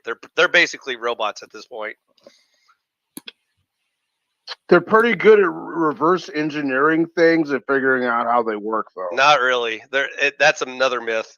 They're really good at bringing in foreigners to build shit and then trying to maintain it for the next 30 or 40 years, pretending like they're still keeping up with technology. If you look at their buildings, they're falling apart. They're dying from the implosions. Ghost cities. When they build buildings, they're made out of sand and like mud, and they collapse before they can even get the paint on the walls. The structurally reinforced concrete buildings were built by foreigners. They always had to import foreigners to do any of their massive infrastructure. It was usually Europeans, by the way. It's FYI. Sometimes it was Russians. Go collectivism. Yeah, socialism solves everything. Makes you smart too. Well, let's be honest though. I mean, I just want to mention this really quick because isn't it kind of like obvious that isn't that smart on the part of us on the West that we kind of made them dependent on us? No, because who's funding all this socialist bullshit, Jack? Well, either people with small hats or us or both. I'll give you a hint. If you've shopped at Walmart lately, thou art the man. You're funding the CCP. Right, but of course, but they've set it up that way. And wouldn't you argue that they're more dependent on us than we are of them? No. We're their most profitable customer at the moment, but after we're gone, they'll just move on to the next sucker that needs cheap shit. Actually, good news, Jack. They've fucked themselves so bad. India is the new China. China is actually about to destroy itself. It's about to wipe itself off the map because it turns out socialism does kill you really fast and your economy. And all of their real estate markets imploding. Their whole pretending to be capitalist system is imploding. They kept seizing too many of their billionaire companies, and now there's none left. And now they're all state controlled, and those are going out of business. So they won't be around much longer. But anyways, India's the new China. Yeah, perhaps you're the last person in the world to realize that the theory of socialism is also linked to technological growth and industry. Possibly. Not possibly. It's literally inside it's literally part and parcel of the theory. It did coincide with industrialization and the rise of communism. I did notice that. So yeah, it's part and parcel of the theory. Yeah, not only coincided with it historically and practically speaking, but it's part and parcel of the theoretical framework, labor and industry. Okay. I agree. We should completely eradicate the left wing. All problems solved. They'll just start calling themselves something else. Machine, is this why communists are always going off about how the people the workers should own the means of production or something like that? Exactly. Yeah, they're literally speaking on large scale technology and industry. Marx wrote a whole treatise about nature, and Hegel's views on nature are interesting. He thinks the human mind is the antithesis of nature, right? Which develops this notion of spirit, right? So he creates this like weird trifecta view of it, which kind of leads to like Jung. And I wish Canuck was still here because the Jungian thing that he was kind of talking about kind of fits into it. That's all right. We can wrap it up, TML. I think you're more focused on the bad outcomes of things that technology can lead to, and I think I was trying to help you figure out that it's not so much technology is to blame as it's the bad actors using the technology. And so right. But you would have. I came and talk. Go ahead, Red. Wait. Go ahead, Red. Instrumentalism is the word I was looking for. Trying to say. Okay. Yeah, instrumentalism. All right, the medium. Okay, is the message and the means become the basic outcome of what you're dealing with. Efficiency creates an ideal of softness. Total loss of skill and deformity of culture. You've provided no positive points. You need to go work on some arguments against technology and come back. I award you no points, and may God have mercy on your soul. So anyways, TML, I understand you're very passionate about this topic. Like I said, for some reason it's not passion. It's about like actually figuring out like what is. It is, dude. Because like I said, I pointed out that it is physically possible. You gave no positive points for technology. I gave so many positive, dude. Name one positive point that you mentioned for technology. You printing press, medicine, every single point I made. Tools, no. You can't just list machines, technological advance. Yeah, okay, and electricity, power. The list goes on and on, conceded downsides to all of those things. I can tell you about all the good things, the millions of lives these things have saved. No. Here's what actually happened. You actually conceded downsides to all of those things, and therefore you cannot have a debate without pointing out positive sides to those things. You're right, dude.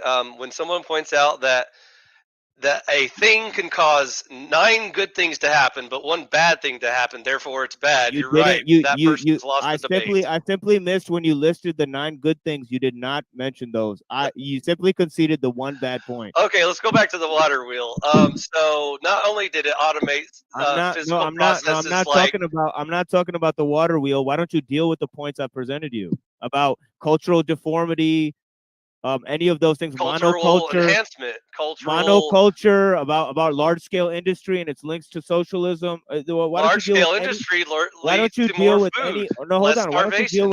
Why don't you deal with any of the points I presented you? I'm dealing with every and each one of them as you say. No, them. you've done. You've done. So nothing. large You've done nothing. industrialization leads to more production of food and less starvation. Go ahead. How does it do that? What's the downside of that?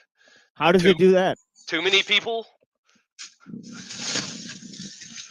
What are you How talking did the about? industrialization create farming equipment, food factories? That's fed more people. So we've solved world hunger. America went from barely surviving to making too much food. We make so much food we can't even eat it all. We have to ship it to other countries. There's millions of homeless people in America that are hungry. And yet there's lots of countries who can't even feed their own people because they're still in the Stone Age trying to rub sticks together to figure out how to build a farm. So I want to mention this really quick. I think really the question is, by what metric do you decide if something is good or bad? Regardless No. It's just here. Hold on. I just want to address what he just said. International trade has created food deserts within urban areas. This is a cause of mass starvation within the inner cities. So, technological change has not provided solutions to hunger. But yeah, I'm sorry, Neuro, and I think he fell out, but he'll come back and make his point. I don't know what he's saying.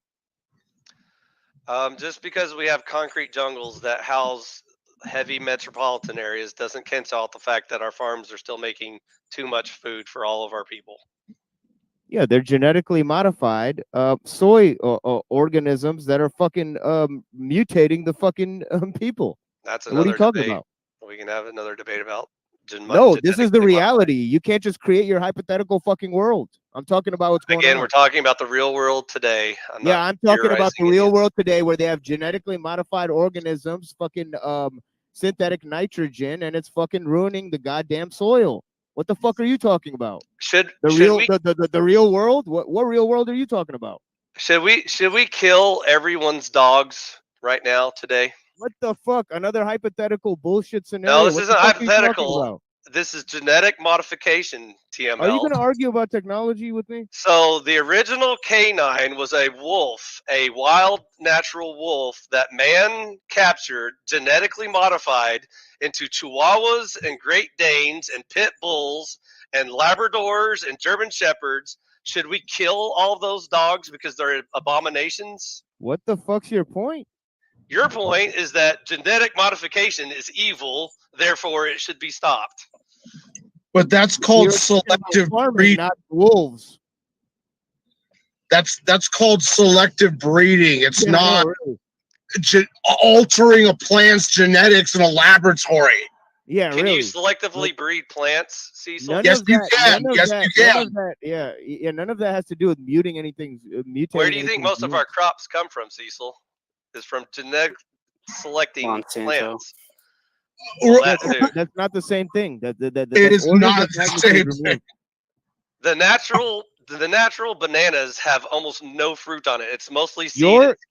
Here, I-Fi, let me help you really quick. Hybridization is not the same thing as creating a genetically modified organism in a laboratory. That's the word. Hybrids. Sorry, buddy. Yeah. Okay, so they're not even the same thing. Put in a laboratory. No, but hold on. Animal DNA. DNA. Let me tell you something, and then let Neuro say what he was gonna say. Basically, this is the problem with your hypothetical thing. Neuro, go ahead. Everything's hypothetical. We're talking about live stuff right now. Go ahead, Neuro. You just said hybridization was genetic. Was the same thing as a genetically modified organism. sir. So you're not even talking about the thing on the two scales. What the scenario you presented was a fantastical rendition of what I was saying. It was a purely hypothetical scenario.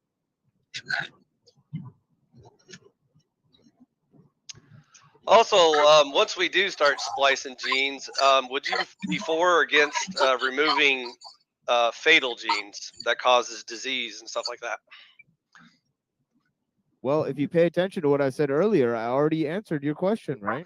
Yeah, you did. You said whenever man does things evil, only nature gets to decide what nature does. By the way, are humans part I of never nature? said. Hold on. I never said that. So you can rewind the tape and deal with the actual point. Okay, when genetic engineering occurs, it's because man interferes with genetics of either plants or animals. Is man part of nature? I think man is part of nature. Do you think man is part of nature? I know it is. So would you prefer unintelligent nature or intelligent nature to make the decisions on the outcome of our plants and animals? Well, I don't believe there's a such thing as unintelligent nature, my friend. You've never met a plant or an insect or an animal? Plants are intelligent. Really? Yeah. Yeah. Okay. Yeah. Are you that dense that you do not No, realize that plants are... I accept the definition of sentience, but that's not intelligence. But okay, let's go there. It is Respond to precisely the same music thing. and shit. Plants respond to music. They scream if you freaking them. By the farthest stretch of the imagination, I guess all sentient beings are intelligent. Okay, I concede that point, TML. This round goes to you. See, this is the problem, Ifi. You keep conceding points. I only When are we gonna conceded debate? one so far. For the No, you record, this is conceded the several. one I concede. Dude, you conceded several points, dude. Let's not play games here. You conceded like 3 or 4 points. I'm sick of it. But as far as should human beings be allowed to play God and create, like, I don't know, spider goats or whatever? Sure, No. if it makes humanity better. No. Should man be able to create like? Okay, hold on. On that note, by what measure do you judge if something is making humanity better or worse? By what measure? Right. Oh, Neurojack, you and your open questions. No, it matters because what you're saying is you said, well, look at all the lives that have been saved by technology. Well, yes. But also at the same time is we wouldn't have so many lives to save without the technology in the first place. So it's a circular problem and solution. Like Right. Well, I guess Neurojack, do you like more humans starving to death or less humans starving to death? Let's start with that metric.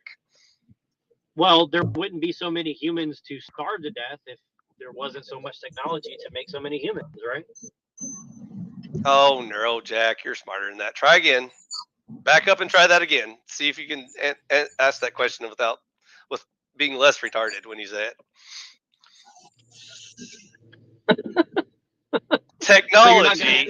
Technology, which makes food faster for us, which reduces starvation, therefore makes more humans, which will automatically starve to death because the same technology that gave us more food suddenly can't be used to make more food for the new people, right? Neurojack, is that what your question was? Well, look, I can make it so many different ways if you want to make it so many different ways. Do the less retarded version. You're all about the freedom, right? But then the technology is, obviously leading to less freedom over time in the sense that you're interested in freedom for humanity, right? So we have more humans that are not free, and it's because the technology is being used by the people that are controlling people to get people. I'm more interested in the moral freedom, not just freedom by itself. You missed my earlier rant about capitalism. Isn't the Hold on, real quick. Neuro, your mic is a little bit malfunctioning. It's like going every once in a while when you talk. Daisy. But yeah. So anyways, Neurojack, we still heard what you said. Yeah. you missed my earlier rant where I clearly explained that certain concepts like capitalism is not the silver bullet that will solve all humanity's problems. There are priorities such as Wait till he comes back in, homie. I think he can still hear us. He jumps out of the panel every once in a while, but I think he's I'm like in the pretty back sure, or something. There's no telling, I think. It doesn't. Yeah, He there's can no rewatch telling, the stream. So, anyways, there is no one magic holy saint button that will solve all of humanity's problems, including economy, including technology, or other topics that people like to demonize. So, the priority is Right, a but that's your belief. morally founded system that directs all of these More of your subcategories, beliefs. like government, economy, Your and belief. technology. Right, your opinion. Yep, that's my opinion.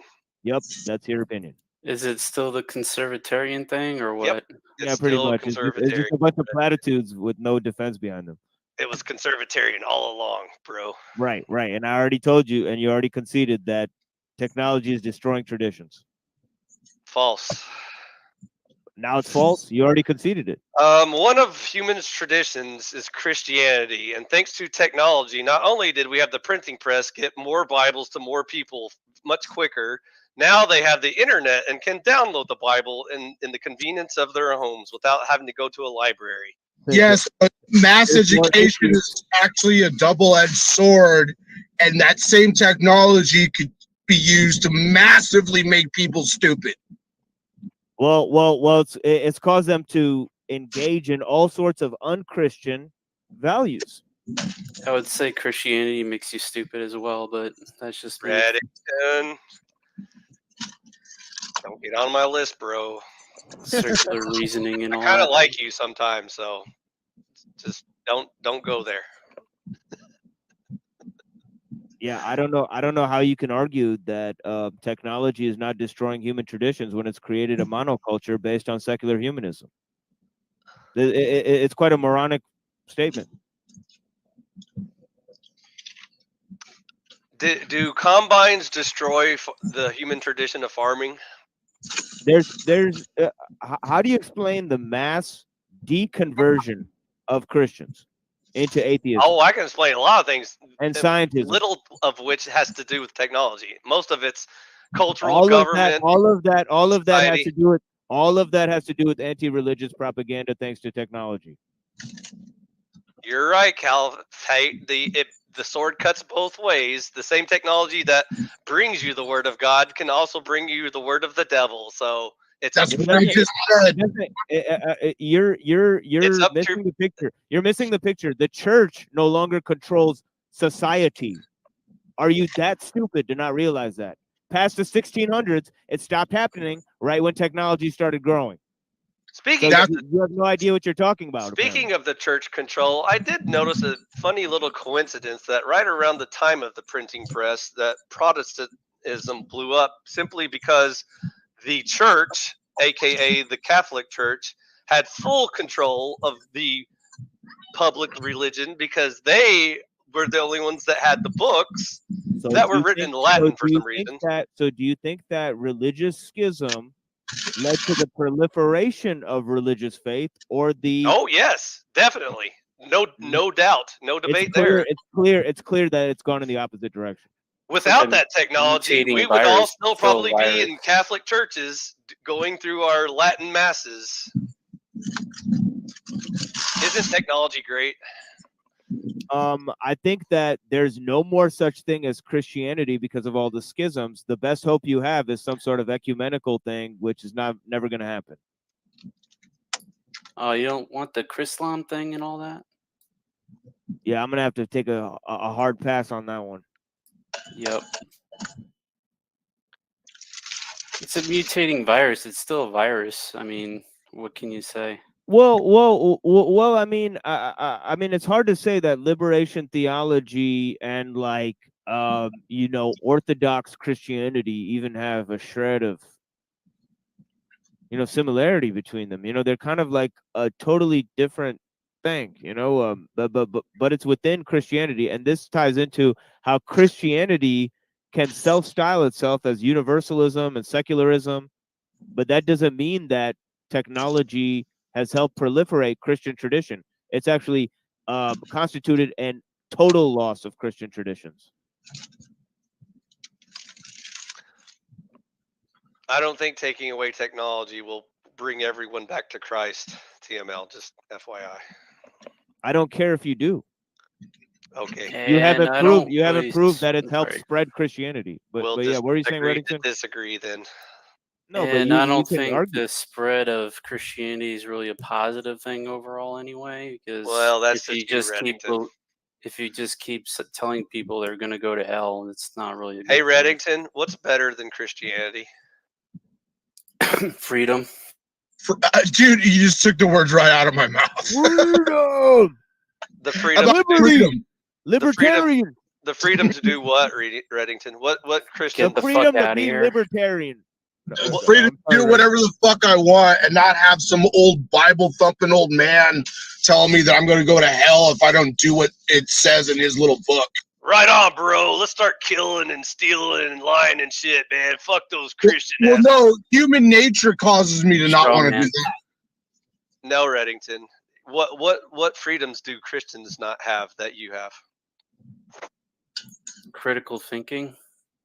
Oh, burn. You got me there, bro.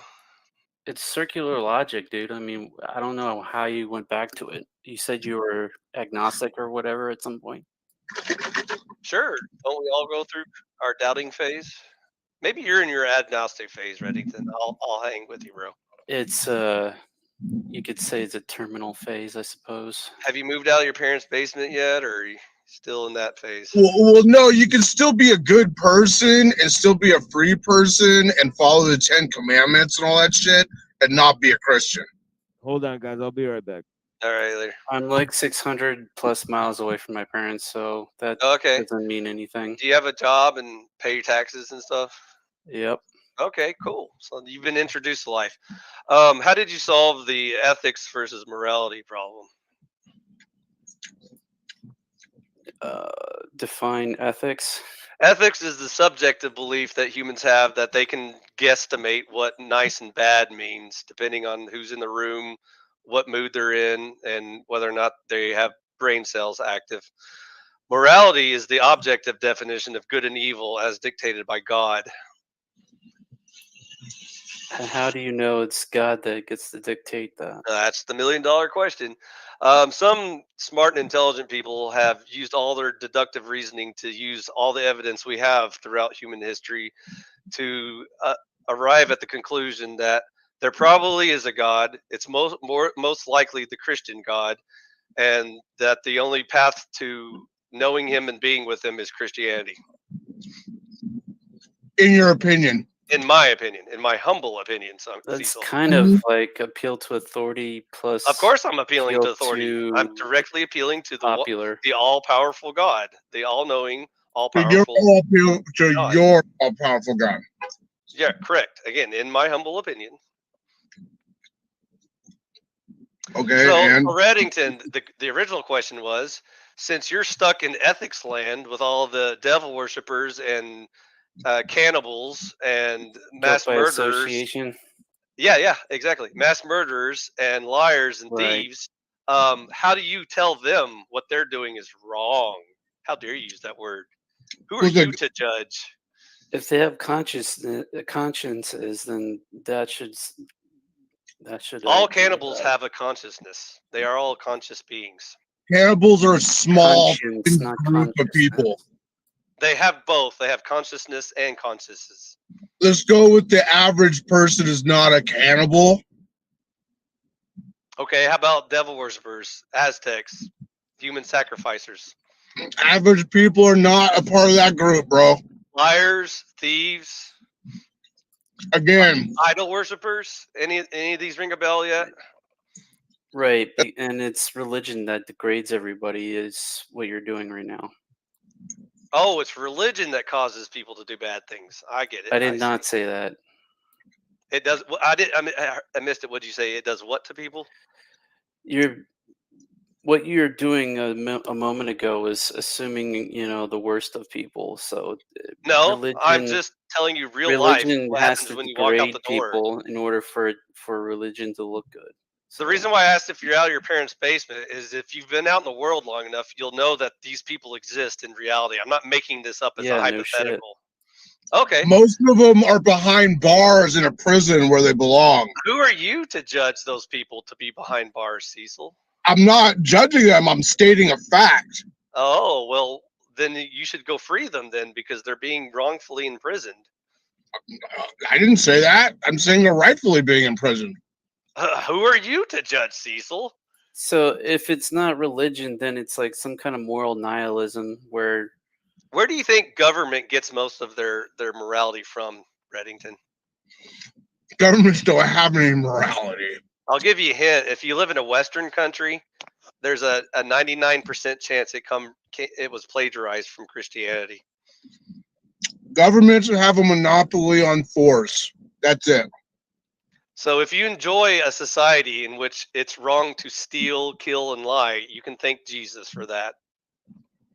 No, not really. No, I don't think so. Oh, okay. What country do you live in? I can thank human nature. Oh, human nature taught morality to your government. I see. Go on.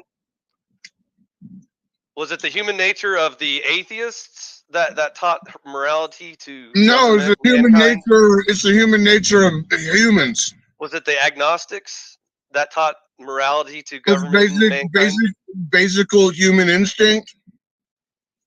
Okay, so basic human instinct that causes men to kill each other and steal each other's shit and lie about everything. That's the instinct that taught us morality. No. By the way, if you're going to go the scientific route, you're going to be sorely disappointed because the butthurt atheists tried this before too, and they failed sadly. I don't know what that means, bro. Normal human beings, judging off the way the average human being acts, does not engage in all those activities you're talking about. Are communists normal human beings? I don't know anything about. I'm not even talking about any type of governmental style. I'm talking about anthropologically. I'm talking about hundreds of millions of people. Are they normal people or not? Yes or no? Are Nazis normal people? Fascists? Are any of those normal people? Did they teach you morality? The average human being does not go around engaging in murder, lies, theft. Oh, okay, so on the average, communists and Nazis and fascists don't go around causing any physical harm to anyone. Good to know. I'll keep that in mind next time they show up in my neighborhood and they're like, hey guys, do you mind if we take over? I'll be like, sure. Y'all have never heard anyone before, so I don't see why not.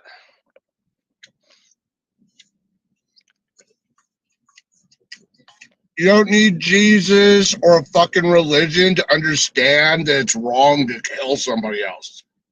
Well, God did kind of cheat in the instincts for us. By the way, no, not really. That's your version of the fucking story, dude. By the way, there is a modicum of substance to your view that there's an instinctual level of morality, which some theists argue that God pre-programmed us with a basic understanding of morality just so we wouldn't automatically resist it, though it doesn't like bias us one way or the other. The free will still allows complete choice, but there is a debate to be had.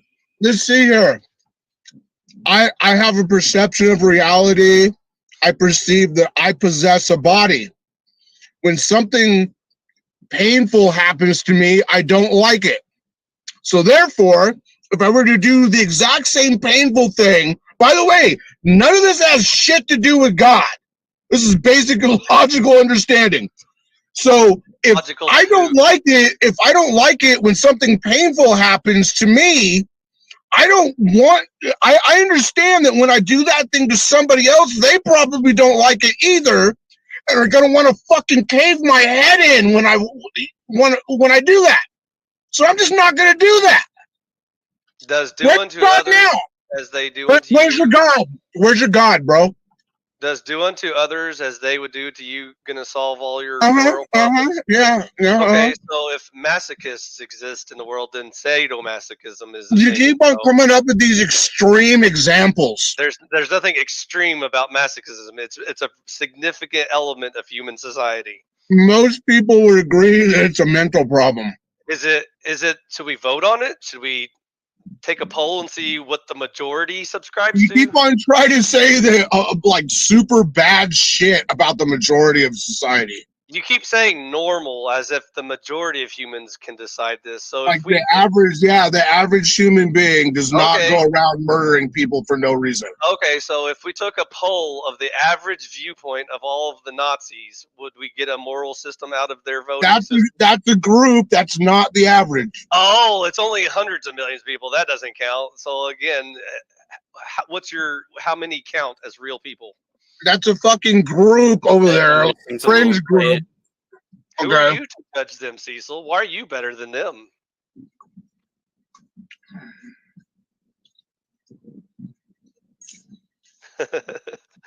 So again, you can't vote morality. It doesn't matter if it's popular or not. I don't care if 100% of people agree that doing action X is a good thing, because if action X is murdering babies, it's wrong, even if 100% of the people agree that it's good. That's not how morality works. Okay, and that's my exact point. What I just said. No, your point is you can't ever escape ethics because it's your feelings versus my feelings that day. That's what determines nice or bad. What about when you're in a bad mood? Are you against stealing when you're hungry and you're starving to death and your neighbor has too much food? What's wrong with stealing then? See, I can justify anything. He's probably gonna try to beat my ass and tell me to go do whatever it is. Well, then to be a smart thief and steal while he's not looking. Dipshit. Don't you know how to steal? Evolve already, dude. Have at least resistance. I could just go get my own. Or better yet, Cecil, just kill the motherfucker and then you get all of his food for free. You don't even have to steal it. Just walk into his house and take over everything. Have at least resistance. I could just go get my own. Exactly. If there's a gun right there on the table, path of least resistance. Pick it up, put a bullet in his brain, and now you get all of his shit for free. Or I could just go out and use the gun to get my own and not have him resisting me. Do you understand what I'm trying to say to you? Dude, while he's asleep, you walk into his room, put a bullet in his brain, Hey, dumbass. Okay? I could go out and kill an animal instead of having to go over there and kill him and take all. And most human beings naturally think this way. Hey, dipshit, do you know how much work it is to kill an animal and clean it and cook it and prepare it to eat? Path of least resistance, my ass, you fucking retard. I like arguing with you, Cecil. You're fun. See, at least Cecil gets into it, Reddington. You're just like, I imagine you kind of like laid back and like barely clicking on the keyboard, smoking the joint and glazed eyed and like, yeah, man, whatever, dude, bro. Yeah, I've he's never like, smoked weed in my life. You sound like you do. It sounds like you smoke a lot of weed. he can't fucking believe how stupid you So are. what? He's like speechless from how fucking stupid you are. He occasionally says smart things. That's why I like Reddington. But and then he'll take 2 steps back and say something really fucking dumb. So come on, bro. Work with us Duly here. noted. Work with us, bro. You got to give me something, man. I can't do all the work for you. I'm still waiting for you to tell me how you overcome ethics with morale, or is there no such thing as morality? There is morality. That's why Who? we're in this predicament. to Who begin with. decides morality, Reddington? It's self-evident. Oh, self-evident. Okay, so everything that I think is moral, Cecil's going to agree 100%, right? Because it's so self-evident. It's self-evident. For just me or everyone in the room? Am I the only one who can see it? For the average of humanity, it is very self-evident. There goes that average again. Are these average people in this room, Reddington? Is Reddington, TML, Cecil, and IFI average?